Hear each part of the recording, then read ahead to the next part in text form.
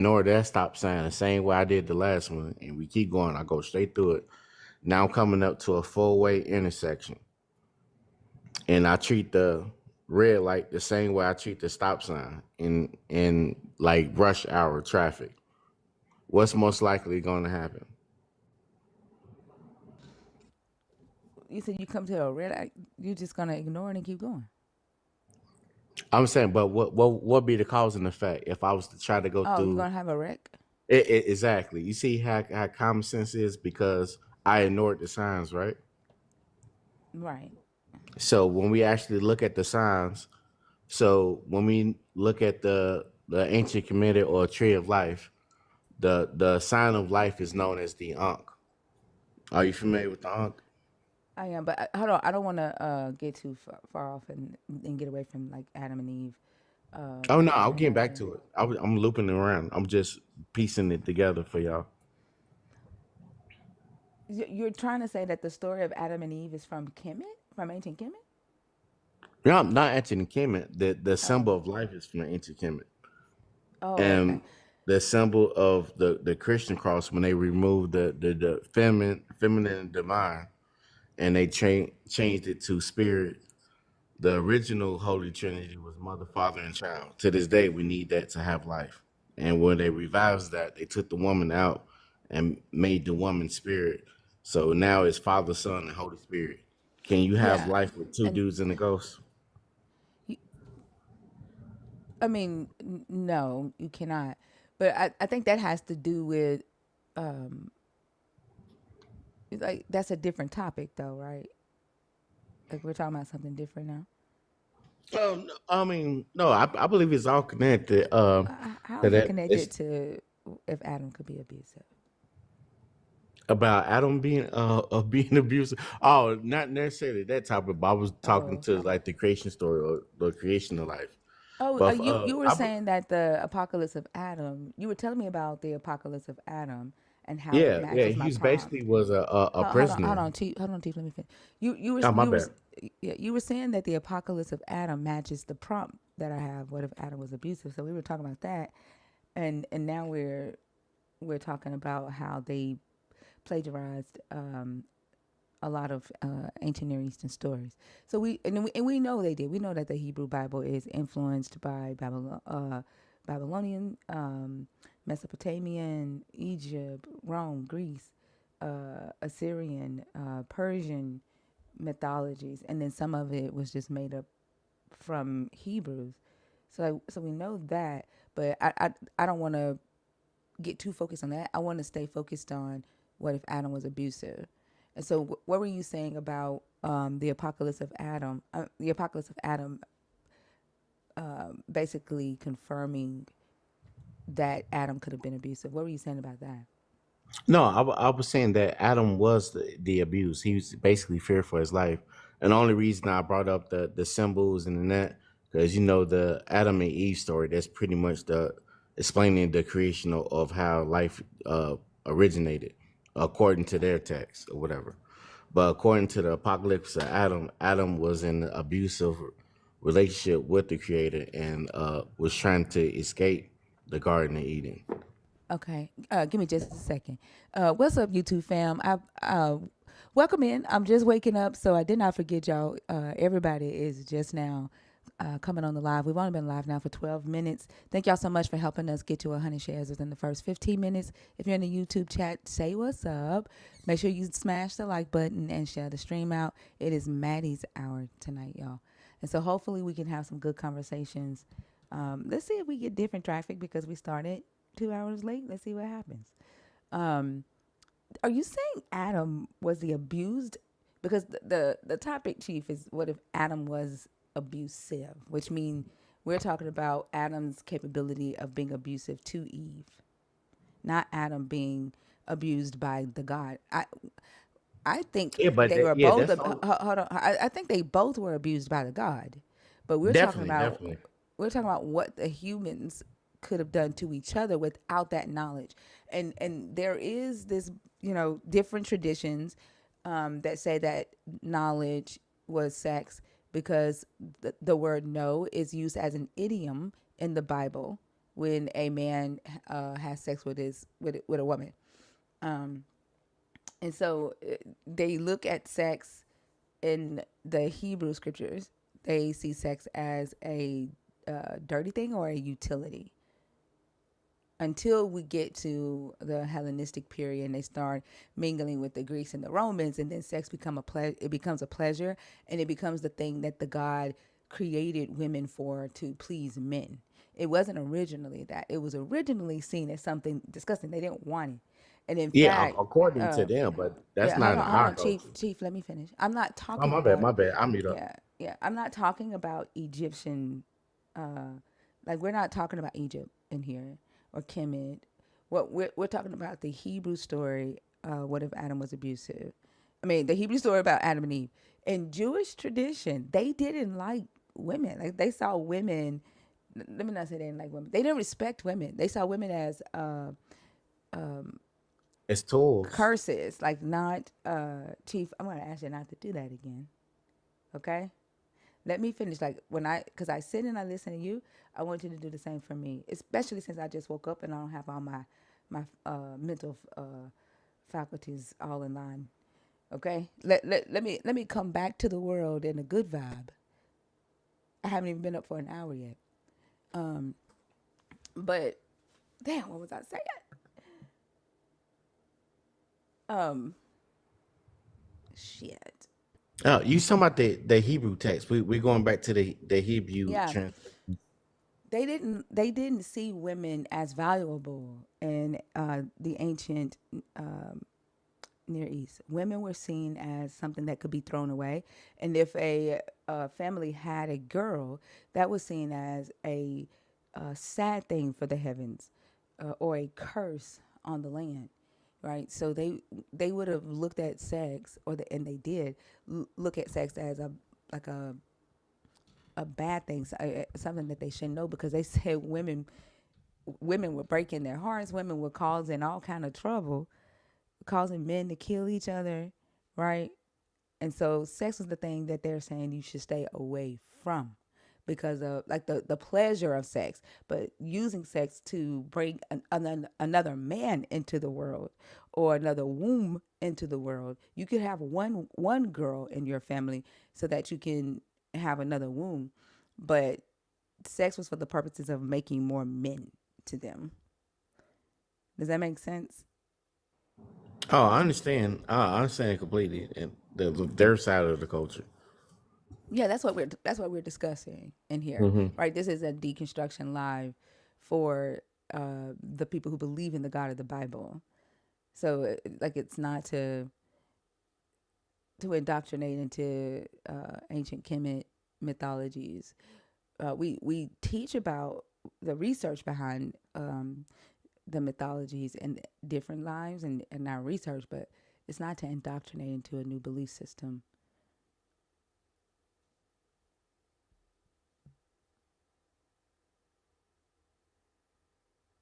Are you there? No, I was waiting to speak. I ain't want to cut you off, or I want you to lose your train of thought. Oh no! If I like it, when I pause, that's when it's your turn. Or like Maddie may come in, um, just when there's nobody talking. That's when you kind of like jump in, find an opportunity to jump in. And then like if you're on stage, I'm just gonna ask that you not be in the comments while you're on stage. That way you can pay attention because I don't want to have to repeat myself because I hope you heard the last thing I said. Yeah, I just ain't want to talk over you while you talking, and Okay. I wanted to add a 2 cents in too. Um, it's parts of. I'm trying to remember where did I hear this that Adam was abusive. I'm not gonna say abusive, but he was uh, what was the word? Intimidated by the first wife. So Eve was created because the first wife didn't want missionary. She wanted to be the one on top or something similar to that. All right, have you heard the story about Lilith? Yeah, I wrote a song about Lilith. Wait, you're The an artist now? no, I write songs, and my daughter is an artist. Oh, this is Um, dope. I didn't know. yeah. What was I gonna say? Uh, About the first wife, Lilith. You say you wrote a song about it? no, what I was saying, the on top and the beneath wasn't really about sex. It was about ruling. He wanted her to rule under him when he says below. Like being Yeah, dominant, right? yeah, Teeth. Teeth, go, can you put yourself on mute? Oh, my bad, my bad. Um, Yeah, so it had to do with that, but it was translated as sex. And so there are traditions where it's about her saying, I want to be on top, I want to ride that thing. And he's like, no, missionary is the way to go. And then she flies off and goes and gets her some demon dick. But it's really about them ruling side by side, and he didn't want that. He wanted her to be under him and he be on top, like he be superior. That's what that language is really talking about. Um, but yeah, I've heard of the little story. That's why I wanted to connect to being abusive. I wonder if that was something similar. So what is your thoughts about the topic? I'm curious. I mean, it's very possible that Adam could have been abusive because they were mortals. I don't quite understand why believers think it's impossible, and that's the thing that I need to understand, because I think believers still see Adam and Eve as some divine humans that somehow was able to sin but was not able to sin, that were mortal but somehow in these divine bodies, that got kicked out of the garden but are somehow their mother and father, and you can't say nothing bad about them. So I need to understand why believers of Adam and Eve, or this archetype of a character from these ancient Near Eastern mythologies, think that these people could not have been abusive to one another. Like, were they superhumans or something? That's what I need to understand from people who believe this type of stuff. I understand. From their beliefs, they technically are superhumans if they can like communicate with animals, talking serpents. Adam had to name every creature, and on top of that, that's the only coochie he was getting. I really doubt he would want to get into it with her. Wait, you think they were superhuman because they could name I mean, animals? according to their beliefs, if they gonna hold Adam and Eve to a higher regard than any other human in history, technically Adam is basically like the first Jesus, if you think about it. But he's human in the story. That's Yeah, I that mean, that's the believer. That's the believer putting this godlike mentality on a mortal character. definitely, And this definitely. is what I'm sorry, friend. Go on mute, Teeth, because you gonna throw me off. Don't Israel C. Do not type in caps in my comments. Maddie, feel free to come in at any time if you have anything to add. Okay. Okay. Uh, damn. This is why, because they've put this sense of supernatural divinity on these human characters in the story that is supposed to represent the human, us. This is why men today expect women to see them as these mortal gods. They were not superhuman in the story. They were mortals. They were flesh bags, as Lilith call them. Well, she call them meat suits. Uh, they were flesh bags, flesh suits. They were mortals. They're not gods. Humans have made Adam and Eve gods. And I think it's a lack of knowledge that have caused mortals to make other mortals gods, and we see that today on Earth.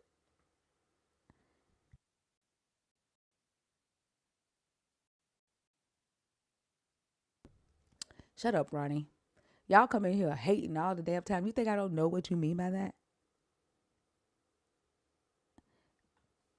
Go ahead, Chief. Basically, I mean, you're right, but at the same time, that like mortals, but Jesus was also considered a mortal, but he's also the Son of God, which makes him God. No, So, but Jesus. the thing is, Hold on, Chief. Adam No, Adam hold on, didn't have a parent. hold on, Chief. No, that's not true. The Jesus was fully God in the story and fully mortal. This is where you get the mortal God. And in ancient Hebrew tradition, their God was not mixed with humans. Their God wasn't half human, half mortal. Their God didn't wasn't birthed from mortals. That's Roman and Greek mythology. Their gods were birthed from mortals, and this is why we see on earth today within the Christian religion people looking at people as gods and treating them as gods. I got a message today. There is a woman on this app claiming she is pregnant by a man who has been dead for over 30 years. She claims Jesus came to see her, allow her to have sex with this man in the spirit realm. Now she's on TikTok showing some ultrasound, telling people she's pregnant with triplets for the Father, Son, and the Holy Spirit. And motherfucking Christian messaged me today talking about, can you help her, please? She needs money. Um, they said this is the divine mother. God has blessed her. And this is a Christian that has been in my life before. So no, the lack of knowledge and the indoctrination into these mythologies as if they are facts or literal has caused the minds of the people to see other humans as gods on earth. And men, religious men specifically, expect women to see them as some divine Adam. And they're not, they're just meat bags. We're all just meat bags. Can I chime in, or you still Yeah, go talking? ahead. Um, to me, I identify as God, in our culture and religion, God is a type of frequency or understanding that one tap into. Even within the Bible, it shows of the offspring of God or the angels impregnating the women and creating a hybrid, which was the Nephilim. So the difference, like I said, Adam being the first Jesus, because Jesus was born from mortals, but God directly breathed the breath of life into Adam. He wasn't born from a mortal. He was the first human. So technically, he was God in the flesh. You know what I'm saying? So that this is why most believers are going to put Adam and Eve at a higher regard than any other human. Sometimes even higher than Jesus himself. I don't have a problem with a person saying I'm God, and because I think what you mean is you are the creator of your reality. You are the one that's doing making things happen for you in your life. There's no need for you to pray to anything outside of you. I get that, but expecting another human to see you as a God and treat you as a God, hell no, because you are no different than me, and there is nothing that you can do that I can't do. There's no reason for me to see another human as a god at all. I don't even see myself like I don't need to call myself a god. I'm a human with skills, with abilities. And I don't even have every ability. There are some humans who have the ability to do stuff that I cannot. One, because their biological makeup allows them to, and then two, because they have higher education, higher knowledge than I do. So there is no way in hell that I'm going to look at another human and call them God, or expect another human to look at me and call me God. We are humans. Yeah, I don't expect anything from anybody, but I refer to myself as God because I'm the creator of my own reality. And at the same time, um, wait, I just had a brain fart. What I was gonna say? Um, yeah, speaking of the frequency, um, when I don't consider myself human. I know this is connected back to the apocalypse of Adam or what I'm saying because I know I'm not human. I'm a spiritual being having a human experience. This experience is temporary. This avatar is not who I am. When I speak, it's not my flesh talking. It's my soul speaking through my flesh. And We're, this soul, this body is just a prison for this uh, energy that we're holding. I Energy mean, cannot be created or destroyed. so th- are you calling energy your soul? I mean, soul is part of that energy that's connected directly to the source. Energy only changes forms. It cannot be created or destroyed. Oh, Chief, what? But are you calling energy the soul? Is my question. Yes, I believe the soul is consciousness. Consciousness is just the awareness of certain energies. Okay, so I'm going to ask the question again because now you answered it differently. You're saying yeah, then you're saying it's consciousness. Is energy the soul or is consciousness the soul? Which one is what? What is the soul to you? The soul is a fragment of consciousness, and consciousness is just a different form of energy. So the soul is consciousness. Hmm. Okay, and so can you do you have a soul when you die? But I don't see death as a real thing. When your meat bag dies, do you still have a soul when your meat bag dies? Yes, and I believe that returns back to the divine ancestor in which it came from. Okay, and so on Earth, while your meat bag is alive, if you are put under, like into a surgery, and they give you deep anesthesia to put your brain to damn near an unconscious state, almost like you're dead. Can your soul does your soul still operate while you're under that anesthesia? Definitely, definitely, it's operating all the time. And Like how I do you said, hold on? How do you know that? What evidence do you have that this soul, this consciousness, is still operating while the brain is in an unconscious state? because when that electricity or when that current leaves the body decomposes or crystallizes. I'm talking about while you're under anesthesia for surgery. Your body isn't And decomposing while you're under anesthesia for no, surgery. I'm saying Hold on, when the Chief. electric current leaves. Hold on, Chief. When they put you into a deep sleep for surgery, they deaden your brain to the point to where the electrical currents are not going. Your eyes are not doing the reflections. Your neurons aren't firing. You're damn near the step before brain dead. So when you are in under anesthesia, deep anesthesia for a surgery, what proof do you have that this soul is still operating when the brain is in a unconscious state, one step before brain dead? That will the proof that we have is quantum science. That's why I explained what energy was. Energy cannot be created or destroyed. It only changes forms.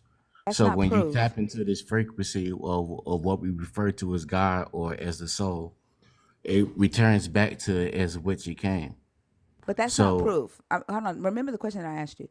I asked, does your soul? Do you still have a soul when you are in this?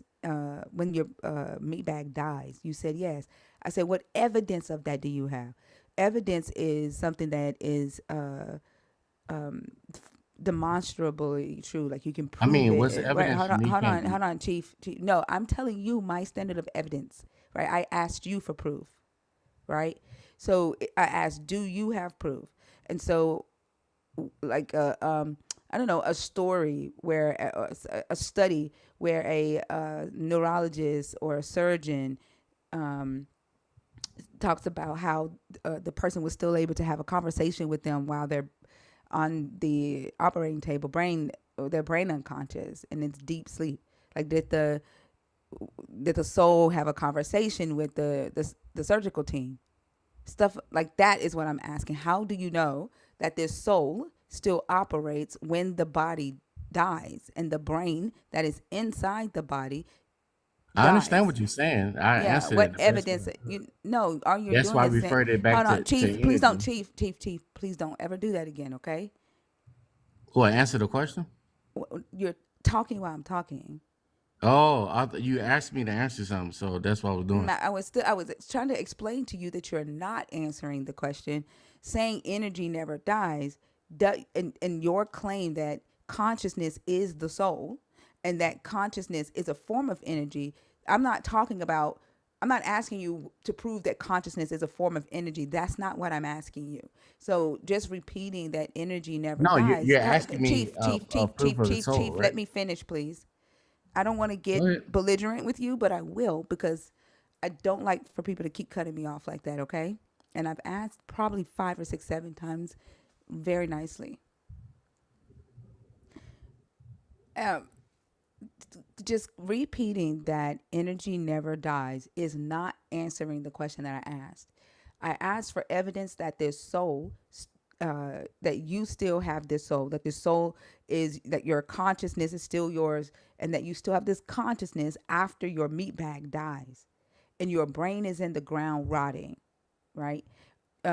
And so I gave an example of a person who is under an deep anesthesia, and their brain is similar to being brain dead. They're not brain dead, but their brain has been put to sleep to the point of it being unconscious, and their neurons are not firing. Their uh, Hmm. electrical reflections are not firing. So they're just in a deep brain sleep. What evidence do you have that this soul is in this consciousness is still able to communicate, operate, remember while the brain is in this dead like state? They actually have research or this new experiment that they can actually visually show the brain activity, and you can actually watch people dreams like movies. I forgot the concept or the name of this experiment, but when we talk about consciousness, it's levels to consciousness. We're just because you have awareness of some things, that don't mean everything. So if you're in a state of uh being like a vegetable, like you're saying, and you're saying what is the evidence of it being a soul, or what evidence can be shown to show that a soul exists, or something like that. So that is another experiment that they weigh a body before and after death, and it was a certain weight every time. You do know that that man had to come out and say that he falsified that, right? As far as the weight The of before the and after death. all of his results, he lied about them. He falsified them. Thinker, could I add in for a second Yeah, here? yeah. I think when you were talking about the Thinker, is that the same man who did the test to see the brain waves and like watching it like a movie? Uh-uh. Now Okay, what I'm trying this to person claims that he could weigh the energy leaving the body when a person dies. okay. Yeah. So to go to that point, I don't think it would be possible to watch someone's dreams like a movie. I don't know if you were talking about like a physical way to see it or like the brain waves, but also when you're brain dead, you have like nothing's firing. Like Thinker said, like there's no way to watch anything. Like it's quiet, basically. That's what a lot of people that die in their brain actually dies. They they say it's quiet, like there's nothing there. And when you go under anesthesia, there's also nothing there. Like it's blank. There's nothing like you can't I gotta see this. And also, I think it's kind of I'm trying to think of how to say this because I feel like if your physical body dies, including your brain, you don't have a soul because the way we think and the way we process and the way we feel is in our brain. So if we lose the part of the meat bag, like if we lose the brain part of our meat bag, we wouldn't have a soul because that's who we are. Without our brain, we're we're nothing. Like that's literally our emotions, our personality, the way we interpret things. That's everything. So without a physical brain, we wouldn't have a soul. So you would need your meat bag. You would need it. So that's the only thing that's really like tripping me up about this conversation because if your brain dead, your brain is dead. You have that to me that is your soul. When I was a Christian, that was my soul. If my brain was dead, I had no soul. Because that's where our personality comes from. That's where the ability to understand other people and emotions, and that's also where the thought of a God is too. So if our brain is quiet, and dead, then so is our spirit, because that's who we are. Spirit literally translates to breath. I follow things like the laws of correspondence, as above, so below. So the second brain would be the stomach or your intestines, but Hold on, feelings and you're going thoughts off are on another tangent. Hold on, you're going usually off on another associated with the topic, heart. Chief. You said what But happened? but even If if you say it's the breath, again, if we don't have any breath, we don't have a spirit. Like our lungs aren't working. So we don't have a spirit anymore because our lungs are a part of that meat bag. They aren't breathing, so our breath is gone as well. That's like AG where AG said our so. If somebody have bad breath, But your that soul means they doesn't have. Hold breathe on, Chief, oxygen. Chief, Chief. AG said it. So if somebody has bad breath, does that mean they have a bad spirit? Does that mean they have a bad spirit if they have bad breath? but also, what do you think about people that are brain dead? Do you think they still have a spirit? Because they Well, have like if they're brain dead, their lungs can still work, no, right? but Your soul don't that's breathe more of oxygen. what does it breathe in? Because breathing applies that.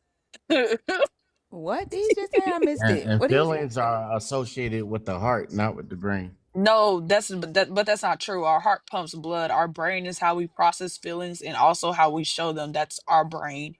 Wait, but do you Like know how the brain works? Like you do realize that the brain is like the computer to your meat bag, like to your body, Yeah, to the right? meat And it's bag, but you're not the actual meat bag. You just operate. That's well, like that's being what inside the car and well, saying you're that's the what we're car. trying to figure out. That's what we're asking you to prove. But your brain, right, fires information to it fires information to your bodies. It tells your body how to work, and then it receives information from your body, right? As you go throughout life, it's collecting information and processing information, and the neurons are firing, right? That's how your body moves. That's how you think. That's how you feel. You know, No, I understand process. that, but your soul Hold on, isn't Chief, limited Chief, to the Chief, Chief. meat bag. Please don't do that again.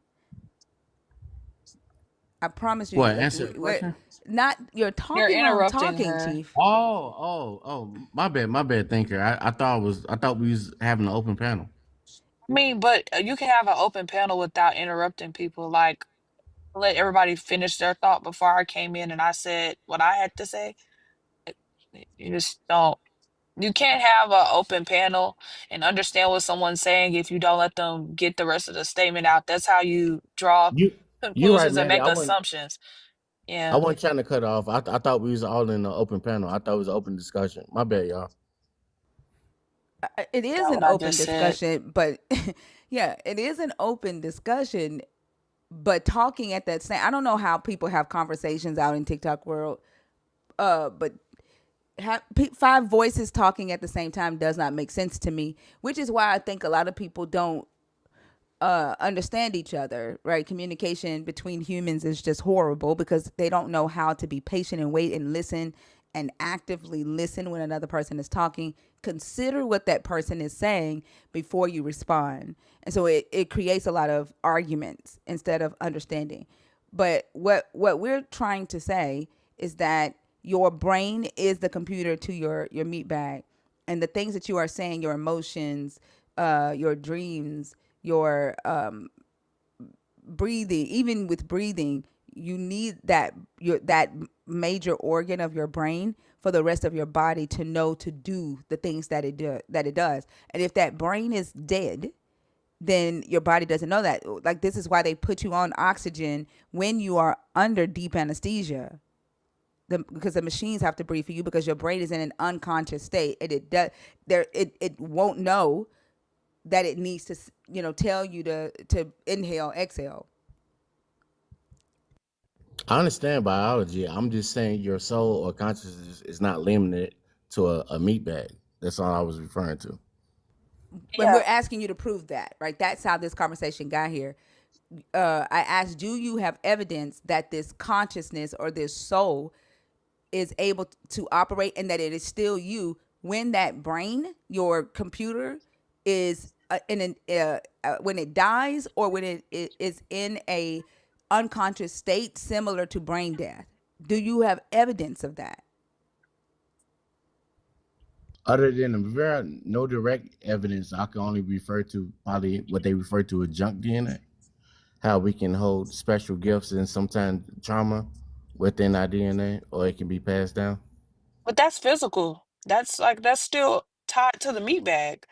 Like that's why I was like what basically what I was trying to say is when we're talking about a soul, the thing that makes us have a soul and these feelings and our morality is our brain. That is a part of the meat bag. That's why I was trying to understand where you're going with like the whole it's just a meat bag, your soul has nothing to do with that. But So are we literally, saying Hold on, Chief. okay, my without bad. our brain, which I'm in psychology, so our brain literally processes our emotions, our experiences, our brain uses those and it creates the way we interpret things, right? Our, for example, our amygdala is in charge of fear and anger, right? That those are emotions. It's in charge of that. Our neurotransmitters fire, stuff like that. Like that is our soul. That's how we feel. That's how we think. That's how we process. That is our personality. All of it is in there. Like I don't know if you ever heard about this one situation. This man, he got a metal rod went through his head, right? It completely changed his personality. He was a completely different person before. He was really like sweet, nice. He was very kind to talk to, and afterwards, he was really abrasive, rude, and snappy. Like this is a study. You can actually go look this study up. What happened to this man? It's a very important case study, and it shows like our brain really is in charge of the way we think, the way we process, and the way we act. Like that's what I'm trying to say. I don't understand how you're saying our spirit is without our meat sack when there to me there is no spirit without your brain because that is you. If your brain turns off, there is no you. Even if your heart is still pumping, you aren't there. You aren't. Okay, right quick. Y'all, we're 46 minutes into the live stream. Thank y'all so much for being here. Continue to feed the bees. Continue to tap up the live. Grab your heart me. Send your popular votes to upvote the live so that we get more people in the room. Don't get comfortable yet. We're just getting started. Thank y'all so much. Same to you for the YouTube stream. Make sure you say what's up in the chat. Thank y'all for being here and share the stream out. Go ahead, Chief. Now I was listening to Maddie, but I got a question for Maddie. So according to your perspective, do you are you saying that brain dead people don't have souls, To or me, they can't think or can't feel anything? to Well, me, that's what we no. asked you to prove. Wait, hold on, man. Okay, That's what we that's what asked I'm you trying to. to go over there. But hold on, Chief. Okay, That's the evidence that we asked you for. Like, what is the evidence that this, what you're calling a soul, which is consciousness, can still operate when this meat bag is dead or in a state, a death-like state? Can it? What's your evidence that conversations can still happen through this consciousness that you're calling soul without the brain? uh, that's why I was saying I can't explain that for other people. I can only explain it for me. Like I'm saying, I'm a spiritual being having a human experience. I don't identify as this body or the meat bag which I'm referring to. I think But life I'm is so much asking, I'm more. not asking you to explain it. I'm asking you for evidence that when your meat bag dies, you will still be able to have conversations like you're having with us today. Not as direct, but I'm sure in some aspect, as far as evidence, I don't have any direct evidence for y'all for that. That's just something I know for myself. How do you know or you're saying you know it, but you don't have evidence of it? I have evidence because I know myself. Do you know But you yourself can't without your taste it. meat bag? Definitely. That's how you begin knowing Hold on. yourself. So you've hold on. So you've left your meat bag and went and had conversations with other people without the meat bag? Prior to being born in another day and age, probably. No, no, no. No, I'm not talking about something that you believe or No, I'm saying I'm that's something asking, I hold know. on, Chief. I'm asking for evidence of what you are saying. You're saying you know yourself outside of the meat bag. And In order to know yourself outside of the meat bag, then that means you would have had to experience yourself outside of the meat bag. And Definitely. okay, and I'm asking, have you left the meat bag, and went and had conversations with other people without your meat bag? I'm sure hell, I don't remember them, but I existed before this meat bag existed. No, you're you're still talking about faith. Like you're still answering with faith Not and not not. faith. I'm just You saying are, that. because you don't have any evidence of that. You see what I'm saying? No, I I'm mean asking you for consciousness evidence, has Chief. Hold levels on, to Chief. it. Chief, this is why you don't understand what I'm asking. I Listen, listen. understand what you're You saying. I don't, can't because just answer it Chief, another way. Chief, Chief. The information you are providing when you answer it, you're providing faith. You're Not providing, faith. you are, because you don't know if you existed. You believe you existed. You don't have No, any evidence. Chief, listen to me, and please stop interrupting me while I'm talking, okay? You don't have evidence that you existed before you were in this meat bag. You believe you existed. You feel you existed. As you said, you can't remember. So you don't have evidence of that. That's something you believe. That is faith, right? I'm asking, have you left the meat bag that you're in right now and gone and had a conversation with somebody with just this consciousness, without your meat bag here on earth, is what I'm asking you. What evidence of that do you have, that you are able to use this consciousness with your brain in a dead like state? uh, from my understanding, you're dead when you're in this so-called meat bag. As I stated, I'm a spiritual being having a human experience. Energy cannot be created or destroyed, so that's something that I know.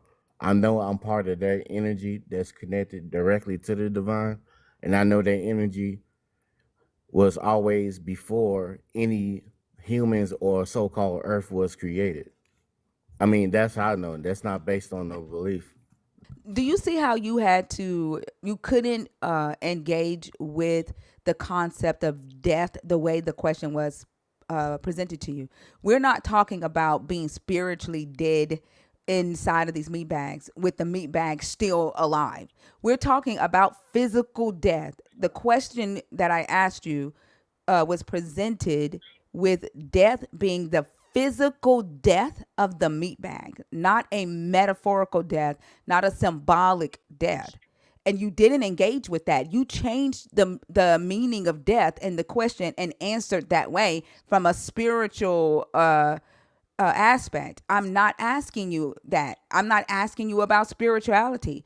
I'm asking you about physical death of the brain, or a unconscious state of the physical brain, not metaphorical, not symbolic. I'm asking you for evidence of this consciousness, this energy being able to operate and have a conversation, a personality without the physical body. That's what I'm asking you. I understand what you're saying, but my understanding of death it must be different from what y'all saying. Are you Cause saying that the physical body does not die? no, in your physical body, you're already dead. Does the physical body die? Definitely. Okay, I am asking about the physical body dying. Okay, when the physical body dies, and you're asking what happens to the consciousness or the soul afterwards. No, I'm asking for evidence that it even exists without the physical body, that it is you, that you are able to communicate, that your personality is the same. Evidence of that when the physical body is dead. Repeat that one more time. When your body is in a casket, okay, when your flesh suit is in a casket and there's a preacher preaching over you, or whatever, what evidence do you have that your consciousness can communicate at that funeral?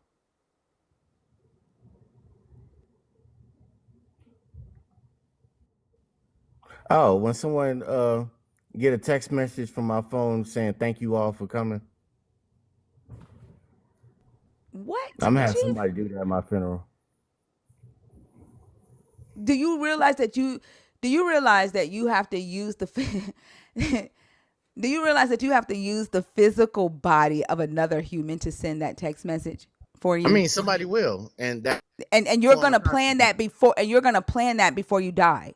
Hell yeah. Okay, that's not answering the question I'm asking, Chief. You saying what would be my way of communicating No, after I the did not meat say bag die? that. No, I didn't. I did not say what is your way of communicating. No, nope. What would be my way of I showing didn't. that consciousness Nope. exists That's outside not what. the meat Nope. bag That is after the not what I funeral? asked, Chief. No. Fried chicken, mac and cheese? Are you serious? Are you doing this now because logic is kicking in and you're fighting logic right now? No, maybe Hennessy or Remy. I mean, it would be remnants You're of fighting logic right now, Chief. Why are you doing that? not logic. I mean, You are. liquor. You're fighting with logic right now. Why? How am I fighting with logic? You know what you're doing. You know what I'm How, asking, and you're trying to pivot from having to face logic, no, face I'm not reality. pivoting. Yes, you I'm are. telling you. Yes, you are. I Because the thought I jokes answered that your you question are, completely because honestly though. screaming out fried chicken and macaroni and cheese, and like that's immature and I mean, that's what unnecessary. happened at our funerals. After the funeral, everybody go What the eat hell fried does that chicken have and to mac and do with cheese. you being what does that have to do with communication? Like you're No, fighting the nigga logic. that died Chief, stop. usually Hold eat on. fried chicken. Chief, stop. You're fighting logic right now, and you're trying not to accept that when the physical body dies, there is no evidence that your personality, your what you are calling consciousness or soul, is able to communicate or operate. There's no But that's why I evidence just of that. answered though. I think that was a logical answer, No, honestly, you thinker. don't. No, you Like, don't. not. Let me explain. Let me elaborate. So the typical funeral in melanated communities, after they have the homegoing, they have what we refer to as a repast. In the repast, we would celebrate the person's life, doing things that they like, sharing things that they used to do, or sharing things they used to like to eat. Like, let's just say eat their favorite dish or drink their favorite liquor or play their favorite song. I believe when that consciousness passed from the dead body, it goes not only back to the divine source, but it goes to each person that you affected during that lifetime. So your consciousness is not only back in the divine, it's now amongst the living. This is why people have altars. This is why people do things to keep the memory of their loved ones. They keep trinkets. They play certain music, and all of that is part of that person's personal conscious. But But these like, are just faith claims. You have no evidence, yeah. and what we're asking you for is evidence that this consciousness exists as you when the meat bag is in the casket. That's why I said fried chicken, because all niggas That's gonna not do. evidence. That's not evidence. That's At not least But it's evidence. tasty also, though. that's not communicating. Like, even if we give you that, you aren't communicating with them after you're bad. I also don't think that was true because I've had multiple people pass in my family, and the things that they like to eat or do, I did not enjoy or wanted to do at all. I was very bored at that repast. I don't agree Did you with give them that. chicken? No, I don't understand Y'all why ain't you have eat after fried the. chicken at a repast. We ate, but we didn't eat fried chicken at a repast. Like, I what don't did the know. person eat? Like, was their favorite foods at the repast, or y'all just ordered something to I feed the mean, people? My they family don't do that favorite food shit. My family, because they're religious and Jesus Christ indoctrinated, they see that as demonic. Like literally, my Like, getting your mama. favorite. Hold on, Wait, getting chief, your favorite food is chief, chief, demonic? chief, chief, chief. I was Oh, getting my ready bad. to I'm tell trying to you, understand what you're like, saying. I'm trying. How you gonna you didn't understand let it her if you won't finish let to me say understand. it? Oh, Yeah, let you me mute my mic. I'm sorry. yeah. At my grandmother's the day after my grandmother died, we went to my grandmother's house to start planning her funeral. And my mom, somebody had told my mama that I worship my ancestors. As soon as I walk in the house, she starts screaming out, Granny didn't believe in ancestors. Granny worship Jesus. We don't do no ancestor worship. We worship Jesus Christ in this house. That's demonic this and blah, blah, blah. Like my family does not believe in honoring the ancestors in that way. And they think that I'm demonic because I do venerate my ancestors. I don't do the favorite food thing, but I do honor my ancestors, and because they don't understand what I and plus I didn't tell them that shit. They be snooping trying to figure out what the fuck I'm doing, and yesterday was a example of that. But because they don't understand what it means to honor the ancestors, they think it's demonic. And so my family has never at a repast cooked the favorite foods of the person who has passed away. Ever, not one time. But That also, they hurt we my did feelings. cook the favorite food at mine. For my uncle, we did. One of the things he liked to eat was, I believe it's slimy okra. At the time, I did not like that, like, at all. I stayed away from it. He also used to like to watch sports, so like, they was all sitting down watching sports. Don't like sports. I like slimy okra now that I'm older and I don't really mind the slime when my grandmother cooked it. But I didn't like it then. I don't hold true to the belief that their spirit goes to everybody and like they interact with people by letting their family members eat their favorite food and like do what they like to do. I don't believe that. And that's also not communicating with them. Like, it's not a communication. That's not you communicating with them. That's something your family set up and that was planned before you died. That was going to happen when you die anyway. Like, that isn't you telling them, eat my favorite food, do what I want to do. I grew up in a very religious household too, y'all, and it's crazy how a lot of religious people claim everything is witchcraft, but they don't see communion as a form of witchcraft, which I truly think it is. Drinking someone blood and eating someone flesh definitely is demonic to me. But it's the essence of not just the food itself. It's like I'm not gonna say a bonding thing, but it's more of a psychological thing because you're not gonna eat with someone that you don't trust or you don't eat. This is what in one of the philosophies and the laws of power they tell you never accept a free meal. So if someone eats with you, that means they trust you to a distinct or at least see you worthy to someone to build with. Okay, can So we get back on the topic though? I don't um like this pivot to food. It's cute, but can we get back on the topic of proving or evidence that this soul or this consciousness exists when the meat bag is dead?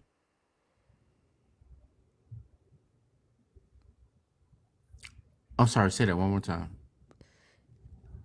Can we get back on the topic of evidence that this soul, or as you call it, consciousness, is still you, is still able to communicate or operate when the meat bag is dead? That the soul um I don't have any specific evidence for you, and I believe it's a difference between a soul and consciousness. But Uh, you said the soul was consciousness when I asked you I said what is a the form soul. of consciousness. Right, that's consciousness. Yeah, but it's level to consciousness. You can have the consciousness of a 3 year old in a eighty I'm four not year old body. it doesn't matter what level of consciousness. You're saying it is consciousness. And so I'm And I disagree why do with y'all that. do this? Why do y'all do this? It's definitely levels to consciousness. We can't I'm just say, oh, asking about levels of consciousness. I don't care what level the consciousness is on. but you I'm not have to at care no because chief that's stops. that's Chief where stop. Chief stop. I'm not asking about that. That's not the topic. The but that's topic is part of the you topic you're claiming the asking topic about. is you claiming that your soul or your consciousness, what if it's on a preschool level or collegiate level, I don't care. I don't care what level it's on. You're making a claim that it can do something. Hey y'all, please don't use caps in the comments. Caps are for mods and for people who have a vision impairment only, and it triggers me as well, so please don't do it. um what I'm asking you for is evidence that you are this soul when your meat bag is dead. That's okay. Thank you, pretty. That's what I'm asking you for. Can somebody block Ron? Because if you're going to do the thing that I ask you not to do, right after I ask you not to do it, there's no muting you. I'm just gonna block you because you're telling me you're the type of person that cross boundaries, and I don't want you anywhere near me. Go ahead, Chief. I was letting you finish. Go ahead, thank you. I was finished. Go ahead and So answer the as question. far as that, that's what I'm saying. Like, consciousness is another form of school of thought, just Hold like on, school is different Unity. You can grades. unblock Pretty. She didn't know. I know who Pretty is, and this is her first time in the live, so you can unblock her. I was just explaining to her. She didn't do it on purpose. So if you, I mean, unmute her. You can unmute her. Thank you. Go ahead, Chief. Thank you. You gonna be up for a while? Yeah, as long as there's conversations. No, I get my phone is down. I'm finna hop back on. I gotta put this on the charger. But thank you for having me coming up. Hopefully I get to tune back in with you soon. But basically, before I go, I was just saying, like, when it comes to consciousness, which is just No, Chief, awareness. you're not. Hold on. I don't want you to say anything else about what we talked about, like to summarize what you're trying to say because you've not been able to prove this consciousness, right? And then leaving right now. I get that your phone is about to die, and we'll just leave the conversation where it is until you come back. But you didn't answer the question that I asked, so I don't want you to make the claim again about consciousness being anything because you've not been able to prove that consciousness exists outside of your brain working.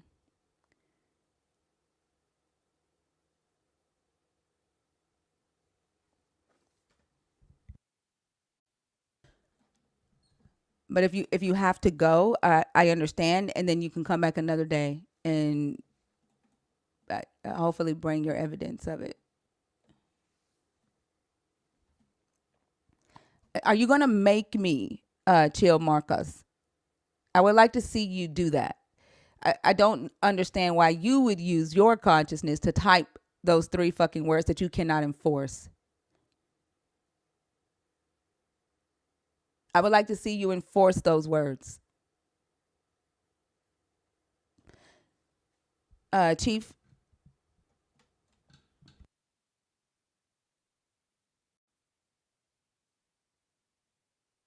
Chief, are you there?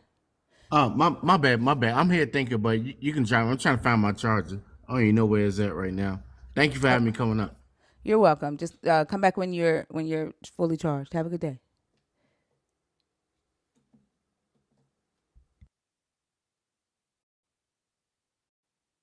I don't think that's why I don't like talking to spiritual people. My boyfriend's best friend is spiritual, and I literally avoid conversations with him because it doesn't make sense and it's all belief. And they always say, I know, but I know means you could prove it, you can demonstrate it, and you can show me, but you can't because it's a belief. Yeah, I think that when the person does have a spiritual, when they say I'm spiritual, I'm not religious, I think that they don't recognize that they also have faith, just like a person who is religious. And will and can, not always, but will and can fight logic when it contradicts something that they've accepted as truth for themselves. And then they explain it. Everybody explains it differently. Like spirituality means something different to people who identify as spiritual, and so it can take you down so many pathways when a person says, "Oh, I'm spiritual." What's up, Just Cam? Y'all, the guest box is open. We got a late start tonight. We've been live for about an hour now. I did oversleep. I appreciate y'all for being here. It is 2 o'clock in the morning, so hopefully we are able to get some good conversations going. If you are a believer in the God of the Bible, if you're deconstructing or an atheist, it is Maddie's hour tonight, so 18 and up. You don't have to be 21 to join the conversation tonight. You can be 18 and up. Share the live Also, out. before he comes on here, there is a church of Mormons, and their URL to their website is God Hates F slur for gay people. That is literally their URL to their website. And they're around the area that I go to school at. Wow. Be Yeah. careful. Those people that they seem like the type of people that can do harm or that will do harm, They by were mad at physical me. harm. They were mad at me. I sat out there arguing with them for an hour, and they got mad because I knew more about their book than them. And he told me, "Well, you're gonna burn in hell anyways." I said, "Yeah, and I'll see your bitch ass there." Be careful. Those type of people, like those are the type that will go as far as doing physical harm. So be careful with that, and make sure that when you are engaging with them, that you are not by yourself or you are strapped. I don't know if your mom has taken you to learn how to use a gun, Yeah, I know. but okay, yeah, just make sure that you are always protected. Don't engaging with those type of people. You just want to be protected at all times because those people will use violence. Yes, ma'am. I did successfully get them banned off campus though, because I told the campus that's what their website URL was. So they're Yeah, not allowed to come on campus anymore. good, good. The Truth Museum. Good day to you. How are you? I'm okay, thank you. How are you? I'm doing good. Can I get your age, please, and let me know if you are a believer? Oh goodness. Well, I'm Are you are you 41. are you racist? No, Okay. Why does your bio say exposing real white history? because white history, as we know it, is a lie.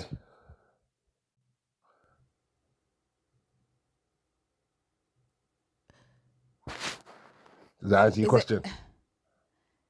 Mm-hmm. Nope. This isn't also. This isn't also. Are you a believer? Are you deconstructing? Are you an atheist? Well, I'm not a believer. I'm a knower. I No. know that God Are, exists.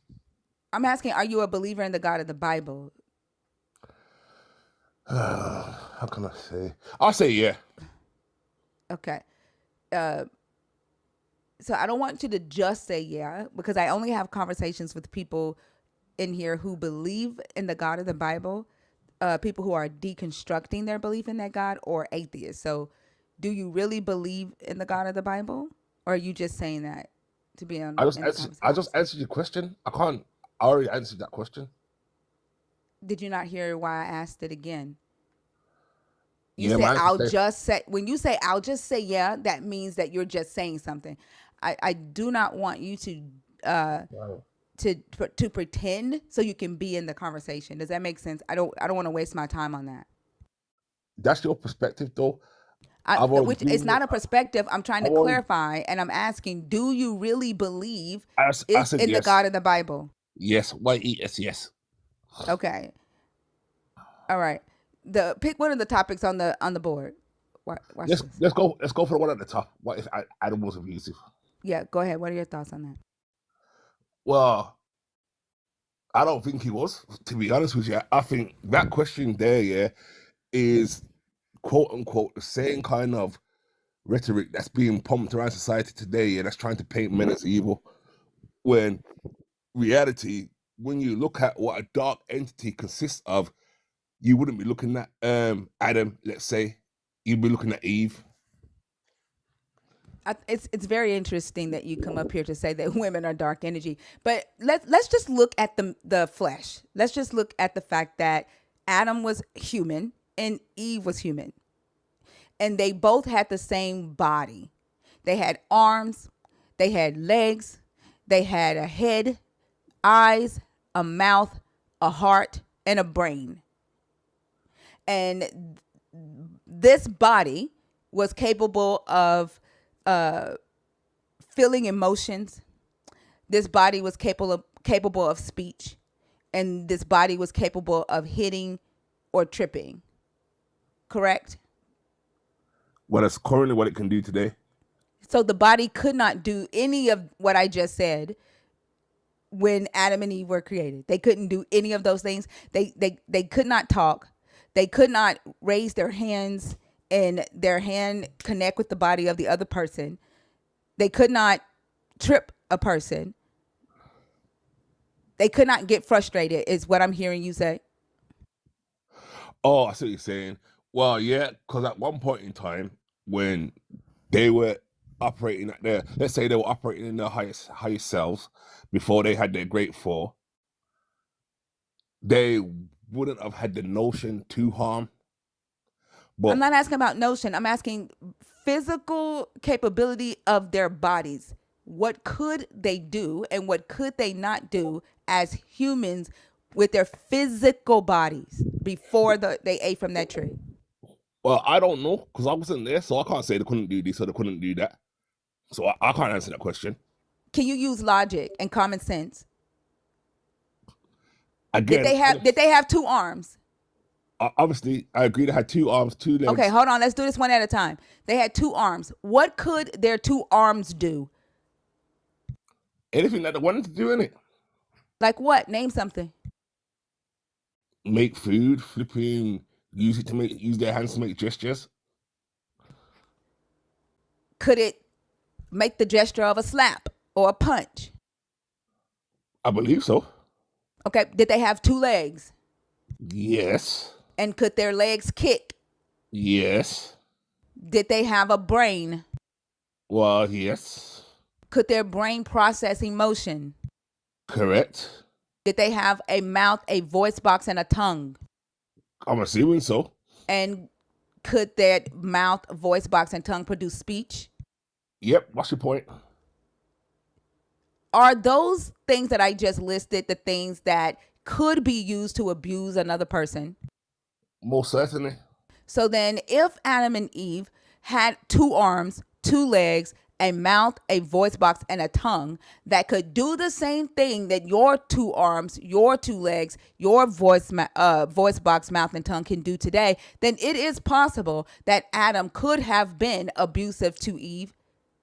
Well, it's also possible that Eve. Listen. I'm not asking you to change the hypothetical. We're talking about what if Adam was abusive. So hold on. So because Adam had a mortal body like yours, that moved like yours, that had a brain like yours, and you are capable of being abusive today, it is possible that Adam could have been abusive. Correct? Yeah, let's say that. Yeah, it's correct. Okay. Now you may speak. But I don't get your point. This is my thing. I'm lost in whatever you're trying to point out here. I'm lost. You're saying, what if Adam was abusive? Okay, Adam was abusive, and what's your point?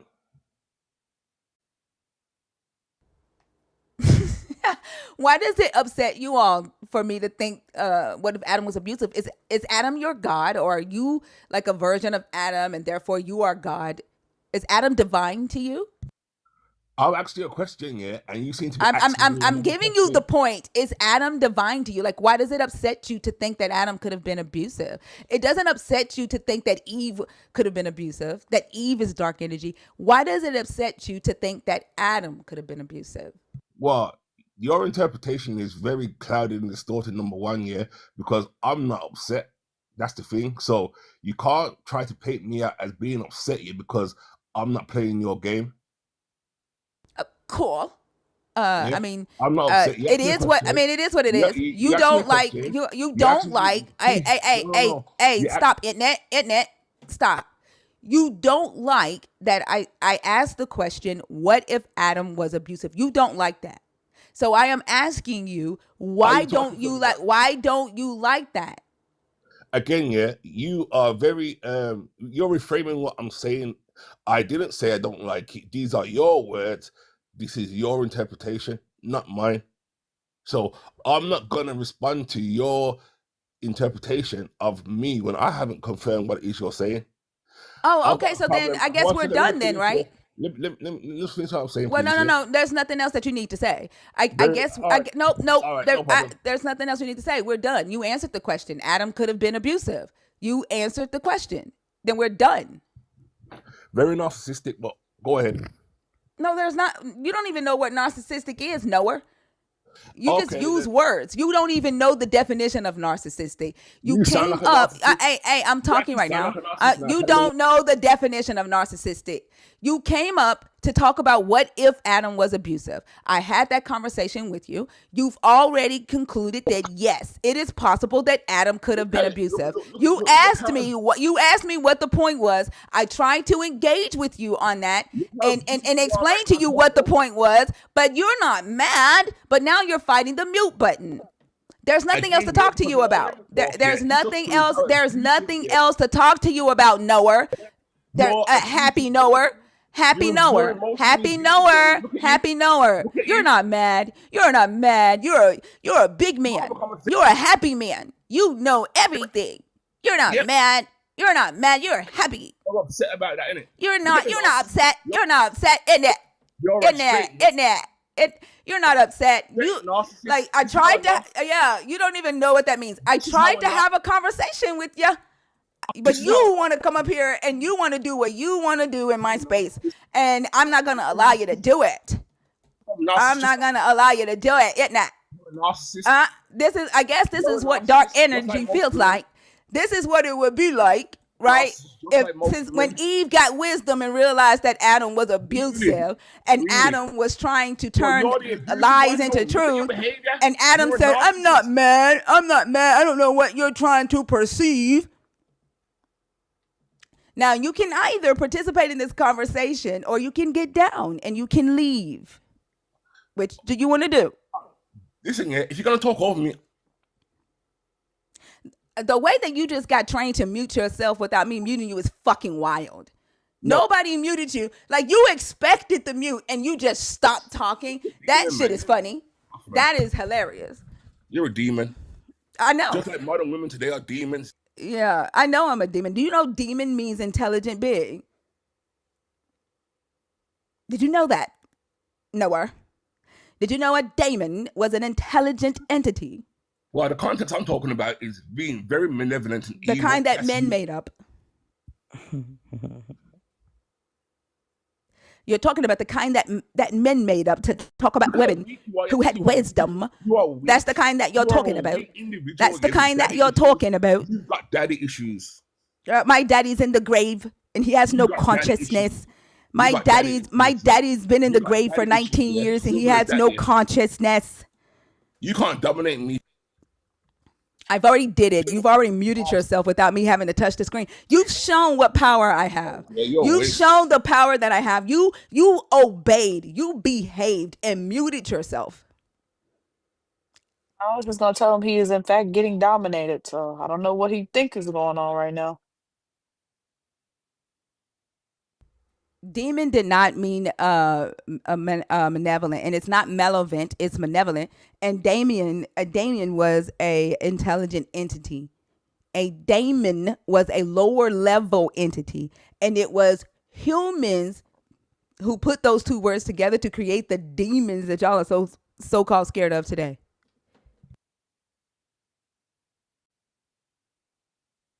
Y'all are afraid of a made up thing. There's no name on here. My name's Jasmine. Okay, how are you? I'm good. I'm kind of scared.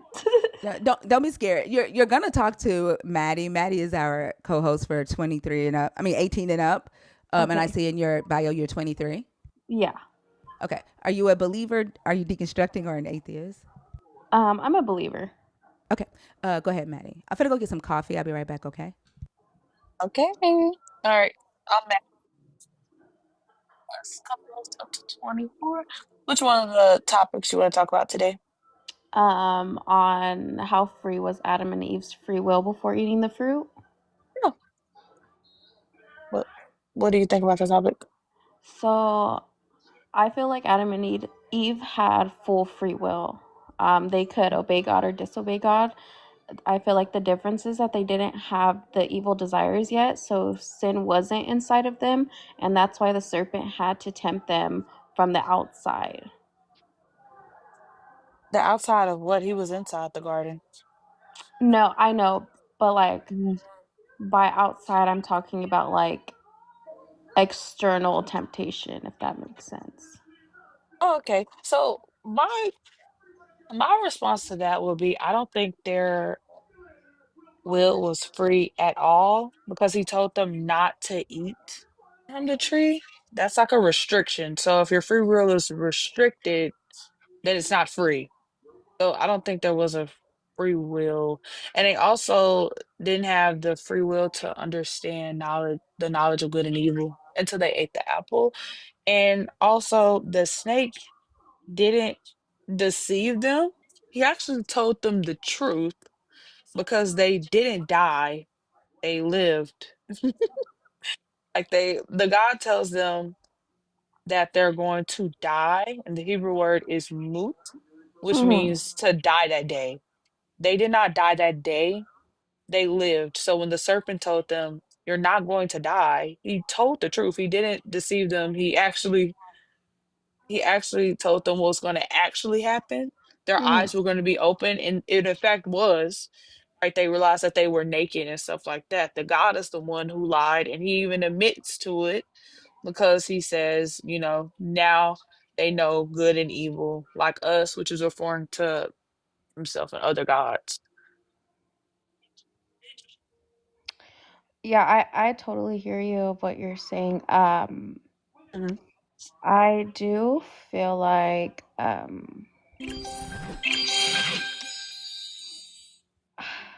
don't know. I feel like a lot of people think like they weren't responsible because they didn't know, Mhm. but they knew God's rule because God told them. I feel like responsibility comes from knowing the rule and not experiencing every consequence firsthand. So there was consequences for them disobeying God and eating that fruit. Right, but they didn't know that that was evil, right? They didn't know that disobeying was evil. They didn't know what a lie was. Like, they didn't even know what that entailed. Like, it's kind of like, the way I would like to put it is if you really want your child to not do something, you're going to tell them no, and you're going to tell them the truth as to why, right? Like if I don't want my child to touch the stove, I'm going to say, don't touch the stove because it's going to burn you. Hmm. I'm not going to say, don't touch the stove because you're going to die. Like, I wouldn't do that. Like, he was trying to put fear into them. So I feel like the better way to tell them this is if he honestly, he didn't have a reason to tell them, don't eat that or don't eat from the tree.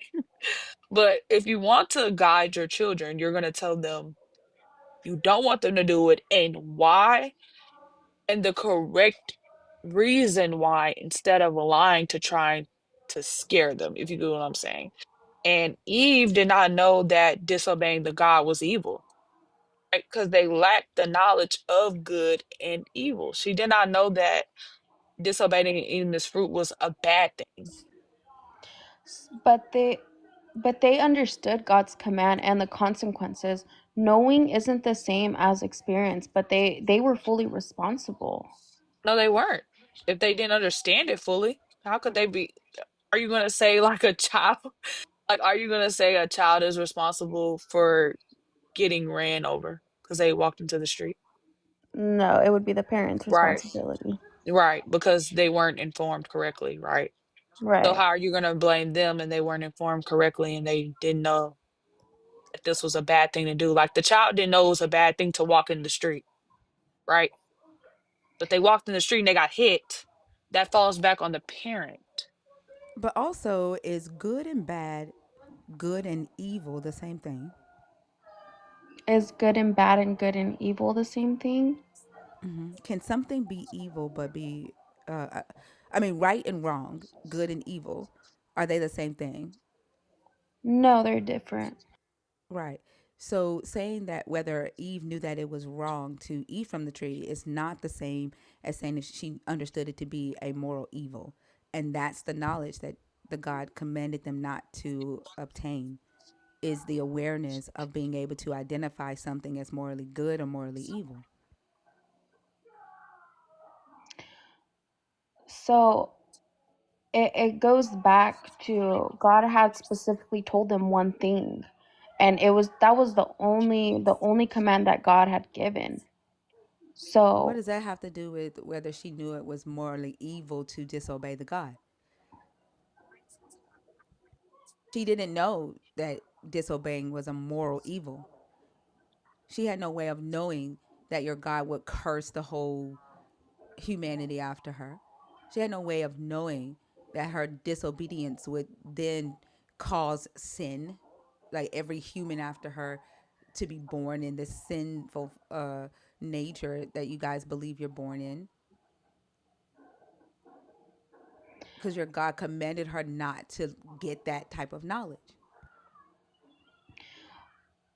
but God did say who he was. They knew God created them.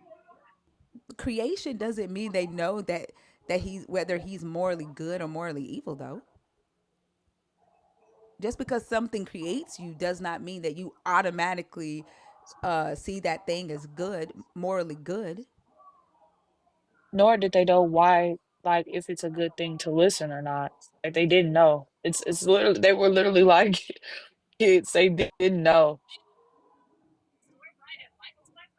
Like a kid doesn't know it's bad to bite somebody, right? They don't know that off rip. You have to tell them, and you have to tell them why.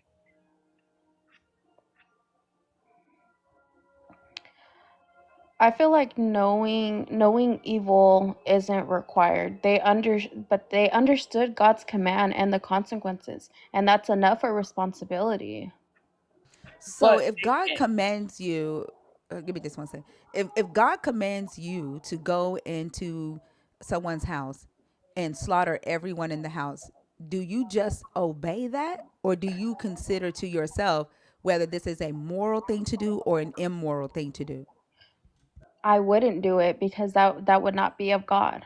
That would be No, of that that is would of your be of God. Your Satan. God does command people in this book to go into uh, lands and just slaughter babies. Your God commands men to rape women as punishment. So that is of your God in this book.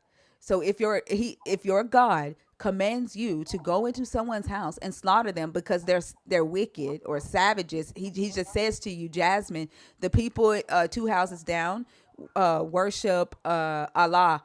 Go in there and slaughter all of them, including the babies. Do you just do it because he gave you a command, or do you consider your actions and consider them whether they are morally good or morally evil? I wouldn't do it if so everything you just mentioned right now that about the slaughtering I don't of want you to go into that story. I'm talking about what you no, would do, right? I And know. you're okay, and you're saying you wouldn't do it. The If reason it you was wouldn't in do this it, hold world on, hold today, on. Hey, don't talk over me, Jasmine. I'm sorry, let me mute myself. Thank you. The reason that you are able to say that you would not do that is because you have a moral awareness. You are able to assess that action and say that is immoral. It doesn't matter if they worship another God. It doesn't matter if I think my God does not like the fact that they worship another God. It is immoral to go into someone's house or to go into someone's land and kill them for not believing like me. Adam and Eve lacked that ability, and your God commanded them not to gain that ability to do what you are able to do today. Right, so God would never command me to slaughter someone today because that goes against everything Jesus taught. And if a voice told me to do that, I I didn't ask you, I didn't, first off, I did not ask you if God would tell you to do it today. I asked, would you obey it? And you're that's not even that's true. the same thing as a command. Jesus says in Luke 19 that when he comes back, his followers are going to stab people in front of him that did not believe in him. And it says in the Bible itself that God's command changed with Jesus. Jesus No, it ended the doesn't. No, old it doesn't. wartime No, it does It not. commands. doesn't. No, it doesn't. It doesn't say that anywhere. It does not say that. And Jesus never told y'all not to follow the law. That was Paul. But that's not what we're talking about. We're talking about whether you would just obey your God, or would you consider the moral or immoral implications of what you believe your God is commanding you to do. And the fact that you would consider the moral or immoral implications, you have the ability to do something that Adam and Eve in this story did not. And your God commanded them not to gain that ability. I would like to, if I could give you a verse where the Bible says God's command changed with Jesus.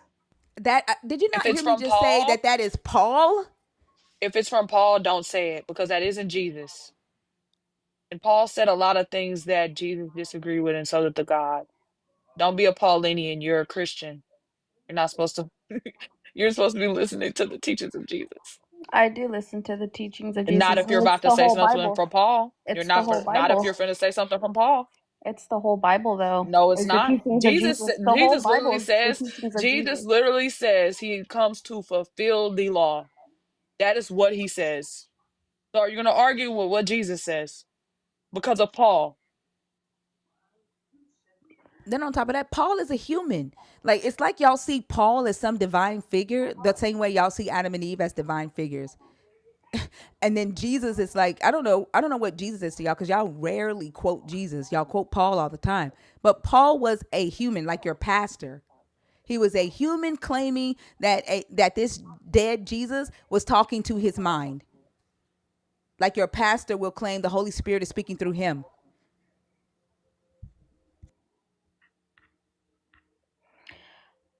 Jesus spoke through Paul, and you don't believe that, right?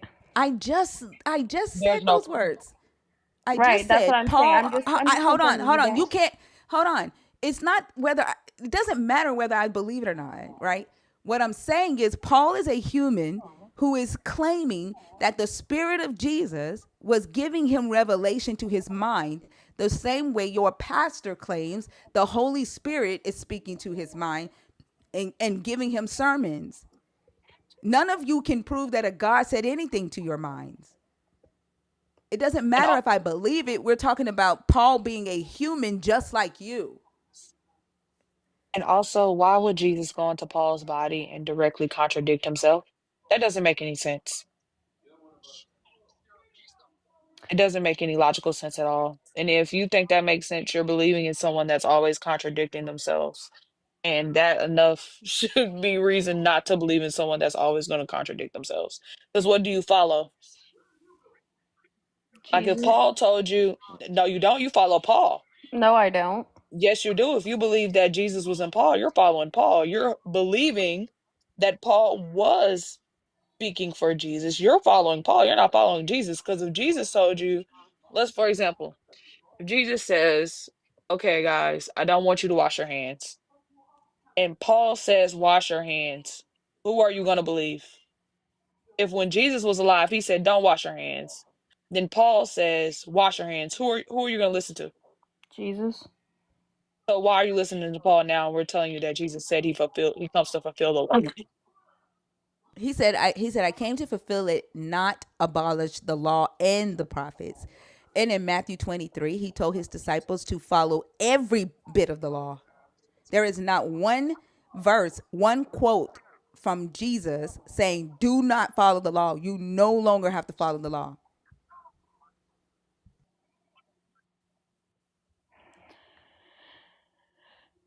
Jesus, he criticized leaders who teach rules but don't live by them. Because Like, yes, okay, let's take that. He did criticize religious leaders who read from the law mhm. but did not follow them. You know, one of the rules that he was pissed about was the religious leaders would read from the Mosaic law that children who disobeyed their parents were to be stoned to death.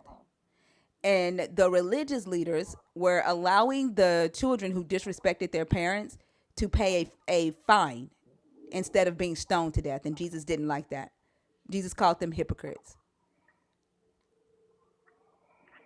Right, because in Matthew 23:23 says you should practice justice, mercy, and faithfulness without neglecting the others, though.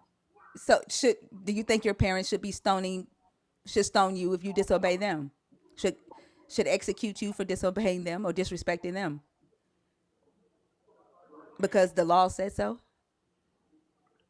You see, you're talking about I'm everything that is I'm just talking about so what Jesus said. We're talking about this book. Those rules do Jesus, not apply to now. hold on. There are rules that allow parents to beat the shit out of their children.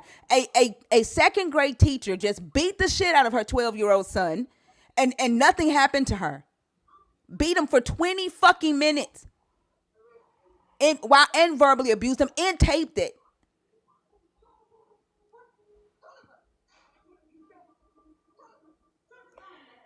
And Jesus is Also, saying here to the Pharisees, you read from Moses' law.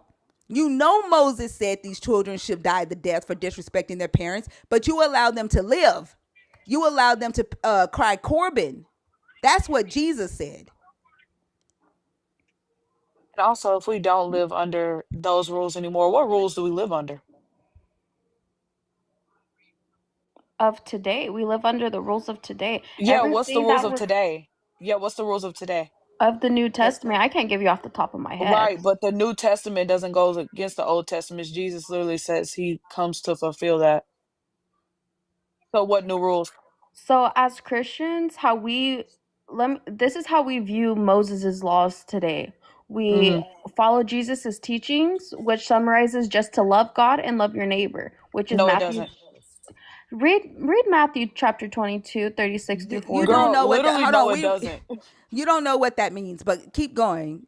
You're about to say that you all don't have to follow the Mosaic law, and that came from Paul, which is what we've been saying to you this whole time. Jesus never says those words. Paul does. Jesus doesn't say the only two laws you have to follow are those two. He says the whole law hangs on those two, which means that every law in the law of Moses deals with loving the God of Israel and being an Israelite. That's what Jesus is saying to them. And if you do these two things, you will be able to fulfill the law, because they're all focused on those two things. Paul comes along in Romans 13 and says there's only one law that fulfills the law, and that is loving your neighbor. Jesus says there's two. Paul says there's one. Moses' law was for Israel at that time. All of this was Jesus for said to follow Israel. it. Jesus literally Jesus still told them to follow it. Jesus said he only came for the lost sheep of Israel. All of this was for Israelites until the Romans got involved. Until the Paul came to until the Israelites rejected Jesus as the Messiah, and then Paul and Barnabas took Jesus to the Gentiles. All of this was for Israel.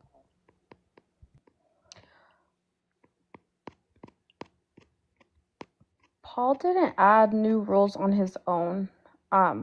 He was writing Who letters. said that? Nope, No, nobody said that. we were talking about Paul, so that's what I'm We staying didn't on. say he added rules on his own. He actually took away. I don't know Mm, why you're defending Paul so much. You're supposed to be a follower of Christ, not Paul. Why are you I being a am, Paul? and Paul was a follower of Christ. Right, but he was directly going against what Jesus was saying. So are you following Paul or are you following Jesus? Because Jesus says you need to listen to the to the laws. Paul's telling you you only have to love your neighbor. Which one are you listening to? I'm listening to both. No, you're listening to Paul because you just said you basically just told us you're only listening to Paul. So you're not a Christian. You're a Paulinian No. because you're ignoring what Jesus is saying to listen to Paul. How am I ignoring what Jesus is saying? You are, because he told you listen No, Again, to you Ten just don't Commandments, want and to you're saying listen. You don't want to I'm listening to listen. what you're fucking saying. That's why I'm able to repeat it back Why to are you you. cussing? What are you Because I mad can and about? I'm grown. Are you What are are you you mad gonna about? cry? Are you gonna cry because No. I'm cussing? Are you gonna Who's cry? crying? Because if you want to get fucking You. Why disrespectful, are I you can get crying? disrespectful right Okay, we back. can get disrespectful. I don't give a fuck. Then Who do you neither think do you are? I. hold You on, just hold blowing on, my hold on, feelings? hold on. Fuck. Cursing is not disrespectful to you unless she straight up calls you a bitch or a motherfucker. She's not disrespecting you by That is using being curse words. disrespectful by It's cursing. not, No, because it's you, first not. off, who are you that she needs to watch her speech around you? It's not disrespectful. It can only be disrespect. Only you can disrespect yourself if you don't want to be involved in a conversation that deals with someone who uses swear words. Then you have to remove yourself from that conversation. But you don't have a right to tell her what language she can use. She's not calling you a swear word. I do have a Then right. you turned around and used it again, so you're a hypocrite. So Then what are you saying? keep reading the What are you saying? comments because you cursed first, so I'm cursing back. Right, so You you're could a have been. You could have hypocrite. cursed You're a from the hypocrite. beginning. But you could have cursed from the beginning, Jasmine. We're But all I grown. didn't. But I didn't. But that's you. That's the moral standard you set for yourself. You don't get to apply your moral standard that you set for yourself on other people. Just because you don't curse, don't mean everybody else can't. Good. Bye, you fucking Oh, I Paulinian, knew she because was gonna you're leave. not a Christian. The fuck? I knew she was gonna leave. She couldn't take the fact that she don't know what the heck she talking about. But good morning, y'all. Good morning. Like it's so crazy that for some I don't know why Christians think that just because they're Christian we have to have some type of reverence for you. We're humans. We're gonna talk the way we talk in here, and if you can't take it, then don't come on stage. No one is calling you a swear word. No one is calling you a bitch. No one is calling you a motherfucker. And then on top of that, you curse yourself. Like, don't come in here with a damn mask on. If you're going to participate in the conversation, come in here authentic. Be yourself. Fuck all that fake shit.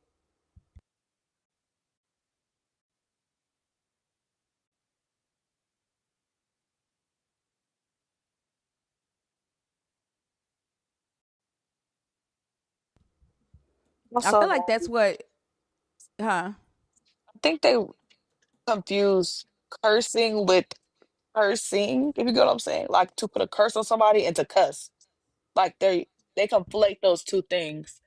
Because I thought it was cursing that was a sin, not cussing, They if I'm do being conflate the correct. two things, but I don't think that's what she was doing because she turned around and did it. Like the hypocrisy of her trying to tell you that you are wrong for cursing, and then she turned around and willfully did it just to do it. It's ridiculous. Uh, Kay, Hello. hi. How are you? I am fine. How old are you? I am 26. And are you a believer in the God of the Bible, deconstructing, or an atheist? I'm into deconstructing now. Okay. And which of the topics did you want to discuss? Out of the topics up, I do want to talk about how believers don't understand the knowledge of good and evil. Okay. Maddie, you want to do this one? Yeah. Okay, go ahead. You said she was deconstructing, right? Wait, what are your pronouns? I'm sorry. I don't have pronouns. It doesn't matter. You can be she, he. Doesn't matter. Yeah. Yeah. You said you were deconstructing, right? Yeah. Okay. I'm wondering. Okay, since you're not a believer, I'm gonna ask you to say what you think on the topic because usually we ask believers what is the knowledge of good and evil, but you're deconstructing, so I'm just gonna let you go, I, and then I'm gonna I, ask. I just want to come up and ask. I just really want to know, why do we need a book or belief system to tell us how to view Yeah, I agree. I think that if I we know really how to think do that? right. I really think I think it's dumb that we need a book for some so-called morals when there was people before this book that had morals and there's atheists with morals. And I think a lot of Christians like want to talk about our morals come from this book, but if we take our morals from this book, that means rape is okay, genocide is okay, stoning kids Exactly. is Like okay. we don't need the Uh, book. Did it help us along the Um, way? Sure, but we know how to act. We know how to behave. We should as human beings. I mean, we're this intelligent in this universe, so we should know how to behave. All right, I agree with you. I don't think we need this book to be moral people. I think we have our own moral compass inside of us. And this book's morals are quite distasteful. Because my question for them really is, if the book is really for us in this quote unquote God, why during the story of the Tower of Babel did he not want us to all speak one language? Hold on a second. Think, are you here? Yeah. Okay, I'm just making sure because the topic wasn't. Okay, gotcha. Because if he didn't want us to all speak one language, and he literally says in the that story, if we spoke one language, then the impossible would become possible for us. Why wouldn't he want us to do the impossible? I think the same reason he commanded them not to gain a moral conscience, Mm-hmm. right? Like, why would a a God not want his human creation to know whether their actions are morally good or morally evil? Mm-hmm. I'm asking you that. Like, what are your thoughts on that? Why would he not want them to know that? He probably wouldn't, because maybe he's not as truly powerful as he says he is. Yeah. Kind of like if we look at slavery and the slave Mm-hmm. masters and how they commanded the enslaved people to not gain knowledge, so that they would always look at the slave master as someone who was more powerful and authoritative. They would just obey commands, right? Mm-hmm. That's correct. Yeah. So that would be why that God would say, you know, if they stay on one accord, then the impossible will become possible. He would lose his power as a God. That he would no longer be seen as a God. That the people would know that he is just like them. And I don't understand why that's not waking up more people. It's literally in your face. If we grew up in the church, we heard them preach this. They're telling you this before your very eyes. It should be common sense. He didn't want you to do the impossible. Well, because when it's preached, there's another aspect added to it. When it was preached to you, what was the reason they told you that God got mad? To be honest, I really didn't pay attention in church. I just was like over it, because once I got to school, my world history teacher gave us the definition of religion, and it just made me think critically about everything I had been taught so far. Normally, when the story of the Tower of Babel is preached, they say that it's because the people were trying to be like the God and build a tower to heaven, But he right? So wasn't. they I changed was the just story. having to Hold on, talk hold about on, this. Kate. Okay, Hold on, okay. hold on, Okay. hold on. They changed the story when it's preached. They add a aspect of the story that's not in the story, Mm-hmm. and they impose an intention on the God character in the story to say that the God was worried about them trying to be like God and trying to reach heaven. Mm-hmm. And that's why most people, when they are preached this story, they don't see the aspect that you and I see, because they get that extra oral tradition added to it. And it Mm-hmm. makes the human feel like they did something wrong in that story. And so they focus on the wrongness of the human actions in that story. Then Mm-hmm. the fact that the God got mad that humans had this ability that scared him and made him feel like it was going to make him obsolete. Mm-hmm. That is correct. I was just having a debate with somebody, one of my TikTok friends, and he was just wanting to assume that he was trying to stop them from doing something bad, but it never said that. Why are we projecting human thought into the text? It's pure grammar. Read it. It never added in it that they were going to do something evil. It just said they were simply trying to speak one language. What was so wrong with that? Well, because Christianity's goal is to promote Christianity, and it's to Mm-hmm. promote the loyalty to the God. It's to promote the idea of a fallen nature of humanity, and to solidify the authority and influence of the church.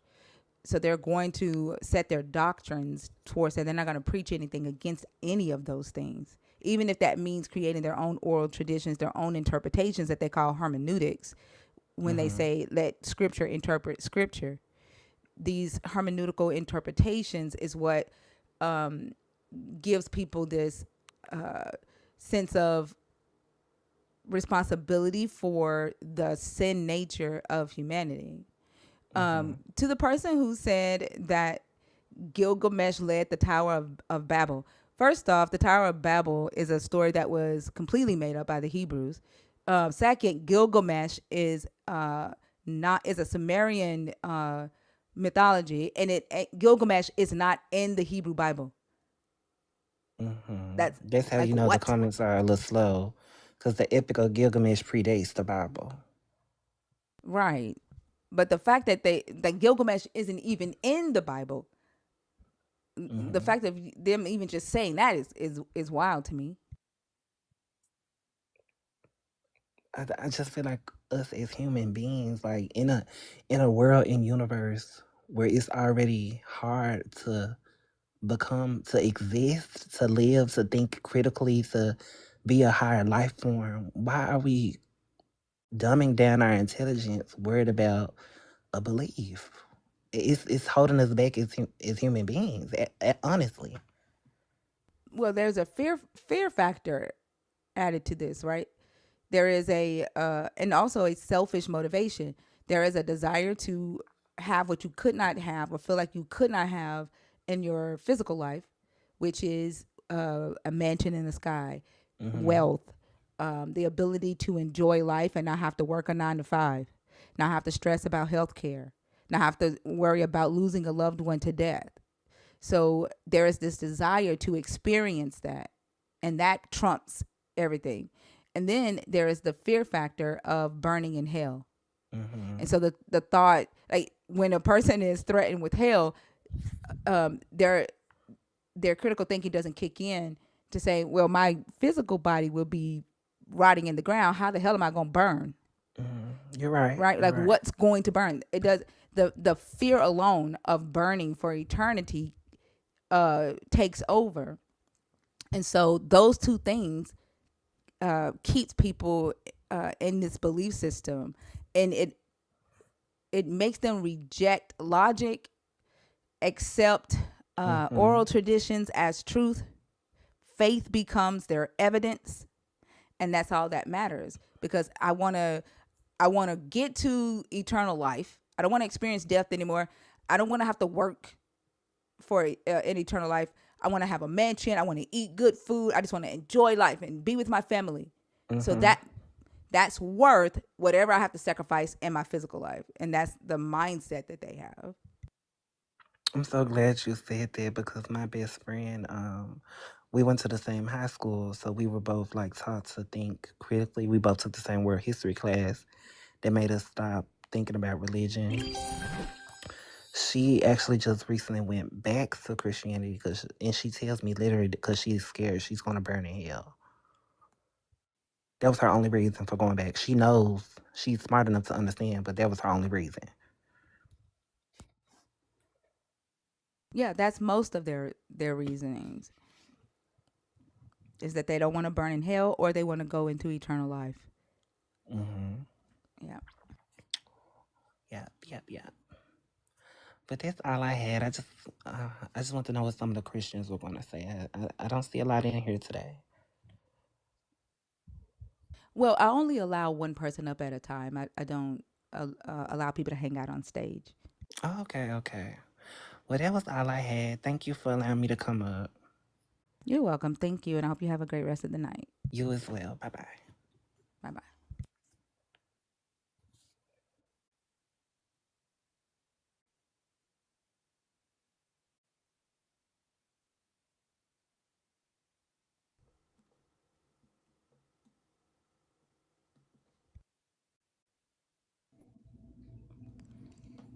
Devi, Yes, how old are you?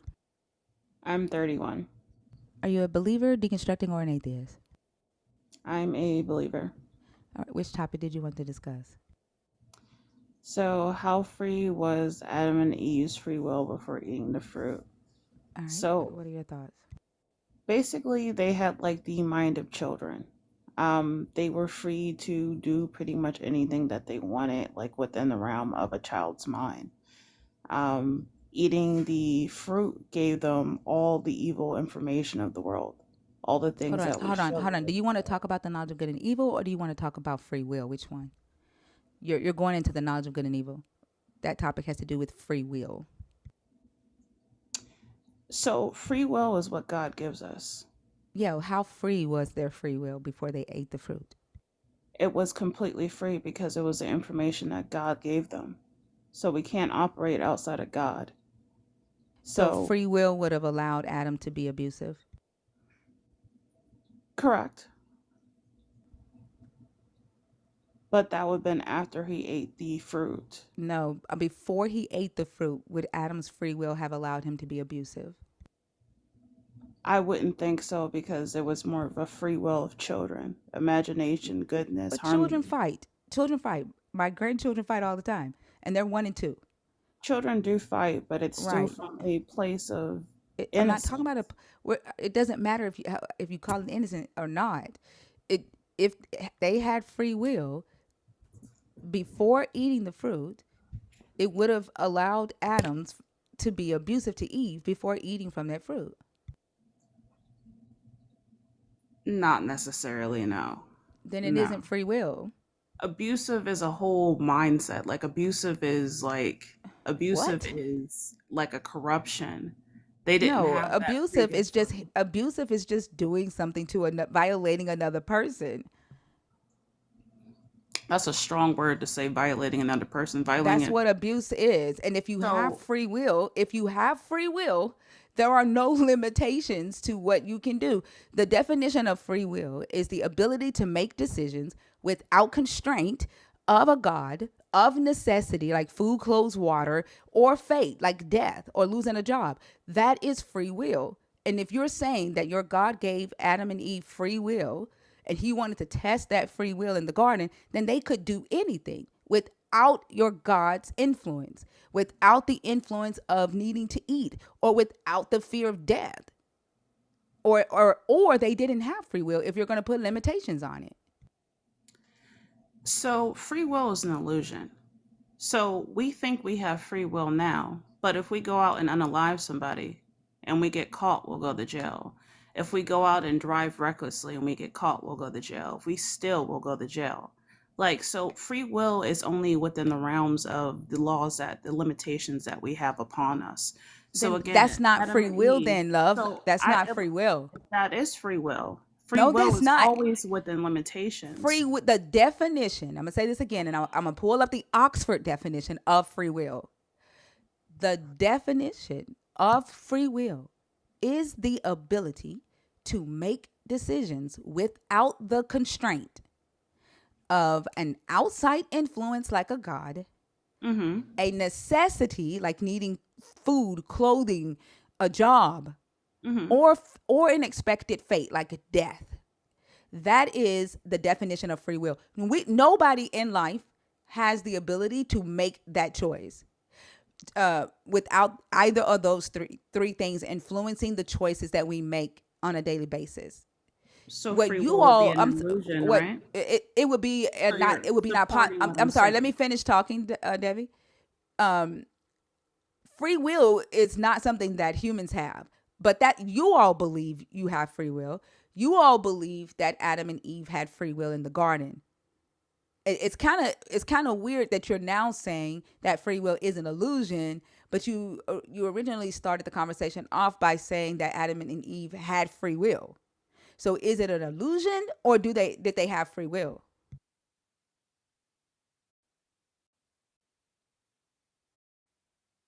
You didn't say that from the beginning. You said their free will was like that of a child. So we're either going to have a conversation here, or this isn't going to You're not happen. gonna You're do not gonna set the I mean, you rules. can You're only not make gonna do rules for that. yourself. Hold on, So y'all. it's I got it. Hold on. so I don't want all three of us to pounce on her. Like I got it. what you But understand is I'm your sorry, level of comprehension. Debbie. You are not going to be So able to come in here and control my stage. You can I'm only not control trying to your, yeah. control your Hey. You are. You can only control yourself. Okay. And correct. if you And don't you're like the way, not. Debbie, I'm talking right now. This isn't how you have a conversation. Okay, then Debbie, you can leave. Like I know you want to control You Shit, I can don't know drop why. me. I don't have to drop you, but I know what's Right. going to happen. Your Christian nature, and your need to be in control, your need to run everything is going to kick in, and you're going to sit there, and you're just going to stay where you don't want to be, right? Until I drop you, because that's what Christians do. Y'all cross boundaries. That's what I do when I want to That's make what my Christians point. do. And That's so what Christians do when you want to run shit. comprehend.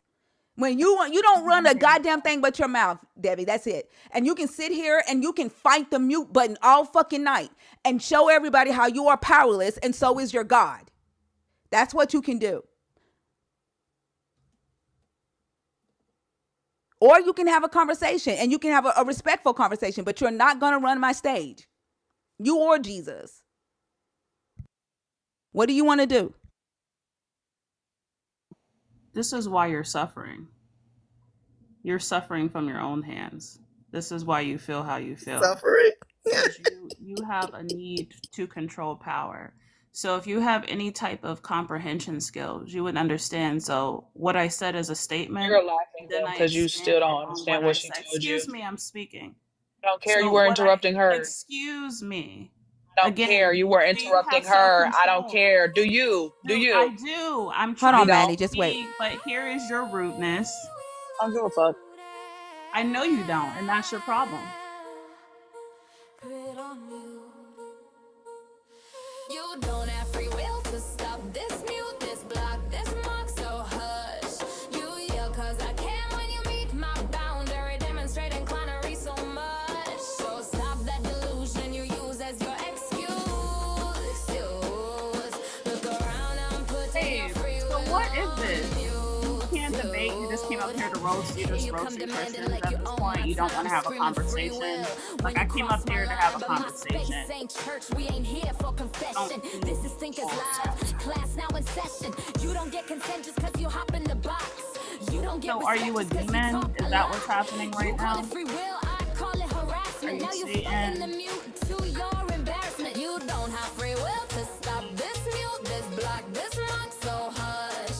You yell cause I can't when you meet my boundary, demonstrating clownery so much. So stop that delusion you use as your excuse. Look around, I'm putting your free will on you.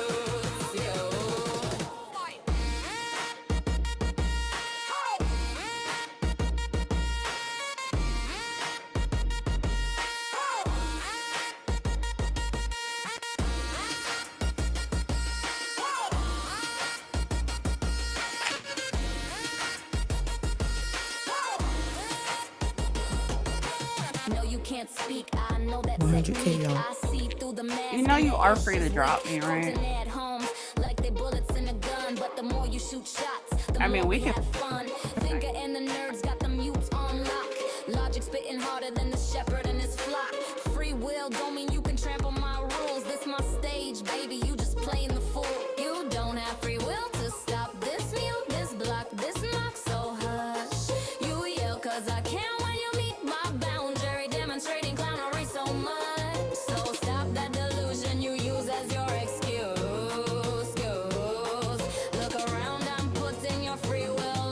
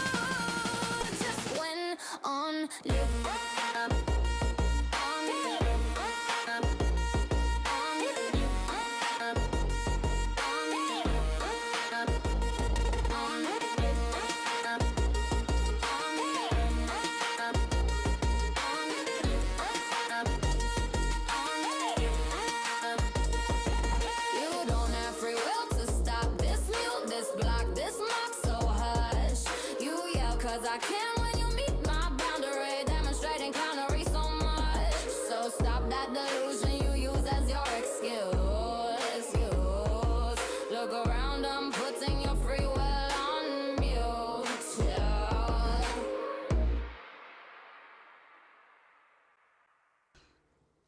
Hopefully that musical intermission gave you time to calm down and gave time for the Holy Spirit and Jesus to whisper in your ear and tell you that you're not representing him well right now. Okay? And you have 500 people watching this live stream, with about half of them being Christians who are trying to figure out if they want to continue worshiping your God. And your behavior on this stage is going to help them make that decision. And you either care about your fellow brothers and sisters in Christ, I'm or you sorry, don't. I have the Or you volume care. I'm on. talking right now. What I were you am saying? talking. I am talking. I have the volume down. I am talking right now. The fuck is wrong with you?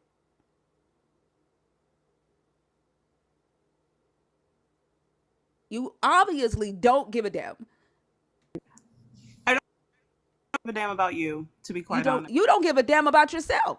You don't give a damn about you don't give a damn about nobody. You don't give a damn. You want to argue. That's all you want to do. Like the very fact that you don't like the way I have conversation, but your motherfucking ass is still on my stage. You sat through that fucking song because you are toxic as fuck. You are toxic as fuck, and you like to argue. Like at least the Christian before you left. At least they left because they did. Yeah, you know why you are telling me to drop you? Because you are narcissistic as fuck. You are abusive as fuck. And I'm pretty sure you act like this with your husband or whatever man is in your fucking life. And you are abusive. You have an abusive ass personality. You are narcissistic as fuck. You cross boundaries and you're toxic. You like being in situations where you can argue. That's why you're fucking still here. Go to therapy. You need help. You need big help. You need God. So do you. So do you. I do. Yeah, I know you do. I know your toxic ass do. Like the very fact that you are still here. The very fact that you have the ability to leave. You can make the decision and use your exactly. You don't fucking want to because you are toxic as fuck. And me leaving you up is to help the Christians in here who are trying to decide if they want to keep worshiping this fucking narcissistic ass God who produces humans like you. You are serving a purpose for me, motherfucker. You are here because you are toxic. And you are the devil. Good. I don't have free will. How can I drop myself? I don't have free will. You're a grown ass woman believing in spiritual ass beings, by the way. And you're also fighting a mute button and crying. It is your room. Crying. If you are a Christian and you are here to see if you want to deconstruct, you are not. Here is a reason to. Here is a reason to. You are the enemy. There is nothing that I am your God's enemy. I thank you for recognizing that shit. Thank you for recognizing that shit. That means I'm doing a good job. Me.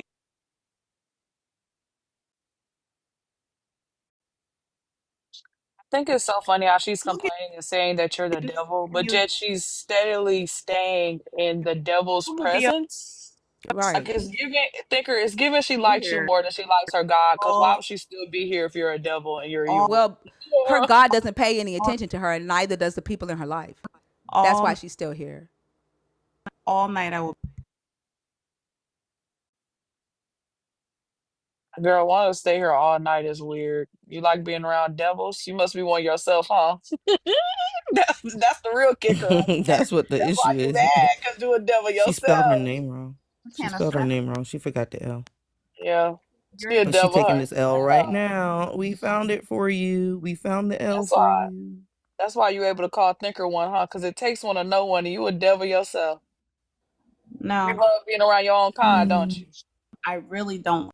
You do, because that's why you still up here. You do. Drop me. You like being around devils?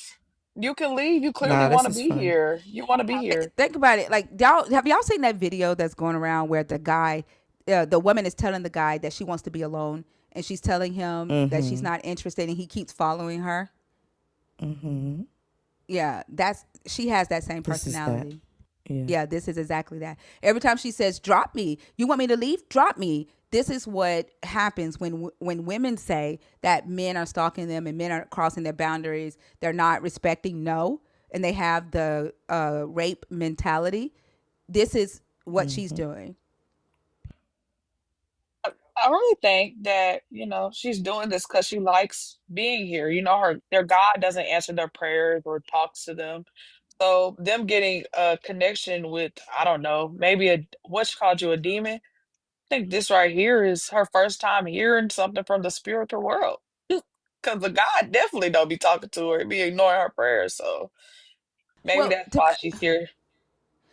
think about believers' entitlement, right? They especially Christians, because I really don't see any other belief system behaving this way or doing this, because Jesus in the Bible tells, when he comes back, he says, "Go out and make disciples of all men." Right. And then the apostles go forth and they tell people to go out and preach the gospel and declare the coming of Jesus Christ. So they have this sense of entitlement. First off, they believe that their God is the one and only true God. And they expect people to honor that and accept that without them being able to prove that their God is anything, that their God can do anything. And then they think that they have the right to tell people how they should and should not live. They invade people's personal space. They don't ask consent before they pray or evangelize. They're very intrusive individuals. They have not been taught boundaries. They have not been taught consent. And so when a man who doesn't respect the boundaries of a woman is seen as abusive. When a Christian does not respect the boundaries of another person who is not Christian or who is a non-believer or atheist, they should be classified as abusive, but they're not, because Christians has this superiority complex and a right to comfort, like it's Christian privilege. They think we're supposed to bow down and just honor them and respect them because they identify as Christians, but I don't give a fuck. I could give less than two fucks who you worship, who you serve.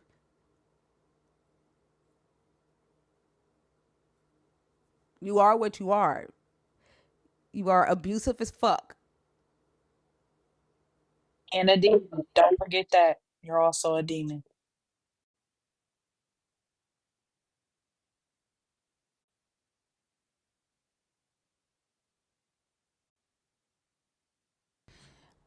All right, y'all. I'm gonna bring up another guest, and we're just gonna keep letting the Christians show how disrespectful and abusive her and Jesus are. And now, if you are in the chat and you are here trying to figure out if you want to deconstruct, one thing I want you to pay attention to is the power of Jesus. Believers say that the Holy Spirit lives through them, and that when you accept Jesus, Jesus helps you be a better human, right? You shall know them by their fruit. And so this person is claiming to be a Christian. Look at the fruit of what becoming a Christian does, and what it causes you to do, and the belief system, how it causes you to act in defending that belief system. And look at the lack of power. The claim of power is one thing, but when it is time to execute that power, what happens? Right? Let your reality look and see. Do not deny what you are experiencing right now. Because the question should be, where is Jesus and where is the Holy Spirit? And then what most people will do, most Christians will say, well, she's not a true Christian. They'll come up and they'll say, that's not Jesus. She's not a true Christian. They will deny each other. And before you know it, the Christians will be fighting. The Christians will be arguing at each other. And then you have to ask yourself, well, where is Jesus in that? And then it just goes on and on and on until you get 45,000 different denominations. You have no dominion over me. Yeah, I do. Is that why you're always on mute? It's because she doesn't have a dominion over you. Is that why you have to fight that mute button? Hmm. Ashley, how are you? She's listening to. Damn, Ashley, Jesus need to be a CPAP for you, love bug. Right, God guys. damn. God damn, I have never heard Snore. anybody snore like that. Huh? It was fast too. I said that was Yeah. nowhere near close to how a snore is supposed to sound. But she's been in the no, she's been in the request for an hour. So she probably did fall asleep um while she was in the request. But damn, did she fall asleep with the phone on her chest? Maybe she running a marathon in her dreams. That's what that is. She doing Goodness. that 100-meter dash. That's why she was breathing that hard.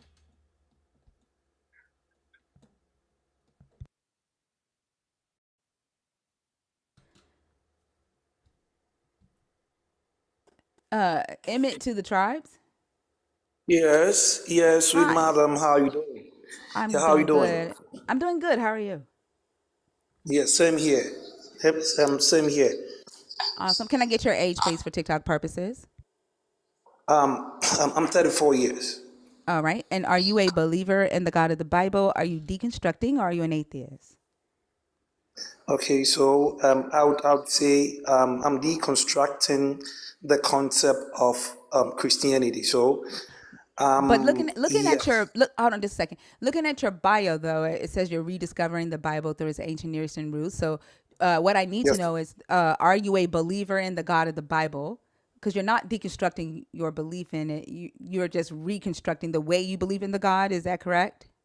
yes, please, yes, Okay. So, please. so you are a believer. Which of the three topics did you want to discuss? Free will, please. Okay, can you read that question for me so that I know that you understand what we're talking about and not just free will itself? Okay, okay. So I think what I'm reading here is what if Adam was abusive No, no, no. and The topic about the free will. Do you see where it says how? Read that sentence aloud. That question aloud, so that I know that you understand what the okay, so topic actually is. okay.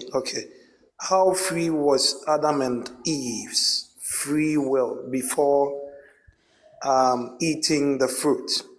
Yes. And So believe the topic is about that, not just free will in general. Okay. okay, So okay, okay. Go ahead. What are your thoughts? okay. So as you read my biography, I do change Near Eastern culture and covenantal worldview, where, where Christianity actually I call the invented one. They are coming from the modern philosophical. So please, can I please explain No, I don't free want you will? to. No, no. This is why I asked you to read the question. I don't want you to come up here and teach what you think you know about ancient Near Eastern culture. I want you to focus on the Okay, so topic if you can. And so okay, the topic is okay, how free was Adam and Eve's free will before eating the fruit. That's the topic. If you could stick okay, to that, please. okay. So free will was that their capacity to remain loyal within a specific relationship. So to their free will, it was a specific in a relationship. So it is bounded by a specific relationship, that is a relationship between a father and a son. So their free will is within Adam's free will with their God, was actually to be loyal and then disloyal, loyal or disloyal within a specific relationship. Please, this is my understanding, and this is what I can say about this. Unless you have a question to ask me. I do. I just want to clarify that I make sure that I understand what you're saying. Can you go on mute? There's an echo. Okay, okay.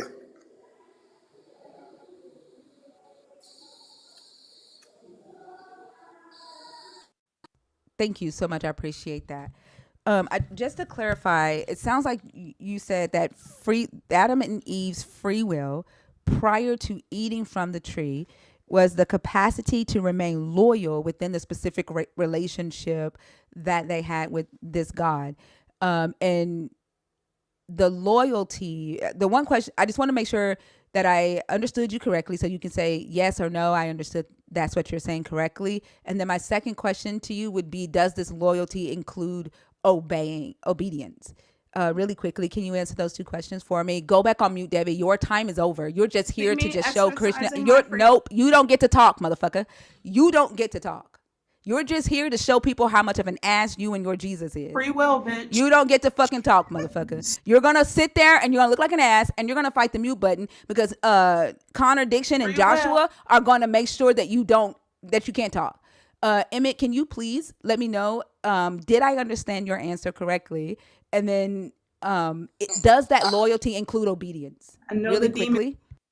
You snarling. Emmett, Snarl. Emmett, I do apologize that Jesus is interrupting you right now and not allowing you to speak. Okay. So please, Energy vamps. Go ahead, Emmett. Y'all energy vamps. okay. So, please, Suck the can I please speak? Can I please come in? What, Emmett, we're trying to let you speak, but as you can see, the demon below me right free there, she will, keeps bitch. interrupting you. She keeps interrupting you, and that's why you can't speak. And that's her fellow Christian that's disrespecting you like that. We're trying to let you speak.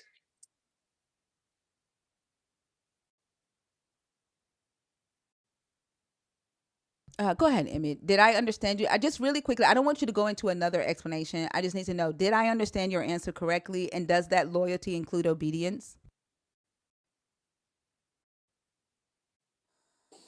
This obedience is still within a relationship with someone. So it is not primarily. See how you have no power over me? Go ahead, Emmett. Girl, you can't talk unless so we. Hold on for a second. It's No it's dominion hilarious that she thinks that this is not what I want her to do. I think that's funny that you think that I don't Yeah. want you to disrespect your own brother in Christ on stage. You are being controlled right now, and you don't even fucking know it. But go ahead, Emmett. So this form of obedience is like a betrayal. So it's a relationship. So it's a betrayal. So I would say in the context of Adam, it was a betrayal than keeping rules. So this No, obedience no, no. wasn't I'm not necessarily. asking you that. No, Emmett, I don't. Okay. Hold on. No, no, no. I'm not asking you that, and I don't want you to go. You've already gave your explanation. Okay. I re-clarified to make sure I understood your explanation. I need to know, did I Okay. understand you correctly? Okay. I need you to say yes or no here. Did I understand that your answer to how free was Adam and Eve's free will before eating the fruit was that their free will was the capacity to remain loyal within a specific relationship with this God? Did I Yes. understand that correctly? Okay. All right. Yes. Now my second. Okay. You're My right. second. All right. My second question to you is: does that loyalty include obedience? Yes or no? No. Okay. Can you clarify the loyalty, the extent of the loyalty, and what you mean by that when it applies to their free will? Okay. So this loyalty is expressed in their faithfulness. So I'll use the word faithfulness. So in the same way, husband and wife would leave not certain boundaries, but then here it is like faithfulness to you and I. So we being faithful. That is how this kind of obedience is. Please. Well, you're saying obedience, you're saying faithfulness, but then you're saying that the loyalty So doesn't include consumed with hate obedience, to and drop me. that's confusing to me, right? When you say that it's the capacity to remain loyal, and then you're saying the loyalty equals faithfulness, which is obedience. Yes. But you also say that the loyalty does not include obedience. Do you hear how you're contradicting yourself? Yes, please. But I'd like as I come here, I'd like to understand your obedience in order for me to affirm that if I agree or I won't agree, please.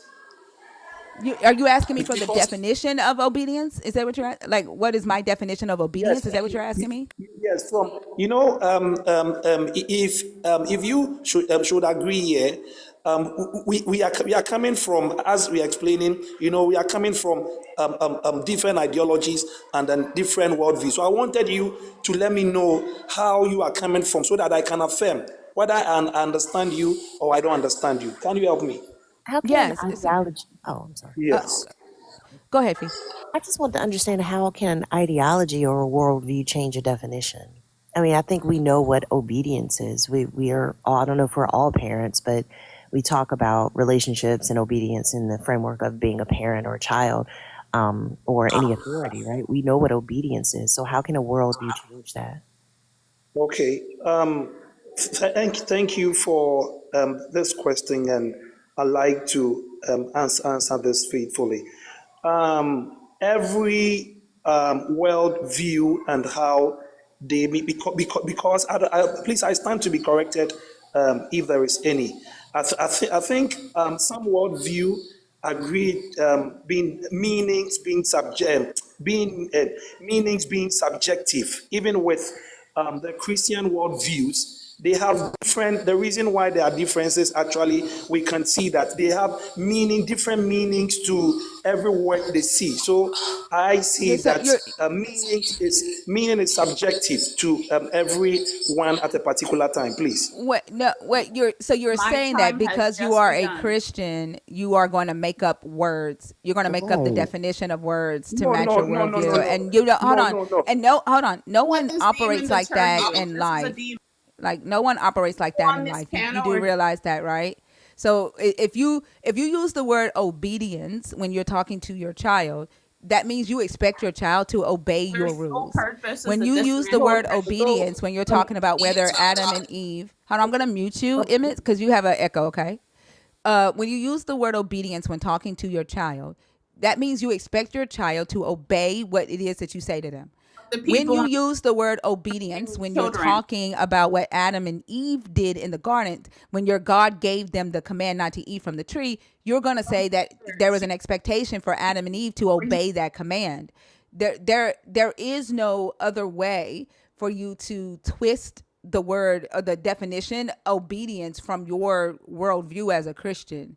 And I think expecting to know someone's worldview before you use an English word is a sign of manipulation and a sign that there is manipulation within your worldview. She's talking Go sweet, ahead. but she's a manipulator. Do not listen to her. Go ahead, Emmett.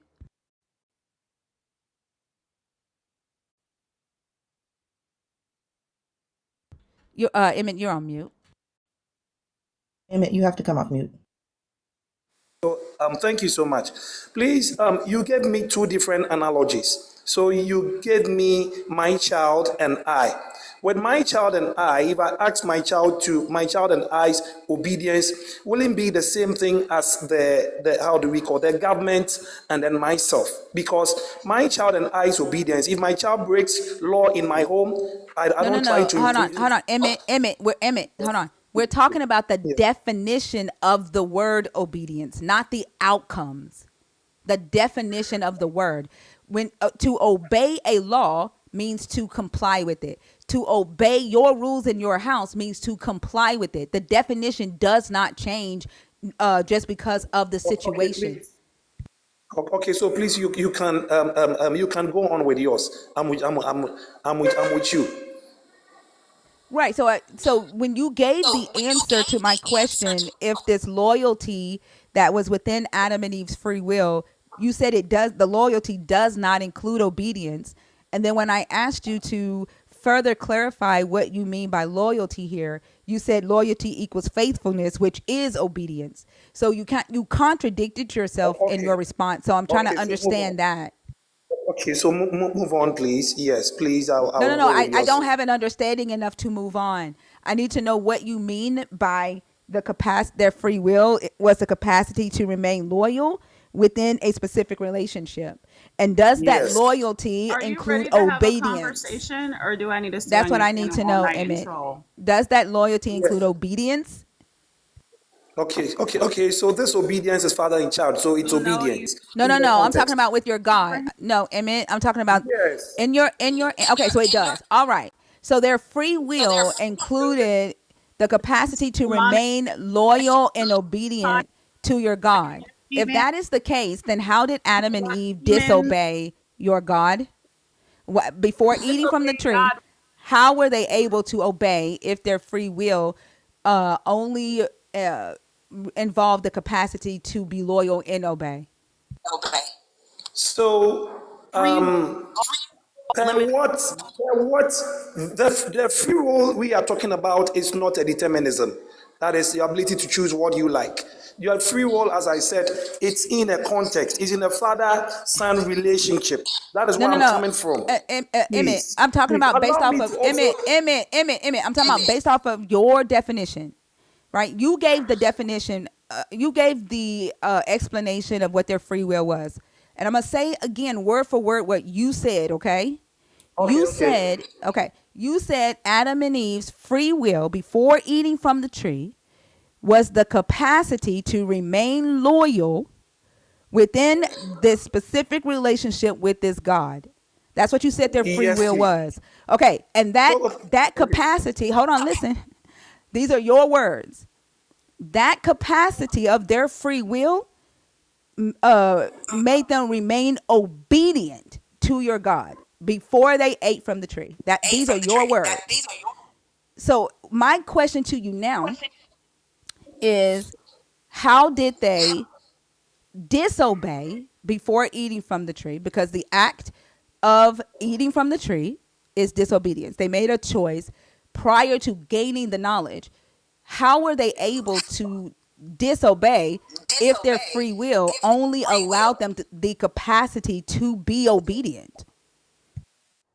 They still had free will. Emmett, go ahead. I can still, yes, I can still come in because I still said that it is specific relationship. So I'm giving an analogy so that I can explain myself. So I'm giving an analogy still on a father and a son, my son and my son and myself. When my son still has a free will as you the free will as I have explained in a specific relationship.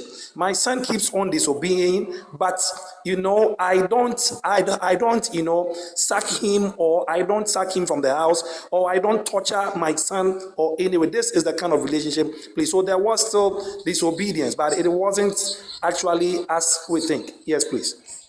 Okay. Do you know what the word capacity means?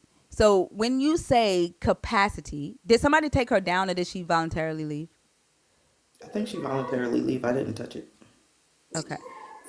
When you say capacity, Emmett, that means that you're saying that this is all they were capable of doing, right? And so if you originally said that they were only capable of remaining loyal to this God in that relationship, that means that they were not capable of disobeying. Do you want to rephrase your original answer? Because now you're saying that they had the ability to disobey within their free will when you originally said they did not.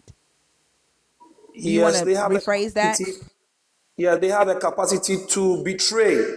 That is it, please. Okay, so now you're saying they did have the capacity to betray. Betray. Yes, Okay. please. All right. And so that means that they could disobey. Did Adam and Eve have the free will to be abusive to one another before eating from the tree? Yes, they had. I agree. Most people, when I say that, when I ask the question, what if Adam was abusive, they get upset and they say that it's impossible for Adam to have No, been it's possible. abusive. It's I'm sorry, because. Emmett. Emmett, let me finish. Let me finish, and then you can Okay, respond. okay, okay. Thank you. Most people get upset and they say that it isn't possible for Adam to have been abusive prior to eating from the tree because Adam, can you go on mute? You have a real bad echo. Go stay on mute for me. Most believers get upset when I ask that question because they say that it is impossible for Adam to have been abusive prior to eating from the tree because Adam and Eve did not know the knowledge, have the knowledge of good and evil, and so they're applying the knowledge of good and evil to the ability to do good or do evil. So they think that it's impossible. And when I ask, well, if you say your God was testing their free will, what is the extent of their free will? And somebody said Adam and Eve had righteous free will, which meant that they could not do anything bad prior to eating from the tree, which doesn't make sense to me because they did do bad prior to eating from the tree. Go ahead. Okay, so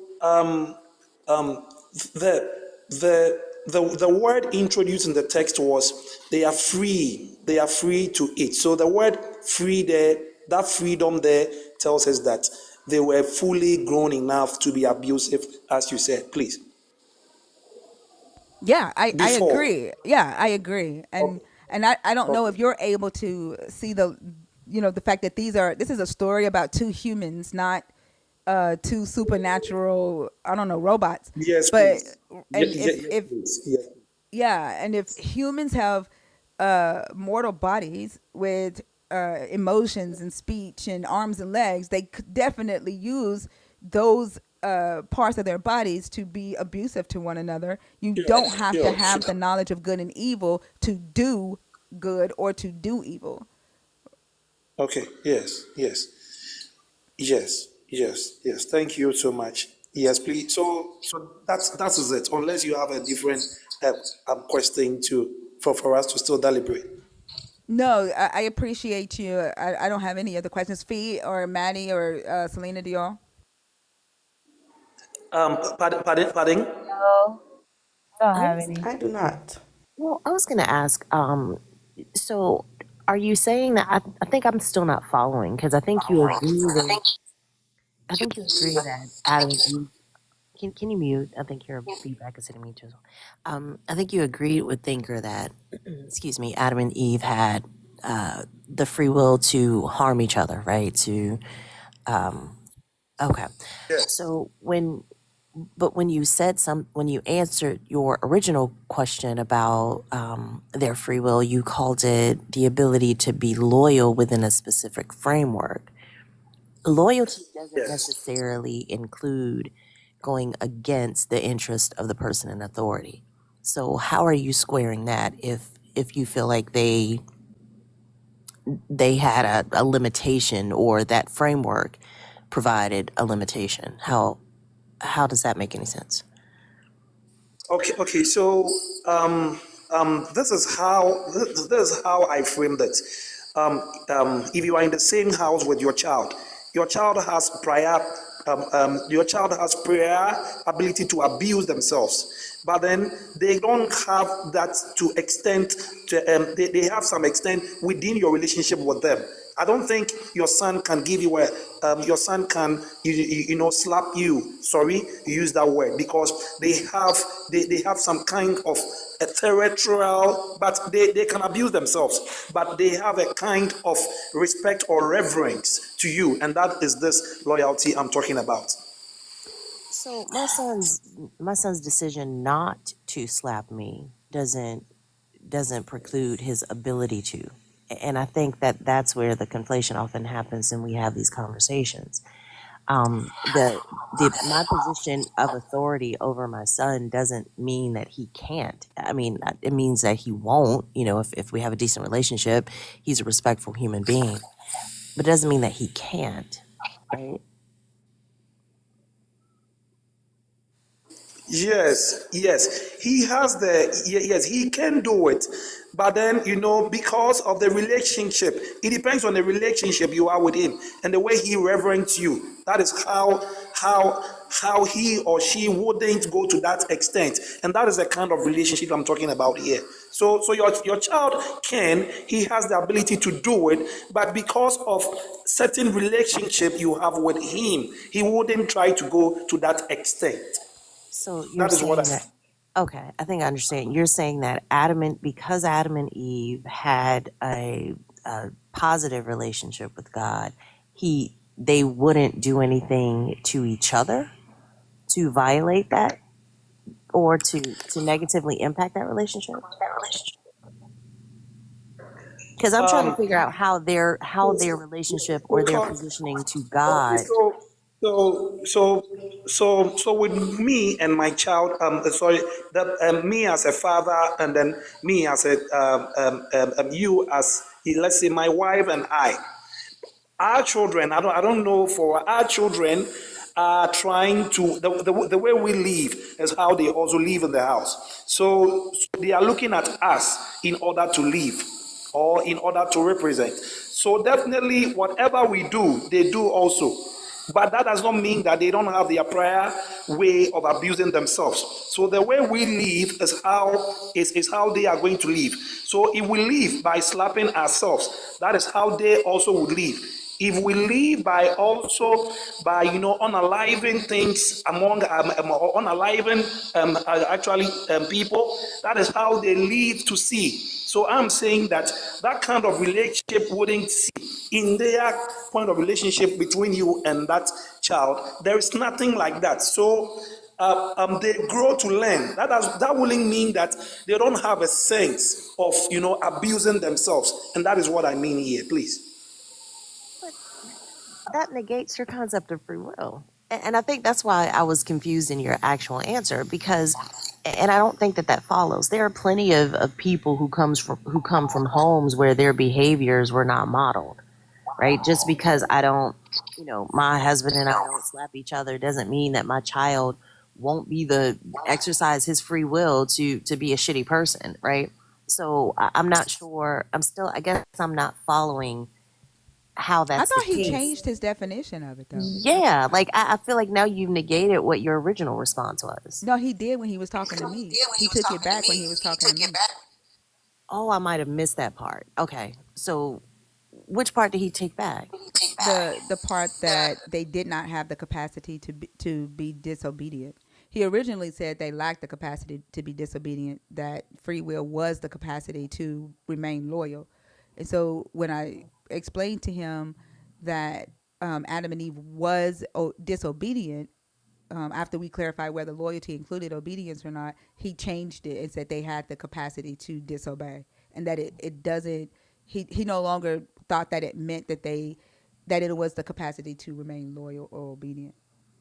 But it seems like he's going back to that now based on the example that he just used. So I guess that's why I was a little bit confused. I think he might be conversing with you based on your original question to him. I don't know. I just got back.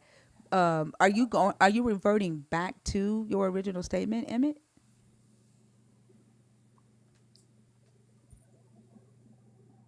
I muted you, Mr. Emmett, because you had an echo.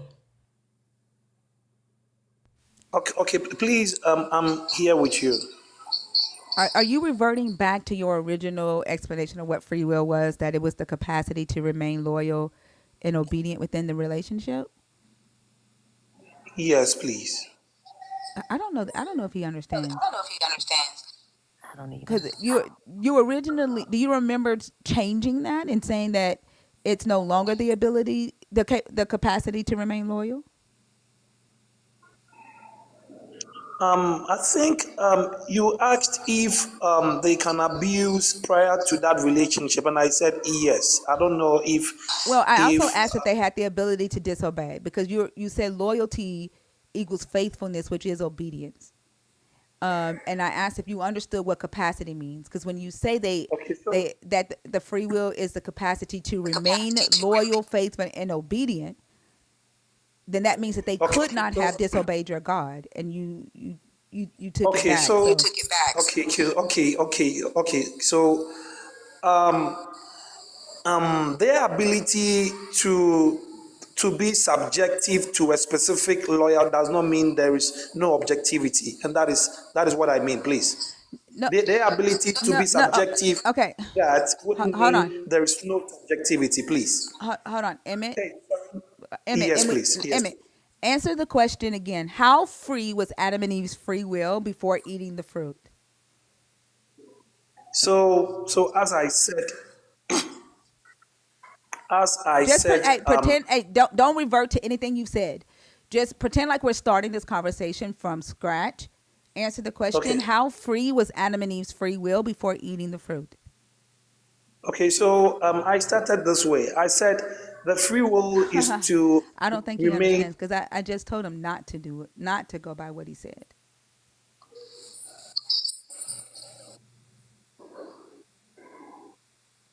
I don't want you It's to. okay. I don't want you to refer to what you've already said.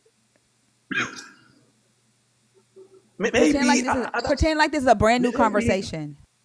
yes, maybe other people joined later, so we have to. I don't know. It's your show, so you have the prerogative to say that. But then maybe other people joined later, which I think it will be fair. I don't know. It will be fair for us to also, if I Yeah, I so don't that they need your. also.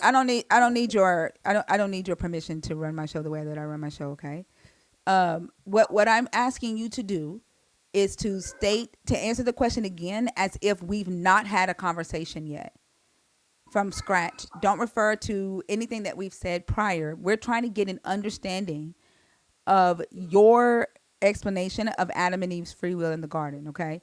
Can you tell us how free was Adam and Eve's free will before eating the fruit?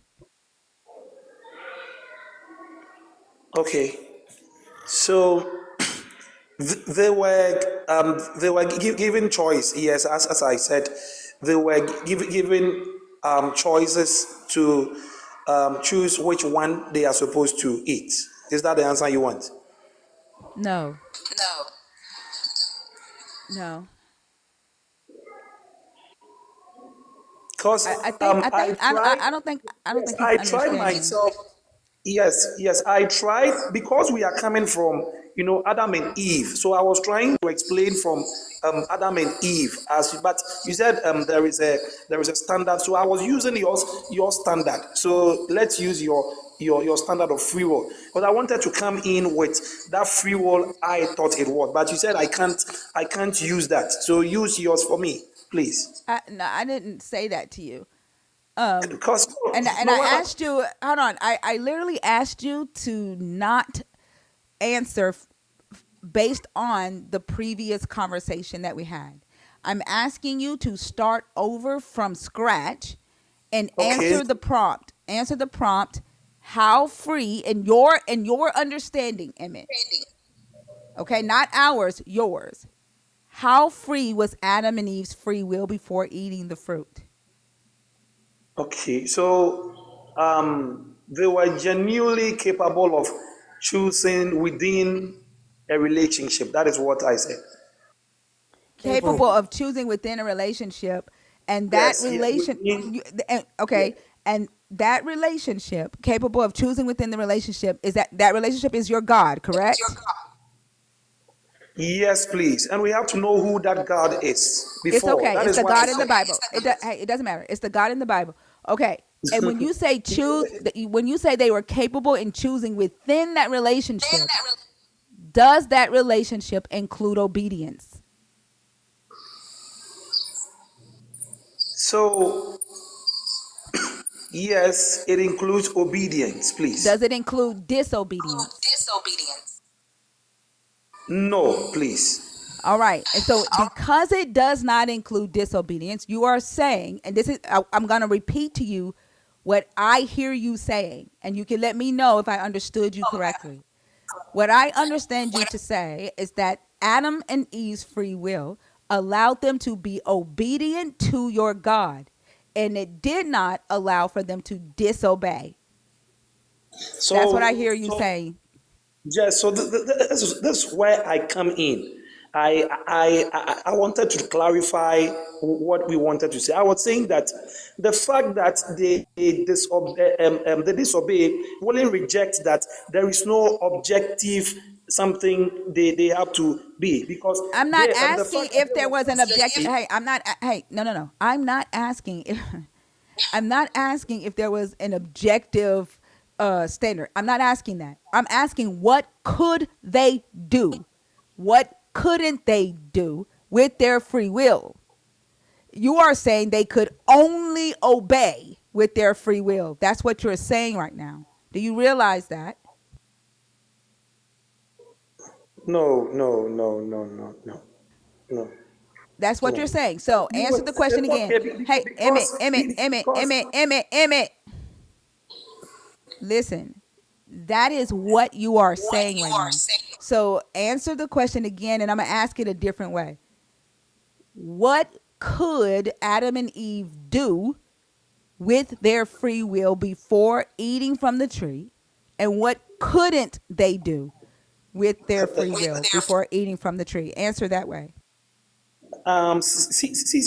Please, I want to make a submission here. It is like I'm sorry, I won't go down because it is like I'm answering these questions like robots without explaining myself. So please, you can turn You me did. down. Oh my God, you did explain yourself. Like you did explain yourself. We haven't given an opinion. We're just repeating your own words back to you, and you are disagreeing with your own words. So we're trying to hold on. We're trying to fix the language barrier right now. You want to preach. Don't focus on preaching. Let us get an understanding of what you're saying first. So I need you to answer the question again in a way where we both can understand each other. What could Adam and Eve do or could not do with their free will before eating from the tree? What could their bodies do? What could their minds do with this free will before eating from the tree? Can you answer it that way? Yes, they are capable of they are capable of this knowledge and evil. They are not moral slates, empty slates. They, as the text says, they can do anything. Please, this free will can allow them to do anything they want. Please, Okay, and that includes disobey. yes, please. They could disobey. They could obey. Be prior to that relationship, please. Yeah. See, I think what he's originally trying to say, Fee, is that go on mute, Emmett. Hold on. I think what he was originally trying to say is that there was an expectation of obedience and loyalty within the relationship, and then what he's at when he answers the question from a place of understanding of what we're actually asking, he's saying that the free will allowed them to do basically anything. Is what I understand him saying. Well, I've heard him say both, and I think Yes, that's why I was yes, Yeah, confused. that's why I yes, had to yes. ask it that way. So that free will could allow them, and before they could allow them. They are not they are not predetermined people like robots. They are allowed to do what they would like. So disobedience would be there as well, and then obedience, they could do that. So they choose what they want, please. So they are not predetermining people. I don't know if I'm still on the path. No, I understand what you're saying. Like you originally Okay, answered it from a place of what was expected, and that's not what we asked. Like we didn't ask what was expected of Adam and Eve. okay, Yeah, and I think okay. that's why Fee asked the question that she asked. Is that right, Fee? Yeah, yeah. So they could obey, and they could disobey. They could obey and they could disobey. Please, before that relationship.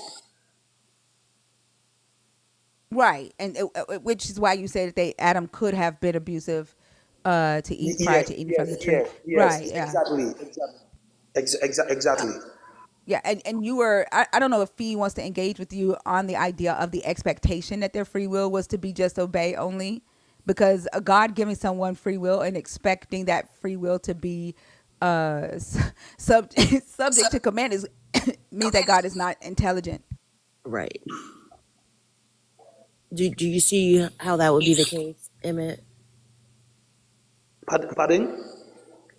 Like if free will ultimately has a, I'm not sure how you're squaring this. Like the concept of freedom to only do what's pre-approved outside of the within this framework. Like that's the point that Thinker was pushing back on, or referring to from our earlier conversation.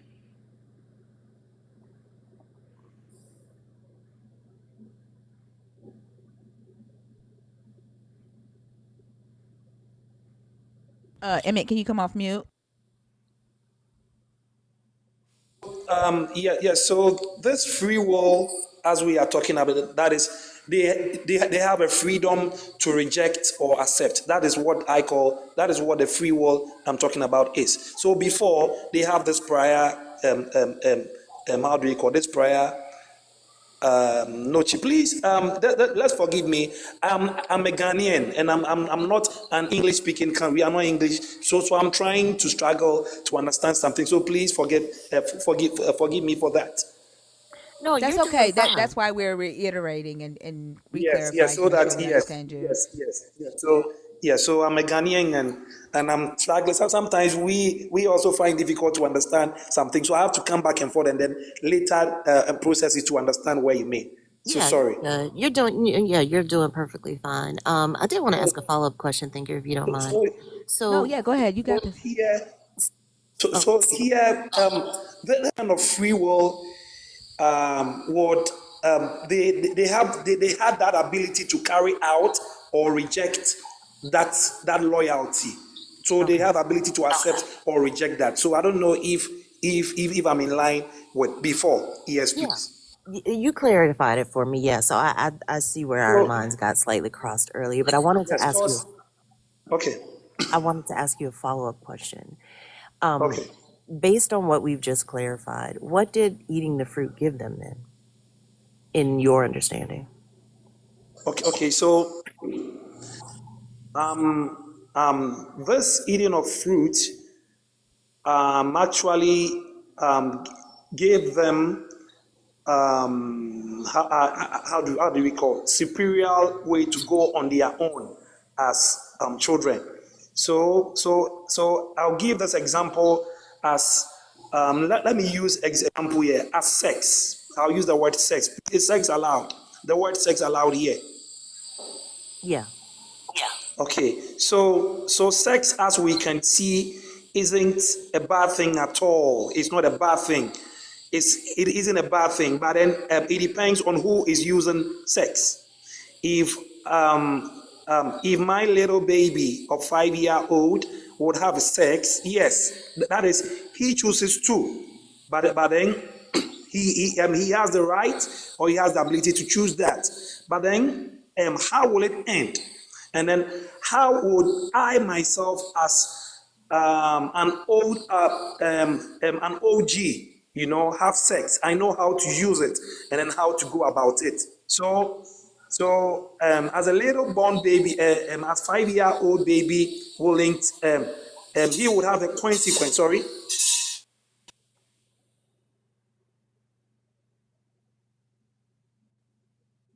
So So based on their free will, that gives them the consequence. So the consequence wouldn't actually be something which would go against anything, but then maybe it will go against the child or ourselves. Yes, that is what it is. So it is like giving 5 year old a 5 year old baby taking child taking license by force to drive. So that is how it is, please. and License is not a bad thing.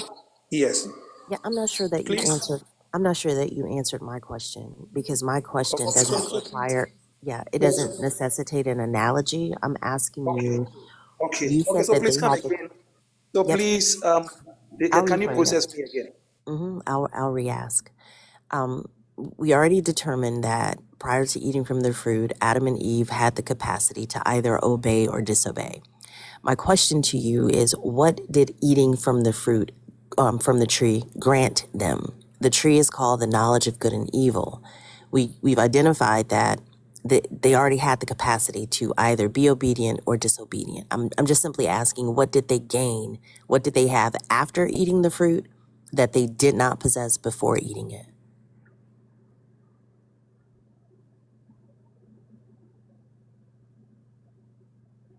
So, what it granted them was it granted them the right to decide on their own terms. They had already done that. And according to you, they already had that, right? That was already baked into their ability to operate Yes. within this framework that you said God gave them. So they already Yes. had Yes. that. Yes. So this one made them choose develop on their own terms. So they grew on their own terms, developing themselves on their own. Yes, please, without anything on their own. So they subjected only on doing it on their own. That is how it is, please. That's not, but the tree's not called the knowledge of doing things on your own, right? They already had the capacity to choose. And so unless you're saying that that capacity changed with eating this fruit, I'm just trying to understand. Okay, so it granted them, as I would say, to be more independent than depending on other things. So that's what it granted. It granted them being independent on their own. Then why Now wouldn't it be called the tree of independence? It's called the tree of knowledge of good and evil.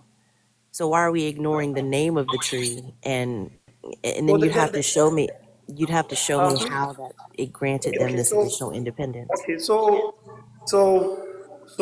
reading. I don't know if I can read from the text. If you don't want me to read, if I can read from the text, if we should go down there after they eat it, if said the tree made her wise. So the tree made her wise. I don't know if we can read. I'm coming from chapter 3 down. It says, if verbally said, the tree made me wise. And that is why we are coming out from here. What verse So the says tree that? Wait, made. what? Yeah, what verse is that? I don't know what Oh, Bible. okay, so yes, chapter 3. What verse? Chapter 3, verse what?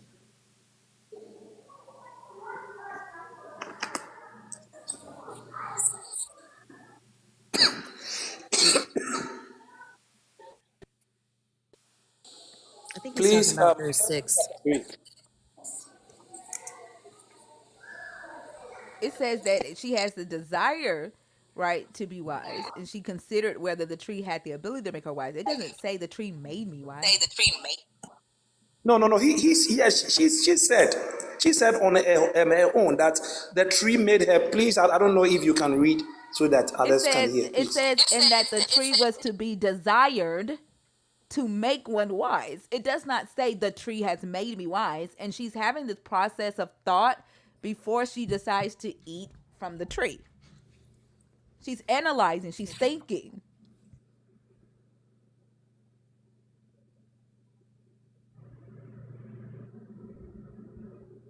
This is her process of thought here. This is her inner monologue that somehow was captured in this book, which is wild. Right. Look, please, I'm here. Please, I'm here. Please, I'm here. So please, she has stated the original design of the tree there. I don't know if we can understand that. She It says stated the that original design. she's The tree is thinking here. desired. She has not, right. She's thinking here. She has not eaten from the tree yet. She's not saying the tree has made me wise. That's not what the text says. She's thinking, and she's uh asking herself, like, is it good to be wise? Right? Do I have a desire to be wise? Can this tree make me wise? Like, this is a process of thought. Yes, please. And she ate it, and it made her wise, or she didn't eat it. I don't know if I can. I'm still asking the right question. Did she eat, or she didn't eat it? Your claim was that after she ate it, she said the tree has made me wise. Okay, That so is your okay, claim, and that's so not let's what this correct book that. says. Okay. That is it. So when she ate it, what she thought is what made her. Please. The book doesn't say What? it, and I don't think you can just add something. Like, she Right. didn't say any of that. Like, this would just be you postulating something. And that's not fair. You're not supposed to add to this book or take away from it. It doesn't state that. So let me still clarify that. I think here we are looking at a condition and then an ability. So this condition is a new wisdom he has acquired, and that is what I'm trying to explain here. There's a new wisdom she has acquired based on the tree, the function of the tree. So that is what um, uh, actually I'm trying to figure out here. You're trying to figure out. in response to my question of what eating from the tree granted them.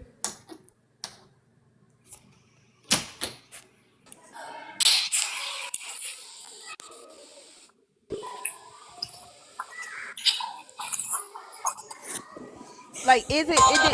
She never said. What are you doing, Emmett? Emmett, what the hell? What the hell?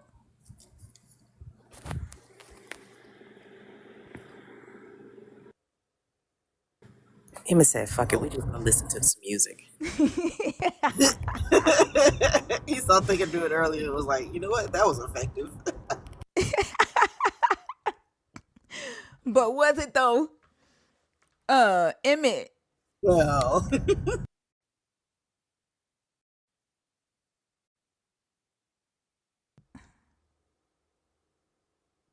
We'll give it a second.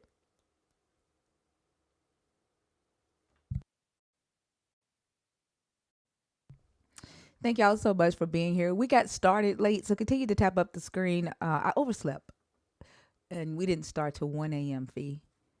And then I woke up.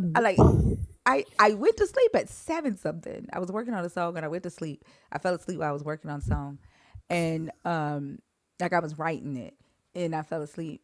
And I woke up and I looked at my laptop and it said Wednesday 12:34 a.m. and I was like, it ain't Wednesday. I was like, it's Tuesday. Ain't no fucking Wednesday. your body was like, nope, rest. Yeah.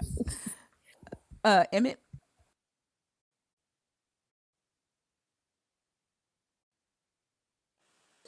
Yes, madam. Please, I'm here. Um, what was I getting ready to say?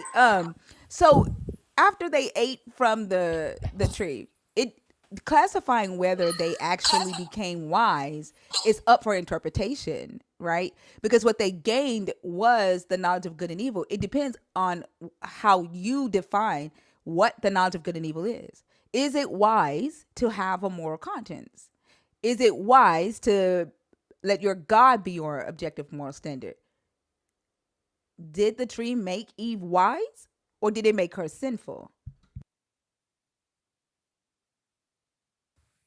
And why would the acquisition of wisdom be sinful?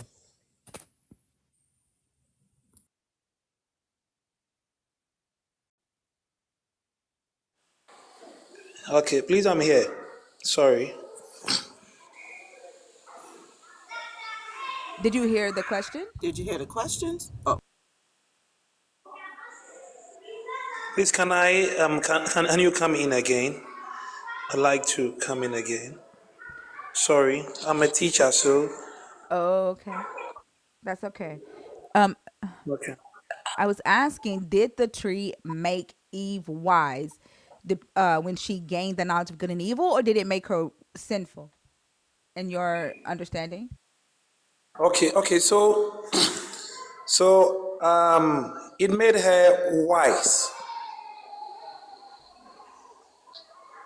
which is knowing the being having the ability to acknowledge or be aware of moral evil and moral goodness, and that's wisdom. That okay, hold No. on. What okay, hold on. What is the knowledge of good and evil to you? So the knowledge of good and evil is what we that tree is called a wisdom tree, as we say No, in it's the ancient. not. No, it's not. No. Don't go outside of what. Don't go to African spirituality or the text says that the tree. Hold on. The text says it is the tree of the knowledge of good and evil. What is the knowledge of good and evil? Knowing good and evil, as I said, you asked me based on What is how I that? Is understood. it morality? Is it a moral conscience? No. Then explain it. If it's not having a moral conscience, what do you mean by knowing good and evil? What do you mean by that? What is it? So deciding what is right and what is wrong. No, right and wrong are not the same as good and evil. Something can be right. Hold on. Something can be good So and okay. that's it. Okay. I'm coming. Okay. So defining So defining what is wise. So it's not deciding, but defining what is right, wise, what is right, and what is beneficial. That is the tree. No. Again, okay, and don't cut me off because it is not So wise for you. Hey, it's not wise for you to do that in here. Okay, so please do not cut me off. The same way I sit and listen to you, I expect you to do the same for us. Okay, okay, I'm doing it. thank you. Right and wrong are not the same as good and evil. They are not the same. Okay, the tree is not called the knowledge of right and wrong. The tree is the knowledge of good and evil. And you are saying that that is not a moral conscience. You are saying it is Please. something else. Don't cut me off. Let me finish, please. You are saying that the knowledge of good and evil has nothing to do with morality, that it is something else. So if it is not a moral conscience, what is the knowledge of good and evil? Not right and wrong. Right and wrong is about obedience.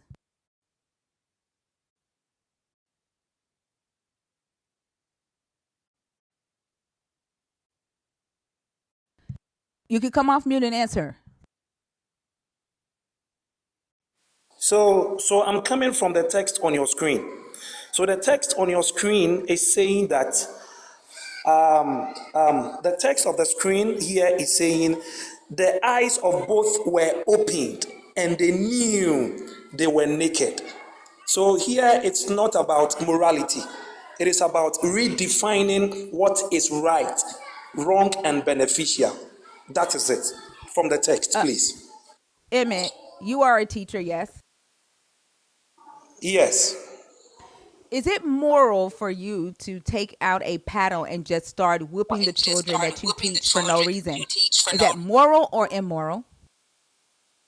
It is redefining moral Is it based on moral? where No, if answer the question.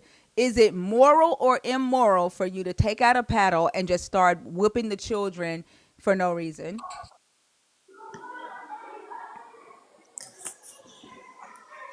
I answered you, please.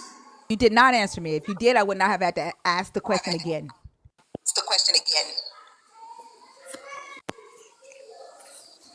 It's moral. Immoral, That sorry, immoral. immoral. Okay. Do you go to a church, Emmett?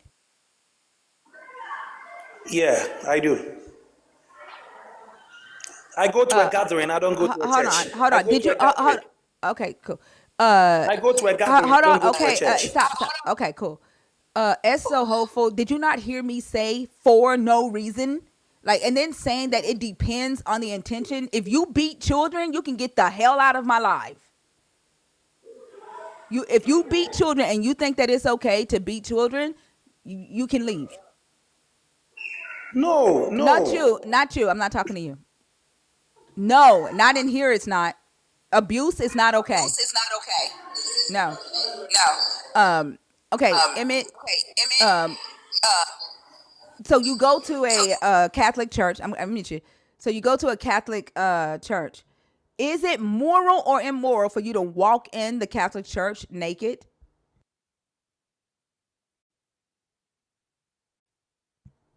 Is that moral or immoral for you to walk in church naked and start shouting, start praising God, but naked?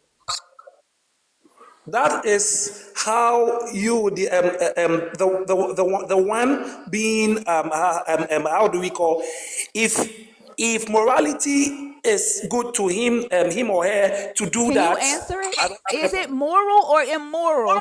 You brought up the shame of Adam and Eve felt when they realized they were naked. Is it moral or immoral to walk into your Catholic church butt naked and start praising your God?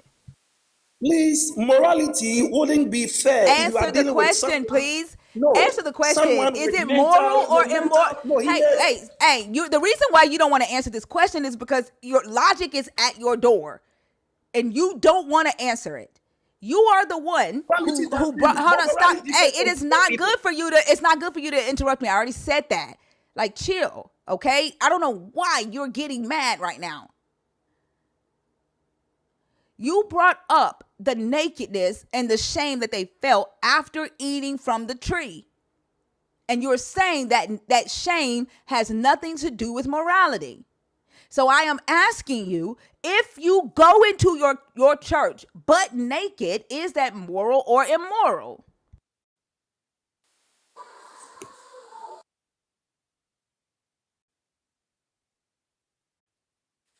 Can I answer you? You want me to answer fairly? Are you okay? She wants you to Yes, answer the I question she can't. asking, dude. Yes, no. If I should answer yes or no, I want to say something. So allow No, me. I want you Morality to will differ answer the from. question. I'm not asking you to define morality. You don't want to answer the question because you know it's immoral. You Why know can that I the do shame, the that? I shame can't define attached, the morality. shame, the shame. Why the fuck does this question make you so mad? Why you've been cool this whole conversation? Why is it that this question has you getting ready to become this disrespectful Christian? What the hell is it about me asking this question that turns your fake switch off? Logic and entailments be fucking them up, and they absolutely hate to sit with that, and it's so unnecessary. Because, like you said, he's been very pleasant this entire conversation until now.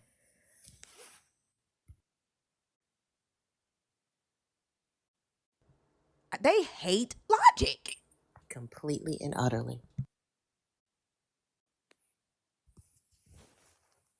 How you gonna bring up the nakedness and the shame and say that doesn't have anything to do with morality? And then the moment I ask you a moral question about nakedness and shame, you'll get mad. And it's crazy how, like, they so clearly just want to stay within their sphere of understanding. They don't want to push those boundaries. And how do you get mad at someone who's not making some shit up to show that your position is illogical, but just using your words to show you how it doesn't make sense? As opposed to adjusting, you get mad at us for what? That is insane. I thought he was going to be one of the Christians that we could say that we were able to have a conversation with. But I don't think they can wear their mask too long. It slips every single time. When I got up here, that lady was, what was up with her? I don't forgot. Not, no lie. She was like, I can't, oh, the free will conversation. She she said that free will was like that of children. And then she wanted to say free will was an illusion.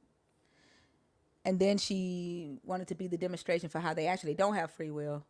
And then she wanted to be the demonstration for how you shouldn't be Christian, for the people in the chat deconstructing. That's all I remember. Yeah, because she got that last part real good. Because when I came in, she was just coming off mute, saying shit. Like, what are you doing? The crazy She got thing mad is because that she Spencer. thinks she would. Huh? Sorry, go ahead. And I was saying she mad. She got mad when you played the mute song. The crazy thing Claimed is she that wasn't listening to it. Oh, did she say that? I didn't even hear her say it. But She said, I had she my think. volume down. I couldn't hear nothing. I had my volume down. Girl, you heard it because you kept coming off mute to talk about the song. Oh my god. She thinks that she was everything that she was doing. She thinks she was doing on her own. She was demonstrating how she as a human does not have free will. We've had so many of these conversations, so many of these crash outs. We know how they're going to act, and I don't leave crash outs on stage when I bring up another guest. She thinks that the reason why I left her on stage was because she refused to leave. She's not the first person to come in here and say, "Take me down, Right. take me down." Right? She thinks that she made that decision on her own. But I knew that she would interrupt the conversation with the Christian. Like I knew that. That's why I left her on stage. She did everything I wanted her to do. She she was the prime example of how humans don't have free will. The prime example of the claim that they have that you shall know them by their fruits. Like she was everything I needed her to be. Wow. Yeah. And I even told her that I was going to use her as an example, and she still did it. That ego is something. She was an informed participant. There was no triggering. She was informed. Y'all, the guest box is open. If you are a believer in the God of the Bible, if you are deconstructing or an atheist. Thank y'all again for being here. We're doing pretty good with 3 hours into the live. I gotta turn the heat off because it is hot than a motherfucker in here. Fee, are you cooking this year? I'm doing a little something. Nothing major. It's just us here at the house. So I'm just doing your basics. Keeping it real simple because I'm like, we always have too much. And normally what I do when I overcook like that is I'll, put like little trays together, and then me and Justin will drive around and give it out to unhoused people like around the holidays and stuff, especially when my mom cooks because she just does the absolute most. But I'm like, Mom, we do not have to have enough food for an army. It's literally 4 of us. And I also, don't want to buy anything unnecessarily. So we're just keeping it real simple. What about you? Keeping it simple. I was gonna go to my mom's, so I changed my mind. So I'm just gonna cook here, and just real simple. The grandkids come over. Cool. Do you know Jess, right? The pregnant Jess, pregnant by her dead boyfriend. Yeah. Yes. Zena's girl.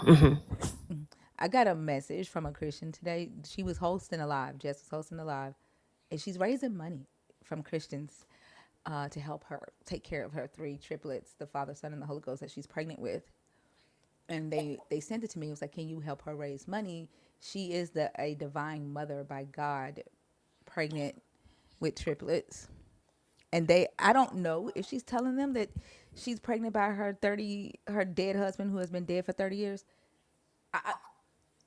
But the fact that Christians are believing it. What, shouldn't she be pregnant with 1 baby for the Trinity to be real? Like, since they're 3 and 1, not 1 and 3. She has an ultrasound. I don't know where she got this ultrasound from. Because remember, Jesus didn't have no legs, so I'm trying to figure out how all this happened. Remember, she said Jesus came and hovered over her bed, and all he had was a top body. He didn't have no legs. So I'm trying to figure out what happened. Like, did it stop at Jesus's wing? I don't know. But Jesus was so strong as shit. Like, what happened to his legs, though? I don't know. But she's pregnant, and she's showing an ultrasound. I don't know where she got this ultrasound from, but they're raising money for her. And like, look at the message that I got in the Discord. I put it in the Discord. Oh, let me look. Hold on. Hang on. In the live chat? Uh-huh. Yeah, I don't know how they just accept shit like that. What time you put it in there? It's 4:45.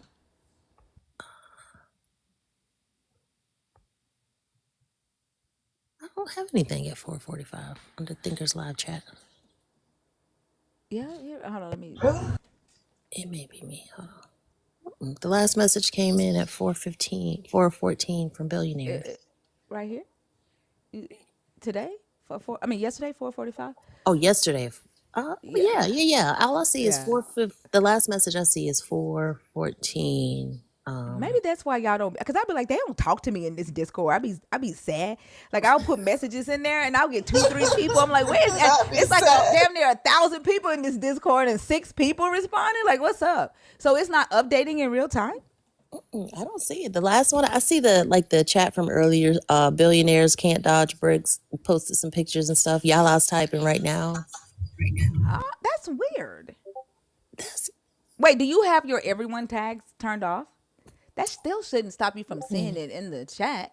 I see Super Sicky. I don't see when Yala. It looks like Yala added me with your original message, but I don't see it. That's crazy. Did you see the video of the TikTok trend I tried to do? Yes, I did. So you saw that.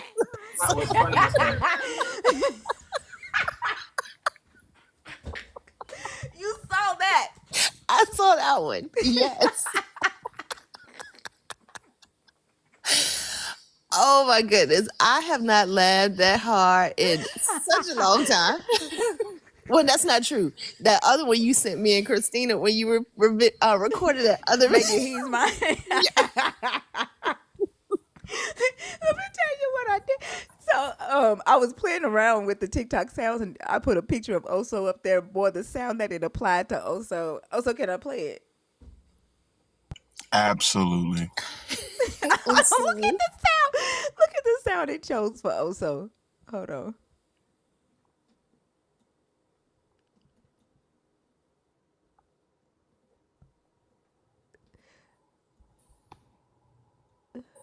Oh, I see it. I had to scroll all the way up.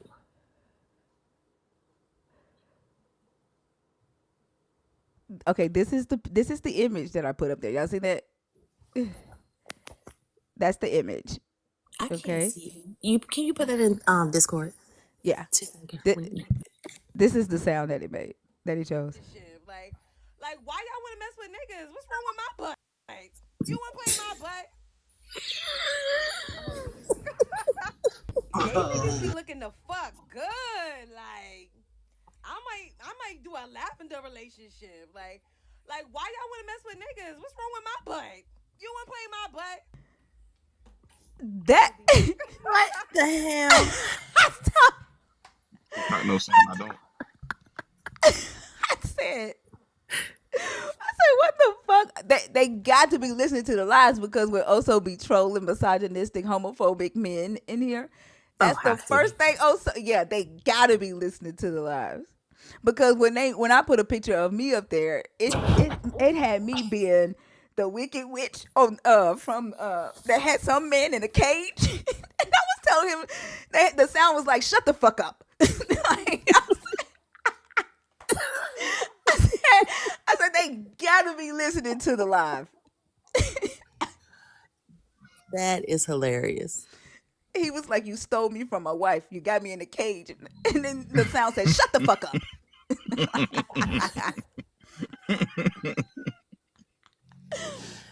Oh my goodness. These TikTok trends are hilarious.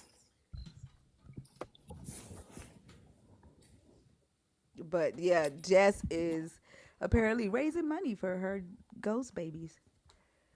And believers are helping her.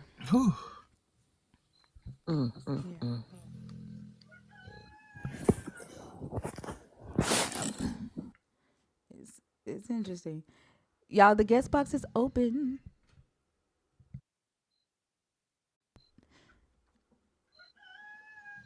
This is the me trying to do the dance in front of the camera. Dance and let TikTok pick the sound. You gonna do it for real? Oh wow. Do what? Show it? You gonna show it? Isn't you think it's embarrassing? Should I be embarrassed?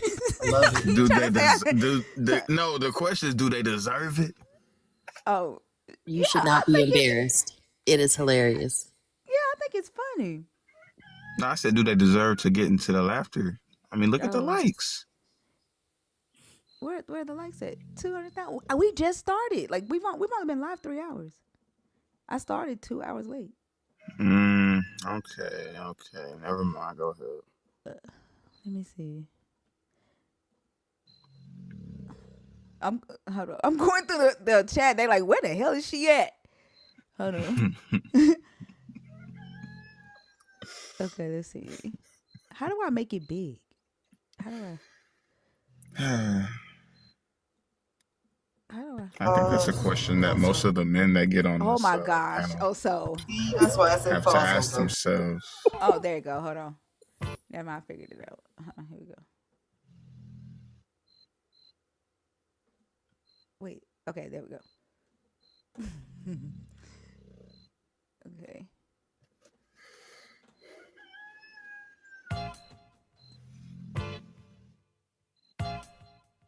When you make it to the top, don't stop, keep going. Go, keep going. Go, keep going. Don't stop, keep going.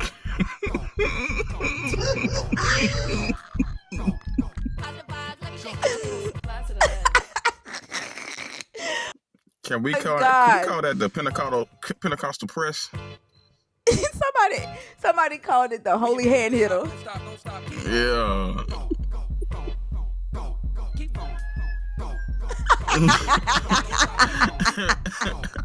I love how your feet took 20 seconds to. It was kind of Your feet delayed. took 20 seconds to catch up to the top. You down there dancing on your feet. Your feet like, oh yeah, yeah. Oh my God. I am too old for these damn trends. Fuck them. Fuck them. I can't do them. I knocked the shit out of my hand. The holy toe is crazy. Mm-mm. All right, y'all. Where y'all at? Yeah, and then show us an embarrassing video of you. Well, you talking to them? Yeah. Do you have any embarrassing videos? I do, but I don't know if we can show them on TikTok. See, I don't even know if I could put this shit in the Discord, to be honest. My embarrassing shit is because I was young and doing shit. Mac said I look like McIntyre said I look like I was having. I mean McIntyre. Mac Time said I look like I was having a stroke. Damn. Right? Somebody said, for Christ. And it kind of does. Cuckoo for Christ is crazy. Said what? What'd they say? They said crip walking for Christ, not. I thought you were saying cuckoo for Christ. I was trying Like to the see Cookie if it was Crisp gonna. dude. I was trying to see if it was gonna pick a shouting song because I was trying to act like I was shouting at church. I was trying to see if it was gonna pick one of those worship songs, but it didn't. Probably because my ass hurt myself. But when I posted it, because I did post it, it went under review. It wouldn't post. Really? Yeah, and the one with my granddaughter. Look at the one they chose for my granddaughter, y'all. It went under review. It won't let me. For some reason, whenever I try to do 15-second videos, like when I try to use sounds, I can't post it, so I had to delete it. Like it said under review. Yeah. But it's like that one thing. What one thing? How we're like unfairly treated by TikTok. Oh yeah. Yep. So I had to delete it because, like, honestly, this should have gained views. Like, it's set at 36 views for 3 hours. Fucking snatch before I beat your ass. Look at her. You're not gonna get big ass. But if you don't, you better give me some fucking snatch before I beat your ass. If you do, you're not gonna get big ass. But if you don't, you better give me some. Yeah, like that should have. Adorable. Yeah. I don't know. It's set at 30. It's at 36 minutes for. I mean, it's set at 36 views for 3 hours, and when I checked it, it was violated. So I just deleted it. Crazy. Fucking insane. That shit is so funny too. They'll let somebody else post that shit. Absolutely. Yeah. You can't even even the stuff that you do that don't have shit to do with why they mad at you. Like they just, you know what I'm saying? Like niggas is spiteful as fuck. But that's okay. My hatred burns brighter.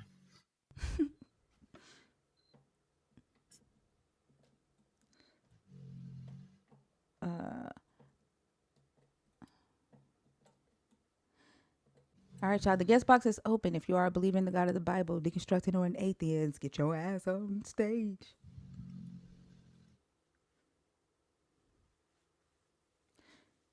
Yep. Even if you do short form videos, select the 10-minute option for your video. I do that. Yeah, I do too, because sometimes I'd be like, well, I don't know if this video is going to be 30 seconds or 3 minutes. Yeah. I don't know. My algorithm is always a hit or a miss, and like, there's no reason for the Adam if Adam was abusive to not have more views than it should. It's at 12,000 shares. Yeah. I should be well over 200,000, and I'm not. Like it stuck. It stopped in like 160 some thousand. I've seen videos with less shares with millions of views. Like, it's crazy. That doesn't make any Yeah. sense to me at all. They're full of crap. I, I have no idea.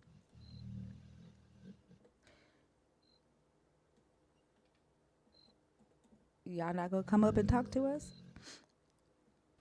TikTok user, you can come on stage. You don't have to answer in the chat. Y'all don't be afraid to come on stage as long as you're respectful. As you can see with the last conversation, the conversation will stay respectful until you start getting disrespectful. If you get disrespectful, we're going to get disrespectful back. But as long as you stay respectful, it doesn't matter if we agree or disagree. If you can disagree respectfully, the conversation will stay respectful. So there's no reason to be afraid to come on stage. You don't have to answer from the chat. I understand anxiety. If you communicate that, we respect that in here, as long as you stay respectful, and we'll try to make you feel as comfortable and safe on stage. So don't be scared. If you don't agree um, with the song that I wrote, "What if Adam was abusive?" I really want to talk to you because I want to know why. And the main question that I have is, do you see Adam as some type of divine figure? Specifically to the men that's been commenting in my videos, is Adam divine to you? Is Adam like a god? Like, why do you feel it's blasphemous? Like, I need to understand that. Or and do you have you realized that you see it that way?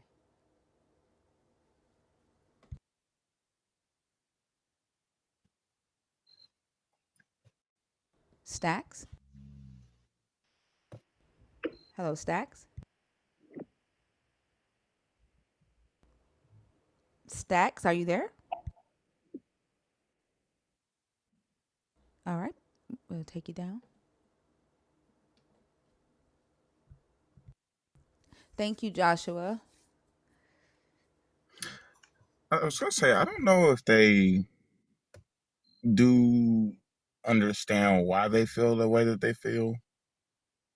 Because I'm sure if you asked him about it, like when it comes down to it, he was really just a dude, and he's a dead one at that. Like, Adam doesn't hold any supernatural power in the least. So, like, I don't like, you know what I mean? Like, realistically, there's really no reason to defend them or him, but I think they just instinctively, because he was a guy, and I think they think he was a good guy. They, try to stick up for the brotherhood. I mean, I think that's That, honestly the. Uh, no, go ahead. I'm sorry. I thought you were done. oh no, I think that's honestly like the thing that they're feeling, not necessarily thinking, because I don't think they're conscious of it. I don't. Well, some of them, I don't think that they're conscious of it. There was a lady that commented on the song, on the Lilith song, and she said, "Can't be the abuser and the hero." And I Mm-hmm. said, "Adam was a hero," and then she responded back. She said, "That's what I was taught." And I'm thinking to myself, Hmm? yeah. And I'm thinking to myself, like, hero, how, like, what? What was he Who a taught you that? hero? The men in her family. And she said that she would ask herself, but he was a hero because she came from his rib. It's you can go see the conversation on the Lilith video, but how is the way they framed it to her is that she should see Adam as a hero because Eve was created from his rib and now she has life because of it. Oh wow, Yeah. that's Somebody in really the dumb. somebody in the comments yesterday said that he was the victim. And I think that the various ways that the story has been framed, all through a very misogynistic lens, is why so many people see him the way that they do, or specifically men. I think they Mm. see him as, he was just subject to his disrespectful and disobedient his wife's wishes, and he just kind of suffered the fallout of Eve's decision. I still don't know how that translates to a hero because he didn't fix anything. He didn't Yeah. repair anything. So that's a stretch. But no, I don't think that they think through the humanity of any of the characters in this book. I stood up to grab my purse and ran straight into the fucking floating. Thinker, Is this Oh what my more than 3 god, hours of sleep does to you, Thinker? man! I don't know what the fuck. I ran Thinker, straight let me into holler the at your fucking brain real quick. monitor, man. What? Hey, Thinker's brain. Quit The fucking with her body, headphones, cuz. like I still had the head. I'm gonna do whatever. I still had the headphones in my ear. I was just standing up to grab my purse, and the headphones got stuck on the arm of the chair, and my head knocked the fucking. Oh my goodness. Oh my goodness. Thinker's brain, you quit fucking with her, okay? Stop it. Oh my god. Oh man, it could be a sign that my ass is just doing too fucking much. Oh my gosh. The thought of your brain being in your head just be like, fuck it. Like, sit your motherfucking ass down. It's like, I'm tired of this shit, Grandpa. Oh shit, that's funny. y'all go ahead and start this. I'll be right back. Was it Barrett?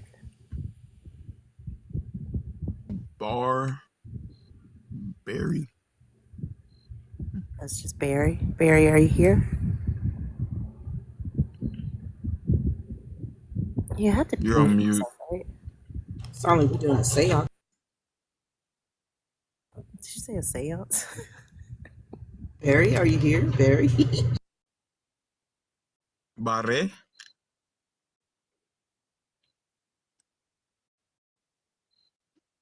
I mean, can you at least type in the chat? Is you cool?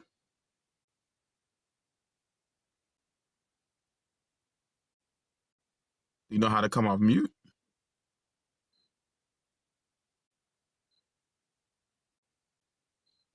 Top 5 anime all time, go.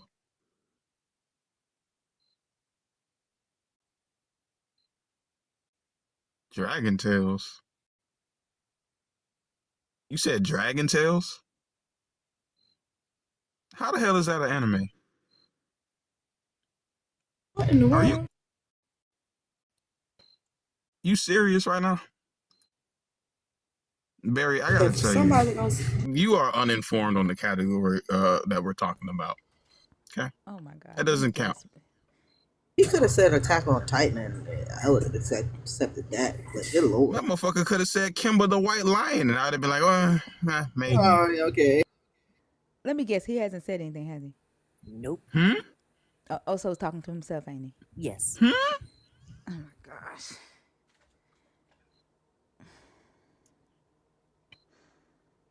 Free, we're gonna have a separate conversation about your integrity, because what the fuck was that?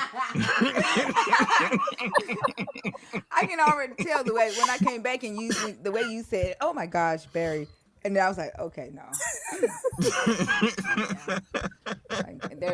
I tried also. I tried.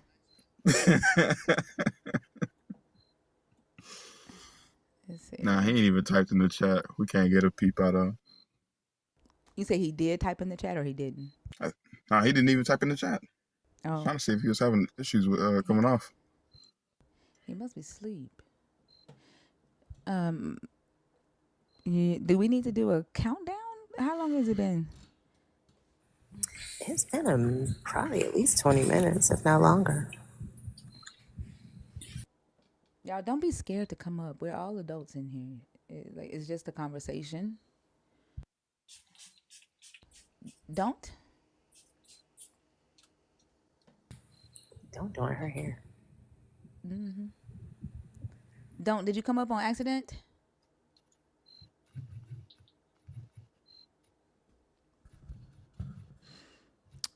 I guess we'll do a 30-minute countdown. Give it 30 more minutes and see, or is that too long?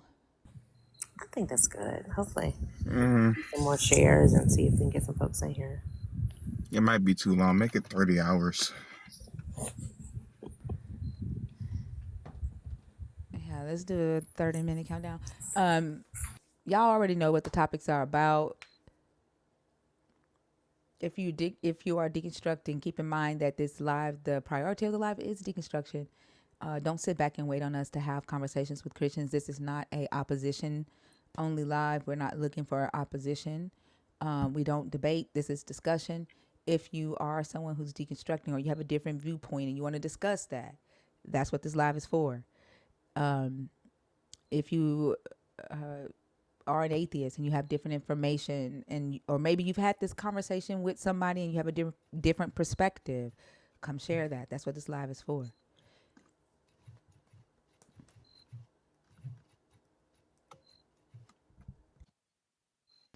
I will play a song. Wake it up. Well, here's somebody. All right, there y'all go.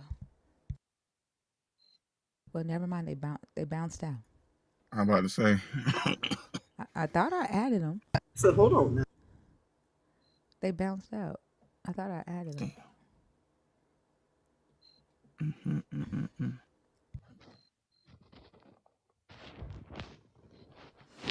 Rosie? Yeah, you got it.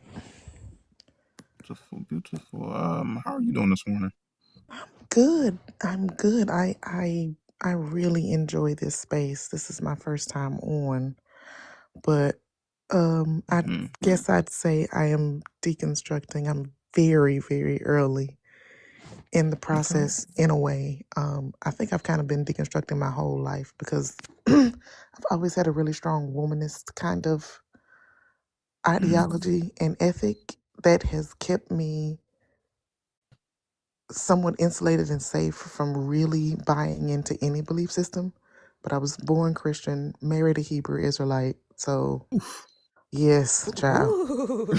You okay? You okay, Girl, sis? I'm getting out. I'm getting out. Good. I'm glad to good, hear good. that.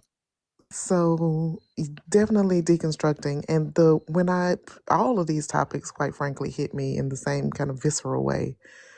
But to start with, believers don't understand the knowledge of good and evil. It's really kind of a nebulous concept to me because the theology is so weird. So every time I react to the prompt, I find it difficult to communicate the point. I can feel it, but I can't always verbalize it. So bear with me. I think one of the first points of contention I have with that and why I'd say believers don't understand the knowledge of good and evil is because if God is supposed to be so fair and just, then if before they ate the fruit, I mean, this is such a stupid story to begin with. I can't believe people really believe this. I can't believe I really believed it before I really started critically thinking about it. But if before they ate the fruit, they don't know what good and evil is, it's very clear that they could do it because if disobedience to God is the root of evil, and if they can do the thing, there would be no need to tell them not to do it if they couldn't do it. So they could obviously do evil things, but if they don't know that it's evil because they don't know the difference between good and evil, how can they get punished for doing a thing they didn't know was wrong? They don't know it's wrong until after they eat the fruit, if I'm understanding the weirdness of the theology. So how do they get in trouble for it? And on top of that, curse all of humanity. Can I say something? Yeah, go ahead. Oh, so you brought up a good point.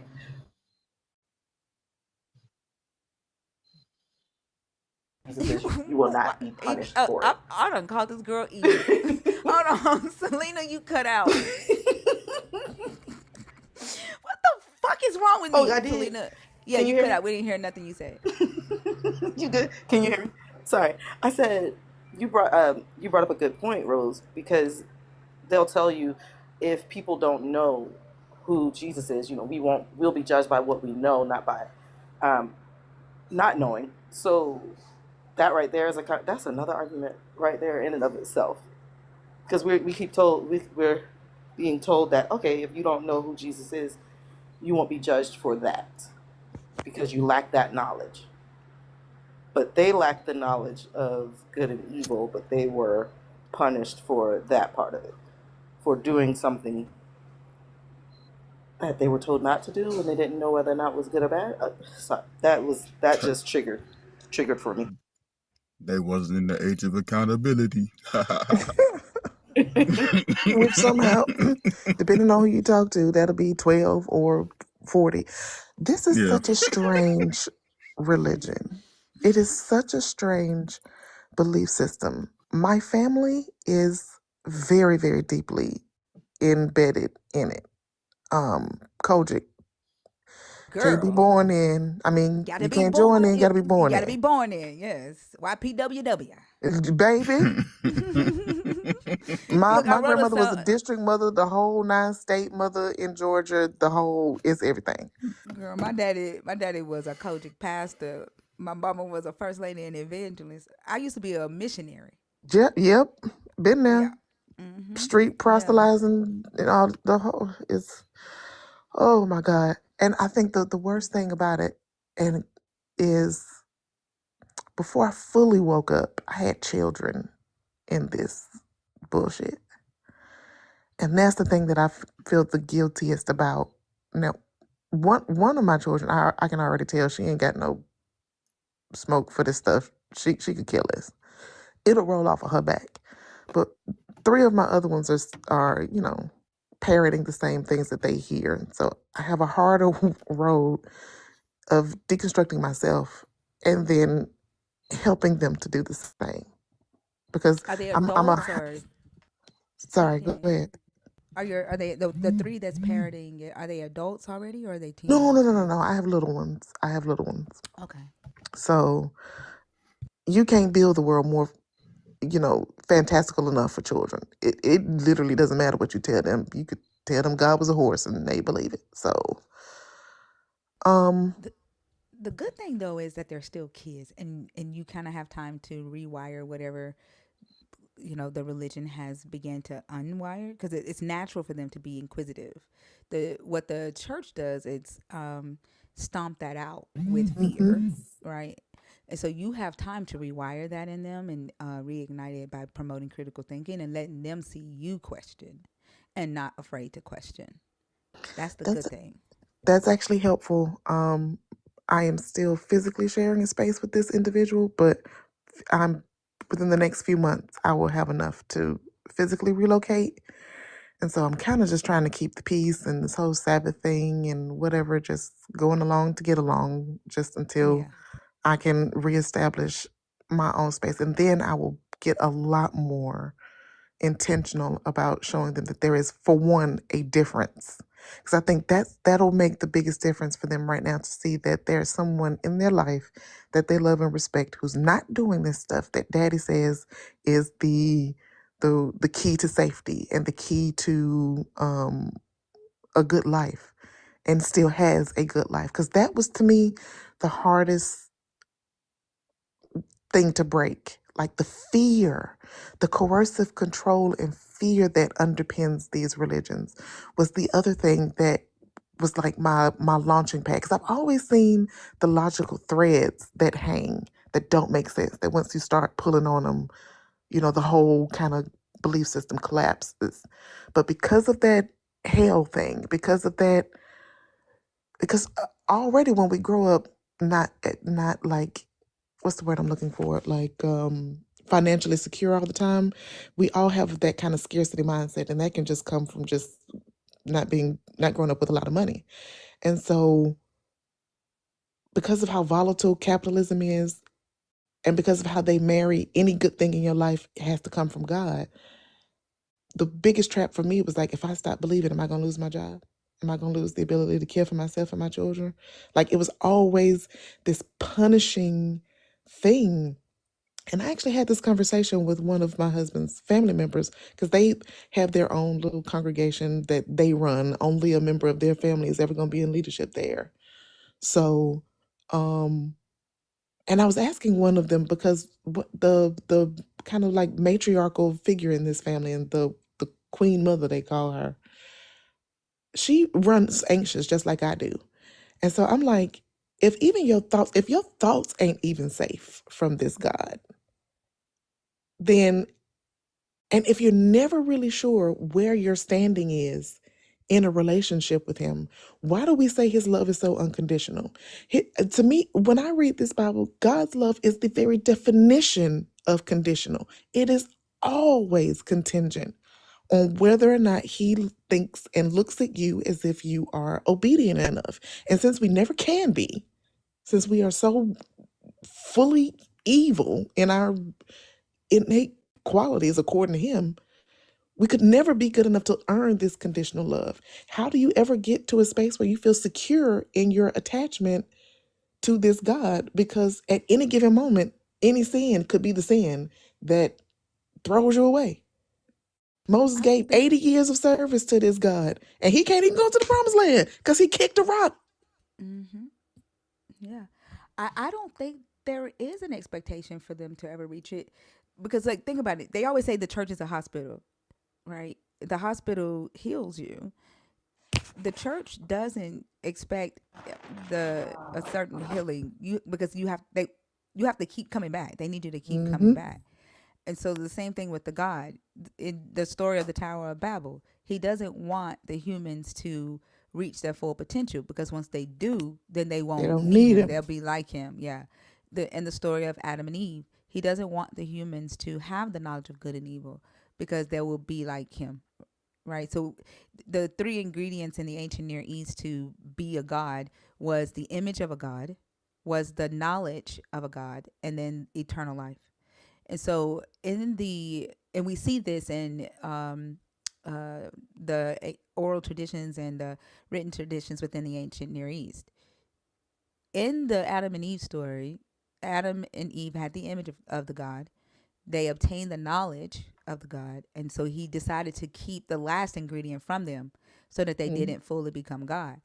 He Mm-hmm. was willing to allow them to have eternal life as long as they didn't have a moral conscience, right?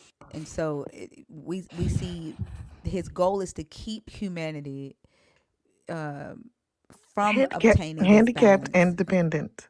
Yeah, so that And he that's the stays a reason god. why, and that is the reason why this whole identity is you are not enough without him. Listen to the words, to the songs that we sing, beautiful melodies. And because I love music, I love gospel music because the melodies are unmatched.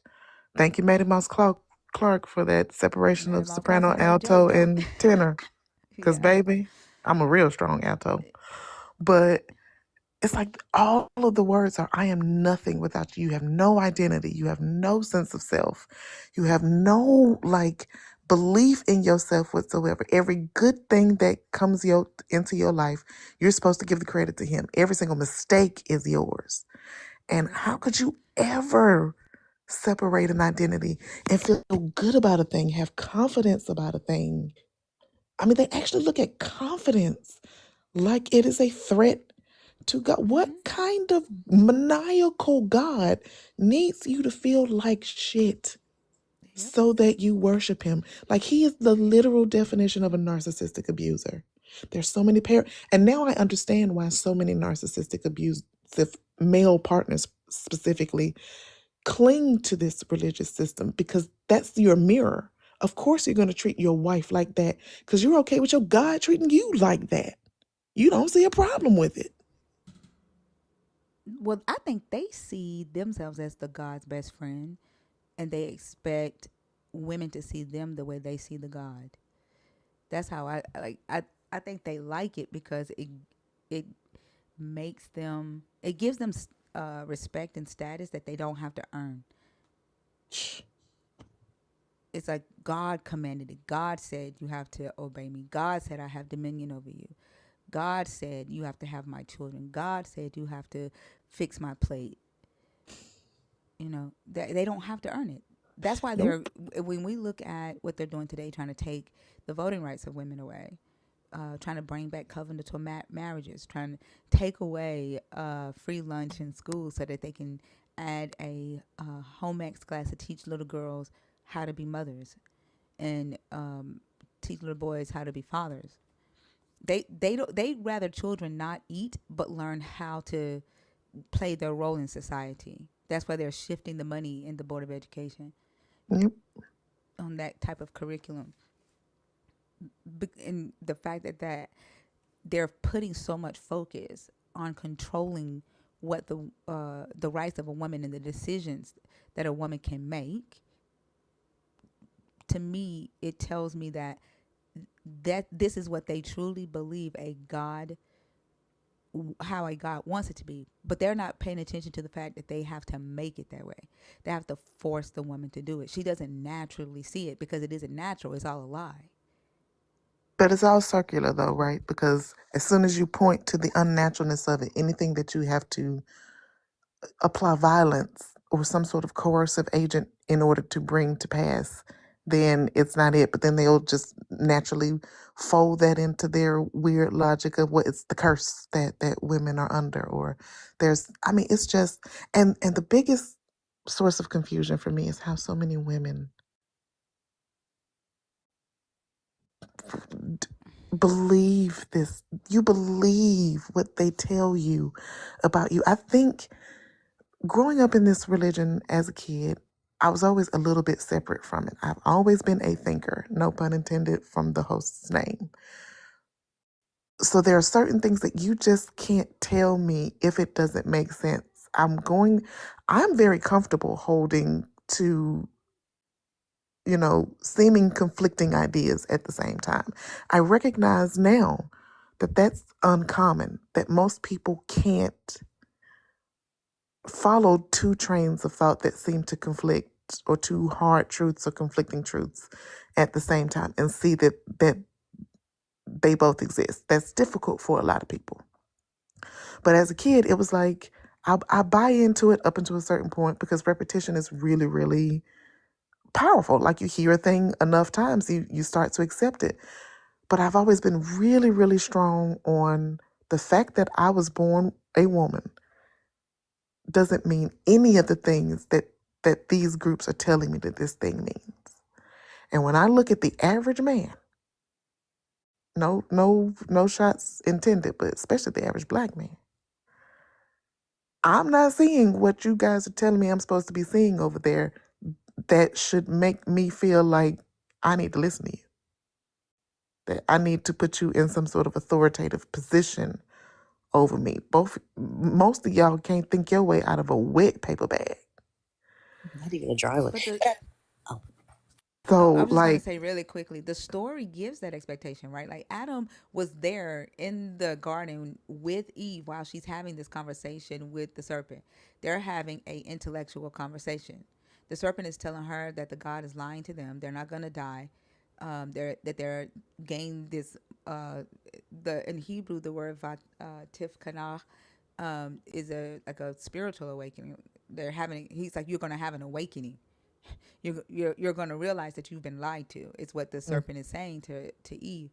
And Eve goes through a process of analyzing the information she's receiving. She recalls the command. It doesn't say who gave her the command. She recalls it and she considers, whether or not she wants to do it. Then she eats. She realized she has this awakening from this information, and then she gives it to Adam, and he just eats. And then he throws her under the bus. He doesn't even take accountability for his own actions, right? She does. So she's like I would say she made an executive decision. And her process of thinking shows that she had the ability to make an executive decision, right? And the God puts Adam over her. Adam didn't earn that. There was nothing Adam did in that situation where he deserved to be promoted above her. She was actually demoted because in that story, the word for help me, Azer, is the word that is used for the Hebrew God to be a strong help for the Israelites. That word isn't used to describe anybody else in that book but Eve and the God. And so she was demoted at that time, and Adam was promoted over her. There was nothing he did for him to earn that. And so when we see them today just expecting for us to have this, this respect for reverence them, and yeah, respect. just because they are men, that's literally what the story says. I'm gonna This let Fee respond, and then you can okay. go. Okay, go ahead, Fee. Yeah, I was gonna pretty much say the same thing, and I think that baked in automatic assigning of authority is why accountability is optional.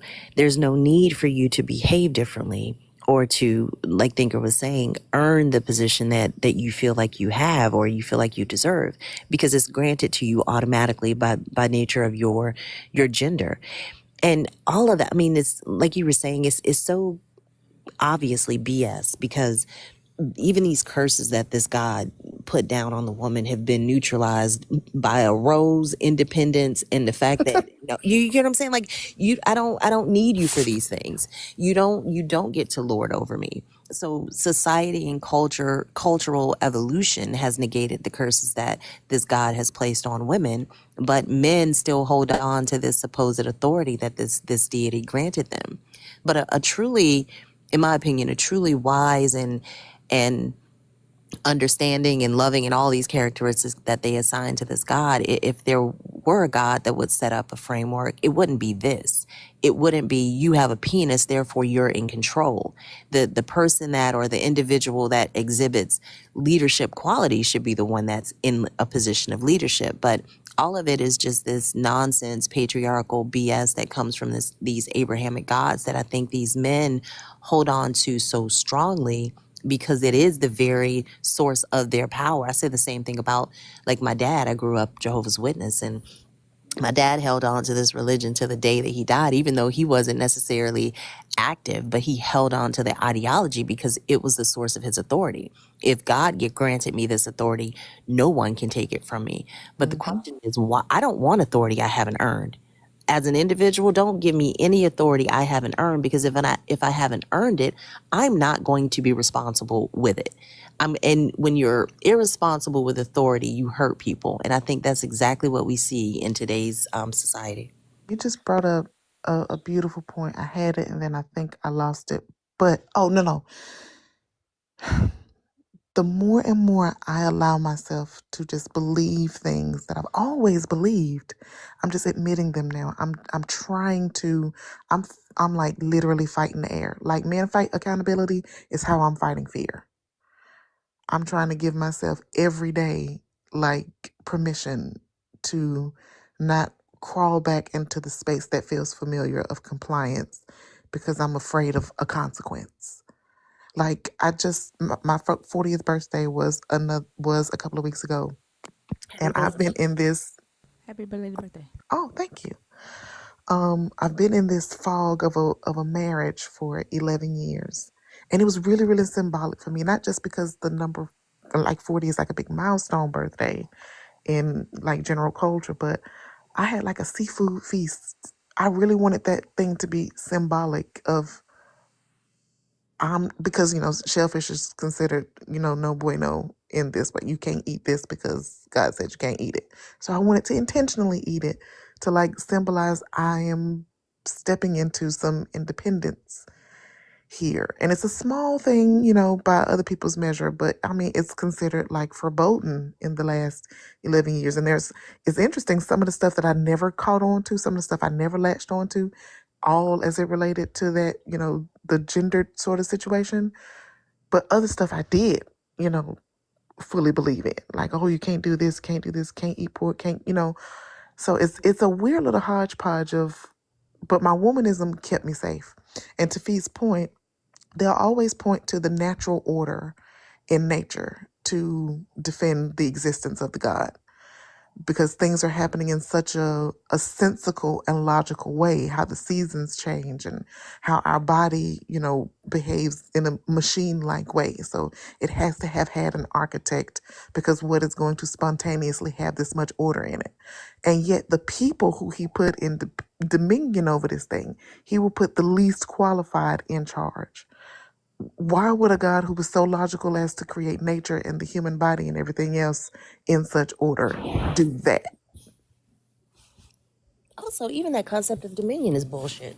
Show me what dominion you got over a gorilla. Show me your dominion. You know what I'm saying? Like, it's and the crazy part about it is dominion could also mean lovingly caring for something.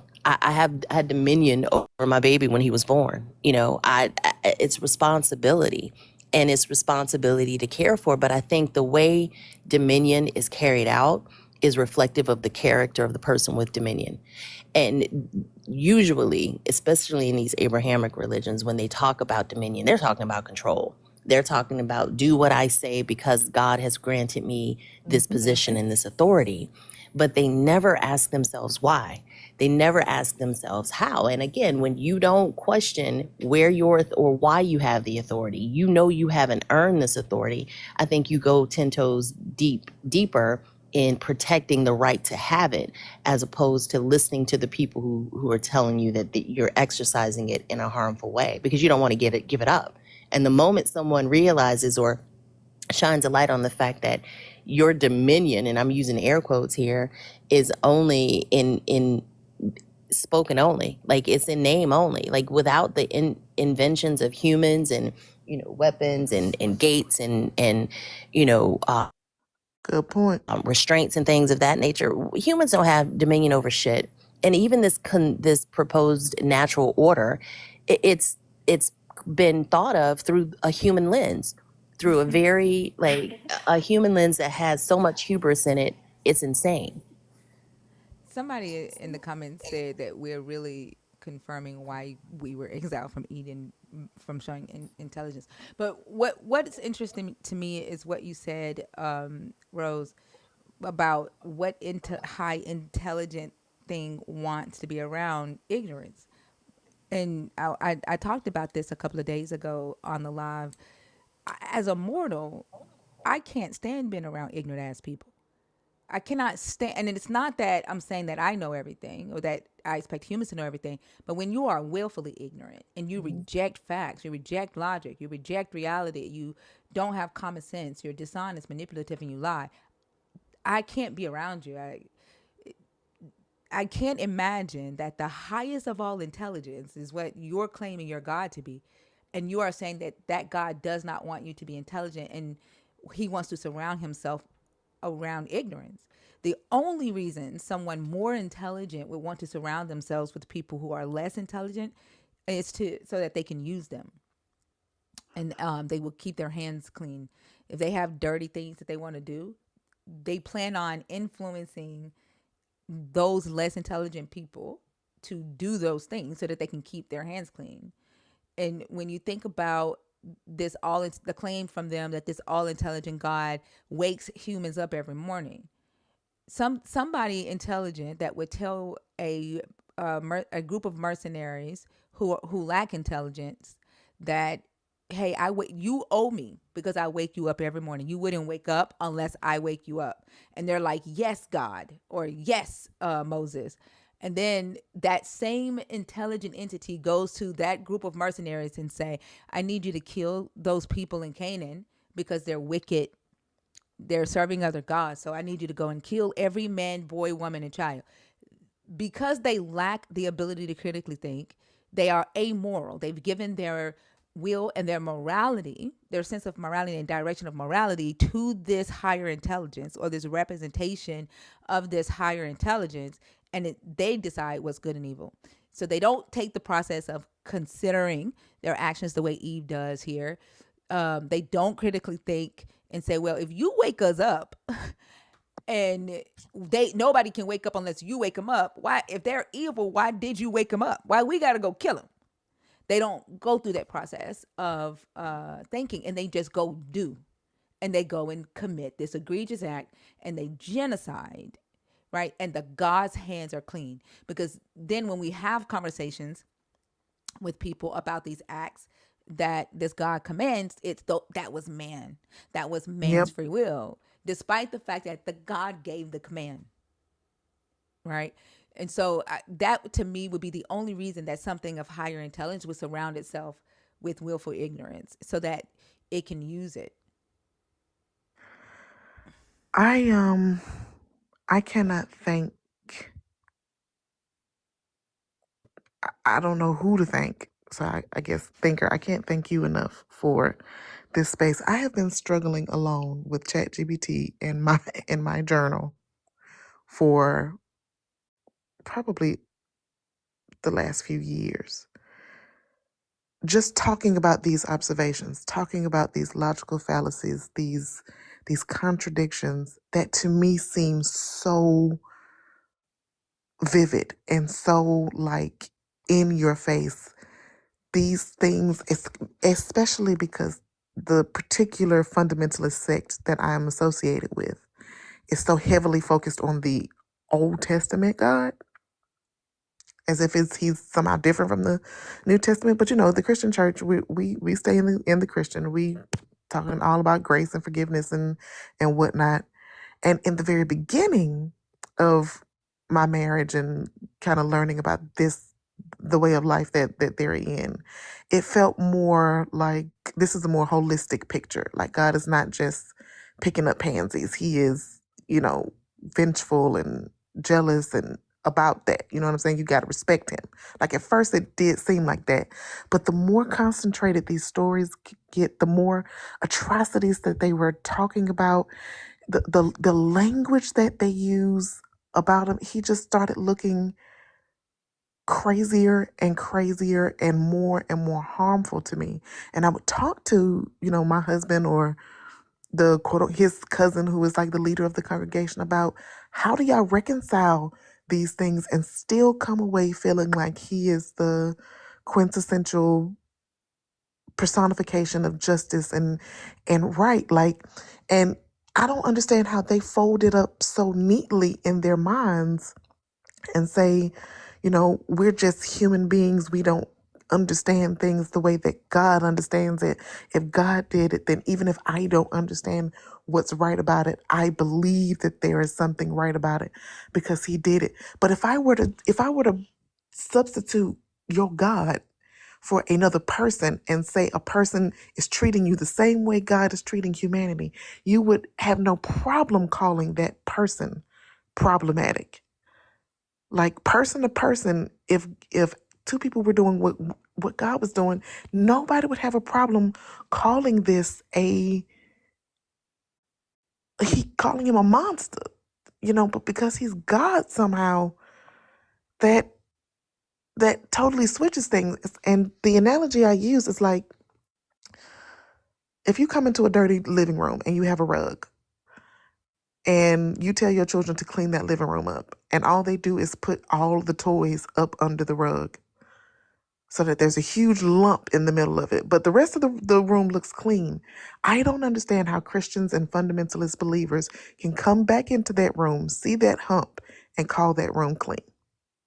I can't call the room clean. I see the hump. I see the contradictions. I see the illogicalness of it, and I can't reconcile it. And a part of me is like, I marvel a little bit at how they're able to do it. I don't understand how you do it.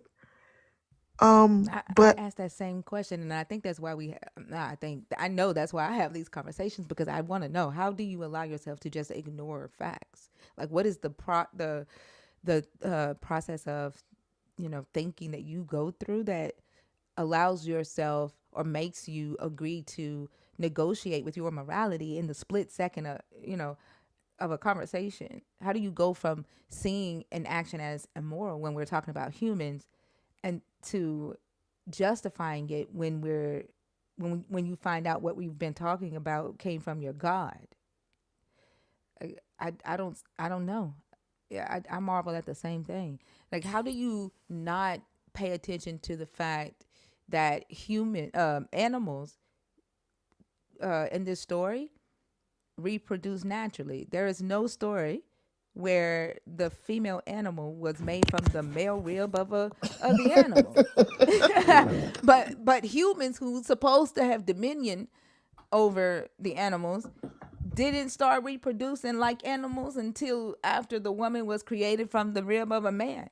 And what you're telling me is that your God, who had all this intelligence and had already, decided that animals would reproduce by having sex, didn't do that with the humans first too? And that's logical to you? I think these it's Jesus. I think these questions are what helped me to get rid of the last residue of fear because you mentioned fear rose, and I think a lot of us dealt with that, you know, early in deconstruction. But to me, it ended up because of what you just said, Thinker. I'm like, I've never seen the things that I fear, I've never seen. The things that they talk about do not make logical sense. So to me, it would be it in my mind, it came down to being afraid of like a child with a toy pew pew pointing at me. That's what it felt like. Like, why would I be afraid of that? I know what it is. My common sense, the way that my mind processes how things work, the way things function. I know that everything that they're threatening me with is vapid. I know that I've never seen, never met a human being in my life that came from a man. Not one. Not one woman or man on this planet has ever come from the body of a man, and we know that. So if the very foundational cornerstones of their belief of this belief system is so clearly faulty, like it completely collapses under just the lightest pressure from scrutiny, then what is there for me to fear? I remember like Jehovah's Witnesses stayed politically neutral. So I didn't vote my entire life until 2008. I remember walking into the school system, into the school where I think it was like a math and science over where I live, where my voting booth or voting station was. I was nervous. Like I thought the whole fucking building was going to come down on my head because I was doing something God didn't approve of. But the reality is all the things that I feared, I'd never seen those things happen before.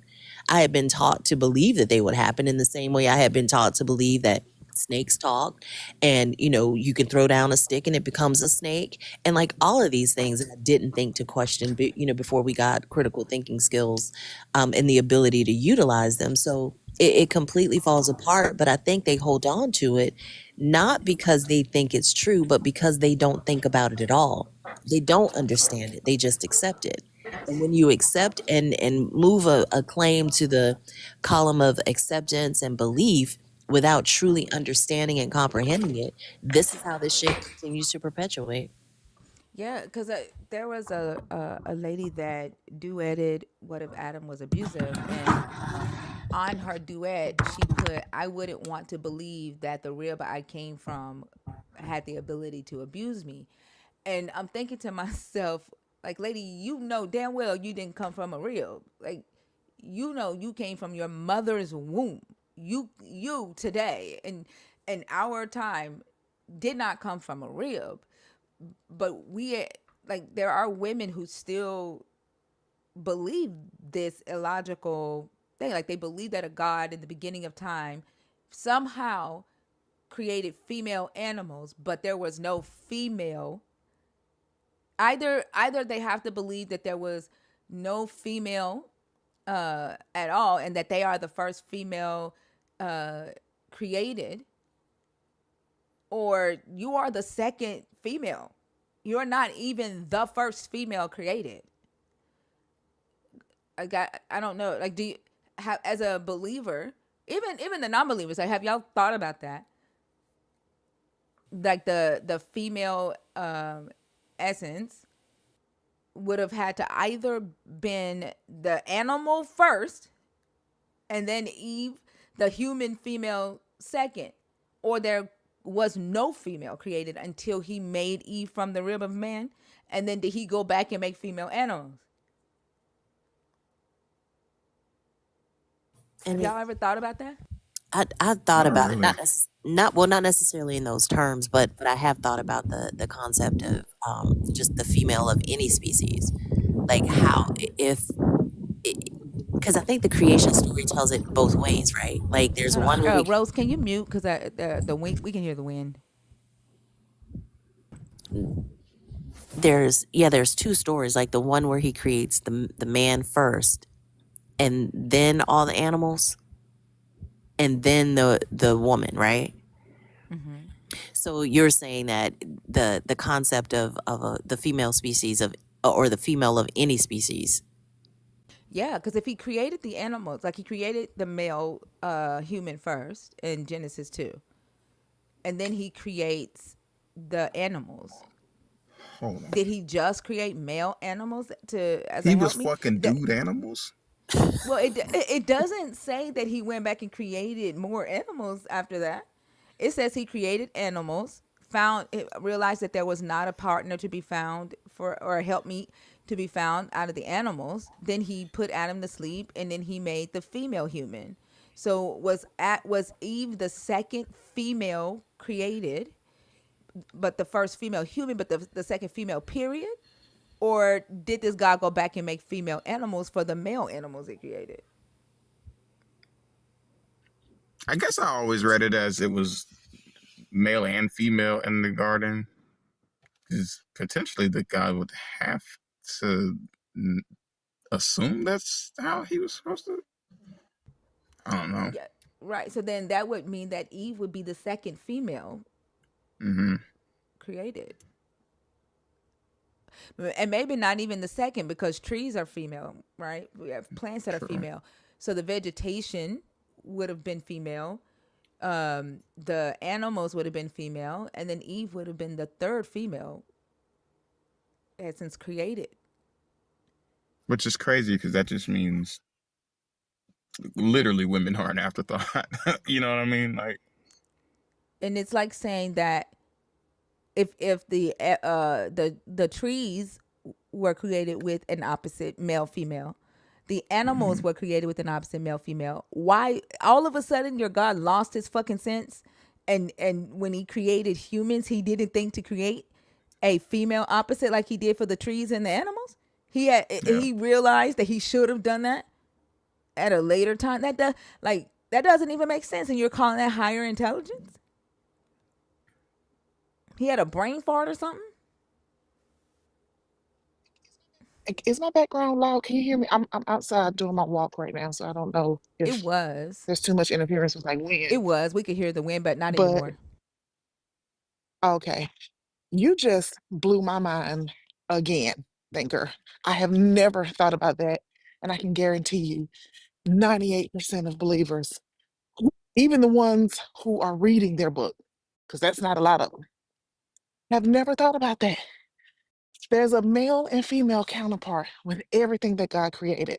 And I don't know if I'm reading it into it in the same way that also just mentioned, but I always kind of read into it that there were male and female animals and male and female trees. So if he knew that that was how he wanted everything else to have its counter, why would he just create a man and then have to have Adam get lonely first and then create his counterpart? That shit don't make no sense. No, but it serves a purpose though. It serves a purpose of placing women in a subservient position, of framing the narrative as the priority is the man and we're just there as an accessory. And it's crazy that that would be the case for the creature or the creation that you have granted dominion over the entire earth. Now you knew to do it for, for sheep and gorillas and kangaroos and even fucking ants, but you didn't know to do that for humans. That's weird. And then did he have an expectation for humans to multiply? What was his plan? Like, was Adam supposed to be the only human ever? You have all these animals who have the ability to reproduce. He gave the animals, the trees, the ability to reproduce and put their seed in them to reproduce, according to the story. And then he creates man. Knowing that man cannot reproduce on his own, did he not have an expectation for there to be any other humans other than Adam? That's a great Was Adam question. going to be the only human? Minotaurs.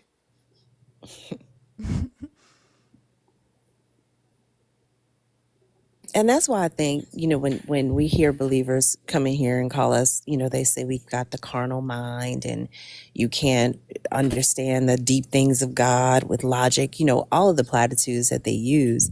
These are defense mechanisms against a belief system that can't hold up to scrutiny.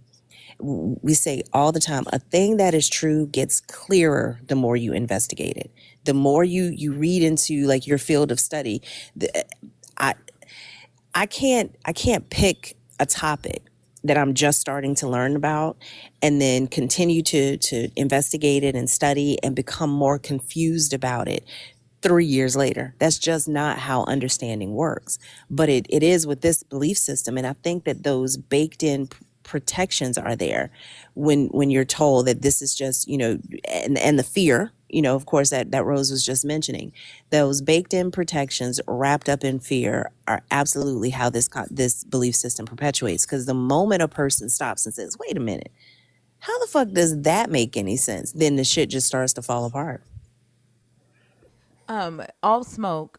I don't see you in the request box, and since you are calling us liars, I would expect for you to request up, and you should be able to tell us exactly what we have lied about. I know you who believe you have dominion are not afraid to come on stage and talk to will women and one male. What is he saying we're lying about? I don't know. He's just calling us liars. He hasn't said. Are we I'm only talking about this many Adam years being old. abusive? Are we talking about Adam being abusive right now? No. And do you understand words? All smoke. There's nothing on that screen that says Adam was abusive. It says what if, and this is why your God likes illiterate people. And the I what wish if was if in all caps. exactly. Only if was in all caps. Also, Yeah, I'm gonna open the panel, which is something I never ever do. So I'm gonna add other people to the live. When I bring you up, please do not come up and just start talking. I need to verify your age and whether you are a believer or not. Special K, I saw you in the request. If you were trying to come on stage, send your request again. Well, that person bounced out. What's your name? You can just call me John, How old are you? 21. Are you a believer in the God of the Bible? Are you deconstructing or an atheist? Yeah, I'm a Christian. Okay, go on mute for me. Give me just a second. Yolanda, are you trying to come on stage or are you in the request on accident? The one who is hiding in the fucking chat and expect us to have an intellectual conversation with you from the chat, you are calling cowards. You are scared to come on stage, and I want all the fucking smoke. Last bit. I want it. So hit request, all smoke, and stop fucking hiding in the chat. Hey, Yolanda. Thank you for having me up here. Good morning, everybody. You're welcome. Good morning. Rose, did you want to respond Morning. to what Fee said before we bring in the other guest? Not necessarily a response to food, but just a blanket thank you for this space that confirms that the threads I've been seeing, I'm not the only one seeing them. I may have to drop because I'm not sure if my background is going to allow me to participate in the panel. If I think it does, I'll drop myself. Otherwise, I'm happy to keep engaging in this conversation. You're very welcome, and you're more. I don't hear anything in the background, so you're good. And if it does get loud, we'll just mute you, and while someone's talking, and then when it's your turn to talk, it's usually quiet when you come off mute, and the rest of us are muted while you're talking. So it's there's no issue. John, what are your thoughts on the topic that we are discussing right now? Um, I mean, yeah. What I don't know. I don't know what it's directly correlated to. Okay, I'm gonna drop you. Have fun playing your game. Okay. I'm not gonna play with no kids. I'm sorry. You going what the fuck did you hit request for? This is not that type of room. If you're going to request, know what the topic is, know what we're talking about. Nobody in here is trying to be your teacher. We are not your parents. We're not your kindergarten teachers. We're not your youth pastors. So we're not gonna bring you up to speed. Do not request to come on my stage if you don't even know what we're talking about. Okay, you can chill in the chat, and you don't have to be on stage to listen. Hey Yolanda, what are your thoughts? Hi, good morning again. always very important, very interested topics. So my thoughts on actually the topic. I like to talk about the topic: how free was Adam and Eve's free will before eating of the fruit? But before even that question, my this stuff boggles me all the time that Adam did not have any free will when Eve was being created, because God did not even ask his input. He did not even ask Adam, Adam, how would you like me to make Eve for you? Would you like her to have big hips, big lips, thick lips? You know, how would you like? So I felt as though with that free will that Adam did not have any free will prior to even eating of the fruit. Yeah, I don't think they had free will, period, because I don't think humans had free will. So I would agree with you on that. And the reason that I have that question there is because believers don't. It's for the believers who say that it is impossible for Adam to have been abusive prior to eating from the tree. And there was a group of young ladies talking to me in the comments on that what if Adam was abusive video, and they said that Adam had righteous free will, and I don't know what the fuck that is.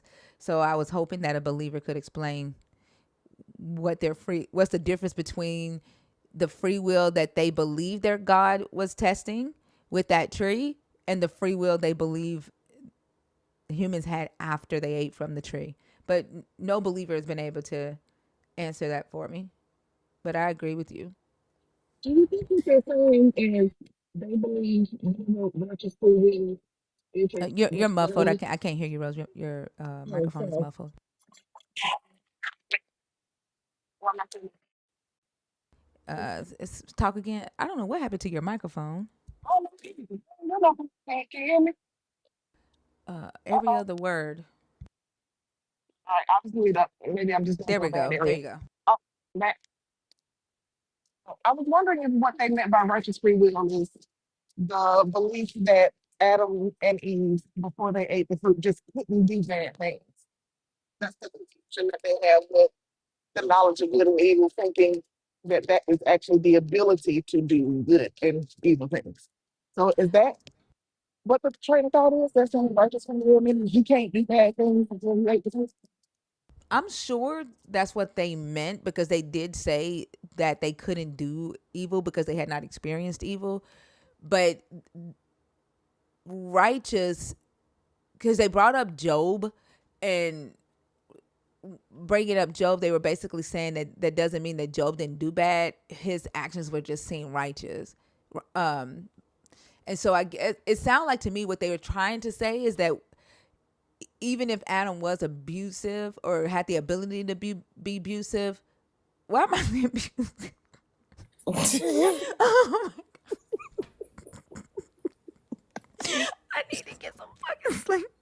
What I the think you had too fuck? much.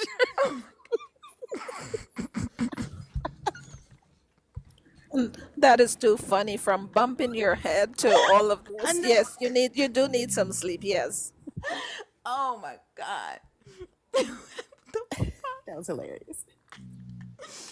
They were basically saying that it would have been seen as righteous regardless of whatever they did. And I'm like, that doesn't make any sense.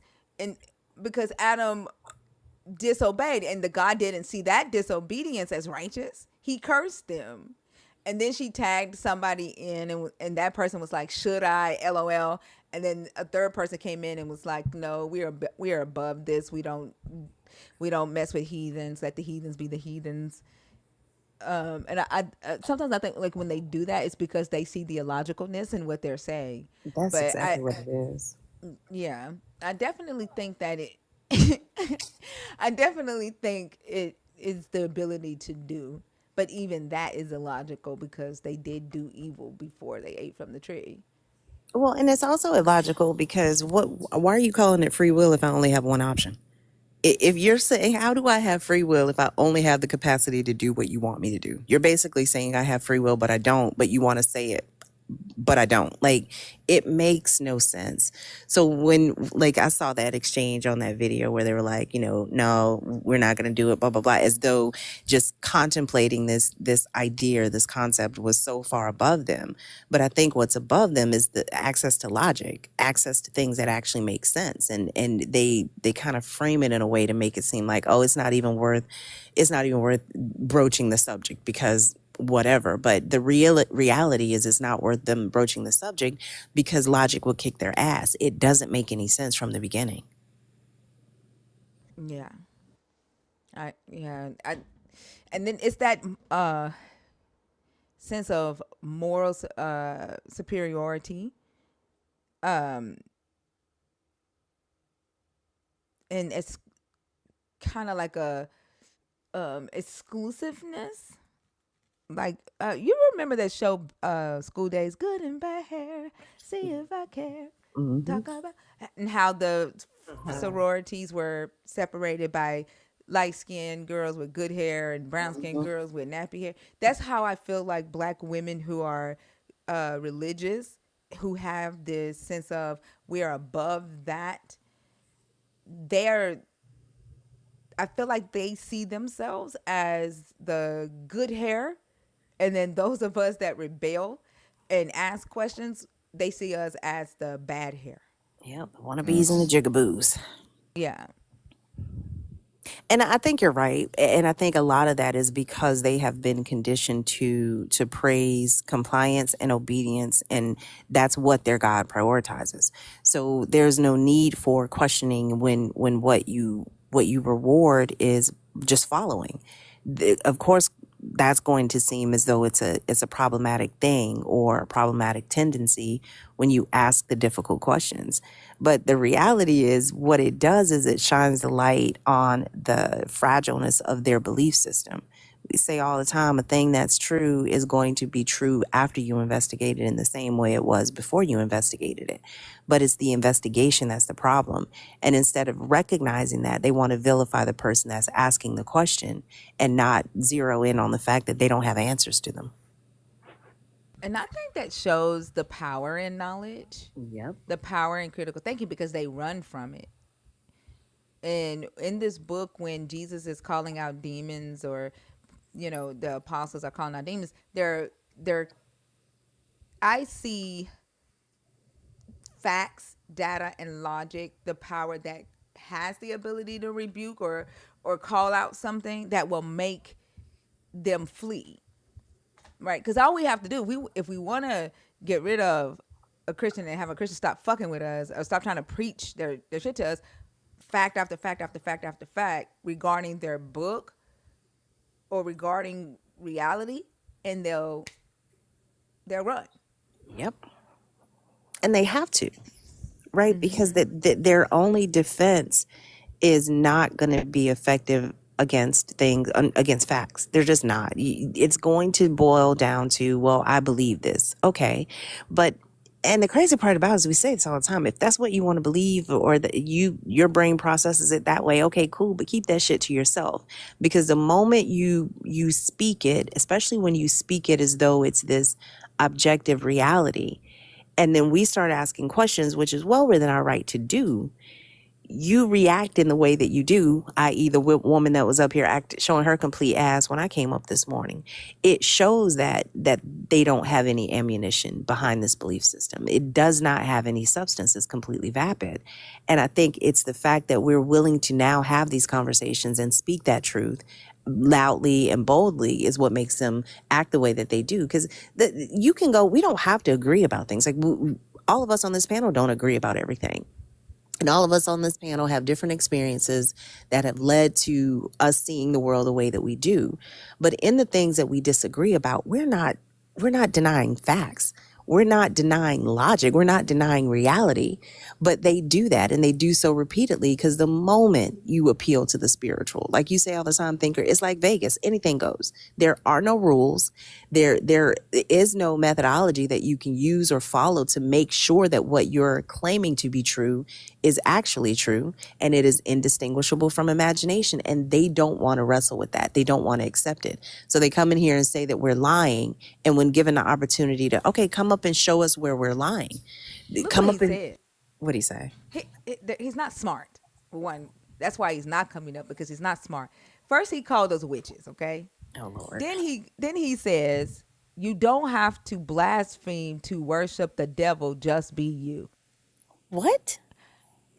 He's not smart. That's why he's not coming up. He isn't intelligent at all. The other But day we were, also,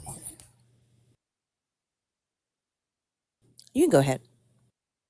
no, I'm sorry. Oh, sorry. Also, Fee always make valid points, and to a lot of times when I'm on stage on other platforms, I just boil it down to having empathy on them in terms of the brain damage. So I just boil it down to you have to have empathy with them because of that brain damage. Because no matter how you try to explain it to them, you're reading it. You're like, here it is. They're like, that is not what it says. It says something else. So I'm like, okay, you win.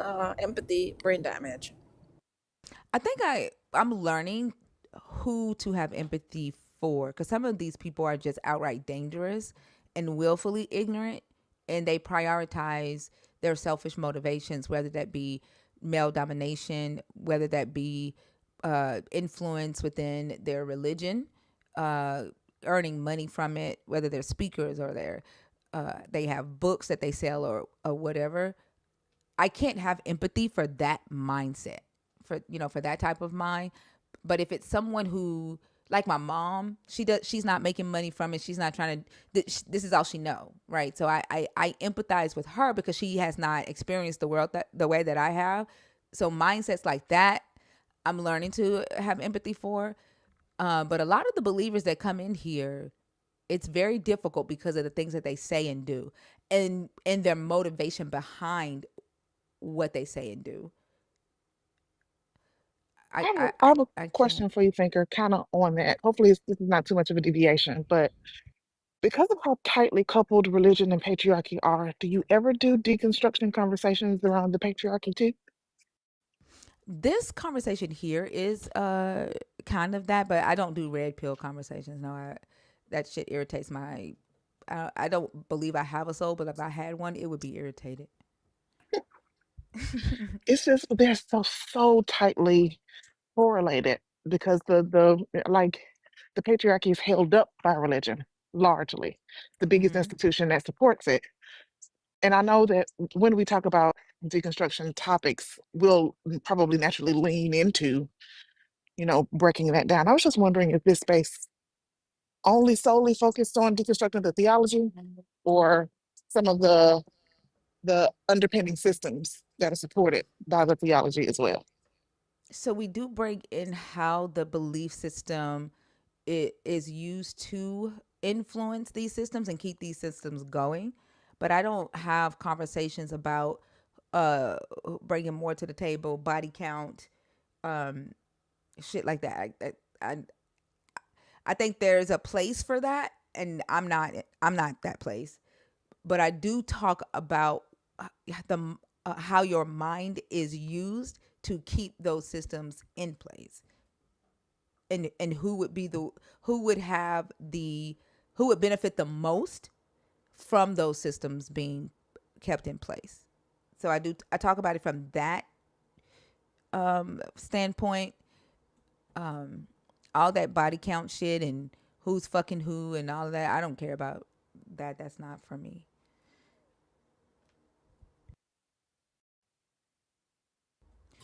I do definitely see how they're very much intertwined, though. Like I think both systems perpetuate each other.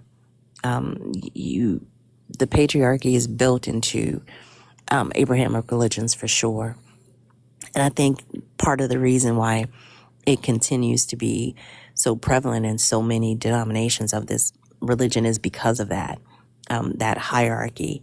But I think we're getting into a time where, like, all of these systems of belief. I was talking to somebody the other day about how we may start with religious deconstruction, but it very quickly shines a light on the fact that there's so many additional underpinning and underlying beliefs that we hold, of systems of belief that we hold, the way we parent, the way we relate to each other. I mean, the way we choose partners, the way we understand relationships.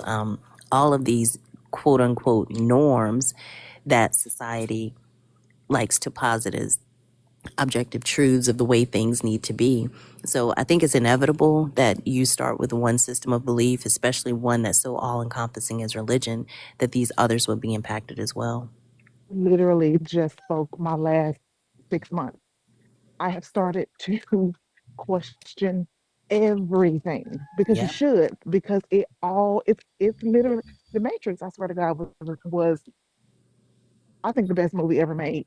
It talks about this stuff allegorically, like that. Literally, we are all in slumber, Yep. and we literally are batteries keeping this capitalistic, imperialistic system going. They use our bodies and energy and enslave our minds. Like this is so crazy how when you start pulling at one of these threads, the whole thing collapses. I mean, it's Oh, We were talking about how the word logos in Greek, logos means word, and it's originally a Greek philosophical concept that the process of critical thought is a divine thing that every human possesses, right? A Hebrew philosopher by the name of Philo took it and applied it to the Hebrew God and made it a divine essence of the Hebrew God to separate the Hebrew God from the evil that's happening. And then the writer of the Johann Gospel, the book of John, turned that concept of logos into Jesus. So Jesus becomes the logos, the process of critical thought, the process of speaking words. And when a person accepts Jesus, their logos or their process of critical thought becomes subject to this system of religion, the system of Jesus and Christianity or whatever. And so their thought is whatever Jesus says or the church says or the Bible says, right? And so that's the process of how I see Jesus enslaving the minds of the people who basically say, I give my all to thee. You know that song, I give my all to hell. That I see Christians saying, I'm giving everything that I am to you. Even my process of critical thought. When Jesus became the word, that's when he enslaved the mind of his followers. And that's how those that are charismatic, there is a video on here of a religious studies professor talking about ancient Near Eastern religions. And he says that Jesus created a new religion called narcissism. And he says that Jesus knew that there were three levels to what he was teaching. And the inner level is what Jesus teaches to his close friends. They get to know what his intention is, like they get to know the true information. Then you have the outer level that Jesus and his closest friends teach to disciples, like church leaders or whatever. Then there is a public level that you teach to those that you are indoctrinating, those that you plan on influencing. You don't give them what the inner level knows, and then the inner level doesn't give what the outer level knows. I mean, the inner level does not give the outer level what they know, and then the outer level does not give the public what they know. And he was saying that he said Jesus's religion that he was creating was called narcissism. And this is why a lot of people who follow this religion have narcissistic tendencies and personalities. Jesus has become the word, like their mind has become enslaved to this narcissistic entity. now so you brought up a point about Abrahamic religions being so tightly coupled with the patriarchy and such. I haven't done any study of like other religions. Is it tightly coupled there too, outside of Abrahamic religions? not necessarily in the ones that and I haven't looked into many of them. Like I actually enjoy a lot of Buddhist philosophy. for a multitude of reasons. Hinduism, I think I see a lot of caste systems. I do see women being spoken of in not necessarily equal ways in the few religions that I have looked into, but because I was indoctrinated into a Christian-based Abrahamic religion, the primary focus of like my deconstruction was from Christianity. I think I looked into other religions more so around the time when I felt like I needed to believe something, but not like this. Like, I think this God verbatim in this book talks about how women are valued less than men. I'm not seeing anything as explicit in any of the other holy books that I've looked into, but just admittedly, I haven't done a deep dive into them just because they weren't pertinent to my deconstruction. I know in the Greek and Roman spiritual systems and their pantheons, women were seen as less valuable or not valuable at all. In fact, in Roman society, fathers made the decisions on whether or not they wanted or had enough females in their family. So if their wife had a baby and that baby was born female, the father could decide to throw the baby in the river, could decide to sell the baby into slavery, or suffocate the baby. They could throw the baby in the trash.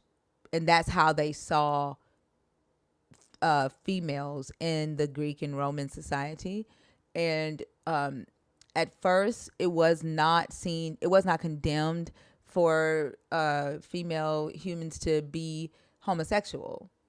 But once they realized that it was taking away the ability for a man to enjoy the female body, they made it illegal for women to have sex with each other, because they said women were created for the enjoyment of men.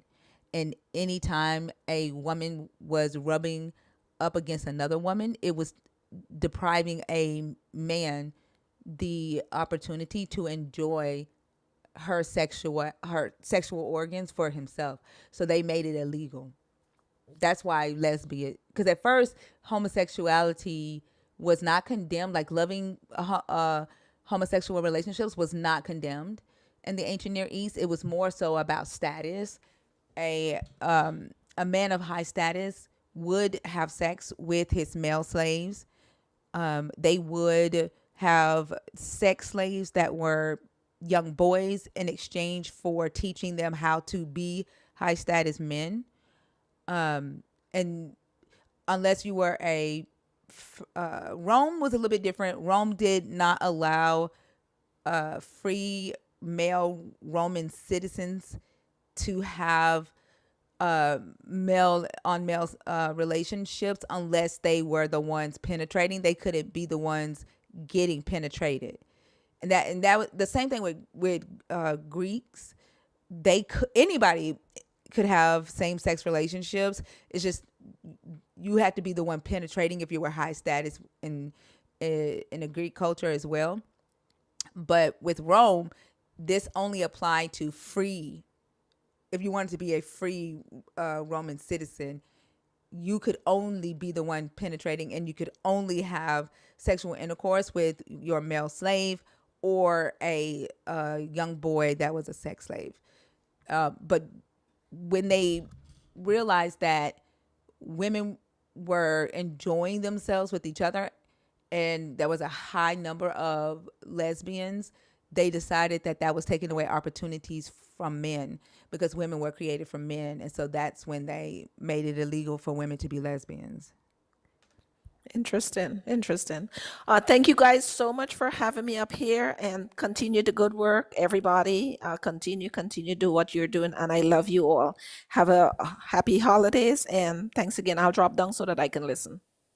Thank you, Yolanda. I hope you have a great rest of the day as well, and happy holidays to you too. Have a good one. And Yeah, I I'm gonna just do the same. I'm gonna drop to the comments, but as always, I'll be listening. All right. Thank you, Rose. Have a good one. and I was just looking at this. I got so many fucking notes and stuff.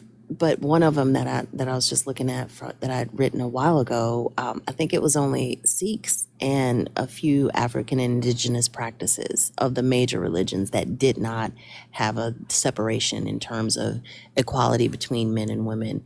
The big ones like Judaism, Buddhism, Hinduism, Islam, and of course Christianity all do as well. I think a lot of the Eastern religions are usually juxtaposed against Western religions as though they're more inclusive or equal for men and women, but there are still differences between what men can do and what women can do. Even if women are allowed to have roles of leadership, they're still subservient to the male monks in Buddhism.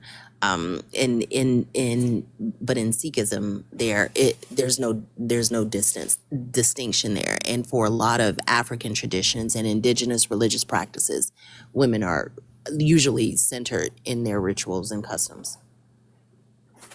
I think Africa has a high number of patriarchal ideals. And I don't know if have you read the book, The Destruction of the Black Civilization? Who wrote that? Oh my God, I can't think of his name right now. Ooh, hold on. Michael It's in Jackson. What's the name of the book? The Destruction of the Black Civilization. Oh yeah. Hold on, let The me title pull it was up. actually black and white, but it was Michael Jackson. When I need it you to was stop. not Michael Jackson. Hold on. It's in my book list. Unless they done took it off. All I want to say is that Chancellor William, thank you. Yeah, it's Chancellor William. Okay. In that book, he talks about how the the men used to make the women stand behind them when they ate, Oh and this wow. was pre-colonization. Mm. So I think patriarchal ideals existed in some African countries or tribes. I don't think it was countries at that time, but tribes prior to colonization. Absolutely. Yeah. I would not be surprised by that at all. I mean, just because we know that from a traditional perspective, men are usually stronger physically than women. So of course, any culture would be able to have that dynamic as a part of it. And it's just so fucked up, right? Like just across the board, how far back this concept goes, and the fact that the exploitation of differences has been a part of our human existence for so long. It's just disheartening. Yeah. I don't think a lot of people connect the homophobia with the patriarchy. I don't think Right. they see that the reason why they have been taught to, dislike same sex is like it has a lot to do with masculinity and men believing that they have a right to women's bodies. Hmm. Somebody was on Open Books Live today and was trying to tell Open Book that the Bible teaches against anal sex. And Open Book asked him, where does it say that? And he said sodomy. And Open Book asked him, what does sodomy mean? And he goes to the Webster Dictionary and he reads him the modern definition of sodomy. And he doesn't consider that you're talking about a Hebrew text and that was written in Hebrew language, and you need to go to a Hebrew lexicon to see what that word meant when it was when they were writing it. There was not a prohibition against anal sex, a universal prohibition against that in the ancient Near East. But when Open Book asked him, fuck the definitions, fuck your God. Well, I want you to, because the guy said that it has health implications or something, or ramifications. What? Not health. He said there are ramifications for having anal sex even with your spouse. And he said there are ramifications for having oral sex, even with your spouse, and that's why the God condemned it. And so Open Book asked him, he's like, fuck the definitions, fuck the Bible. What are the ramifications for having anal sex with your spouse?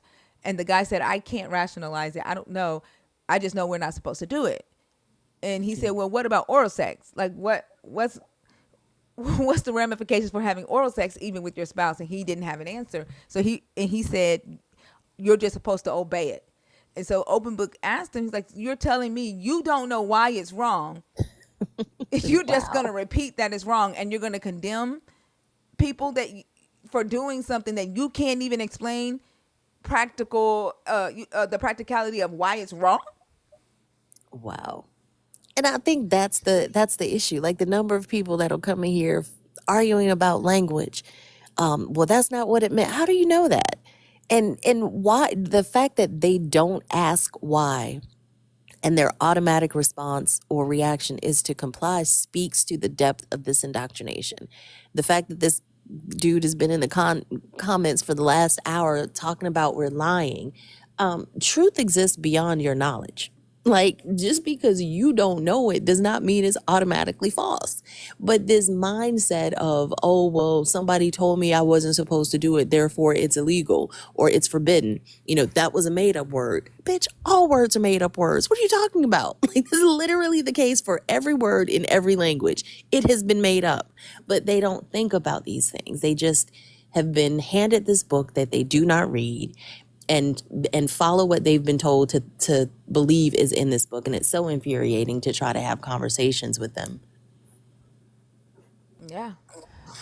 And they, I don't know, like, I think they're starting to see that they cannot defend their text. Like they can't defend their belief system. And some of them just have to revert to straight bigotry, straight hatred, and just admit, right, that this is just what I want. This is just who I am.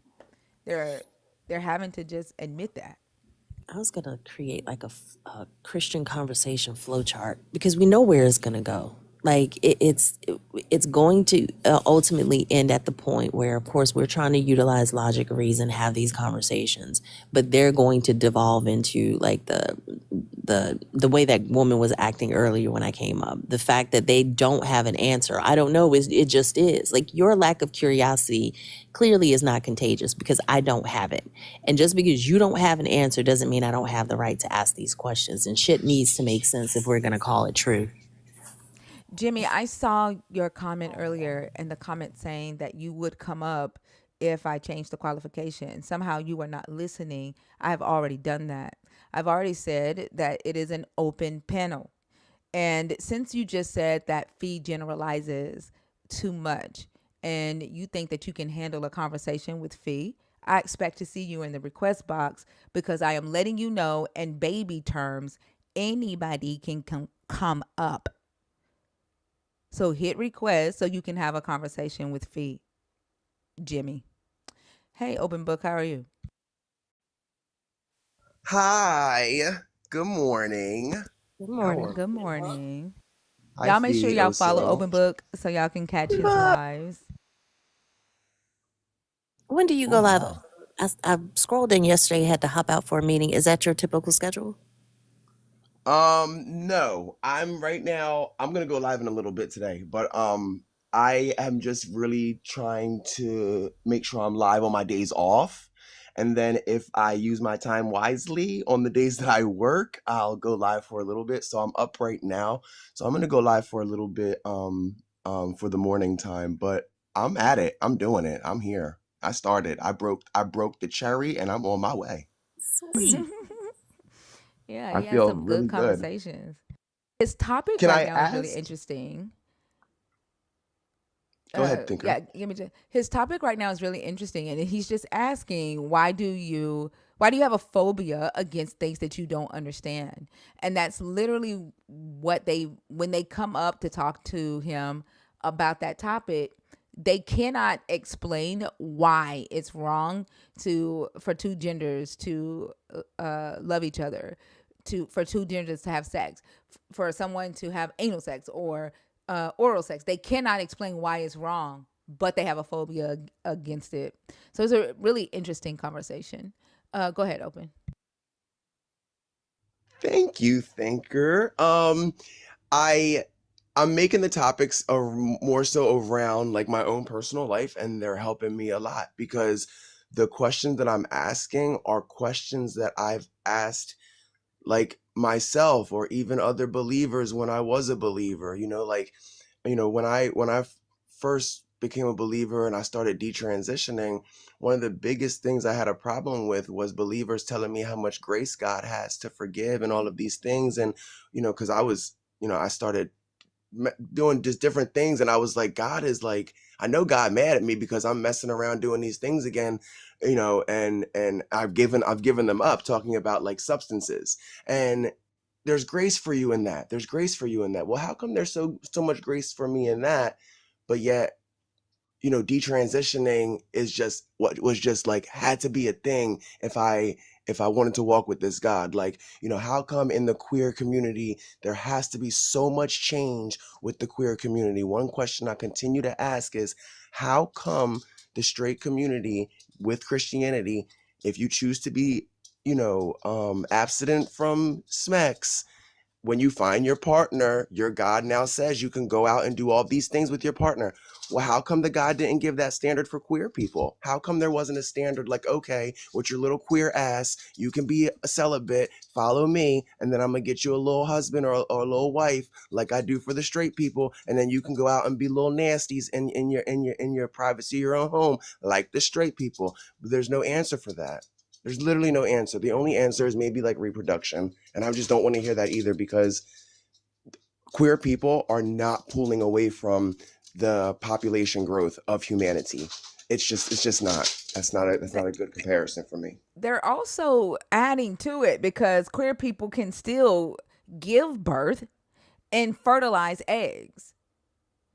And all they need is a vessel that can fertilize an egg or that can carry it. So they're adding to the population as well. And then there are people who are straight who can't reproduce. So should they not have sex? If they don't have the reproductive organs, if they have a low sperm count, or they're born without ovaries, or they have a hysterectomy, should they no longer have sex? Women that have menopause, they go through menopause, should they no longer have sex because they've now had menopause? Should they stop having sex once they reproduce and they don't want any more children and they have their tubes tied? Should the husband and wife no longer have sex if sex is a utility for reproduction only? Like, that doesn't make sense. And if I can, I didn't see Serena up there. Hi, Serena. And I see you have a new guest, so I won't take too much time. I just want to say one more thing. It's Selena. Oh, I said Serena. Hi, Selena. I'm sorry. I said Serena, Hey, didn't I? Serendipity. What? Hey, Serendipity. How you doing? I just woke up, yo. I didn't even see you up there. I'm so sorry. I think it's important to say that, like, if this God created man and woman to only create, like, and only to like have intercourse to create, if that's the only reason why intercourse is a thing, then I would argue that God should not have made it feel so good. If it was literally just a thing that we should do just to create other beings, then why does it feel so good to where people want to do it and not create beings all the time? They just want to do it because it feels good. So it's just a question that I have. Yeah, and not only that, why is the male's G spot in his ass? If he made it feel good so people would want to do it, why is the male's G spot in his butt? If it's about reproduction. And if it's about reproduction, why did he not create the female counterpart when he made the male? He did for the animals. He told the animals to reproduce. God made the G spot in the man because my God is an awesome mighty man.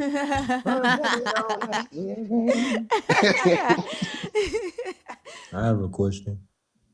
First off, how old are you? I'm 21. How y'all doing too, by the way? I'm good. Are you a believer? Are you deconstructing? Or are you an atheist? I'm a believer in Christ. Okay, what's your question?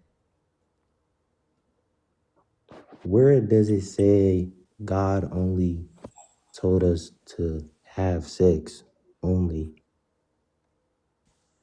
What? Who said that? That makes a lot of sense. Who made I that couldn't claim? even tell you. That makes sense though. I couldn't tell you. The queer guy was saying that The God what only guy? had us. Wow. Wait, stop. Stop it right now. Stop it. Sorry. You see a name there. You see his name.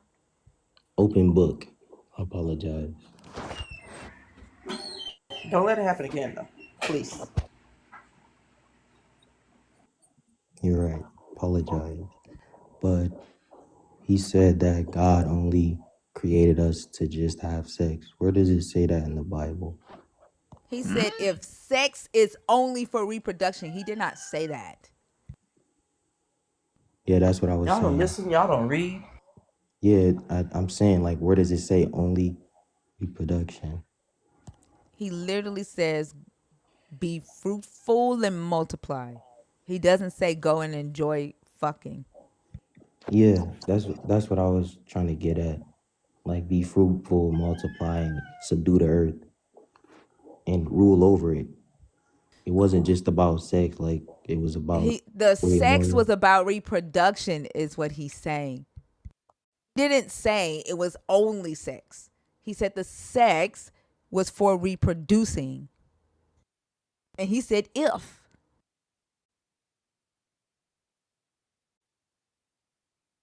They hear what they want to hear, Kamari. Okay. Yeah, because the No, crazy that part makes about it, sense. No, I didn't. I'm not hearing that. the I'm crazy part completely about it open. is That makes sense. what Open Book was actually saying is that this is what believers posit as the proof that there's an issue with same sex couples and same sex intercourse. That's what he was actually saying. And to dig deeper a little Please say bit, that again.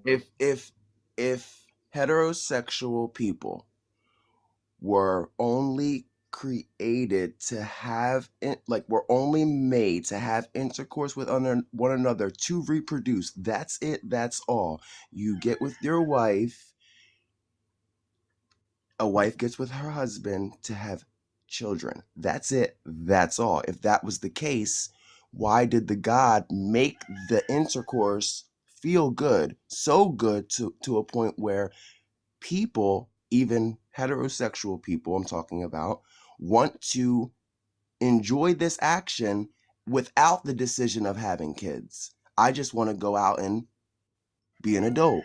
My question is, if the God laid the standard like the God laid to be fruitful and to multiply, and that man and woman come together to reproduce only, and that, um, sexual immorality, all this other stuff that's added to it, like it's just not allowed, then how come it feels good? That's my question. If Yeah, sex is that's a deemed great question, so, bro. it's deemed so bad, it's deemed so demonic, even in the heterosexual community, it's such a bad thing. Oh my goodness, sodomy. Why does it feel good?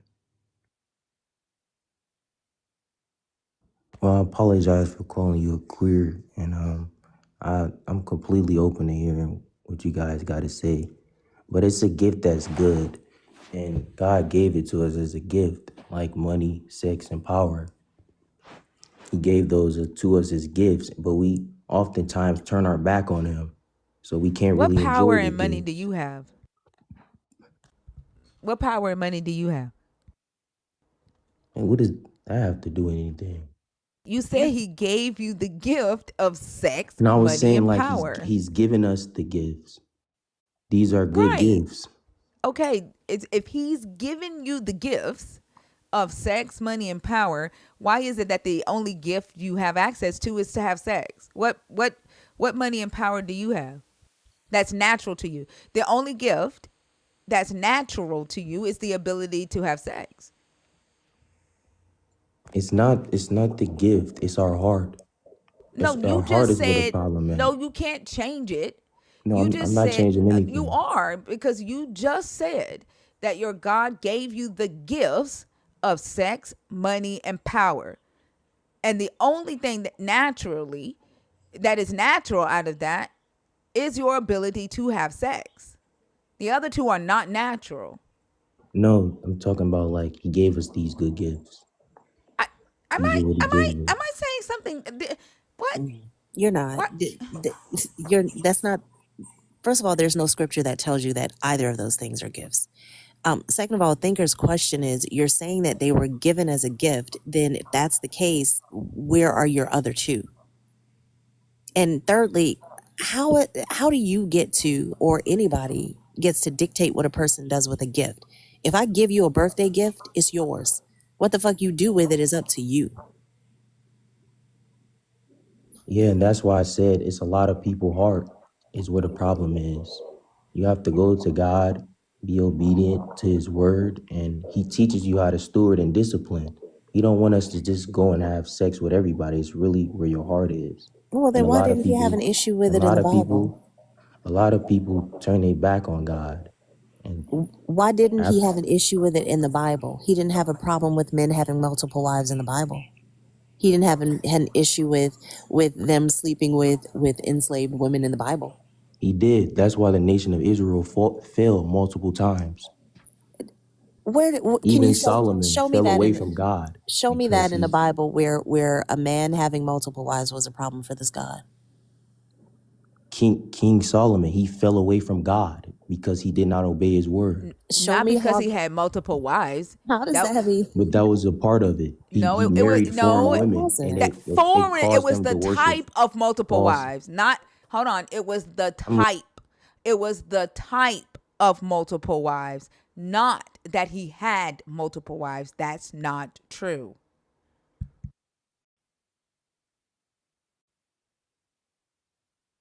It's not very good to add or take away from the text. no, We I'm actually not. I'm not.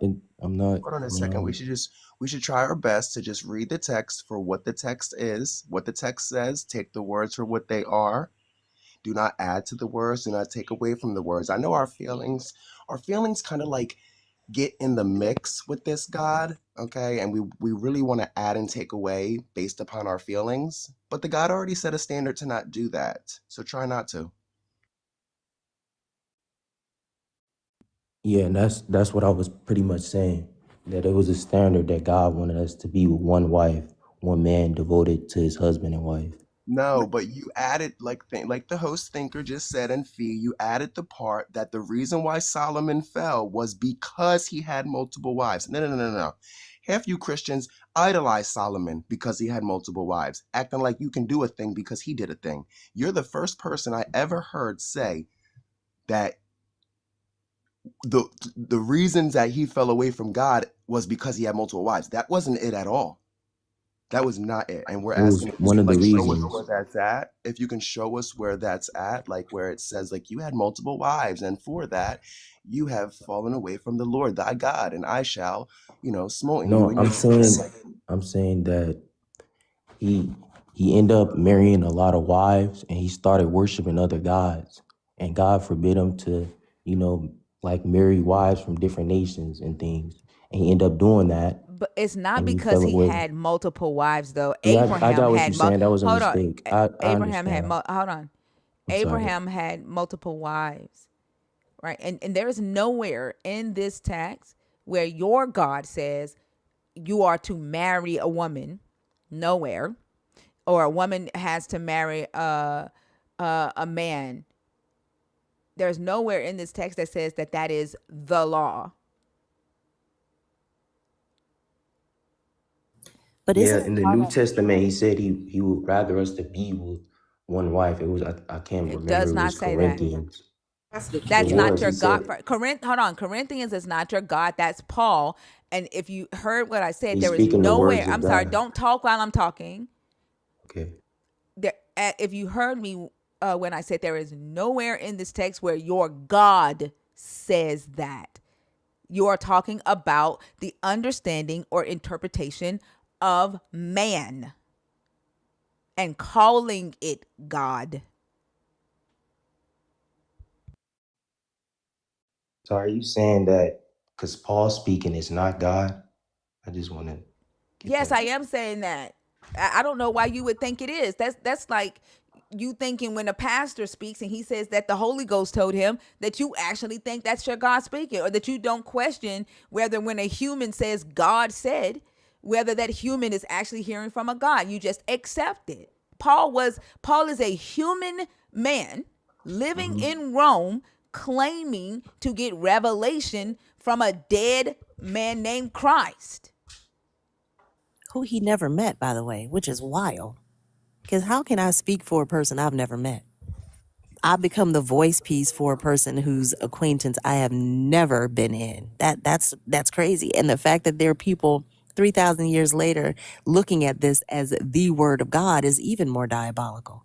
Because the reality is, to Thinker's point, your God never says that about a man has to marry a woman has to marry a man. But he does say that if you take a second wife, don't take from what you give your first one. So let's not pretend that your God didn't speak to polygamy, because he did. And he did not speak about it as though it were a bad thing. Michael There Jackson there just was told a me to tell there y'all was Shimon. You're what also? Michael Jackson just told me to tell y'all Shimon. Oh,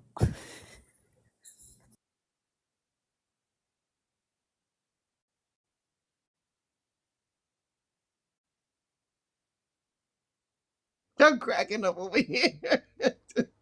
Just silence for Michael Jackson. A moment of silence. Go ahead. They never been.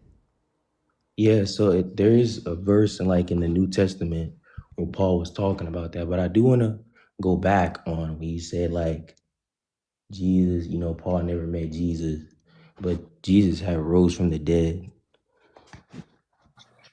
too. So he put his faith in Christ and he received the Holy Spirit, and that's how God speaks to all believers through does the that Holy make it true? So Spirit. let me ask a question. There is a woman today who is claiming to be pregnant by Jesus and her late husband with spiritual triplets, and she has an ultrasound. Is that true? Did Jesus get her pregnant?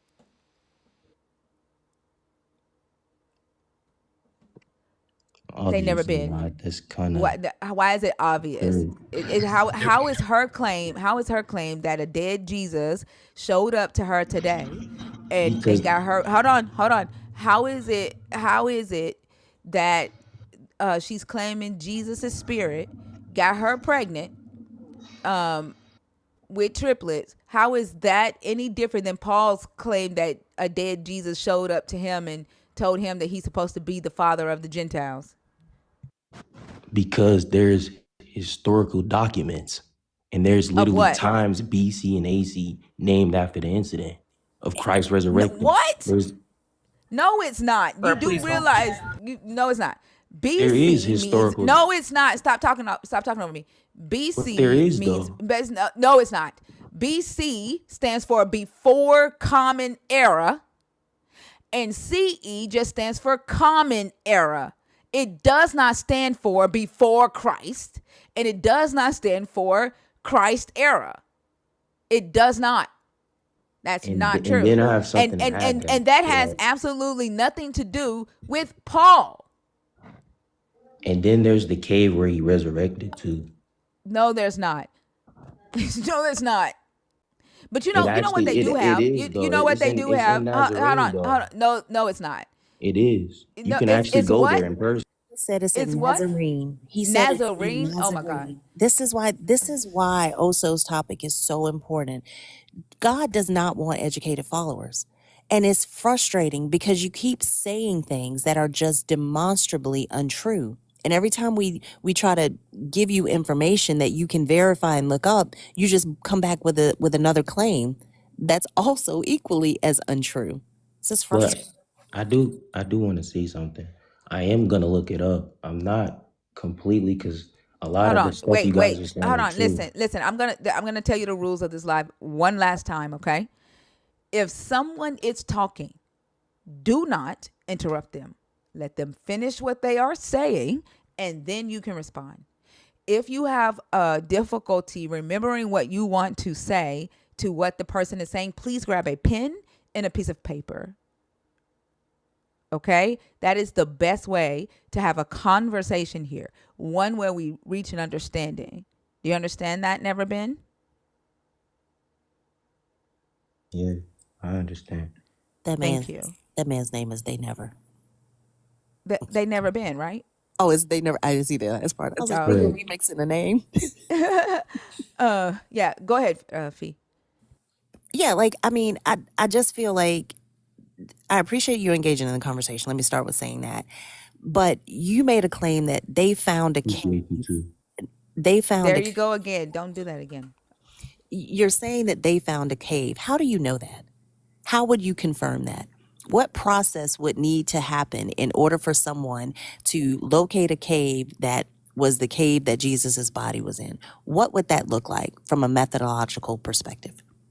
And I'm gonna give you an out here. You can't give me that answer because there isn't an answer. There's no way to test DNA of Jesus because we don't have DNA of Jesus. There's no way to confirm a cave because there's no longitude or latitude given for where this cave was located. You're ultimately accepting it because somebody told you that it was true. And that is not how truth is established. That's not why I came to Christ.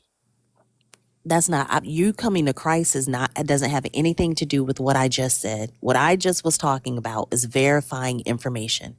And it's about epistemology, how we know what we know. How you came to Christ is completely irrelevant. Your story is your story. Your experiences are your experiences. Can't deny those. But what I'm talking about is epistemology, which is what you're leapfrogging over in this conversation. Yeah.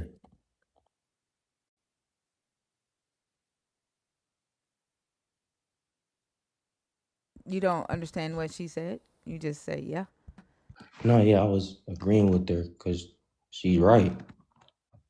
You know, a lot of people do accept what they've been told.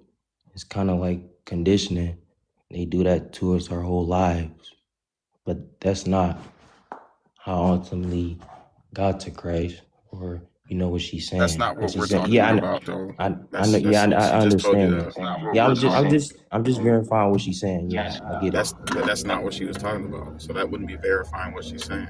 Or she's saying She's like talking about the I'm fact that you're the one you're trying to generalize it, but the conversation was and is about how you're doing it. yeah, You're I saying get that what she's there's this saying. cave that they found the stuff about Jesus making it true, but you can't explain to us what they found. How did they differentiate a tomb that doesn't have anybody in it?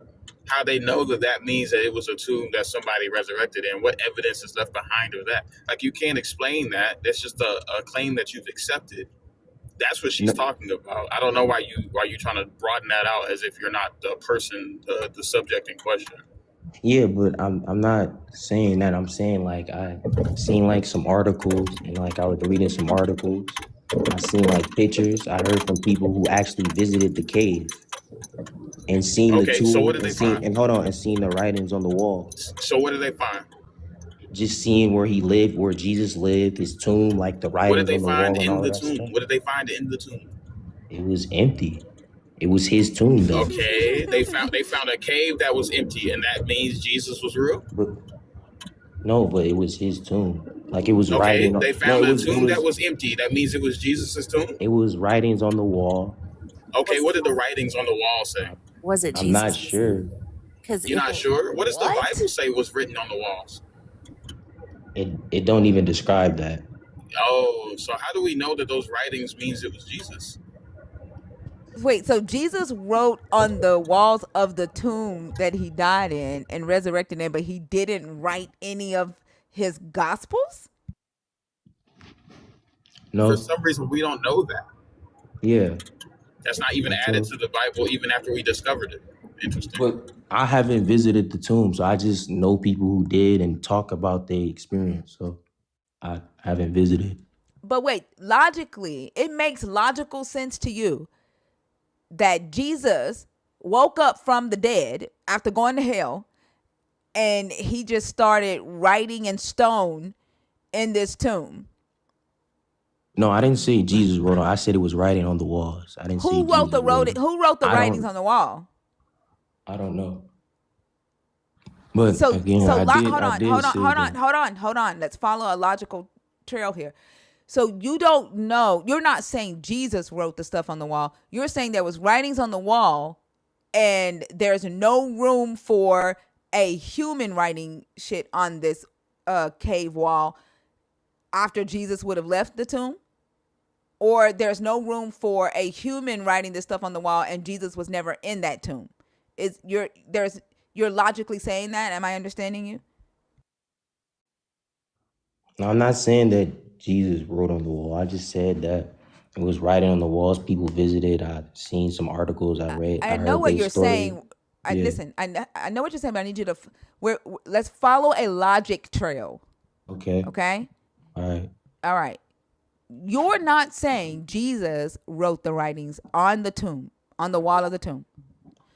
So Yeah. logically, it Somebody else does would not. have Hold on. to. So logically, it does not serve as evidence that Jesus was ever in that tomb if Jesus isn't the one who wrote the writings on the wall. Because logically, a human wrote those writings on the wall, and there's no evidence that Jesus was ever in that tomb. Logically. Yeah, you're correct. There's no evidence. That's not evidence to prove.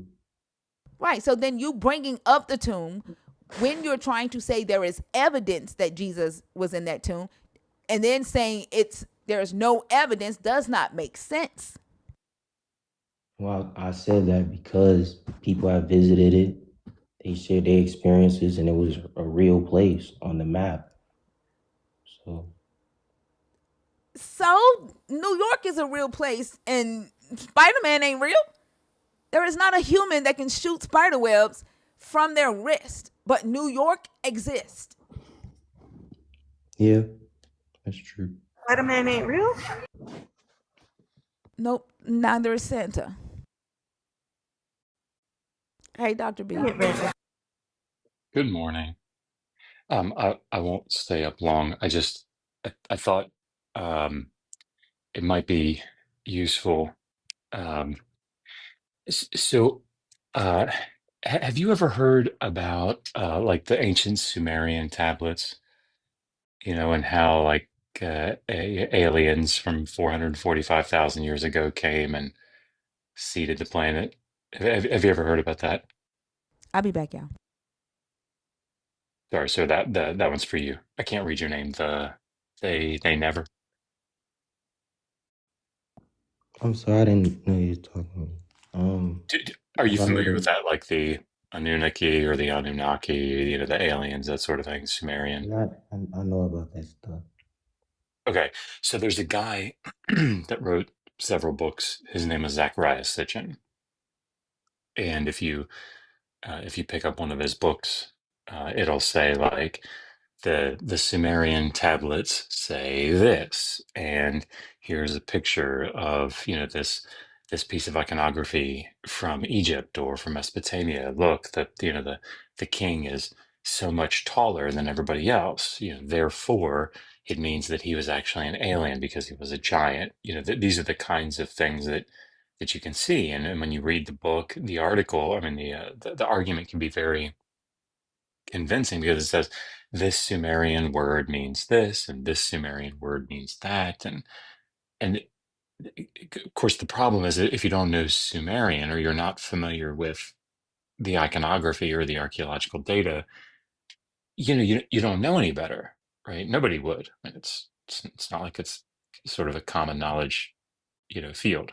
So, but my question is if you opened up Zachariah Sitchin's book and he said this Sumerian word mu means rocket ship, which is what he argues, oddly enough. Like, how would you investigate? Like, how would you start to try to get at whether he's right or not? Do you think? Yeah, that was an amazing question. Um, I would try to like, you know, a lot of people in my family, they're elders, so they have a lot of wisdom. I would try to like ask around for some books. I would try to Okay. like get books because that's like a good way to like do research.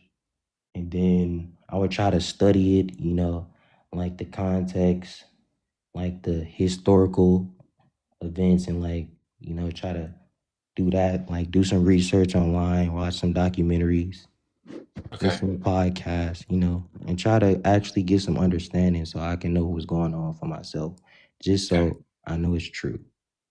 So let me be, because I agree. I think those are really good suggestions, good ideas. So specifically though, if he says the Sumerian word mu means rocket ship, where if you had to turn to a specific kind of person or a group of people to try to ascertain whether mu in Sumerian meant rocket ship, where might you go? Well, first, like if he's saying that you saying it translate, I'll have to look up like the language, like Greek, Yeah, Latin. I would have to do that because I would have to know that it means move. that's right. You would want to go to the people that know Sumerian. Yeah. Yeah. Okay. I think the point that Fee and Thinker are trying to make here is that like if you're seeing something, look, none of us, there's like a handful of people in the world, a couple hundred people in the world that can read Sumerian, right? It's not like it's not like it's in high demand.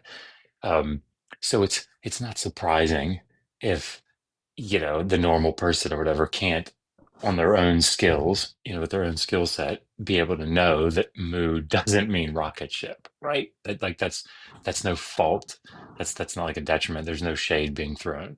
So we all have to say things like, all right, I don't have an expertise in this, so let me go talk to the experts. Let me go read the experts, which just sounds like what you were saying you would do in this case, which I think is great. I think what Fee and Thinker are saying here is that if you're saying, I read an article or I saw something that said that we found the tomb of Jesus, the probably the best way to figure out is that another Zachariah Sitchin sort of moment where he's making a claim about the Sumerian word meaning rocket ship, is to go talk to the experts in the field. Like, who are the experts that work in first or second century Palestine, to talk about like archaeological data there, and who works with early Christianity and would be able to say, yeah, we didn't find the tomb, or yeah, we did find the tomb.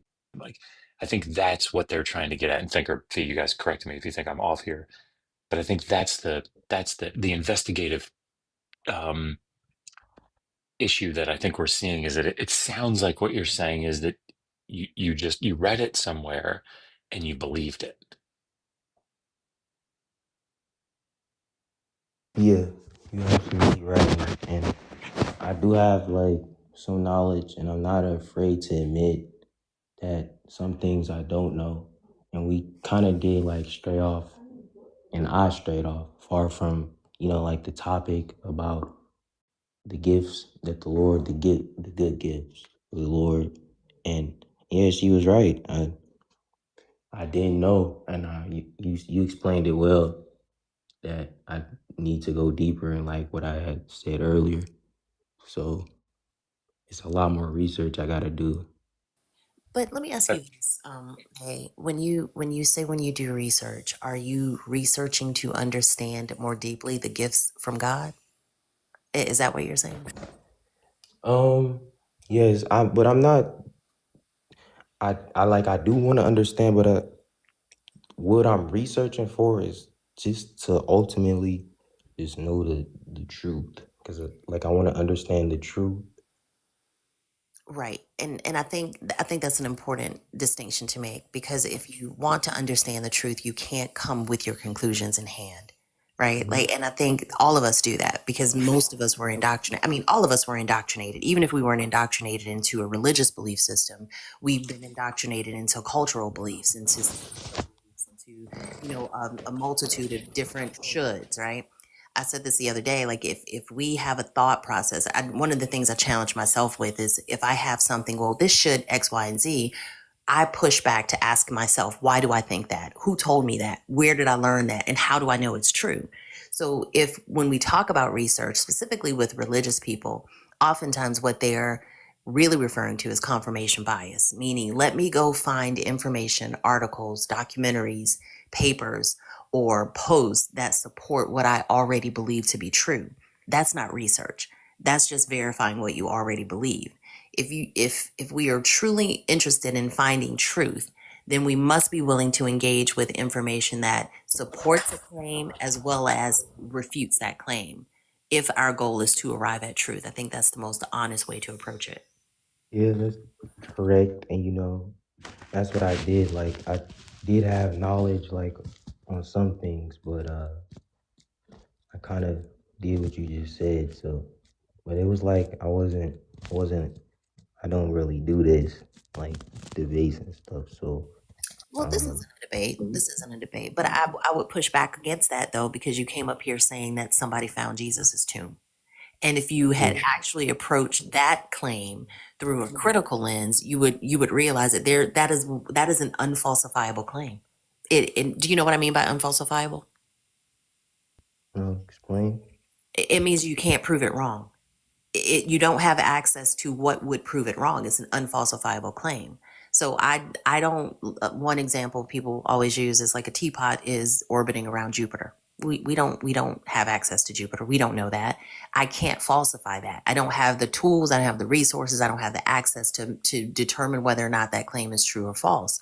So if you firmly believe that somebody, you saw a documentary or a research paper that somebody said they found the tomb of Jesus and things were written on the wall, and you believe that to be true, but we ask you why, what was written, who found it, how do you know it was Jesus' tomb? As soon as it starts to collapse under pressure, that's usually an indication that a belief was accepted as opposed to reasoned into, utilizing logic and reason and evidence.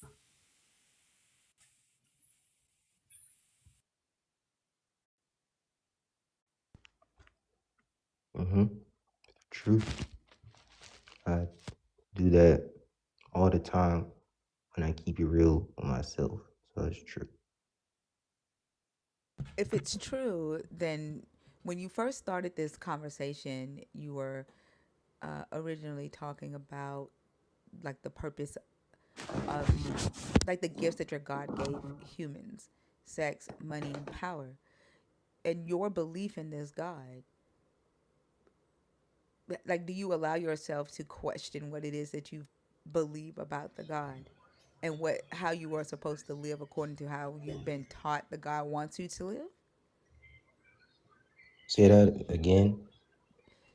Do you allow yourself to question what you're being taught Hello, can about y'all hear me? how yeah, go, please go on mute.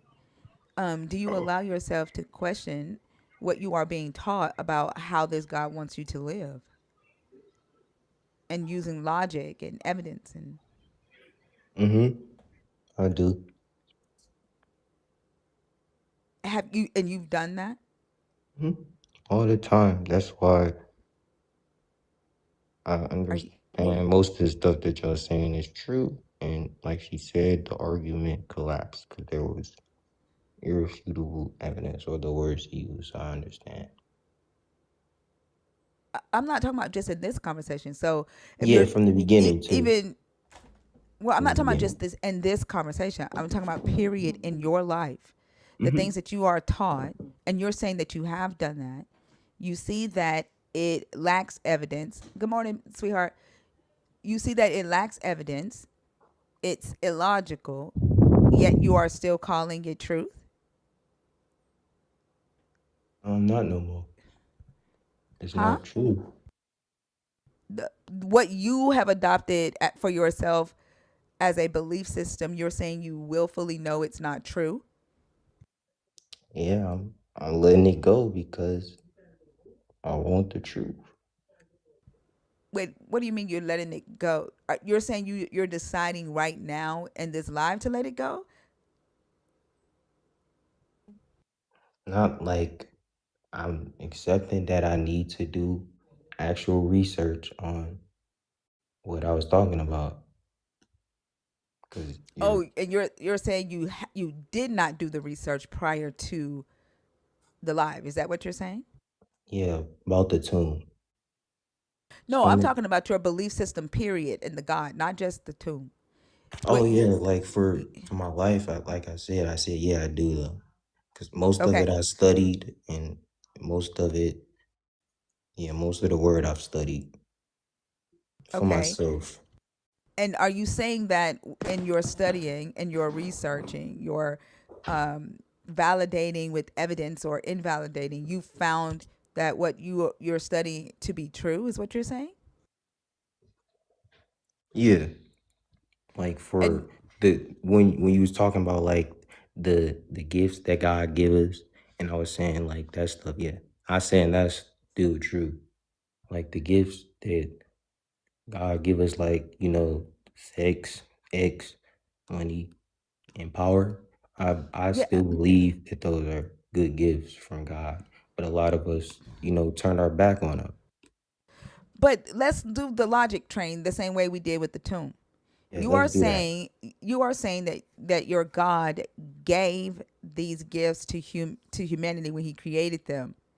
Out of those three gifts, logically, what is natural to the human body or to the human? Um, Sex,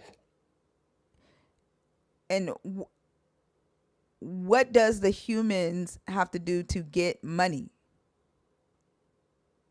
and you gotta, How? you can either create like your own business, well, work, yeah, create stuff and gain wealth. And is this money a natural thing or is it a concept created by humans?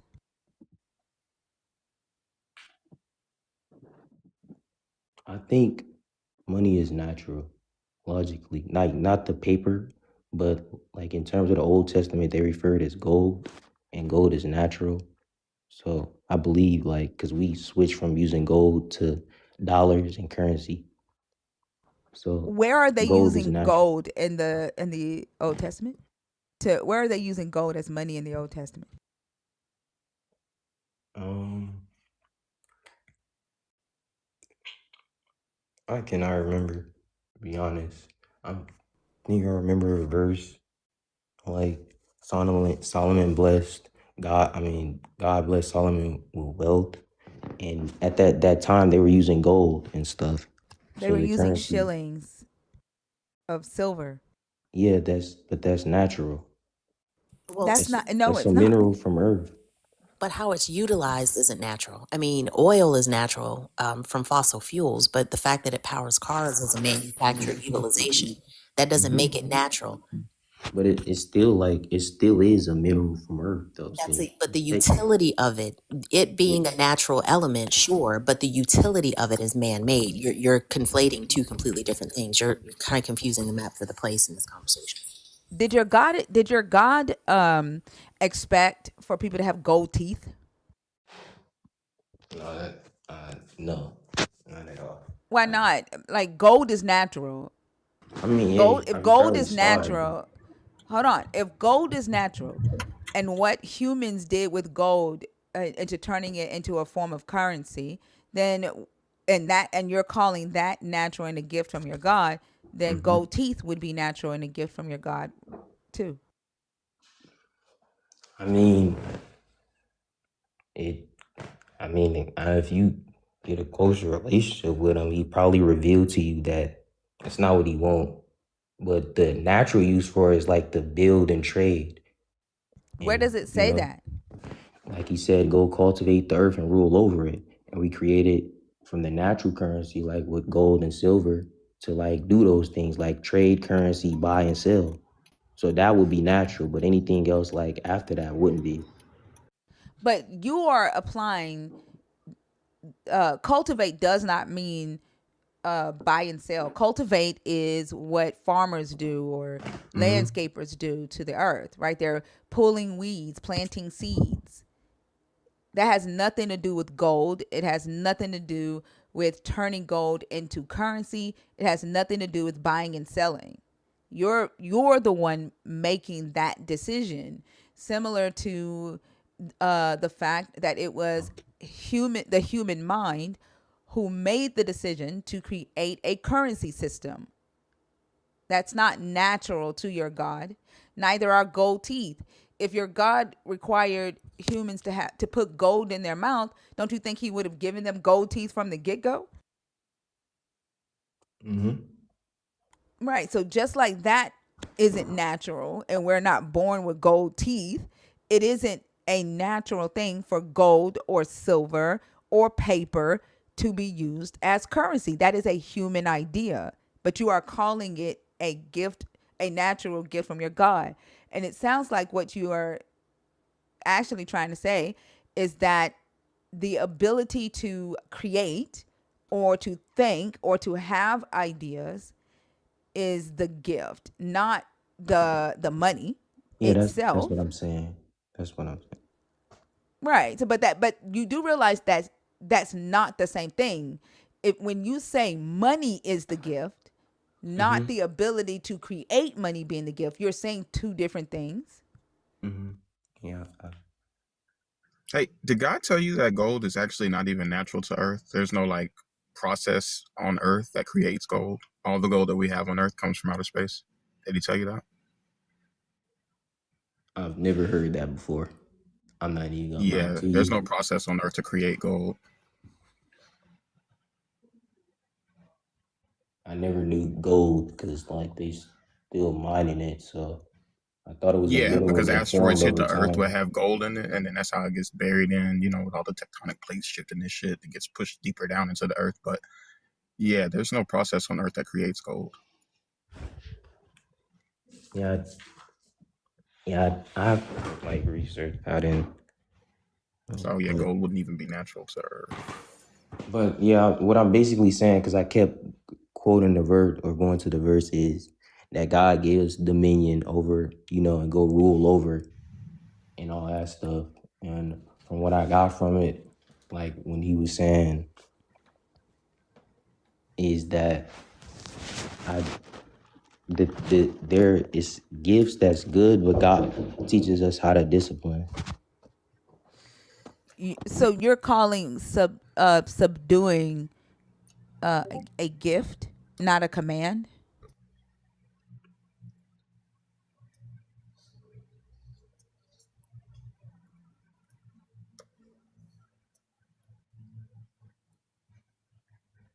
They never been.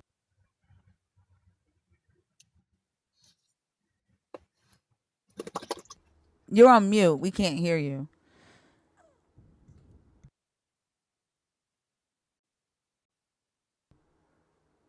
Are you there?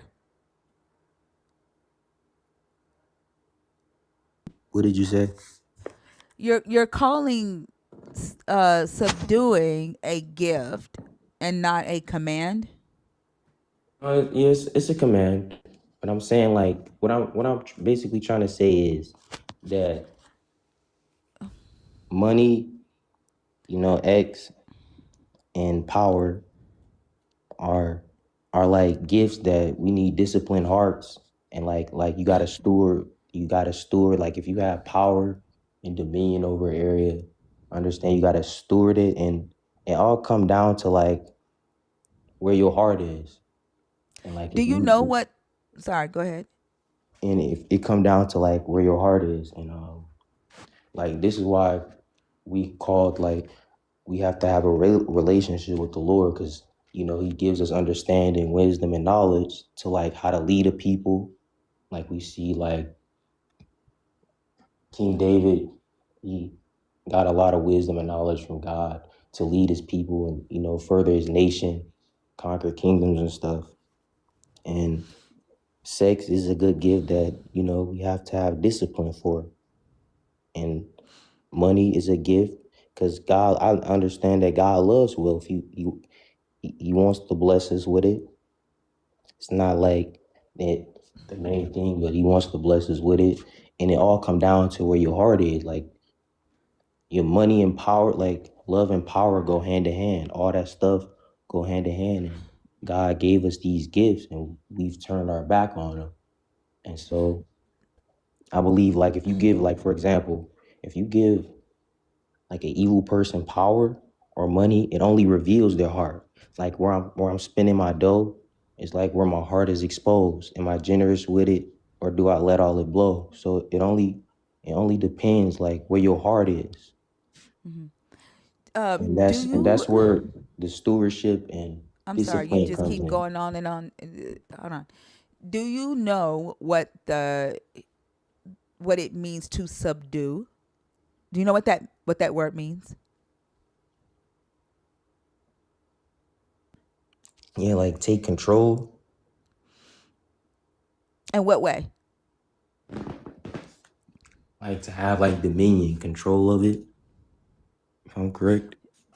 No, it means to bring into bondage, to trample, to dominate, and or to force into submission. And in the Hebrew context, often it means in a violent manner, which is whenever the God would give commands for the Israelites to go into other lands and to subdue those lands, it was always in a violent manner. In Deuteronomy, he tells them, go in with the intention of peace first, and give the people the opportunity to voluntarily become your forced labor. If they don't volunteer to become your forced labor, then you are to go to war, kill all the men, and then take the women and children for yourself. There is never a time in this book where this God goes and subdues a land peacefully. Never. And the Hebrew word there is kavash, and it literally means to subdue, to bring into bondage. Now, I would like for you to explain to me, when the Christians went into West Africa to subdue West Africa and to bring West Africans into bondage, are you saying that was a gift from your God?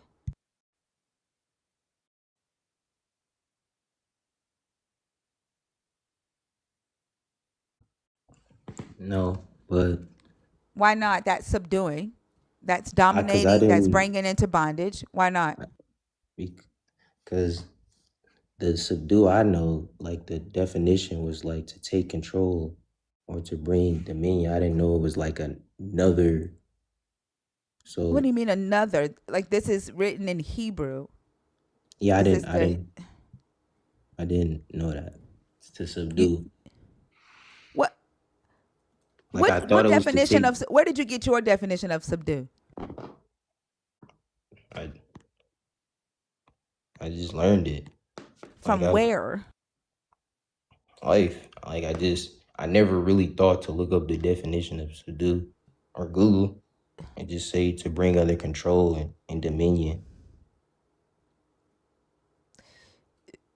To bring something under control. When do you want to be controlled by another I'm human? sorry, overcome. Wait, you to overcome? Yeah, bring under control. Right. Do you want to be under the control of another human? No. Why not? It's a gift from your God.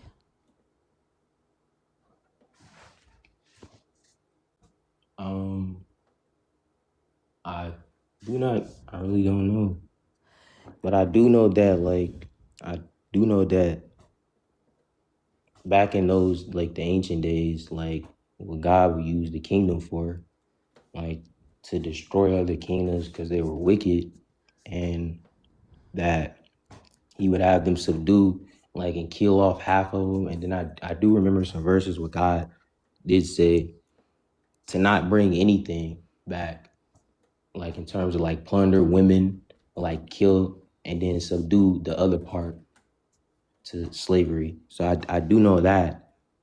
Yeah, what's the difference between your God telling the Israelites that the nations in the Bible were wicked, therefore they had a right to go in and kill them and steal their shit, and the Christians saying that Jesus told them West Africans were wicked, and therefore they had the right to go into West Africa, kill them, enslave them, and take their shit. What's the difference? For the wicked nation, I didn't, What to I'm gonna be say it honest, I again. didn't. Hold on, I'm gonna say it again. What Mhm. is the difference between your God telling the Israelites that they could go into other nations, kill the people, and take their shit because they Mhm. are wicked, versus the Christians saying Jesus told them they could go into West Africa, kill the people, take their shit because they're wicked? What's the difference? The difference is God did not tell them to do that. God didn't tell who? The Israelites? The Christians to go into How West do you Africa. know? How do you know Jesus didn't tell them that? Are you in their heads? No, but I do know that when you're obedient to God and you follow His word, He lay it out In like his for you. word, does he tell humans to go into other nations, kill them, take their shit, move into their houses, eat their food because those people are wicked? I don't know. I've never seen that in the Bible. You have to show me where it say You that. said you researched it and you found it to be No, true. So I know like when I read the Bible how God used like kings to bring the nation of Israel, bring it back up because they were attacked by other nations and to no, bring them back up. your God told them to go into the land of Canaan, move into their houses, eat their food, wear their clothes, and kill every man, boy, woman, and child. And the reason y'all say he said do it is because these people were wicked. Mm-hmm. Okay? So if your God tells his mercenaries, his Israelite mercenaries, to go into Canaan and kill every man, boy, woman, and child, Mm-hmm. right? Then how do you know Jesus didn't tell the Christians to do that in West Africa? You're not in their head. You Because don't know what Jesus the said to them. the New Testament said like it tell us plainly how to live, and it don't say go into other countries and kill them. Does it say That don't was do the that? old covenant. Hold on. No, that's not a part of the covenant. That's the history. Yeah, but The covenant is the laws. That's the history. But does mm-hmm. Jesus say don't do that? No, because in the new, what I'm saying is in the New Testament, He's telling us how to live. No, he's not. So, He told them to follow the law and the writings of the prophets. He but told them no, but that. Jesus said, Hold on. Paul told y'all that you're not under the law of Moses. But the law, I'm not talking about the law of Moses. I'm talking about the character of the God. yeah, but Did the character of the God change? Did he say no longer subdue other lands that do not worship me? Did Jesus say that? no, but He said, I have not come to abolish the law, but to fulfill it. And so What does he's, that mean? so He's saying like we're under a new covenant, like we don't have to go to wicked nations no more. And That's to, not what fulfill when you fulfill laws every day, right? mhm, yeah. A law that you fulfill every day is stopping at a stop sign. Does that mean So because you fulfill hold on. Does that mean because you stop at the stop sign close to your house, the stop sign down the street, you no longer have to stop at because you fulfilled the law by stopping at the stop sign close to your house? yeah, we still have to do it. But I'm saying we Wait, uphold it. wait, So hold God on. told us, Hold on. So you fulfilled the law by stopping at the stop sign, but you still have to follow the law and fulfill it again, right? no, but Jesus in the New Testament, like I was saying, He No, came can and you told answer us. my question? Hold on. Answer my Okay, question. I will. You fulfilled the law Mm-hmm. by stopping at the stop sign close to your house. And that does not mean just because you fulfilled it that time that you no longer have to follow the law. You have to fulfill it again when you come to another stop sign, right? Mm-hmm. Right. So fulfilling it does not mean doing away with it. Yeah, Does I know. not That's what I said. right. So no, that's not what you're saying. That's what I You're said. saying Jesus I'm not said saying that it's you're done under away hold on, with. don't talk while I'm talking, okay? That's not what you're saying. You're saying Jesus said that you're not under the law because he fulfilled it. that you have a new law or a new covenant because he fulfilled it. That's what you're saying. Yeah. Okay, so when you stop at that stop sign and you fulfill that stop sign, what new law do you have to do now when you get to a stop sign, or is it the same law? Stop at a stop sign. I mean, you still have to stop and then go. Because fulfilling the law does not change the law, does not erase the need or the requirement to fulfill the law again. Fulfilling it just simply means obeying it. That's all that means. And when Jesus said, I came to fulfill the law, not abolish it, he's saying, I came to obey the law, not do away with it. There is nowhere in the New Testament where Jesus says he has no expectation for his Israelite followers to follow the law of Moses and the writings of the prophets. That's not in that book anywhere. Not with Jesus saying it. Y'all keep quoting what But I do want to say what y'all something. hold, let me finish. You can remember we talked about this pen and this piece of paper thing? Thank you. Y'all keep talking about what the writers of the Pauline letters say regarding the Gentiles. When the Gentiles were brought into the cult of Yahweh, there was a meeting held to discuss whether or not the Gentiles would be required to follow the law of Moses. And the decision that the human men made was that they would not require the Gentiles who joined the cult to follow the law of Moses. There is nowhere where this Jesus says that. Yeah, you're right. But he did come into he came into the New Testament and gave us commands on what we need to do. And so, and then too, you have to remember that that was a different time. Like it was ancient times. That was a Wait, I whole have to different remember era. that? I mean, I'm pretty sure you know, but it was ancient times. So it was like different time. So you can't say that we not even in a position like of a like kingdom like how they were back then. It's different now. Let's use a logic trail with that But statement you just made. it's it is different though. Yeah, it is. Let's use a logic trail with that statement you just made. Okay. All right. What is written in this book was written for the audiences that were under monarchies, correct? Is that the word? Yeah. Yeah, kingdoms, Okay. monarchies. Okay. That's what you're saying, correct? Yeah. I'm saying like it does what the word say. Uh-huh. Okay. Right. And we are not under a monarchy today, correct?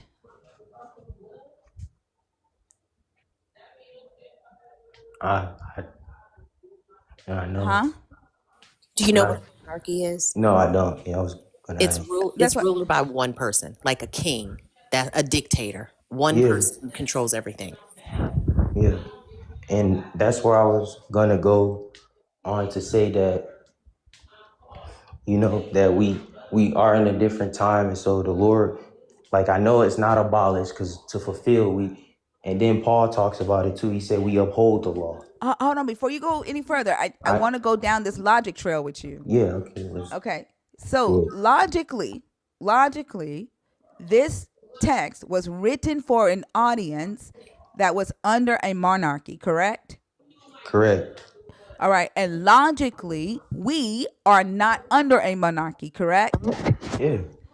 So logically, this text would not apply to us, correct?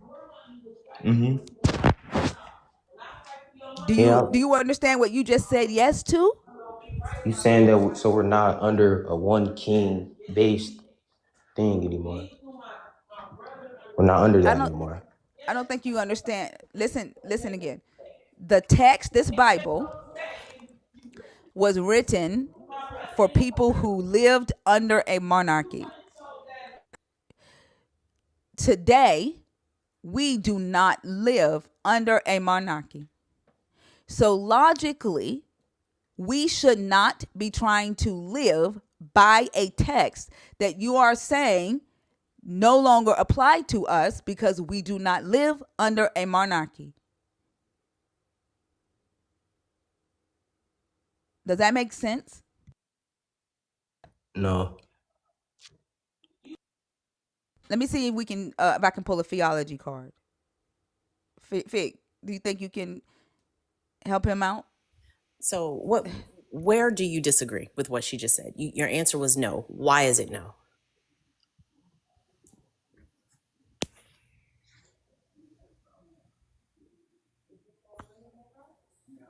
They need?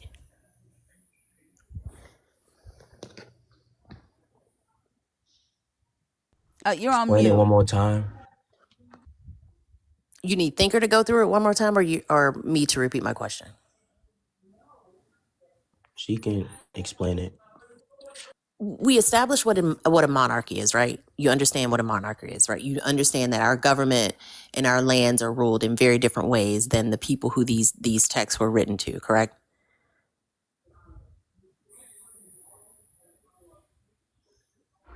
Hello? Correct. All right. So Thinker's question. Hi. Oh. Mute. When you come on stage, if somebody's in the middle of a conversation, please don't interrupt. Go ahead, Fee. Yeah. So Thinker's question was, I don't remember how you phrased it, Thinker, so I don't want to completely derail us. But ultimately, you're saying that you recognize that we live at a different time than when these rules were written. So does it not logically follow that these rules would not apply to us? It would be like me telling you, you have to have a certain saddle for your horse. Well, you don't ride a horse, you drive a car. So why would the rule for having a saddle, a specific like specifications for a saddle, be applied to you at a time when people don't commute with horses? Because we live in an age where we use cars.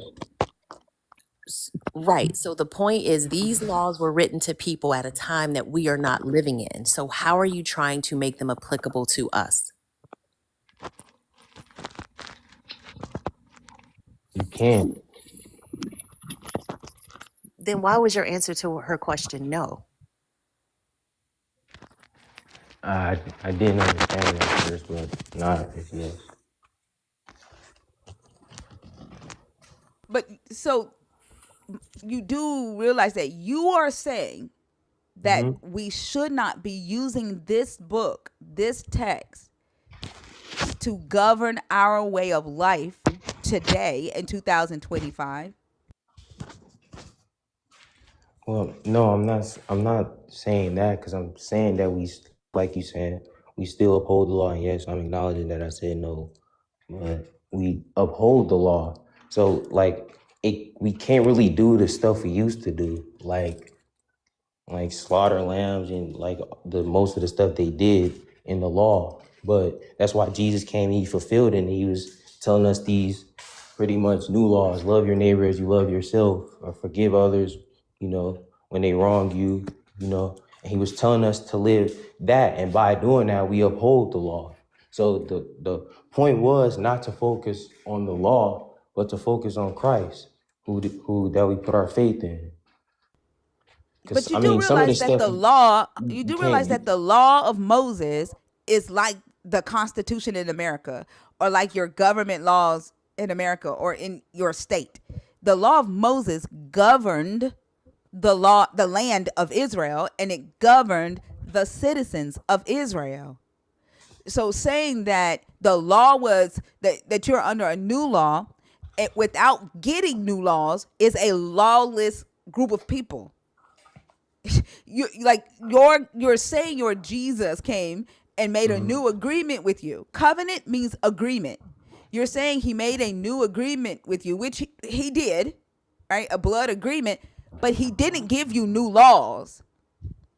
Yeah, but I know what I'm saying. Yeah, that's what I'm ultimately trying to say. Like, we shall not murder, we shall not lie. But the focus was not to not do those things, but focus on Christ and to do the things that he told us to do. So obviously we do not kill, we What do not did he murder. tell you to do? Because Jesus said to follow the law of Moses.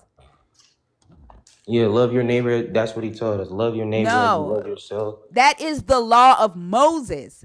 He's Yeah. quoting the Levitical law. And Yes. neighbor was an Israelite. He's saying to love an Israelite, not just anybody. That's not what Jesus was not about loving everybody.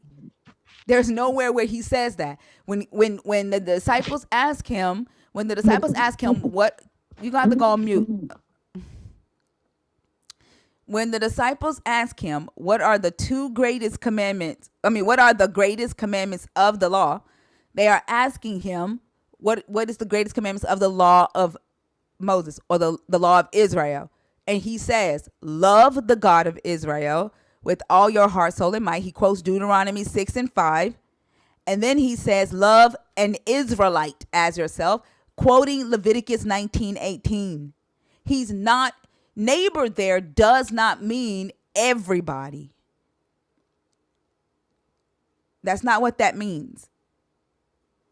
There are Hebrew words. When you think about neighbor in a dwelling, there are Hebrew words that constitute that. And the word there in Hebrew is reah. And that just means a fellow companion, a family member. It does not mean just any old human. Like Adamah is human in Hebrew, right? If he meant love humans or love everybody, he would have said that, and he did not. He quoted the Levitical law. If he was talking about loving somebody who is living close to you in proximity, he would have said shachanu. That's somebody in a dwelling next to you. He did not say that. He said reya, which is a companion, like a family member.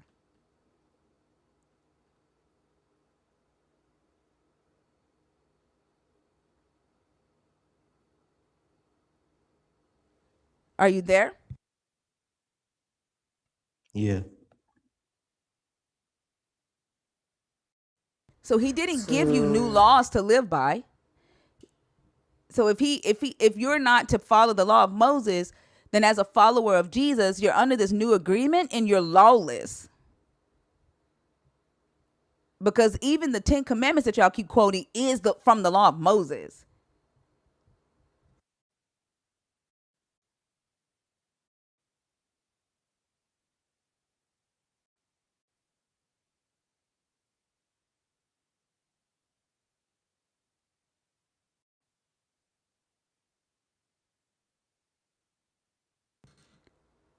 You're on mute. yeah, I heard what you saying.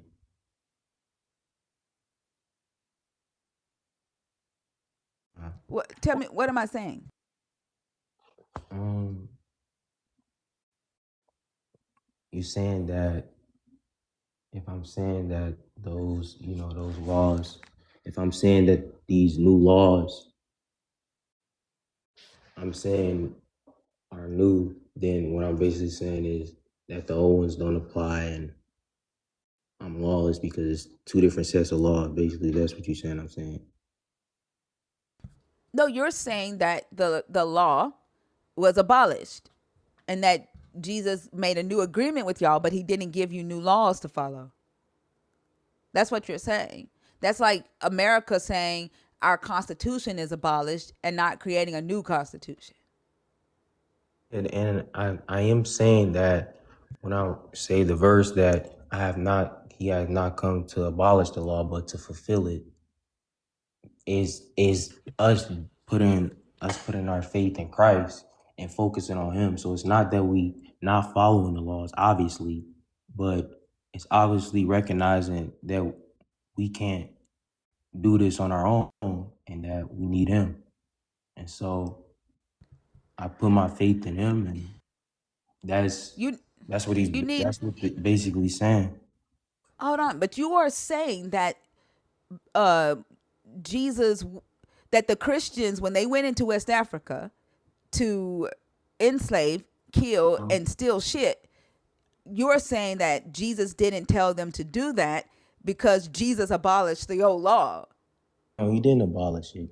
So it is possible that Jesus did tell them to do that because as the God of Israel, he told the Israelites to do that. That's his character. Yes, I'm saying like he came, he told us the things we need to do, like on the mountain, and at the start of Matthew's 5, and he told us all the things we need to do, and then I keep saying that, but some stuff we can't really do no more, and the Let's focus is different. It's not focus, but it's about furthering the kingdom. Okay, let's look at Matthew 5 and let's see what directives we get in Matthew 5. Okay. All right. So this is the Sermon on the Mount. This is what you're talking about, the Beatitudes. Yeah. All right. The first one is blessed are the poor in spirit, for theirs is the kingdom of heaven. What directive is that? What do we do there? What is he telling us to do in verse 3? But that verse is ultimately, I mean, I was talking about like the whole Sermon on the Mount, but that verse right Yeah, there, we're gonna go one by one with it. that verse right there is like, blessed are the poor in spirit. It's like people who recognize that they need God and we need a savior. So they put their faith in him. And that's what he's saying. You bless it because it's so. That's what that Blessed means. are, what does poor in spirit mean? People who recognize that they need God and they ultimately need saving. Okay, so he's saying recognize you need God here in verse 3, and that recognize you need saving. He's calling those people who recognize they need God blessed. Oh, he's calling a group of people blessed. This isn't a directive. This isn't a law. This isn't an example of what you should be doing. Is that Yeah, that's okay? what I was All right, trying to get let's go to to. the next one. All right. The next one, blessed are those who mourn, for they will be comforted. That's another, he's calling another people, a group of people blessed, right? Not a directive either. Mm-hmm. Okay. Blessed are the meek, for they will inherit the earth. Another non-directive, correct? Yeah. Blessed are those who hunger and thirst for righteousness, for they will be filled. So I guess we could say that this would be kind of like a doing. If you want to be blessed, you should hunger and thirst for righteousness. Mm-hmm. Okay, so this is one thing he's saying: hunger and thirst for righteousness. Yeah. You should be okay. You should be hungry and thirsty for righteousness. What is righteousness? I believe it's like holiness, a way of living, like living by, you know, God's laws. It's Righteousness means to just, right? Upright, just. yeah, What does that mean, though? upright, just. I mean, upright means like, I believe it means your heart is in the right place. Like, and I mean people who are just, who like like do just things and who are just. Is it just to follow your God, to Yeah. obey your God? So Yeah. if the Christians who went into West Africa believed that Jesus was telling them to follow what Jesus told the Israelites to do, and conquer, kill wicked people who were following other gods, and move into their shit, is that just? Are they hungry and thirsty for the righteousness of Jesus, and were they filled?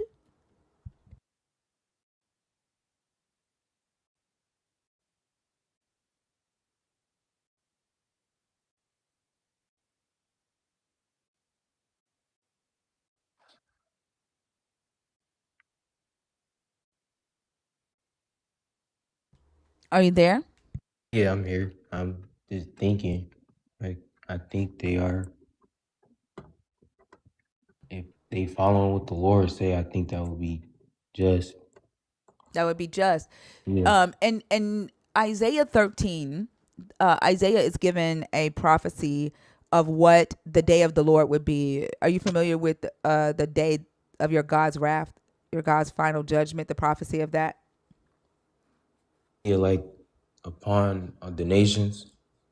Yeah, in Isaiah 13, where the God commands his consecrated ones to go into the lands of Babylon and stab men, rape women, and dash babies' heads against the stone. Are you familiar with that? That the verse where he said one stone will not be left atop of other. No, it's the apocalyptic prophecy of your God's wrath on the earth when he destroys the sinners off the earth, when he destroys the wicked. Jesus quotes it as a sign of his coming. The stars falling from heaven, the sun no longer shining, the moon not giving its light. Jesus says, when you see this happen, when you see the stars of heavens and their constellations will not give their light, the sun will be dark at its rising, and the moon will not shed its light, then you will know that it is my coming.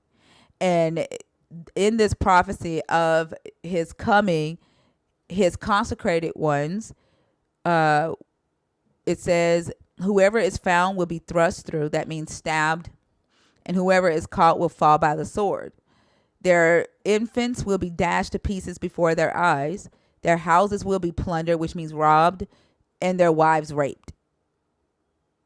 This is the commandment of your God on his day. He's saying this is what will happen when I come back to destroy the sinners. What Is is it? it just, huh? Can I see that verse? Yeah. I don't. We'll read the whole thing. All right. This is Isaiah 13. And then we'll read Matthew 24 where Jesus quotes Isaiah 13 as a sign of his coming. And actually we'll read Matthew 24 first.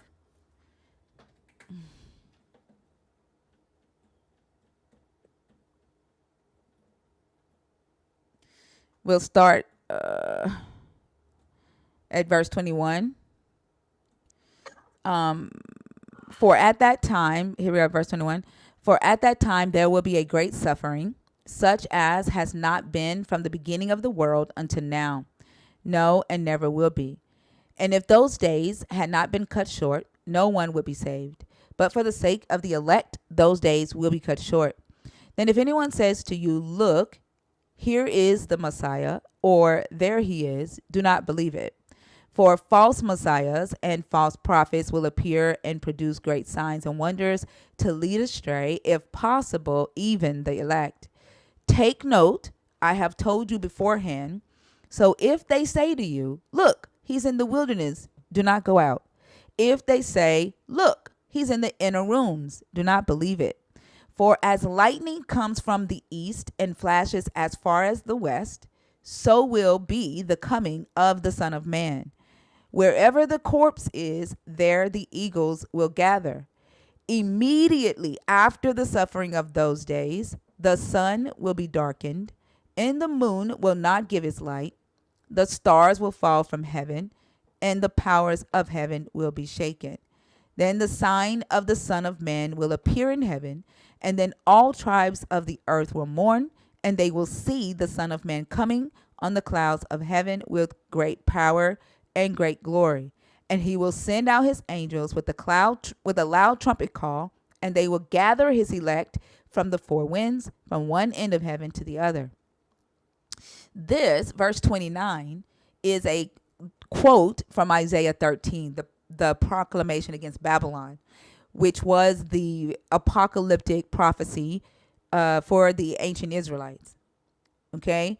And what Jesus quoted as a sign of his coming for the day of the Lord was verse 10. And so I'm going to start from the beginning of Isaiah's prophecy that Yahweh gave Isaiah. And this was against Babylon before it was even applied to Jesus in the Greco-Roman period. And Babylon, Nebuchadnezzar had gone into Jerusalem, destroyed Jerusalem, and carried the Israelites off to Babylon. And Yahweh is saying to Isaiah, here's what I'm going to do to Babylon when I give you your land back. Okay? So he says, on a hill, raise a signal, cry aloud to them, wave the hand for them to enter the gates of the nobles. I myself have commanded my consecrated ones. I have summoned my warriors, my proudly exalting ones, to execute my anger. Listen, a tumult on the mountains as of a great multitude. Listen, an uproar of kingdoms, of nations gathering together. The Lord of hosts is mustering an army for battle. They come from a distant land, from the end of the heavens, the Lord and the weapons of his indignation to destroy the whole earth. Wail, for the day of the Lord is near. It will come like destruction from the Almighty. Therefore, all hands will be feeble, and every human heart will melt, and they will be terrified. Pangs and agony will seize them. They will be in anguish like a woman in labor. They will look aghast at one another. Their faces will be aflame. See, the day of the Lord is coming, cruel, with wrath and fierce anger, to make the earth a desolation, and to destroy its sinners from it. For the stars of the heavens and their constellations will not give their light. The sun will be dark at his rising, and the moon will not shed its light. I will punish the world for its evil, and the wicked for their iniquity. I will put an end to the pride of the arrogant, and lay low the insolence of tyrants. I will make mortals more rare than fine gold, and humans than the gold of Ophir. Therefore, I will make the heavens tremble, and the earth will be shaken out of its place at the wrath of the Lord of hosts in the day of his fierce anger. Like a gazelle on the run, or like sheep with no one to gather them, all will turn back to their own people, and all will flee to their own lands. Whoever is found will be thrust through, and whoever is caught will fall by the sword. Their infants will be dashed to pieces before their eyes. Their houses will be plundered, and their wives raped. See, I am stirring up the Medes against them, who have no regard for silver and do not delight in gold. Their bows will slaughter the young men. They will have no mercy on the fruit of the womb. Their eyes will not pity children. And Babylon, the glory of kingdoms, the splendor and pride of the Chaldeans, will be like Sodom and Gomorrah when God overthrew them. So this is the apocalyptic prophecy of the ancient Israelites. But Jesus makes it about himself in Matthew 29 when he quotes it as a sign of his coming.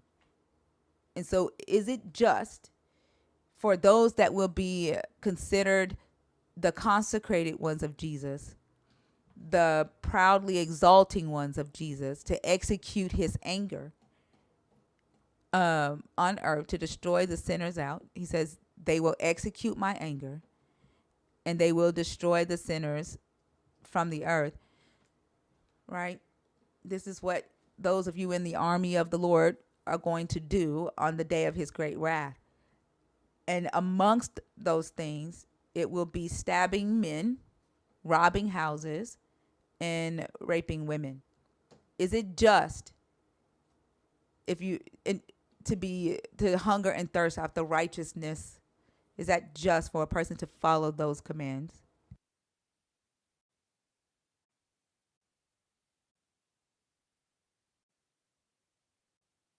Well, I do know that righteousness is the fruits like love, joy, peace, kind, patience. Against such things there were no law. So No. Well, we just defined righteousness before I read all of that. Do you remember that? Righteousness is uh being upright in following your God's law, like obeying your God, right? We just defined that. So are you trying to redefine it now? No, because I do know righteousness are, is like the like the fruits. I'm not trying to redefine. Yeah, like the thing Who for told you righteousness. that's righteousness? Who told you that? It's a verse. I can't remember. I believe it was Paul, but it No, says you love. It's in the word. It's in the Bible. But it says it's that love. the fruit of the spirit is that. But who told you that was righteousness?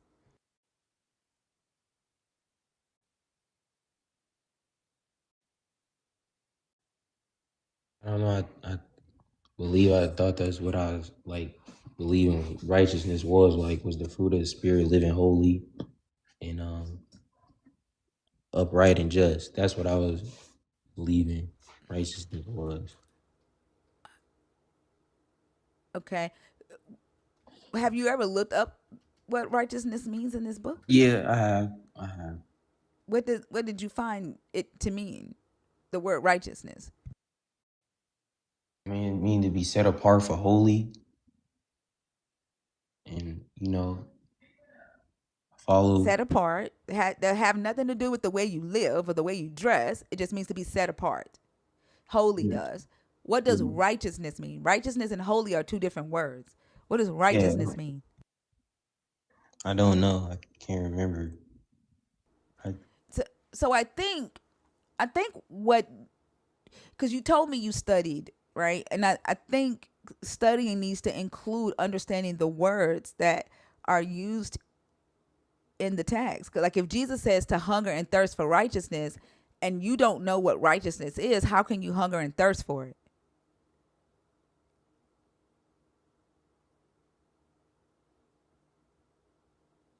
Does that make sense?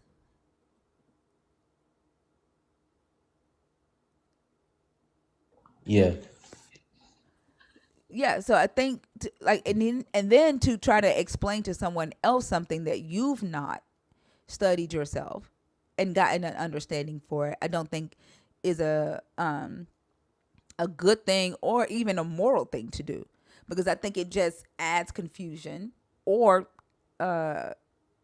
it could it could push harmful ideologies from a lack of understanding, right? A lack of knowledge. And we know where there is a lack of knowledge, there is violence, there is wickedness. People are willing to do harmful things. People would be willing to do these things without questioning, is this a moral command for me to follow? Right?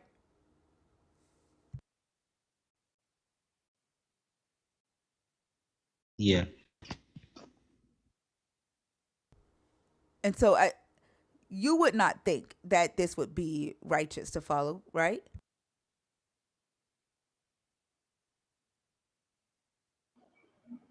Can I say something? Not yet, no. Ah, They never been. yeah.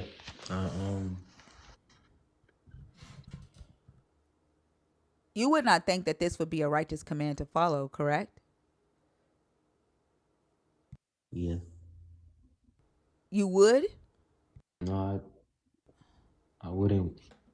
I wouldn't want to rape anybody. or dash babies, or rob somebody's house, or stab men, or you know slice babies out of the wombs of pregnant women.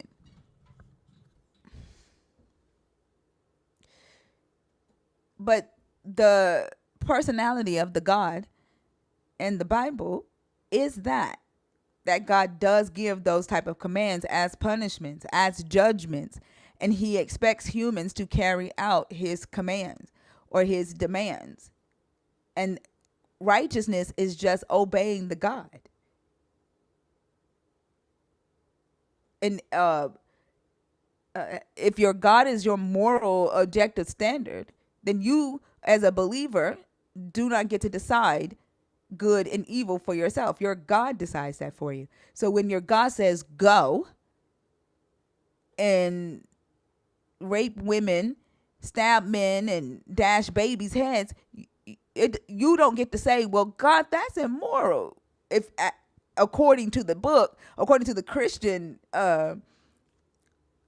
teaching, God is your objective standard, and you are, because you as a human or your great grandparents decided to eat from the tree of the knowledge of good and evil and acquire this ability to decide what is morally good and what is morally evil for themselves.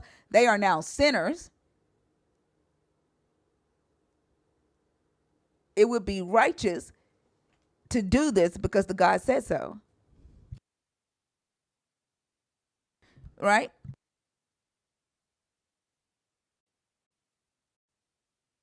Yeah, that would be the case. Right. So when Jesus is saying here, blessed are those who hunger and thirst for righteousness, and then in Matthew 24, he says, when you see the sun darken, the moon not shining, get ready to do Isaiah 13, he said you'll be blessed for just doing what I said do. And when I gave the prophecy to Isaiah. So when you say that Jesus would not have told the Christians to go into West Africa, rob, steal, kill, and enslave because they were wicked for honoring their ancestors and not Yahweh, then you would have to say that they were righteous. Yeah, but I do know that like a lot, like there were pieces of the Bible, like some words and things were changed as well. No, you hope that. You don't know that. No, cause like I was reading like from like a KJV and NIV. I didn't hope it. I just read it and like Unless you in know the the KJ. original language, unless you know the original language, they you can't say that. It's just a I'm saying like I was saying like the KJV version of the Bible says everlasting life, like for God so loved the world that he gave everlasting life. But in the NIV it says eternal life. And I know those like are different things. but what do you know? You can't. So you're right that those words mean different things, but you can't say that it was a deviation from the original because you don't speak the original language. You don't know Yeah, the original. I never said it was, but I do know that some things were changed, and it's important to like have like the correct words. So I do know that they have changed some things So because how, if what I guess what I'm pointing out is if you don't know the original language, what system do you use to determine which word is correct? I just look up a definition on Google. That's it. Like if I look up everlasting, I would look up on Google what's the definition of everlasting or eternal life. What's the definition? Well, they're different words, but what's the functional difference between the meaning? Like maybe that's a good place to start, as opposed to before you deep dive into what the original word was. What do you understand the difference between those two words to mean, and what does that mean to your theology? How you understand it?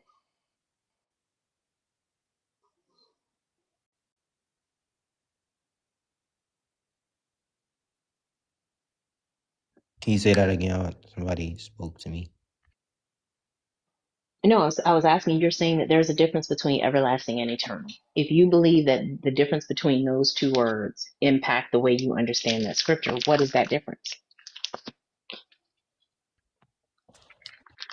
Yes, because everlasting means like it means like free from harm and like salvation, you're safe in God's arm, but eternal life is just straight to heaven.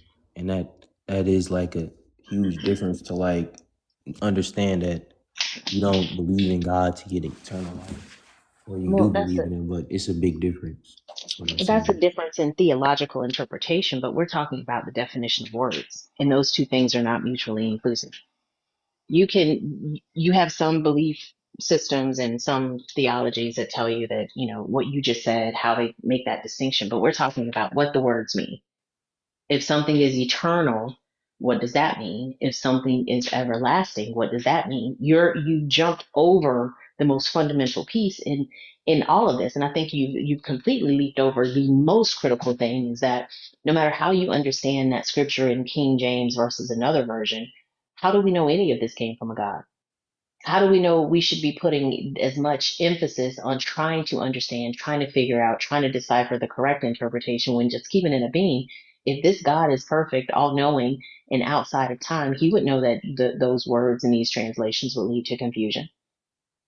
I mean, it just seems like, again, I applaud you for having the conversation. I think that the fundamentals are have to be highlighted, and those fundamentals of epistemology, which is how we know what we know, critical thinking skills, having a system that we use to measure every single claim that comes our way, and not making exceptions for these biblical claims just because they hold emotional significance for us. In the culture that we live in, I think that if we're looking for truth, which is what you said you're looking for, then the system that you utilize to find that truth can't be biased towards a specific belief, because that's not truth. That's confirmation bias. Yeah, and I understand what you're saying. There was like other stuff that made me, question like what was written by man and what was written by God.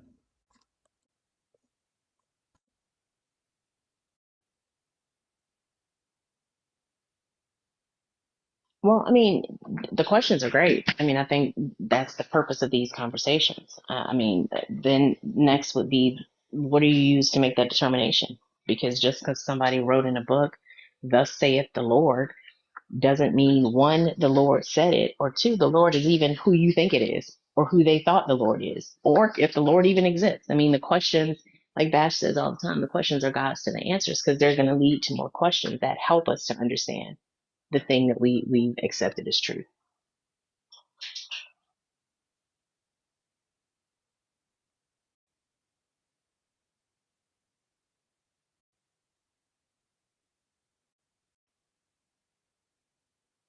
I think what this conversation has shown is that study needs to include questioning. It needs to include validation and understanding of words. If there is a word in the text that you don't know the meaning of, there's no harm in stopping to find that. And like you told me, we need to keep in mind that this text was written in specific languages with specific audiences in mind. And so, what righteousness or holiness means today, it did not mean back then when the authors wrote this text. And I think that's a great distinction to make, because how do we draw the line between research, study versus reinforcement of currently held beliefs? And I think those ideals are oftentimes conflated in these conversations, because if, again, if you start your research with your conclusion, or even with a goal other than following where the data leads, then you're priming yourself to just hold on to what you already believe to be true. And that does include language, that does include audience, that does include all of those factors that Thinker was just mentioning. Yeah, kind of like the conversation that we're probably getting ready to have with Israel Seed. Like the holding the belief that you are a group of people without being able to speak or read the language of those people. And then stating we spoke Aramaic while ignoring that Aramaic is a Babylonian or Mesopotamian language, and thinking that it is Hebrew, and not even paying attention to the fact that the reason the Hebrews spoke Aramaic is because they lived amongst Babylonians in Babylon, while also ignoring the fact that this book in Deuteronomy 26 says that the Israelites are Aramaean, they were Mesopotamian, they were not African. So you, before you go on social media and start claiming to be a people and speaking languages, talking about languages that you cannot even translate, I suggest they never been that you add a Hebrew lexicon, not a I didn't do Strong's that. concordance. Strong's Concordance is a King James guide. It explains to you how the King James translators translated the Hebrew text. It is not a Hebrew lexicon. So a Brown Driver Briggs lexicon will help you when you are looking to see what a word meant in Hebrew or what a word meant in Koine Greek. Okay, so you want to do that. Having a Strong's Concordance is good because you want to see what the translators of the King James translation, what their intention was with their translation. Having a Webster or an Oxford dictionary present as well, so that you can understand what modern scholars mean by the words that they use. But also allow yourself to study history, geographical information. There are nations discussed in this book, and they have their own archaeological records as well. So you want to allow yourself to question, validate, and invalidate, accept or reject information. There, you do not have to accept every word in this book as truth. You can question it, and you can reject the illogical shit. Okay?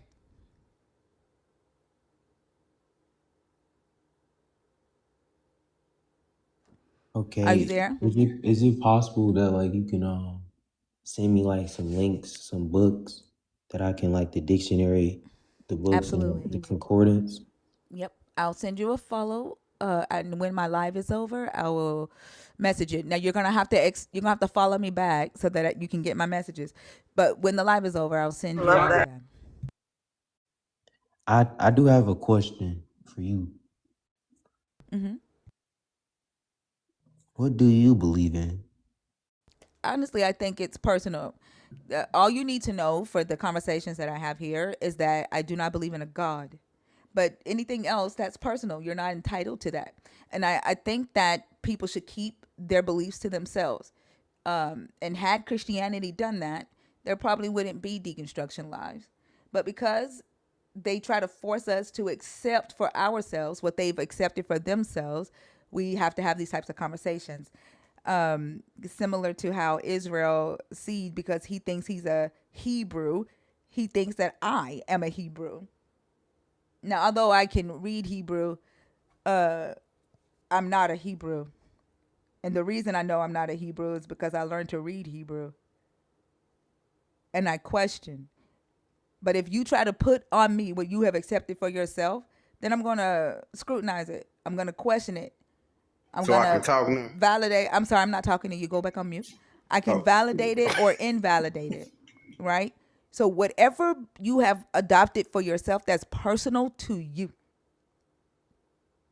and you aren't entitled to anyone's personal belief system. Okay? Yeah, I can't, force you. I that's why I asked. No, I'm not But saying it's you're it's I'm personal. not saying I'm not getting on you. I'm saying if you keep your belief system to yourself, then it will not be scrutinized. But the moment you try to tell other people that what you believe for yourself, they have to adopt for themselves, you're opening it to scrutiny. So whatever I believe for myself, I keep that to myself because it's personal for me and no one is entitled to it.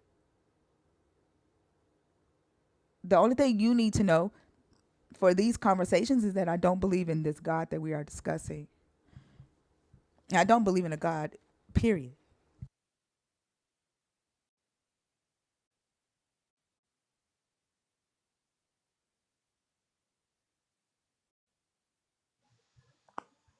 I believe in abolishing periods. I already abolished mine 14 years ago. I'm a powerful motherfucker. Israel C, go ahead and start getting on my nerves.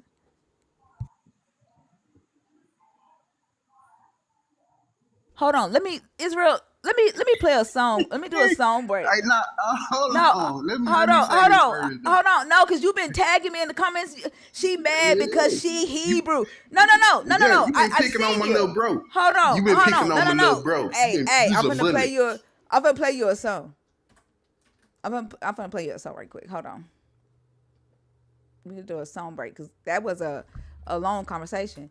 Never been. Do you feel picked on? I don't know if Israel is Israel your daddy. Like, can he talk for you? I don't know who that is.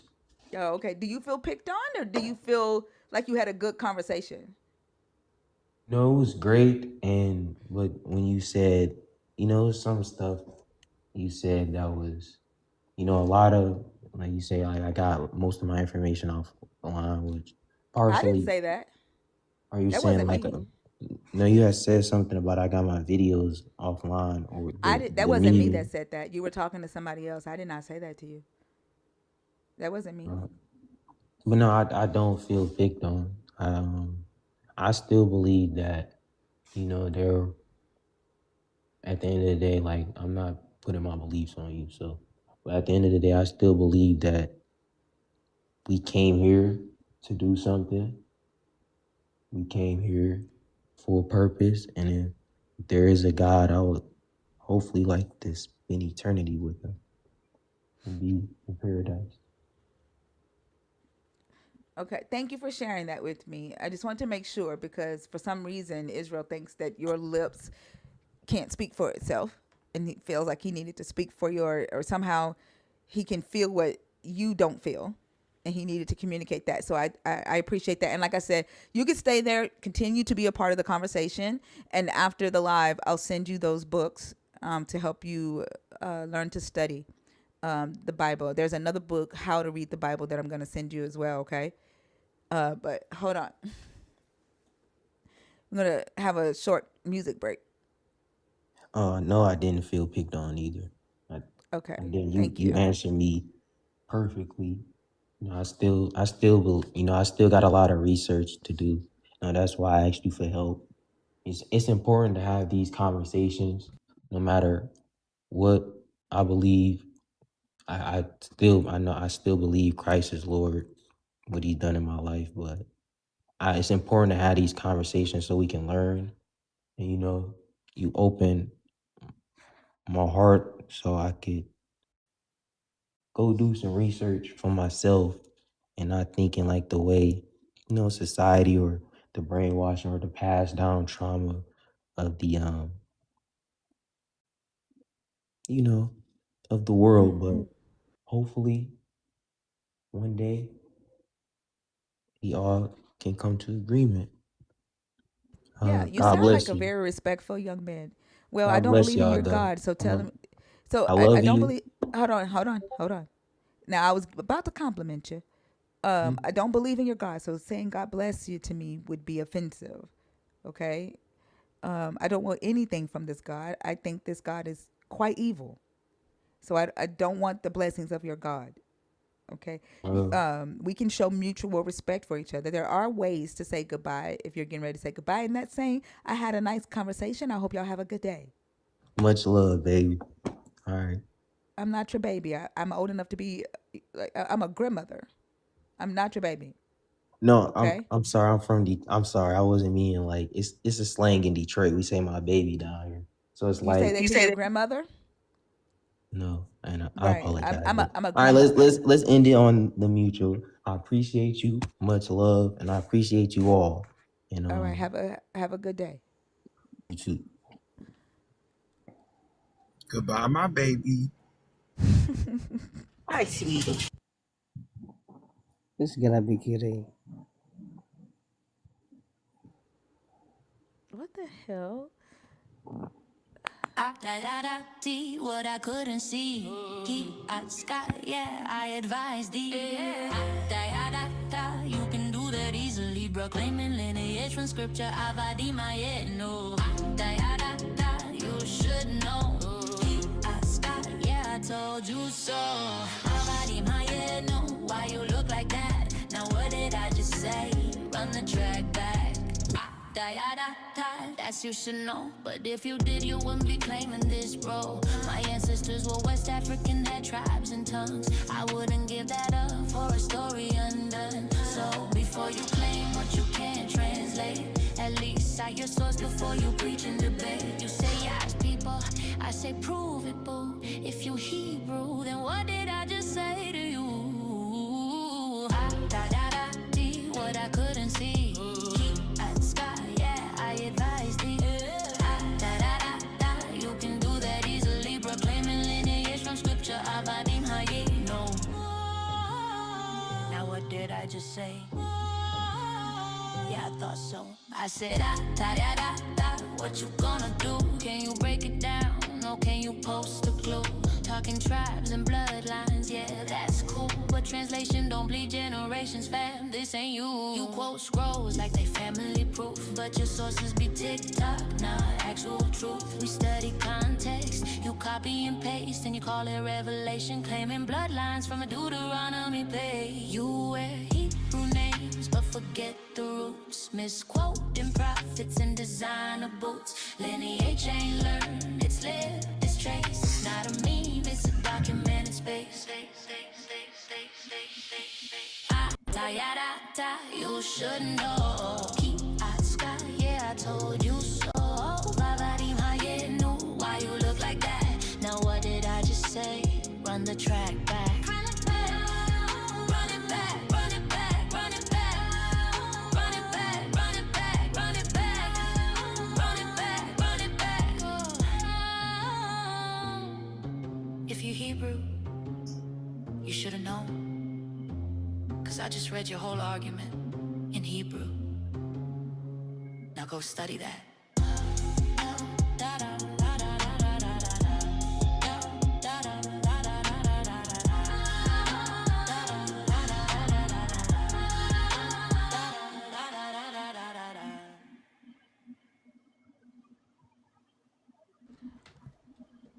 Israel Seed, Yeah, man.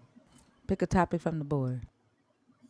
Okay, first of all, let me start by saying I'm not with no church organization. I'm not with no camp. I'm straight up, you know what I'm saying, just me. We're going to get that out the way. So I'm not going to be coming at you no offensive type of way, nothing like that. So You I'm just already me. did in the chat. You What, already what, when I did. said you was You a were bully? no Yeah, when you you know you said was that. bullying that girl. I'm okay with being called a bully. I'm not okay with being called a Hebrew. I'm not okay with you trying to insinuate that I'm a Hebrew. Okay, I'm well, not your okay with voice, that. okay, well, so your voice threw me out. You know what I'm saying? It was the voice. My voice made you insinuate that I'm mad because I'm Hebrew. No, man. I ain't finna step over that. That's what I you ain't finna set said. That's myself what up. you said in the chat. You got that. I ain't Got what? finna, you I got got that. what? I got No, what? okay, let me pick a topic. No, no, no, no, no, no, no, no, Nah, no. What are you saying? let me pick a topic. Hold I on. ain't finna What are you set saying? myself I up for got that. what? I'm not finna Set set yourself myself up up for for that. what? Did you not tag me in the chat and say she's just mad because she's Hebrew? Did you not say that? Yeah, I did say that. All right. So what do you mean setting yourself up? I'm not Hebrew. I'm West African. I'm Nigerian, Okay, you Igbo. said you That's not where. Hold Hebrew. on, hold on, hold Oh, you on. Nigerian, My Igbo. my ancestors, Okay, my ancestors come from Nigeria. I'm not Hebrew. okay. Okay, so that means your ancestors had help in helping enslave us and putting us on them ships too. You and Ghana, right? Okay. I know about that too. Okay. I What's know your about that point? whole West Africa.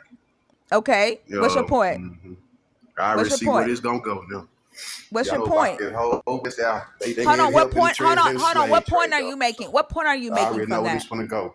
I already know where this gonna go. What I point already are know you where this gonna making from that? Like you do realize that the West Africans were the ones transported during the transatlantic slave trade, not Arameans, not Hebrew Israelites. You realize that, right? Like you don't even make sense.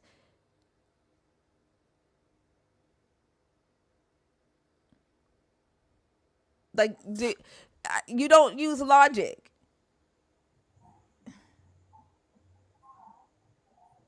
You're on mute. Like you couldn't wait to come off mute while the young man was on stage. What's up down here? You know No, what go back happened on when we mute. got Go on ran out mute, of Phobos. Jerusalem? We had to go into North Africa.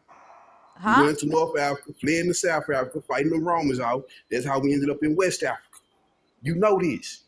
Wait, You so know this. hold on. You went into North Africa to fight the Romans? Yes. No, To we fight the went Romans into North Africa for refuge, but we was fighting to them Romans up there in North Africa. and then That's you how went we to ended up West in Africa. South Hold on. Africa, because we had to seek refuge because the Romans didn't have jurisdiction down there. Oh, okay. Hold on. That's Let the me reason why we hold were on. safe in South Africa. Okay. Let me follow. So you're not African. You're Aramaean. You're a Mesopotamian man with just dark skin, whose ancestors are from Jerusalem, and who flew into North Africa and then South Africa to fight off No, the Romans. you got jokes, huh? No, we didn't fly. You know we didn't fly. I said We fight. traveled I by didn't. cattle, I'm not horses. Like, talking about. I'm not oh, talking about flying for. Oh my fucking gosh! I'm sorry. Fight, So okay, fight, yeah, fight. you went into North Africa. Right, Then let me say you scurried into South Africa right. to fight off the Romans. Well, we went And into then South Africa because we got tired of fighting the Romans. We okay, had to seek and then refuge. okay, you had to seek refuge in South Africa. And Hmm. then how did you get to West Africa? We fled. We fled into West Africa. That's how. When we fled into West Africa, Why we did you started leave setting. South Africa? Hold on, why did you leave South Africa to go to West Africa? Well, a lot of us, got to, what I'm saying, was traveling. You know what I'm saying? We was traveling, doing our own thing. After we had fought off the Romans, we started building our nation back up. We started traveling. But what happened was we got caught up messing over God. Like I say, we always do hard-headed stuff. We started taking on different cultures. You know what I'm Were you saying? a Doing different biblical? things we ain't supposed to be doing. Were you a You know what I'm biblical saying? That's what passport always then? get us in trouble. Taking on other people's cultures, taking on their ways, learning about their God, learning their customs. And that's what always get us in trouble. It's always that's how King Solomon lost Jerusalem. He lost 10, God took 10 kings away from him. That's what The pretty much irony when we is failed. crazy. It is so crazy. That's Yeah, pretty like much when we it takes failed. like by car to get to South Africa from North Africa. It is 127 hours by car. And I think did he say they was riding donkeys? Did he say they was in chariots, Horses, we was riding horses, chariots, donkeys, all that. hanging out the passenger side of your chariot ride? Y'all Yeah, was on yeah, y'all yeah. way to South Africa.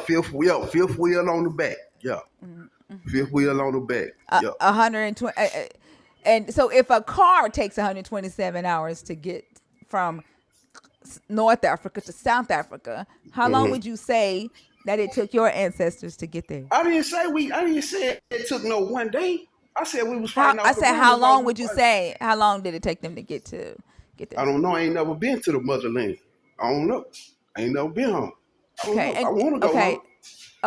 and where is this information in this book or in history? It's How is Africa the motherland? Bro, You said you're not from there. bro. Noah, Ham, Shem, and Japheth kids. Ham, Shem, and Japheth kids are the children of Africa, bro. What you mad? You in your feelings? but you said you're not from Nah, I'm there talking though. about the dude in the background, you know what I'm saying? Out in the background, you know what I'm talking Yeah, about? but you said you're not from there. Yeah, but you I said didn't you're not say I from wasn't there. from there. I said I want to go home, bro. You did say You you ain't. said you're from Oh, so you are Jerusalem. African? So you are African. Jerusalem is Northeast Africa. It's right by Right. Egypt and Ethiopia. Duh. We all know Jerusalem that's is not Northeast in Africa. Africa. Jerusalem is not So you Africa. Jerusalem is Jerusalem Northeast African Africa. It's American? the land of You okay. Jerusalem African American? The Canaanites are the children of Ham, man. Are they not? The Canaanites are the children of Ham, are they not? The What does that have Ethiopians, to do the, with the children of Africa? Cush, those Ham's What kids, does that's that have to do Africa. with Africa? No, it's not. Africa, man, there you go. There you go. There you go. See? All right, see, there you go. There you go. You got had three boys, Ham, Shem, and Japheth. They What all does that dwelt have in to the do with continent of Africa. Africa? And they had children. Jerusalem is Northeast Africa. It is not. Everybody knows that. It's no, they don't, because it's not. How come it's not? Because you said so.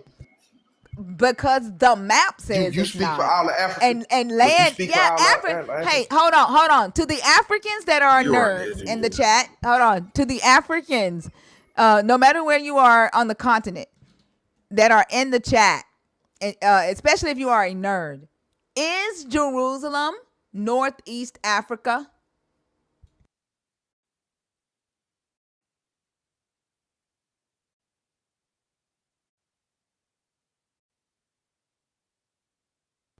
We have a lot of Africans in our community that are nerds, just to let you know.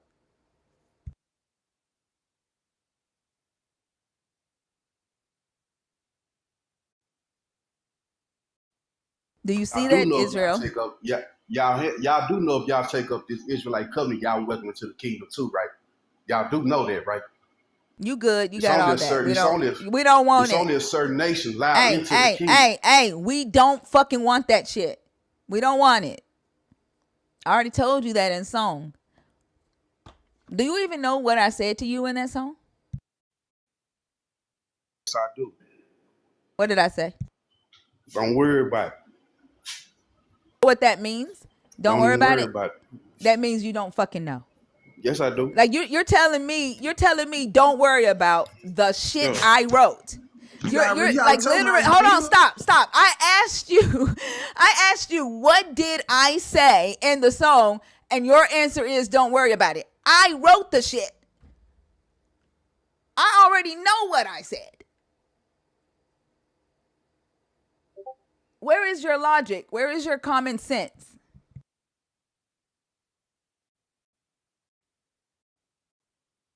Yeah, you only say don't worry about it to somebody who doesn't know the answer. Duh.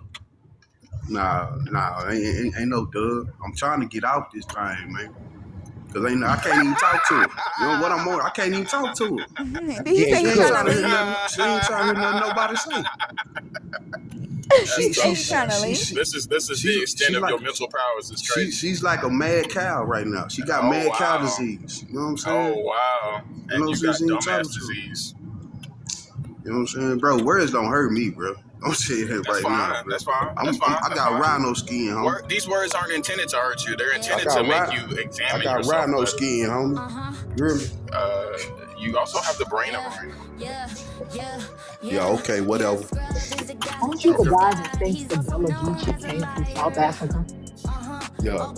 We all know that's why I Aren't you say the that's guy how I that know how says your that's grandmother how I know says how your that Gullah whole Geechee western came from that's how South I know how Africa? this whole West African thing went. Cause you know what I'm saying, I already know how this whole West Africa transatlantic slave trade went. Yeah, Aren't you the man that y'all was said your helping them grandma? Aren't you Spaniards. the Y'all man? was helping Aren't them you the Spaniards put man? us on them Aren't ships. you the That's man? why y'all Shut up! acting like Shut this. up! Cause Shut y'all up! know what y'all Aren't you the did. man that said your grandmother Y'all told guilty. you the Y'all Gullah guilty. Geechee Y'all know come what from South Africa? Huh? Is your grandmother even a Gullah Geechee? Is she? Or are you just lying about that too?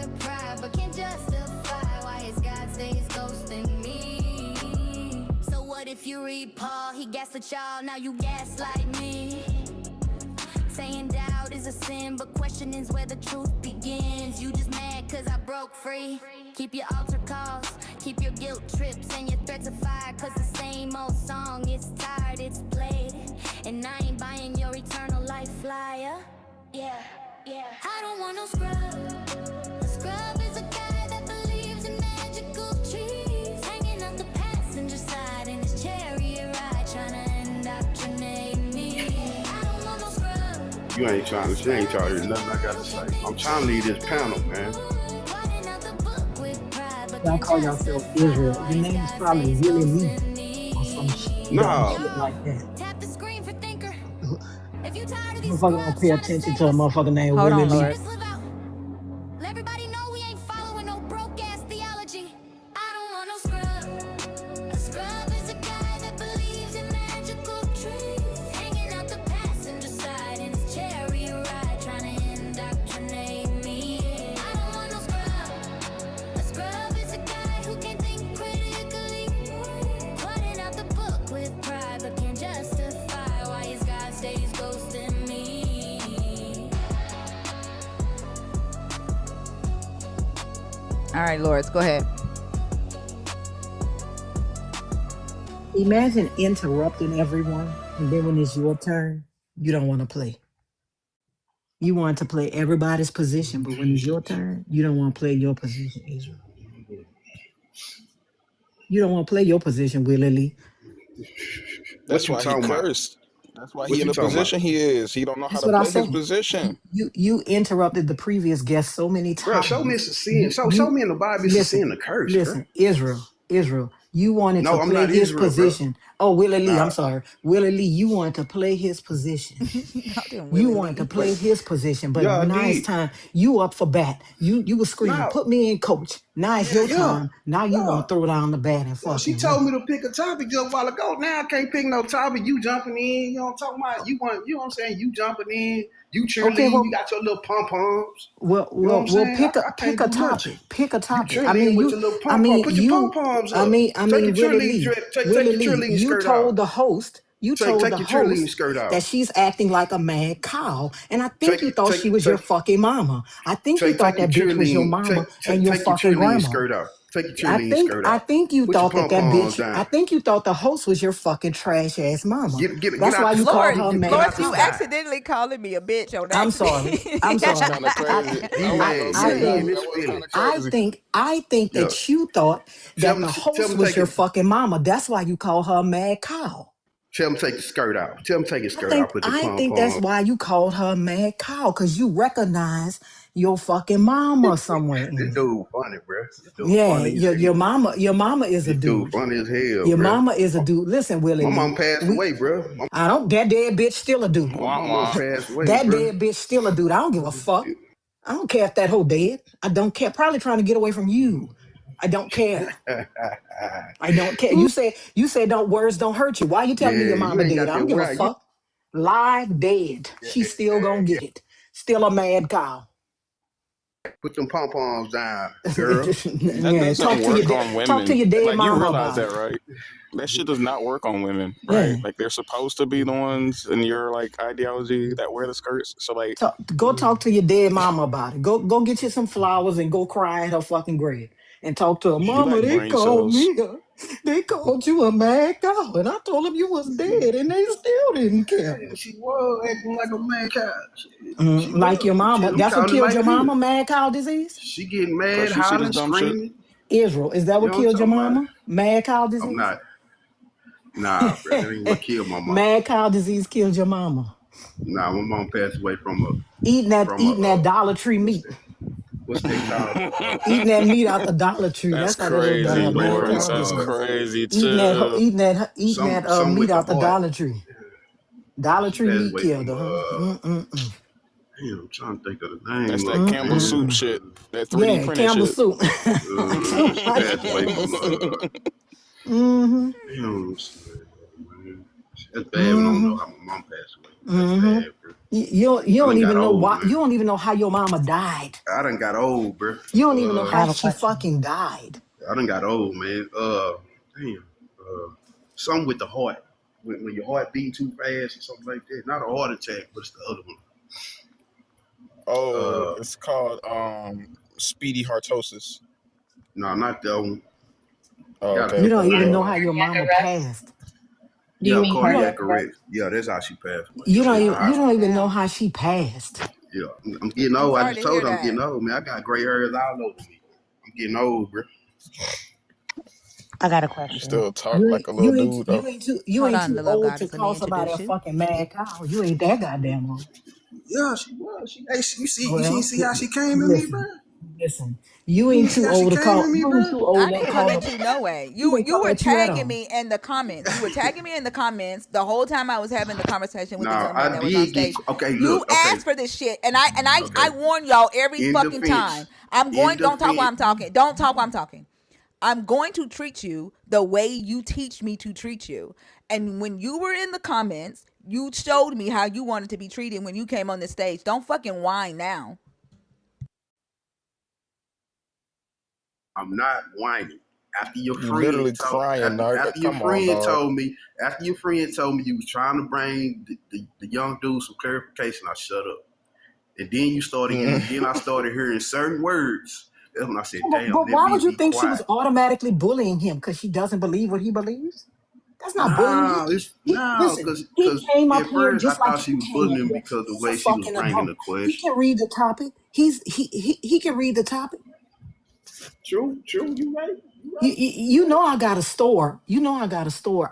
I'm selling dick crutches in my store for men just like you that like to go around I and don't hold need other that. men dick I don't, phone. I don't, I I'm don't, I selling don't dick need that. crutches. Do you want one? I don't need that. I don't do that. I don't You play you help you you homosexual want? hold it games. up. I'm selling them all different I don't, I colors. don't, I don't play I'm homosexual selling them in faggot penis games. purple. I don't play faggot games. I'm selling them in I don't play ball them blue. faggot Whoa, games. what the Hey, fuck? shut the fuck up saying that dumb shit. You hear me? Shit, I Did don't you play hear that. me? I don't play See, like that's how that. you know his. Did That's you how you hear know. me? Shut the I fuck up don't saying that play like stupid that. shit. Did you I hear don't me? play But like see, that. I that's don't how you play know his like that. mama died of mad cow disease because he got it. She passed it on to him. I don't play that. She I passed it don't on to play no him. homosexual shit. She passed it on to him. You must. You come up here, trying Yeah. to hold that nigga balls in your mouth. You You better, hey, must. if you think I do it, you better You call my must. sister, bro, You and ask must. her, bro. Why you We fuck don't even her? You fool with fucking her your sister? because of her She can tell me you're lifestyle. not gay because you Nah, we fucking your just don't. sister. I just don't fool with her. I Israel. just don't fool with How her can your because of her sister tell lifestyle. me that you're not gay? Has she fucked you? Nah, How we would she talking about know? her. She the one that's gay. I How don't would even your use the word sister gay. know Gay if you're means not gay? Are gay. y'all She's fucking? a homosexual.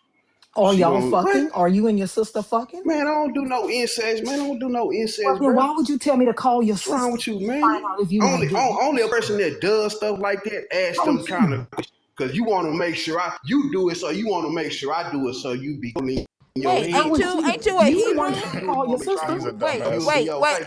So aren't you'll you a feel he? better. Hold That's on, why aren't you you ask me a? that dumb Hey, ass hey, question. hey, homie. When I talk, you don't. Aren't you a Hebrew? Israel, aren't you a Hebrew? Uh-oh. Ruh-roh.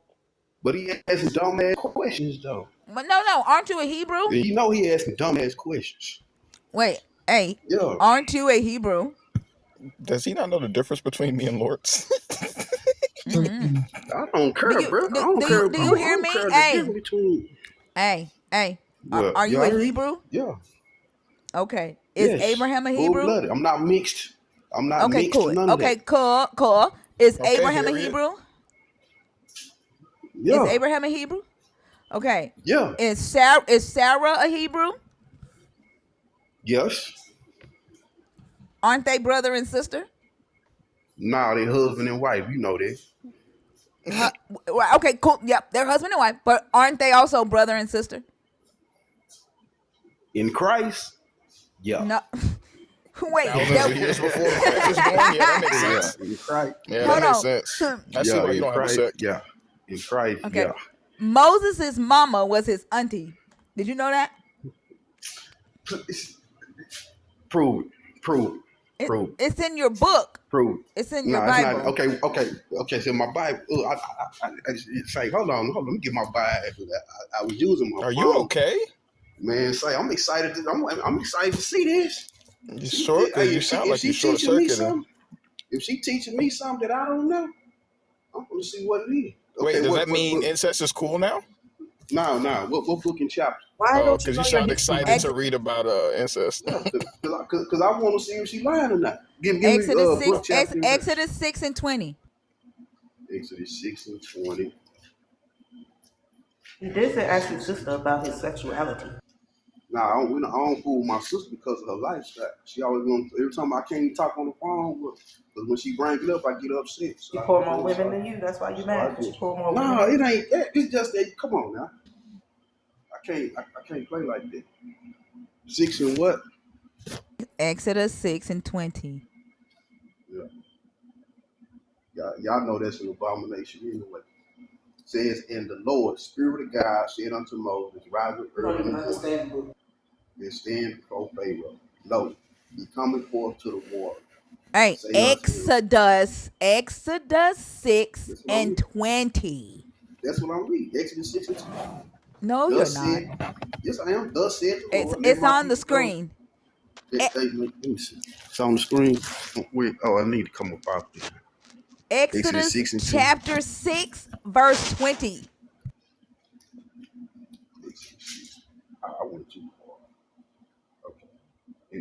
Amram took him, Jochebed, his father's sister, to wife, and she bare him Aaron and Moses. And the years of the life of Amram were 137 years. Okay, what did that mean? Amram married Uh-huh, Jochebed uh-huh, or Jochebed, uh-huh, his aunt. Amram married his aunt. mm-hmm. Okay, and Jochebed, Amram's wife, bore Amram Aaron and Moses. Jochebed is Moses' mama and his great aunt. Damn. Okay. It's not like we brother and sister. Okay. Is that We had Oh, we so had being incest? related isn't the line? we had to build our nation up. You gotta understand, God was doing things to build our nation. A lot of these Look at things this. happen. Look at the stupidity. Jacob Look at the had two wives. Hold on Jacob for a had second. 4 women. Hold on for a Jacob. second. Hold on. Look at the stupidity of these motherfuckers. He said, Cantado said Moses' mother was his father's aunt, not Moses' aunt. I was just about to That say that. makes Like that's not yeah. better. I Like, cannot. like that's not better. Like that's not like that's better, But right? why Because don't he it know wasn't that his your aunt. daddy's auntie is your auntie? Why don't they know that? Why don't they know? Why don't you know that your daddy's auntie is your auntie? Are y'all okay? Y'all want to talk about lineage. You want to claim a lineage, but you don't even know. You don't even fucking know how to identify your own goddamn lineage. You don't know that your daddy's auntie is your auntie.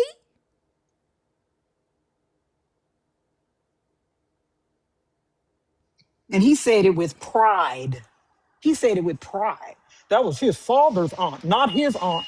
It's still your aunt, you dummy.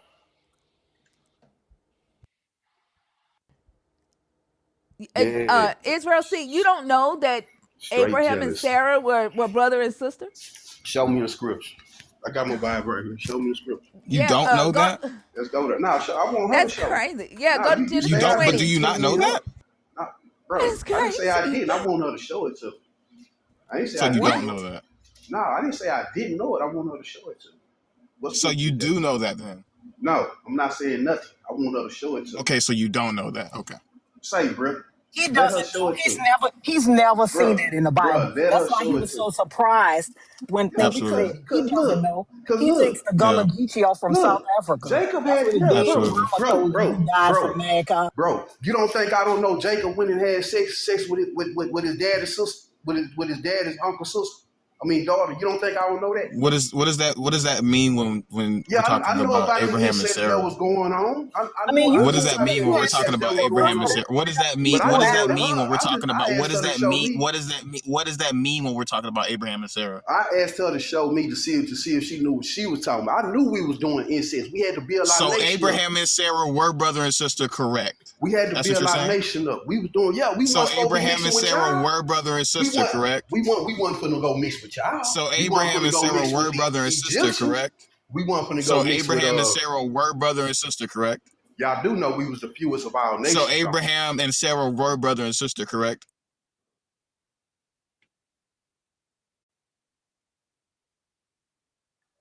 Yeah, he embarrassed.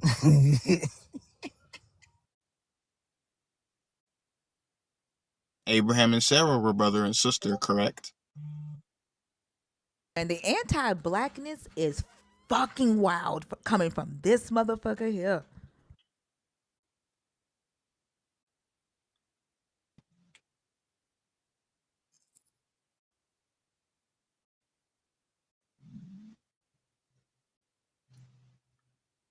It's crazy how hard they cling to this shit with no foundation. We still became his people. What's your point? So they were brother and sister, correct? It don't matter. What's your point, bro? We still became his So people. they What's were your brother point? and sister, correct? Man, I'm gone. I mean, I'm gonna get out of here, man. So You they ain't were talking brother about and nothing, sister, bro. correct? Like I said, jealousy, bro. So Ever they were since we brother and became a sister, correct? nation, we've been I catching give hell. you I Y'all give you an straight easier jealous, question to bro. ask. That's I give all you y'all an is, easier jealous, question to bro. answer. Look, when Jealous, Jesus bro. came inside you, what did you feel like? When Jesus came inside me, Uh-huh. Jesus is a man, bro. Jesus was a prophet. Yeah. Christ was in Yeah, him, but bro. yeah, uh-huh, yeah, yeah. And when Christ came inside What you you, talking about? how did that make you feel?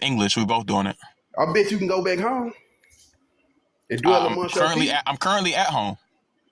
So you saying use an African American?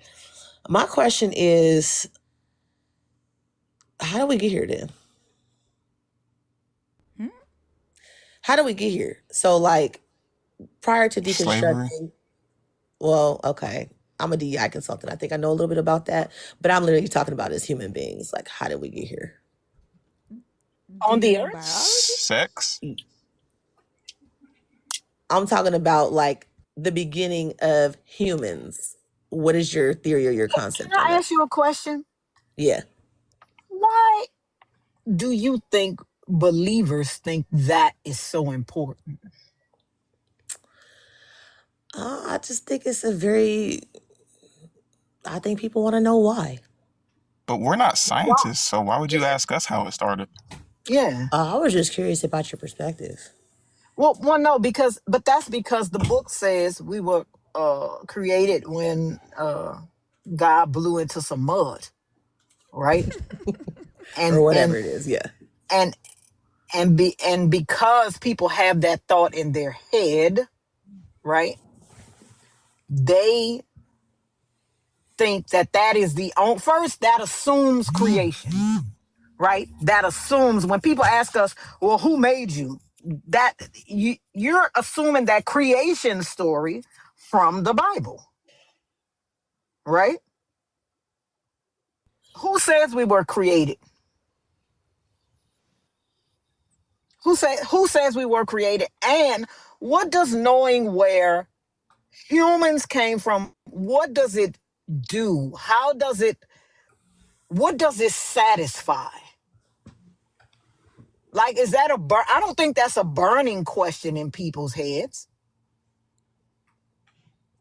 I don't think anybody walks around and be like, I wonder where humans came from. I think people actually do. I think it is actually something that people are curious about. At least I am a person I don't walk around doing it.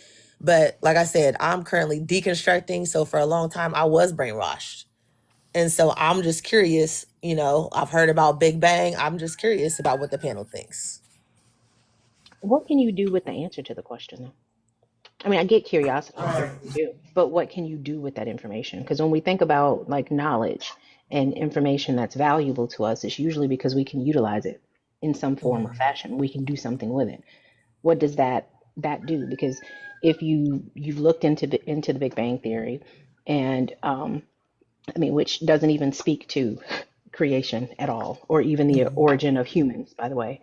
Um, Mm-hmm. you know that it gets to a point, like as with all scientific understanding, that we get to a point where, yep, we figured this point out, but beyond that, we don't know yet. So Mm-hmm. if you did have the answer to that question, what could you do with that information?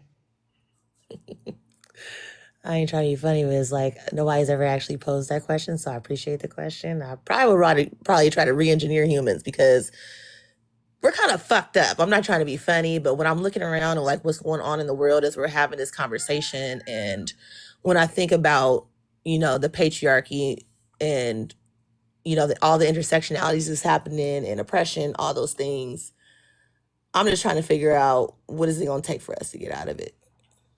But I would say that that comes from Christianity. Would that be eugenics? Re-engineering humans? Yeah. I mean, Yeah. basically, yeah. Okay. But I'm I just would say curious. that all of that, what you just talked about, that's bad about the world, comes from Christianity. It comes from Christianity and Christians trying to take over the world. Hmm. Hmm.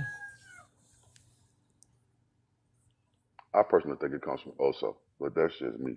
Yeah. And I think it should come from a nigga who can use his mic properly. Speak up when you're speaking about me.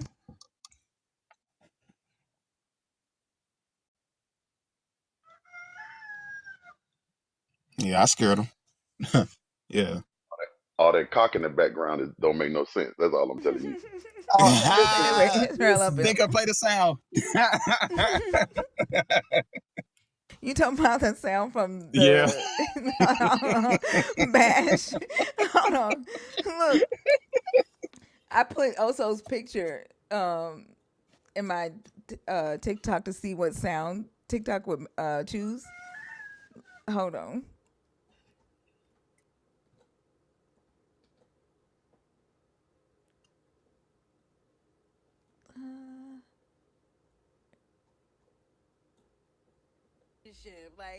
Like why y'all want to mess with niggas? What's wrong with my butt?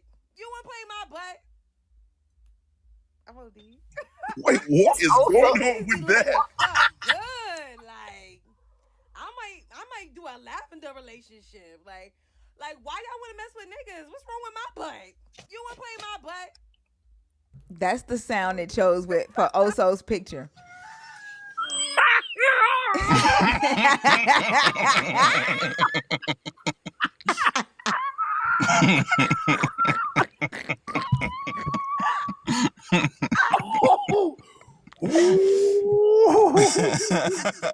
And y'all say the spirit of prophecy ain't real. Y'all crazy.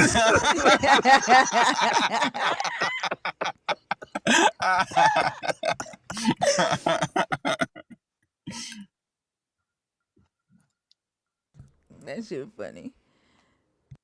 Go ahead, the love goddess. Sorry, me and my husband are having a discussion while you're, because we've been talking about this for a long time. Do you want to ask that question? What question? What you were just saying? Well, no. All I'm saying is it's not really a question, but it's more of the place of when somebody poses the question of who created us or what created us, then like to me that's a legitimate curious question. And to limit it to the place of what would you do with the information is kind of like stopping the curiosity place. well, no, I'm with also though. Like, I am not a scientist, right? I don't profess to know where humans come from, but there are a bunch of people out here with the expertise, the knowledge, and the research that you could call on Google to have an answer, to give you an answer to that question. Yeah, because I, I, Also, I think asking that question to people who you know aren't scientists, you are expecting a spiritual answer. You're not actually expecting factual information. You're expecting a spiritual answer. I wanted to and say, I don't see how asking a different question is the end of curiosity when it's just continuing curiosity by asking further questions. well, it's leaving the area though. It's leaving the How? area. It's leaving the area of where the humans came from and going to a place of what does the human do with the information. okay, so I think those are two if I different told you areas. that humans are a product of evolution, right? Humans are a product of evolution. We are great apes. That's what we are. Humans are great apes. We are a product of evolution. can I throw something in here real fast? I'm going to give you like a 2-minute history of all of time. Okay. I'm going to do this as fast as I can. And I hope this helps. Okay. All right. There are some things that we do know about the universe, right? We do know that the universe is expanding, right? We know that because it is expanded, we know that at one time it was smaller, right? Because it's currently expanding. So if we subtract, if we go back in time, that means the universe would be smaller and smaller and smaller and smaller until its undividably small state. That state we call the singularity. Now, the singularity isn't necessarily a place, but it is a mathematical, it's a mathematic like placeholder, right? Where our classic physics breaks down, our quantum physics break down, right? We don't have the math to really explain what happens in the singularity, okay? All right. It's because it's too hot, too small, too dense for any of our classic physical models to work. Oh, you still with me so far, bro? Yes, and he loves math. Okay, Yeah, okay. that's basically talking about if you divide something by zero. So I can kind of get that. Kind of like that, kind of like that. Our classic physics models don't work when things get too hot and as density approaches infinity. Okay? All right, so we know that at one point about 13.8 billion years ago, we were in that state. The universe was in that state. Okay. Through fluctuations in a false quantum vacuum, caused that energy to agitate and expand all of space. And with space came time. Okay, because time and space are kind of woven together in what we call the time-space continuum or the space-time continuum. Okay, so our universe began to expand. As it began to expand, of course, it also began to cool, right? And at that point, regular physics takes over, right? As the universe begins to expand, there's now space. The density starts to lessen. It cools off. It's not so hot. Now regular physics can kick in. There are four fundamental forces that are at play here, and those four fundamental forces are gravity, electromagnetism, the strong and weak molecular forces. Okay. All right. So as those four, and those are the four fundamental forces, we do not know if they could ever be any different. They just are the way that they are. We don't know if we could ever change them, if they ever could be changed. It's just what those four fundamental forces are, and they work the way that they work. Okay. Again, regular physics kicks in. As those forces kick in, gravity begins to draw the lightest of particles together. So we get fast forward. I'm fast forwarding a lot of time. I'm trying to give you a condensed version of it. You get the lightest particles together. You start to get your first atoms and molecules and elements. Lightest of those elements being hydrogen. Okay, as hydrogen begins to be attracted through these attractive forces, they start to create dents or indentions, I should say, in the space-time continuum. They begin to kind of pool together in the space-time continuum. No different than if I put some marbles in the middle of a sheet. Right? If I stretched out a sheet and just dropped some marbles in them, they'll all kind of just pool towards the middle, right? And as those particles begin to pool towards the middle, the pressure between them over time, trillions and trillions and trillions and trillions of particles get together, they basically ignite and create what we call nuclear fusion. And that's where we get stars from, okay? Well, that heat and density of that star begins to meld these hydrogen atoms together, right? And they would meld together and rise and then break apart. Meld together, rise, break apart. And every now and then you get one that stayed together, although it's not very stable, but you call that helium, right? And it would continue to just meld things together and break apart over and over and over again, meld things together and break apart. And you start to make heavier and heavier elements, right? That's where the elements come from. Eventually, you got to the element iron, right? And iron is too heavy and too dense to be in that situation, basically. So as it fell back toward the center of the star, all this iron, it caused the star to explode. And all of these elements flew across space, right? The lighter elements went the furthest away from the stars. The heavier elements stayed closest to the stars. That makes sense, right? And you throw a bunch of stuff, the heavier stuff gonna fall closer to you, the lighter stuff gonna go further away, right? And then gravity kicked in again. It caused those elements in those areas to pool together again. This is called a disk accretion or accretion disk, right? That's where we get planets from, right? They all used to be in stars, right? And so all of that stuff flying around is making planets, okay? All right, well, as specifically, we are a rocky planet, right? That's how our sun was made. That's how this planet was made. This rocky planet began, of course, because it's hot in the middle, it's a little cold on the outside, you start to get solid ground on the top. You have all this hydrogen and oxygen that's coming up out of the core, right? This is where you're going to start to get your ozone layers and all of this, like the ozone layer that kind of still stuck to us through gravity, and you get your first water. This is alchemy. Well, but this is literally chemistry, but yeah, okay. Like, I'm understanding science and all that. Yeah. But I'm talking more like us. Like I'm getting up. He's on the way. I promise you I'm getting up. Original thought type stuff. Sorry, I got too excited. Please continue. I promise I'm on the way. I just wanted to start at the very, very beginning. Original thought. Oh no, I'm getting. I'm gonna get through all of that. All right, okay. So boom, now we got water. Someone mute me. Right? My The mute button moment is that not we got working. water, the moment that we got free flowing water, we were able to. This planet was empowered to do a bunch of different things. Right? It could now support what we call carbon-based life. Right? Okay. All right. So of course, our first life forms are going to be, simple cells. Little simple cells of just lipids and basic RNA stuff, simple cell stuff, right?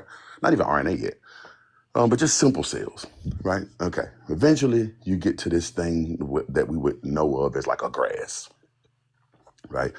All right, now all of this life is coming from the same basic life form, right? Just these simple cells, right? And these simple cells would divide and share cell information or genetic cell information. All right, mitosis, blah blah blah. Okay. Eventually, you start to get what we would know of as an animal. Very very basic animals. Those animals get into selection pressures. They begin to mate and struggle to survive. Species begin to evolve from those animals because they find different niches where they can survive. Eventually, those animals leave the water. Fast forward, we get to our early mammals. Same idea, just animals finding a place to mate, finding a place where they can adapt physically to that place. Okay. Now we get all the way down to what we call primates. And again, I'm fast forwarding through all this. Primates, boom, same thing, blah, blah. Get to your semioids, eventually get to your great apes, right? You start to get to like your homo genuses and blah, blah. And one day, out of all of that evolution comes a thing that we would call a Homo sapien sapien, right? And a blur of things and a blur of things. But eventually you get to this thing called a Homo sapien. Now, keep in mind what I said earlier about the fact that every animal found its niche, right? In the places where it could be most successful. We are a part of that process now. This going to original thought. Picture, we are not the strongest animal. We are not the fastest animal. We are not the most stealth animal. We don't have the best eyesight, the best noses. We really don't have a whole lot of superlatives in the animal kingdom. But what we do have in the animal kingdom is we have the largest brain to body ratios. Our brains are expensive, right? Our brains are very expensive. They burn about 20% of all the calories we burn in a day, right? That's an expensive organ. But we needed it because we needed to be able to make a plan so that we could eat, right? Now, fair enough, we were able to kind of outthink our cousins, right? So that when we decided to fight for food, we kind of hunt like dogs do. We hunt in packs, right? We're persistence hunters, right? But we're not as fast as dogs, so we had to be able to plan a little bit better than they did, right? Okay, we don't walk on four legs, so we're not quite as efficient in our movement technically. All right. Point being, we developed these larger and larger brains. And with those larger and larger brains came strategies, right? Our brains are very, very not smooth, man. Our brains are bumpy, right? Because we're making all these neural connectors. That's really our superpower as humans is our neural connectors, man. We really can think some things through. We actually have the ability to think about thinking, which we don't think any other animals can do. But point being, we began to look around us as we first began to conquer this world, figure out how we were going to eat. We started to agriculture, blah, blah. And the moment we started agriculture, we had a little time to slow down. Because earlier we had been hunting and gathering for food, running around a whole lot. But the moment we figured out agriculture, we were able to slow down and build what we call societies or civilizations, right? Because now we could gather around the food, right? And as we gathered around the food, well, we had to start making some rules, right? Because now we're not just out here going wild. We got to live around each other for an extended period of time. So we start making rules, right? But there was still a lot about the world that we didn't understand. Right? Well, we didn't know what that thing was that was moving through the trees that we couldn't see. We now call it wind. We didn't know that was particulate matter at the time. So we thought of it as some greater being that was moving things because something's got to be moving it. We can't see it. Something's got to be moving it. And so that wind, we eventually start calling it basically pneuma or spirit, right? That thing that moves things that you can't quite see, but it makes something move. It's got a power that we can't quite see, right? So we have this thing that we call hyperactive agency, right? In other words, and most mammals have this same thing, right? Most mammals assume that when something happens, someone did it.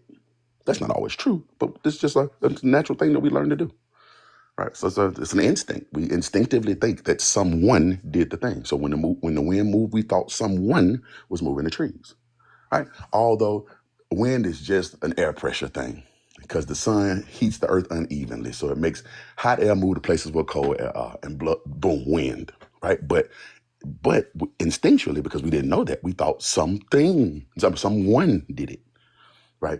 This is where we get gods from, right?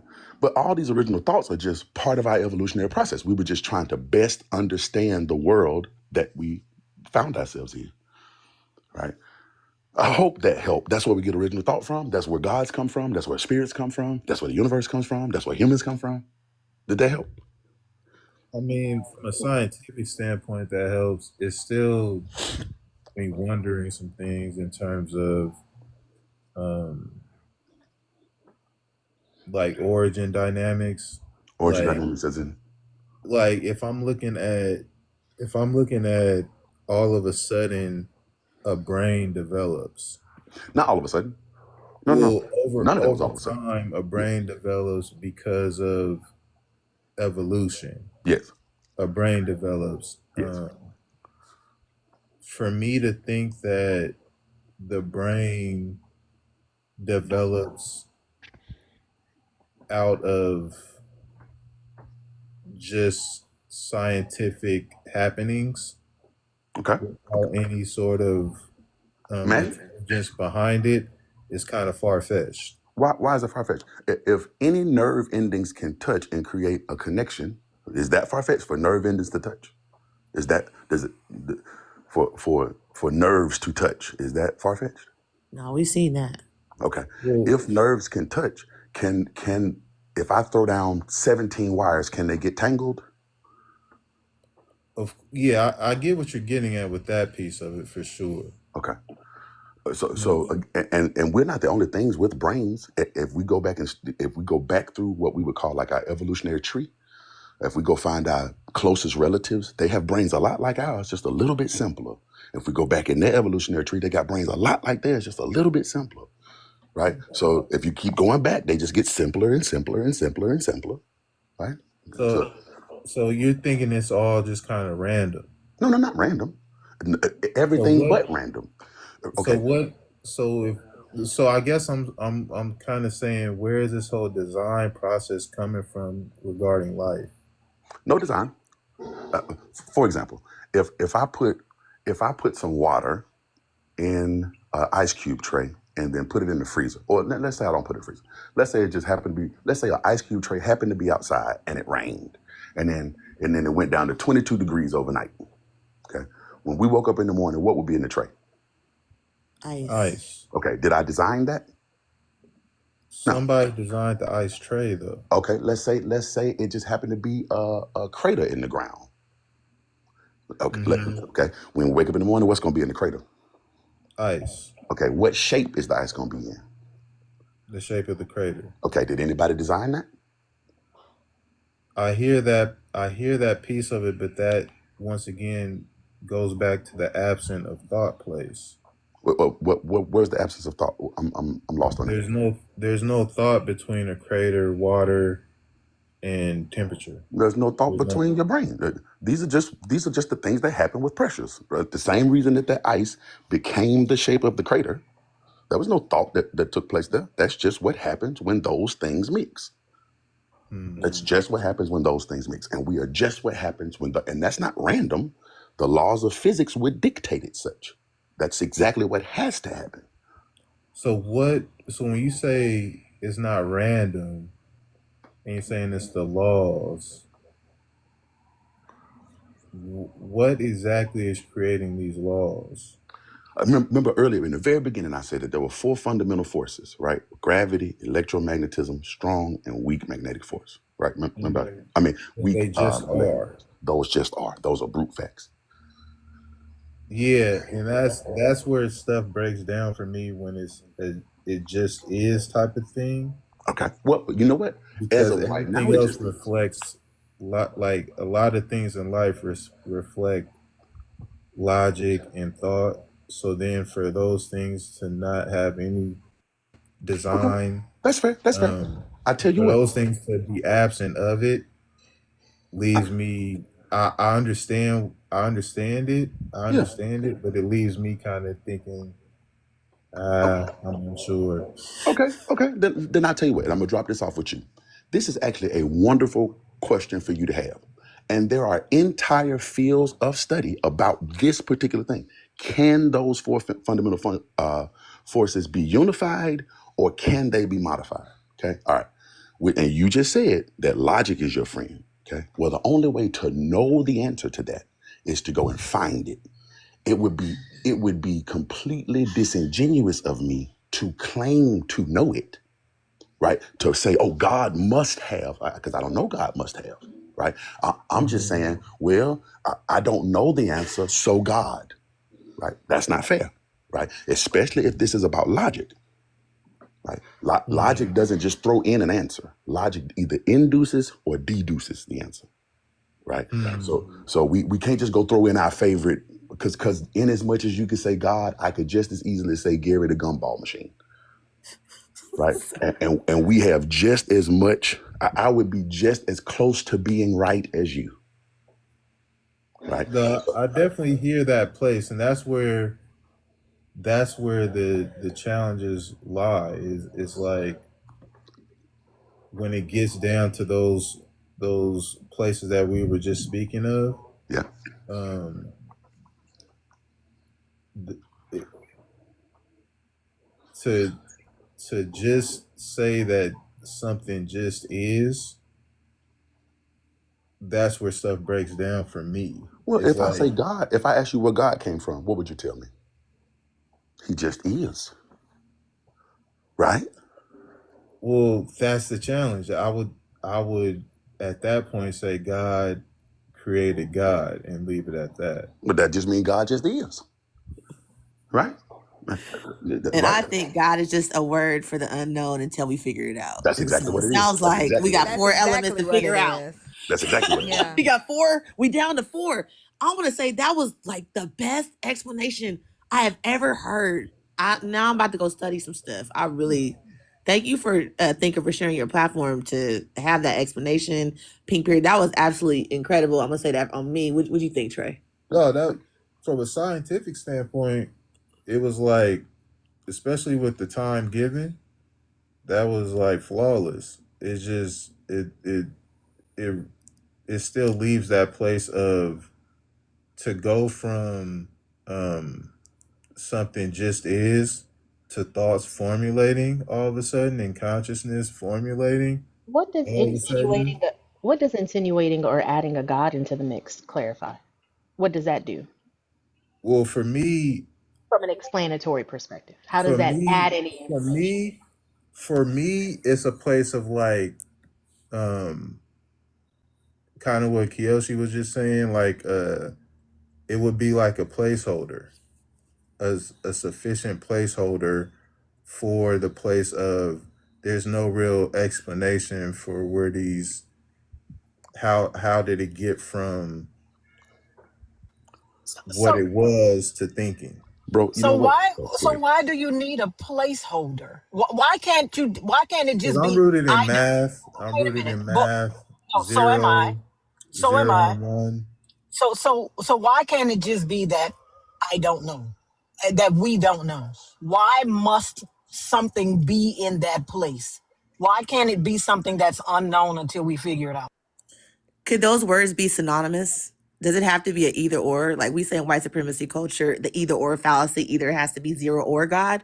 Could zero and God also be the same thing? If Well, no. oh, I, good. I mean, I don't think, I'm sorry, Bash. I don't think so. And the reason why I don't think so is because nobody ever used zero to deprive me of my rights. Nobody ever used zero to tell me that I couldn't drink out of a water fountain. I Nobody hear ever what you're used saying. zero. Oh, I'm Nobody sorry. Go ever ahead. used zero to tell me that I was less than somebody else, but they use God for that. Because people don't think God is zero. People think God is real. Your husband believes that God is real, right? I hear you on And that. and they use their belief to try to oppress people. If it were as simple as that, if Christians would leave us alone, then we probably could. But they won't. They don't want it to be either or. It's God or nothing. It's their way or the highway. Mm-hmm. I was Well, gonna that's a say, challenge for me because not all people that believe in God function in that manner. That's number one. Number two is, it's hard for me to look at a place like, if I'm gonna keep dealing with certain aspects of a place, then I have to manage the other side of the place that isn't so beautiful or nice or cut and dry. Um, So for me, it's a place of like when I look at taking it back to 0 or 1. If I look at the place of what isn't happening concerning God, then I look at the stuff that is happening concerning God. Okay. I want to put this out there. If we are saying that God is a placeholder for the unknown, then we do not know what concerns God.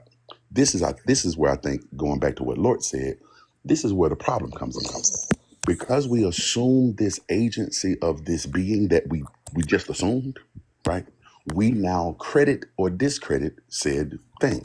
We also get to assume what the thing wants. We get to assume how the thing thinks. We get to assume where we're going when we leave. We get to assume and we're building assumptions on assumptions on assumptions on assumptions. And Occam's razor would teach us that the more of these assumptions that we make, the less likely it is to be true. Mhm. Right? But everything that we quote unquote know about a God is 100% an assumption. Mhm. Right? That we cannot. It is impossible for us at this present time to know anything about a God. We have the space where a God could be, right? Where the space that we say, okay, we're gonna put God right there, and He set the fundamental forces, right? That's something I can actually rock with. I would at that point replace know with believe or having faith in. Okay, but here's Then the it dangerous part wouldn't about a be the faith, though, place my of brother. knowing. Here's the dangerous part about a faith, because a faith is not just a faint belief. A faith is something that I treat as if I know. So, Mhm. like for example, if you ask me, "Where's your mama?" I go, "Well, I don't know exactly where she is, but I think she's downstairs." Right? Okay. Well, that means that whatever it is, whatever she is, whatever she's doing, ain't got nothing to do with me right now. I don't necessarily need anything from her right now. It's not really affecting my reality. But if I moved on faith that she was downstairs, I would behave differently, right? A Mhm. faith actually kicks into my actual belief patterns. And keep in mind, the more things I assume, the further it is from being true. Okay. So basically, So, like if you cooking on the stove and you think your mama downstairs and she's not. right. Right. I might be quieter than I normally would be. Right. I Mhm. might start talking to her and she's not there. I might have a whole conversation one sided thinking that she's there. Right. But now my emotions are different because I have a faith. That's the dangerous part Mhm. about faith. And because I cannot know if that's true. Right. If I was just going to leave it as a placeholder, if I was just going to say, when I say God, what I really mean is I don't know, that's one thing. But at the point where I say, when I say God, that means I believe that I know. That's that. Now all of a sudden, it's not a Not placeholder. I believe that I know. No, no, no. That's dangerous. I have faith in. What is that? I Say that in believe another way. that. When you say you have faith in, what does that mean? Take take So, take the like pretty faith word out. for instance, with faith, Mhm. based off of my past experiences, life experience, what it has shown me, I have faith in something that's happening right now or what could happen in the future. Okay, That type of experience. That's what I mean when I say but faith. this Not way. not the whole based off of nothing at all But am think I about what I'm having saying. faith, but Because we based off of don't know something. God, like you could, based on your experiences, I could totally understand that. But what you have experienced, what you can verify to be true, right? That's completely different, right? I can say right now the sun gonna rise in the east tomorrow. It's gonna set in the west tomorrow. Matter of fact, bet me money on it. I guarantee it. Right? The sun is going to rise in the east tomorrow. It's going to set in the west tomorrow. I know that because based on every experience I've ever had, that's just what's going to happen. Right? That's going to Mhm. happen. Okay. But that's because I know something. Now I can make an assumption. I can make a hypothesis and test it. Right? Okay. But I can't do that with a God. There is absolutely nothing that I know to build on. I can't make a hypothesis until I can observe the thing. Yeah, Right. Okay. I So concur with that right. space, Right. So if but you that's can't observe a God, then now we're not just having a faith based on experience, right? We're making experiences based on faith. that's debatable in terms of the realm of, once again, when you're talking about a placeholder, or you're talking about saying this is going to be like, because the place we were talking about was for the unknowns, Mhm, right? mhm, So for instance, an unknown with me would be, um, if I shoot a basketball, if it's gonna go in. Okay. I don't know if it's gonna go in or not. Mhm. But based off of experience, I can have faith on whether it's gonna go in or not, based off my experiences. Well, you can have a hope that it go in, right? And I can have a hope too. But Right. I can also is reasonable in my opinion to have the faith, even though I could be wrong. That's how I look at it with God also. It's like I could be wrong. I definitely look at it that way. Okay. All right. But Let's think faith of it this way. experience based off of life experiences allows me to feel a little more comfortable in having faith. Okay, I think my problem with this, and I'm okay with what you're saying. I want to make sure I say that. But my drawback comes in is that if the placeholder is the unknown, right? Again, you're building a sense of knowing from the unknown. For example, let's say you and I decided we're gonna shoot some hoops, right? And we go out to the park, and I say, bro, I'm the best shooter of all times. And you go, bro, you don't look like the best shooter of all times. I doubt this. And I go, no. Trust me, just believe me, I'm the best shooter of all time. So you hand me the ball. And I take the three wide open. Just me shooting against the air. And I airball it. And then I go, you're not believing hard enough. Give me the ball again. So you give me the ball again. And I shoot the three, break it. I go, wait, you're not believing hard enough. You're not believing hard enough. Because if you believed, this would work. Okay. That sounds like Salem witch trials. Right. Okay. So and every time I shoot the ball and miss it, I say, you don't believe hard enough. Well, no, it's not that you don't believe hard enough. I just can't do what I said I was going to do. Right. What I'm going to do should not ever be predicated upon what you believe. Okay. All right. Now let me take that back to a God. Okay. When people, if your experiences in life, if you can credit them to a God, and I can say I have those exact same experiences without a God, then there is no novel difference between a belief and the lack thereof, right? In our experience, right? So there's no way for me to carve out the God, right? There's no way for me to carve out the God. Okay. If by chance you could show me a novel experience that you could have solely based on the belief, now we could go, okay, that's where God is, or at least that's where we should start looking, right? But because you can't carve that out, we can't even. Remember earlier you asked me about where individual thought came from, and by the time we got to this part of the conversation, we had to jump all the way back to, well, who set the fundamental forces, right? So in other words, we had pushed God all the way back to before the universe began. Okay, or before it expanded, I should say. We pushed God all the way back to before the universe expanded because we could not find room for him anywhere else. Right? But there was no novel experience that came about that we had to have him for. The thing about this conversation that you and I are having, in order for us to have this conversation, you have to be here. I have to be here. It wouldn't be this conversation without it. We can't find one thing from the very beginning of the expansion of the universe to human beings where a God was necessary.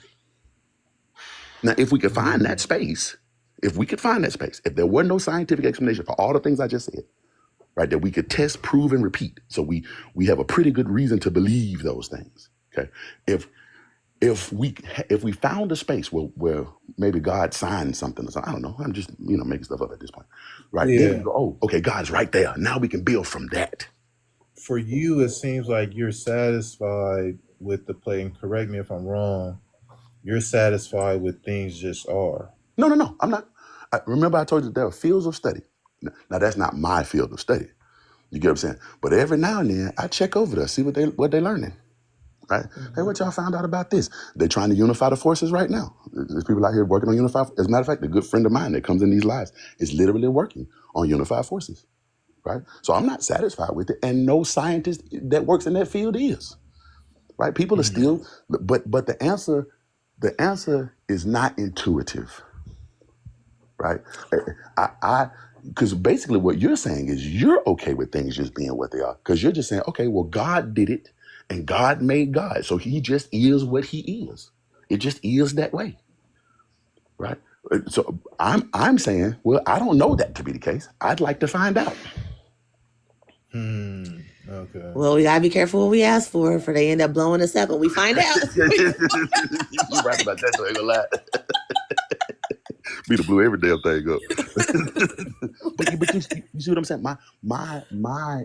I'm very inquisitive. It's in my nature to ask why. Trust me, I've been kicked out of so many classes because I want to know why. Why is it work like that? You know what I'm saying? Like, and those whys don't stop at the fundamental forces. I don't have the prerequisite knowledge to really dig into that. I guess I could go back to school for it, to really dig into it. But I make music for a living, man. You know what I'm saying? I love what I do. Okay. So, but my interest, like these things really do interest me, like a lot.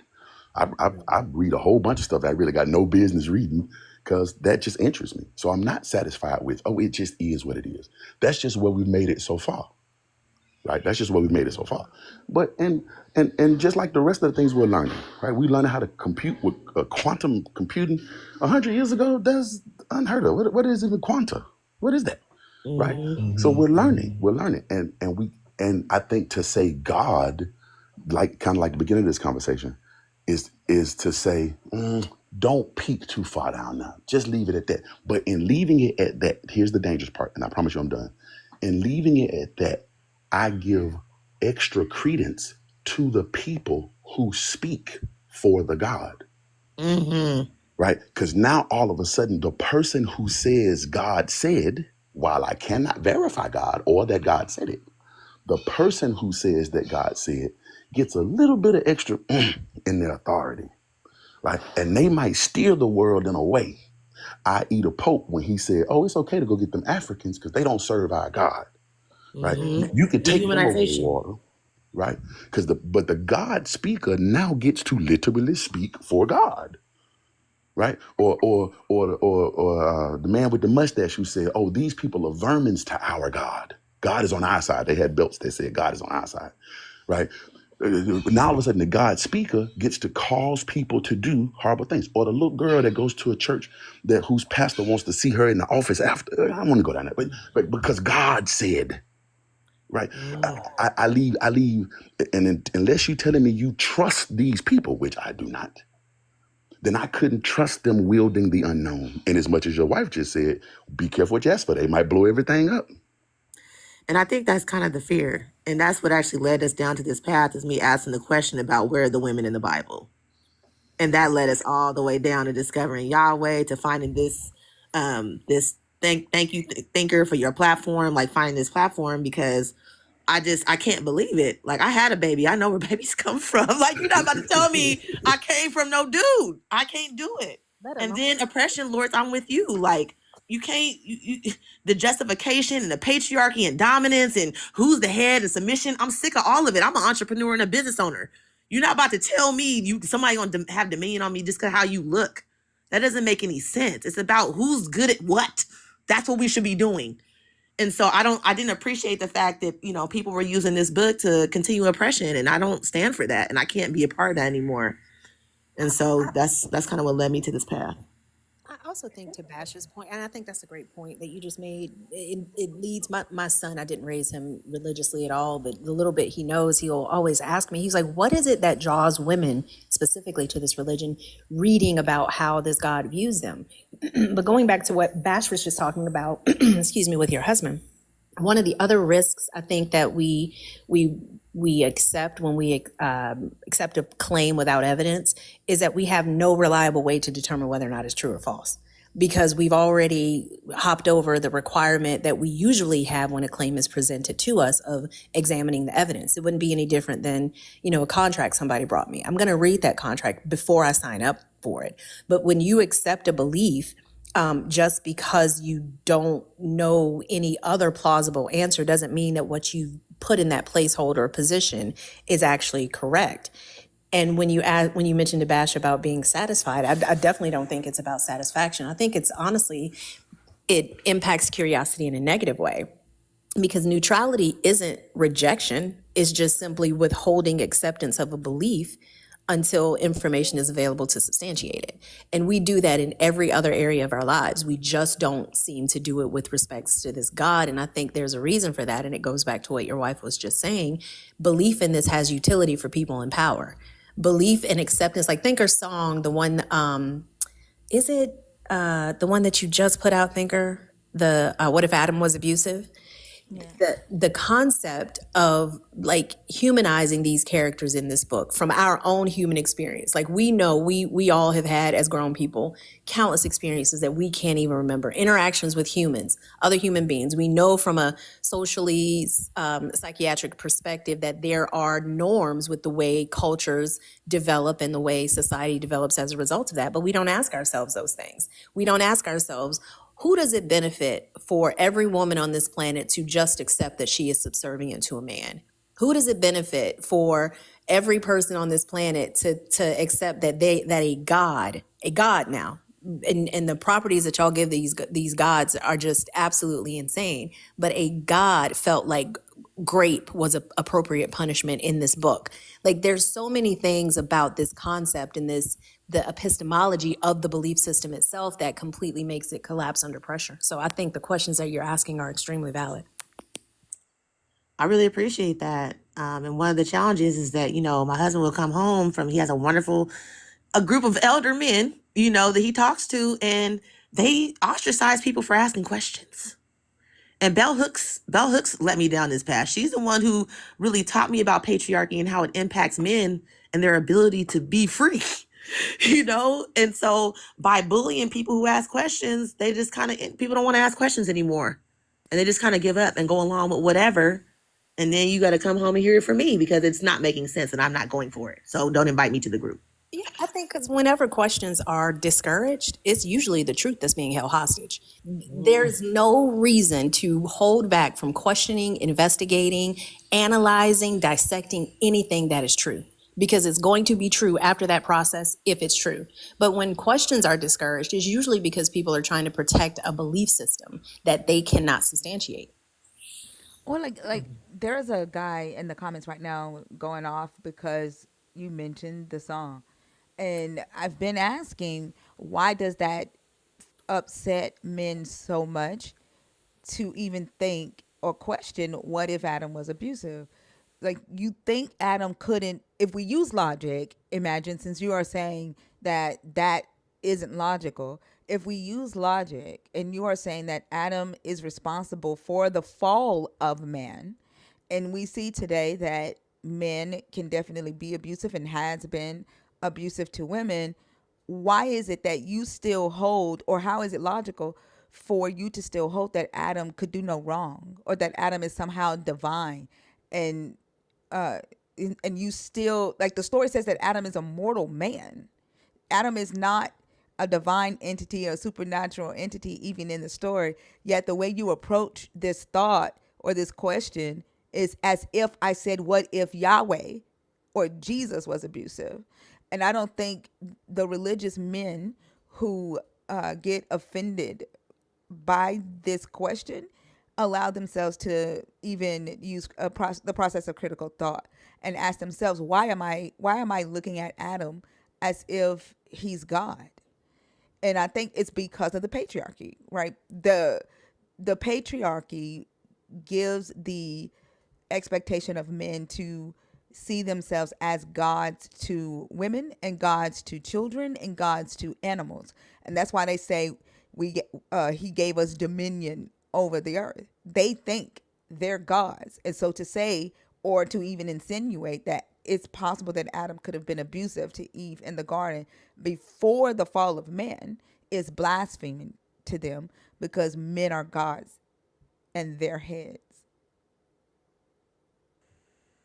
I appreciate that. You probably can't deal with the cognitive dissonance that happens. Which is crazy because there shouldn't be cognitive dissonance there, because they believe their whole belief system is based on the fall of man, the fall of humans. Mm-hmm. There shouldn't be cognitive dissonance there. And it's shocking me that they're not able to accept or even entertain that thought. that, and they're not tracking that they see this mortal man in this story the same way they see the God. Mm. Think of Not yesterday. I. Not I. I just want to be clear on that. Not me. Yesterday, somebody told me, and I quote, that Moses and God are one and the same. Wow. Quote. Wait, what? A man told me yesterday that Moses and God are one and the same. That's a That makes sense. But Bash, you had that. You were saying that earlier. Like the words of Moses has become the word of God. The yes. words of the prophets become the words of God. So we say all the time, if each individual believer that comes into these spaces and has conversations with us stop speaking about their God, we would never hear from him. So if you have positioned your opinion, your beliefs, your political views, your ideology around LGBTQIA community, your belief systems about patriarchy, all of that, when that aligns with your God, you are the battery keeping your God alive. Because the book is says what the book says. And the people who consume the words of that book and formulate ideologies and beliefs around how they understand it, very subjectively, by the way, they become the very God that they point to as the standard. And therefore, we have these systems where you have men who are in our DMs constantly. That's why women shouldn't preach. Death is upon your door. That's why Paul said y'all should be silent. Like, who the fuck are you to? You don't even know how to spell, friend. Why would I listen to anything that you say to me about a direction in terms of what I can and cannot say? It's absolute insanity. Yeah, like you don't even know that your daddy's auntie is your auntie. Like That part. that's why. Yeah, that's why Paul told us to be Whoop. quiet and not. Yeah, there was a guy up here who, by the way, is in the request box again, who had no Oh, idea nice. that Moses' aunt was his dad's aunt, and didn't understand that that also meant that that was Moses' great aunt. And there was another male believer in the comments who didn't understand that either. He didn't know that Sarah and Abraham were brother and sister. He said no, they were husband and wife. Right? And before that, he was against incest. But after that, incest was necessary to keep the seed pure. To Th- build the kingdom. This is Yeah. this is what I mean when I say that only right knowledge is applicable, because you can't develop a system of morality, you can't develop a system of knowledge, you can't develop a methodology out of faith, because faith will move wherever it is influenced. The facts do not. Right? The facts are just what the facts are. The book says what it says. Doesn't matter what you believe about it. It says what it says. But with a faith, your position changes every time, right? Because now you have to go find a way. And I say this all the time. You have to forgive God for his sins. You have to forgive him. Incest is bad, but if God does it, he's forgiven. Rape is bad, but if God does it, he's forgiven. Murder is bad, but if God does it, I forgive him. Right? So you have washed away the sins of God more than he could ever wash away yours. That would make one hell of a song, wouldn't it? Like It a would. deconstruction song, like a motherfucker. Yep. Talking about rewriting I'm shaking brains. ass for That's not molasses. what the damn song say also. Looking at Jesus through, I mean, looking at Yahweh through Jesus' glasses. There we go. It's funny because someone said that we're living comfortable because of men, and I'm You like, gonna dip? who? Because people are like, oh, if it wasn't for men, then y'all wouldn't be safe. And I'm like, safe from who? Other men. Man, facts. And I just think that these were created to control other men out of the scarcity mindset for whatever reason. Whatever those people were going through during that time, whatever they needed, they got creative, and here we are, and this is what we're dealing with. And it causes a lot of harm. It frustrates me just as much as people who don't believe in this. When they hear what if Adam was abusive, their response is, what if the story isn't real? What if the whole Bible is fake? And it frustrates me because it's like, do you hear the words in this song? Does it matter if the story is fake? Are you going to also ignore the harm that it has caused? That's the important thing. Because just because a story is a lie or fiction does not mean that it cannot cause harm or has not caused harm. So to me, you willing to ignore it just as much as believers are willing to believe it, you're just as harmful because you're saying you don't pay attention to the abuse in society. You're just as harmful to me. I think that's why I'm grateful for spaces like this, because I think, as I've been studying the patriarchy, men don't be having safe places to go and have these conversations. Like, it's like when people try to question, they get bullied or whatever, and they need to be able to have safe spaces to ask questions, to go through this, like, and be able to, like, get information and find books, and they just don't have it, Or like, so an example, me and my husband, we had a question about feminism, right? And he was talking about the association of the word. He didn't really know what it meant. We sat at the airport and we actually looked up the word. It's like, we have a daughter. If you want her to have equality, justice, be able to like be free and not worry about being raped and stuff like that, you're a feminist. But because of the connotations that men have about that word, he didn't feel comfortable saying that he's a feminist, even though he is a feminist. That's how my husband shows up. He is a feminist. For real, a really great. Oh, you are a great man, honey. I love you. He is. But if he says, I am a feminist in his group, it might be some trouble. There might be some problems, and then that fear of being ostracized, right, from the group. And I think too, like it's socialization, right? Like we have so much work in our society to do better with education across the board. We also create and socialize boys very differently than we do with girls.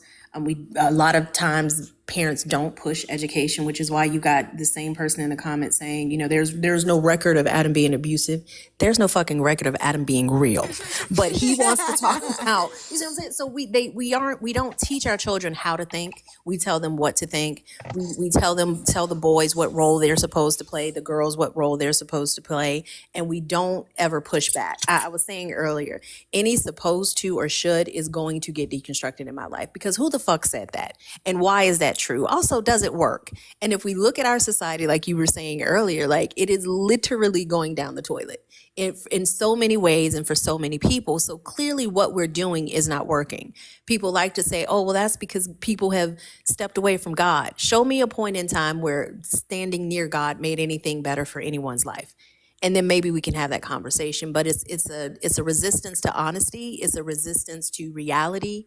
And luckily, we're now getting to a time where we have platforms like this and people like Thinker and Bash and all of the other, like Xena and so many Oso, who create spaces and lives where we can have these conversations to hopefully prompt that curiosity again, to realize that these rules that people think are absolute, somebody made them up. Like somebody said that this is a made up word. All words are made up words. What are you talking about? But people are not conditioned and trained in a way to utilize their minds in that way. So that's why these conversations are so important.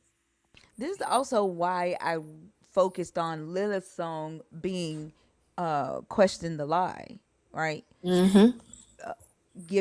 Speaking to specifically women within the belief system that upholds the patriarchy, the ones that believe they are created from the rib of men, the ones that believe that they are to be quiet and if they have questions ask their husband at home, the ones that believe they're supposed to be a second Timothy wife, that men are to rule over them, because they don't believe that they have the right to question, and they don't recognize that their belief in this and their regurgitation of it and willingness to teach it to younger generation of women is upholding these harmful systems.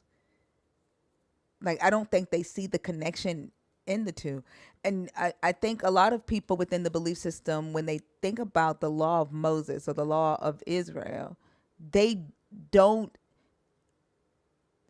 see a like a physical law, a law that governs a land and a law that governs the people. They think it's a spiritual law. So to them, the God isn't political. The God isn't the government in this book. And that's literally what this is. This is a government. This is a system. The religion was the government. There was no separation. Yeah. Like it created the rules that governed the land, and they don't see, like you're saying, they don't see that connection, and it's frustrating because people's rights are being taken away based on these belief systems. their folks' ability to marry who they want to marry, love who they want to love, is being affected by someone's belief system that this book that was written thousands of years ago at a time that they don't have access to has words and instructions for us in 2025. And clearly it does not.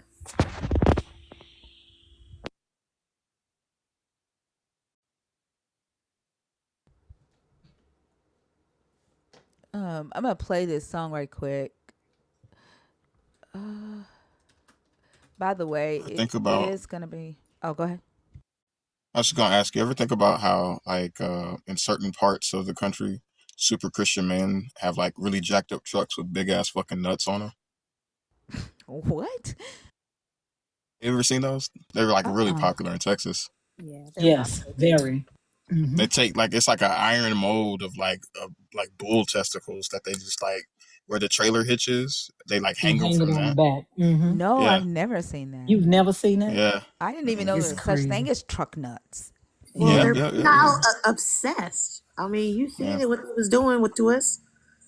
It's crazy that they want to make us believe that they not obsessed with that, but they literally sell them on Amazon. You get hanging on the back of your truck.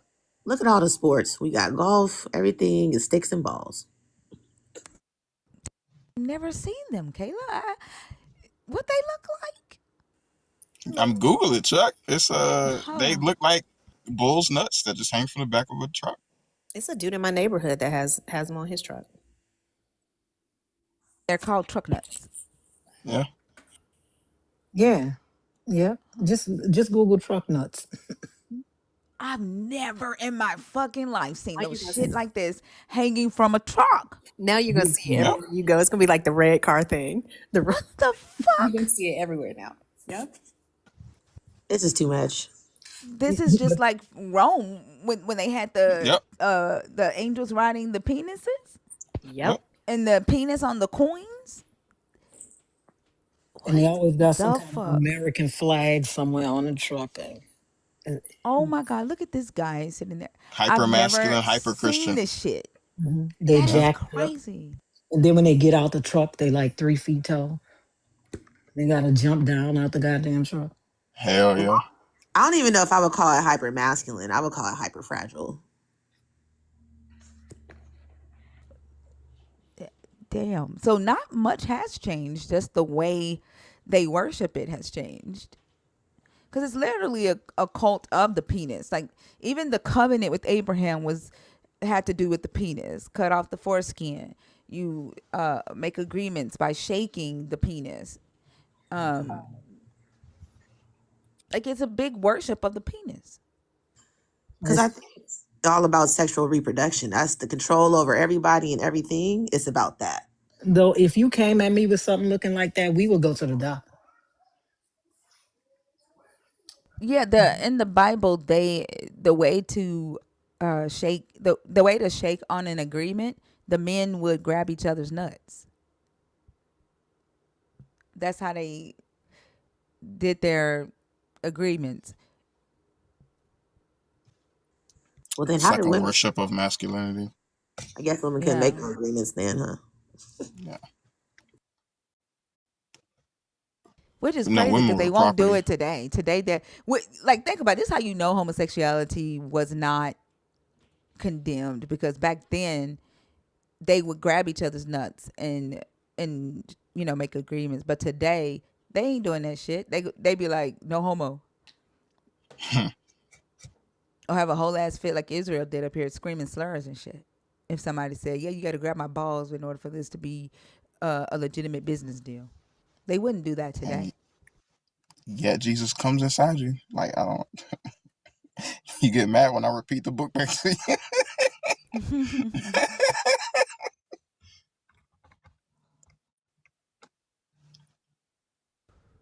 I don't know what the turtleneck. I don't know what you talking about turtlenecks. Uh, what? Oh, What is he talking about? the sheath,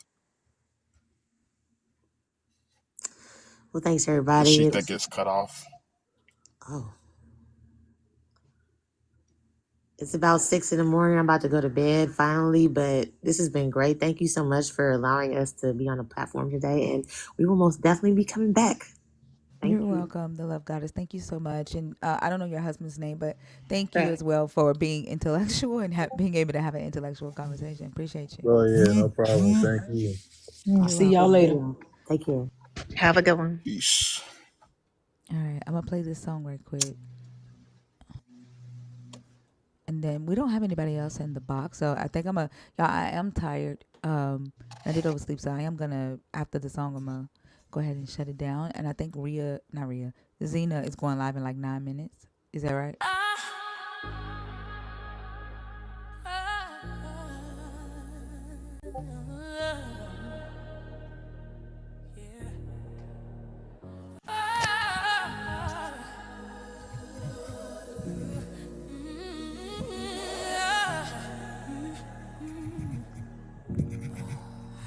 I remind him that we're equal, and I refuse to live in submission. We had bigger things to build. I wanted to focus on a mission, but he got threatened by my wisdom, so he tried to make me a victim. Hell no, so I walked out and I left him. The one he called God told me to go back, submit, cause he's a man. Hell no, the way to shrink and burn my skin. Every generation of daughters hears the same command. How many women have been told to shrink for a man? How can women rise if I choose to bow instead of stand? I remind them of equality, so they told lies to demonize and prioritize their superiority. Turn truth into deception, it exposes what they misuse and how they refuse to give equality that's due. The lies they tell do demonize well. Look how they vilify me and Jezebel. Open your eyes, question the lies. Vision ahead. You call me Satan because I advocate against abuse. Tell me why is Satan trying to save you? Does that make sense in your view? The knowledge is within you. I'm here to set it free. That's why the one who wants to control you is trained you to demonize me. Bone of his bone and flesh of his flesh. Simply means she's just like me, and I think that's best. He didn't want an equal, he wanted a slave. But I know who I am, that's why I wouldn't behave. He can't erase what I already know. I live, and I don't need his permission to grow. I remind them of equality, so they told lies to demonize and prioritize their superiority. Turn truth into deception, it exposes what they misuse and how they refuse to give equality that's due. The lies they tell do demonize well. Look how they vilify me and Jezebel. Open your eyes, question the lies. Yeah. They rewrote me to control it. That's the truth they never told. If women knew that fire, every kingdom built on silence would fall. Your strength was never sin, your defiance never wrong. They only fear rising cause they know it makes us strong. They call you rebellious when you're finally telling the truth. They call you wicked when you refuse to shrink from youth. But I want you to hear me clearly. Nothing about your wisdom is wrong. If my name scares them so deeply, tell them I said put you where you belong. I remind them of equality, so they told lies to demonize and prioritize their superiority. Turn truth into deception, it exposes what they misuse and how they refuse to give equality that's due. The lies they tell do demonize well. Look how they vilify me and Jezebel. Open your eyes, question the lie.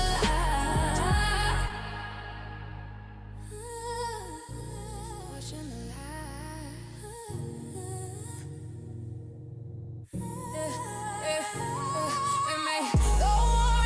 but I was always a lesson, the one that taught you. You don't shrink for any man's comfort or any man's weapon. So when they tremble at your wisdom, just smile and understand. The reason they demonize it is the same reason they can't handle a powerful woman in command. Hot damn. I want to say thank you to everybody that contributed to the fundraiser for one of our community members. I sent the money to them on yesterday. They are gonna come the next time that we're live and say thank you um, to everybody that did give. Again, I don't tell y'all who it is. It's up to them if they want to reveal that information. But thank you to everybody who helped that person out. I'll see y'all on Thursday. Xena is live if you're looking for more deconstruction content. Also, will be live in the morning. Oh no, wait. Are you going live tomorrow? So the plan is 5 a.m. live from Atlanta, Georgia.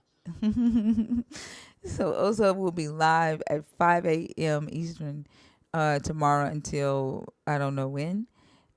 We are going to be Till live he gets tomorrow night. hungry as fuck. Okay, till he gets hungry. We are going to be live tomorrow night, Thanksgiving night, because we're going to be going into Friday. So it's usually good conversations because people be drunk, having fun, just chill.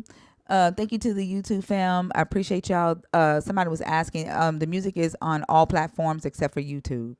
That song will be released on Friday. You can pre-order it on iTunes now. But I appreciate y'all. Love y'all so much. I am gonna open up the open verses for this song on Thursday. But y'all have a good one. Love y'all. Love you. Bye. Subscribe. Bye. Bye. Bye, y'all. Love y'all.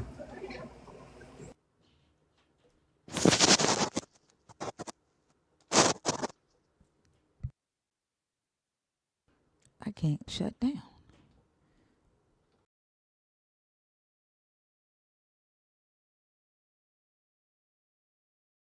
Was over there little, right? Yeah, that's right. Stay with me for 7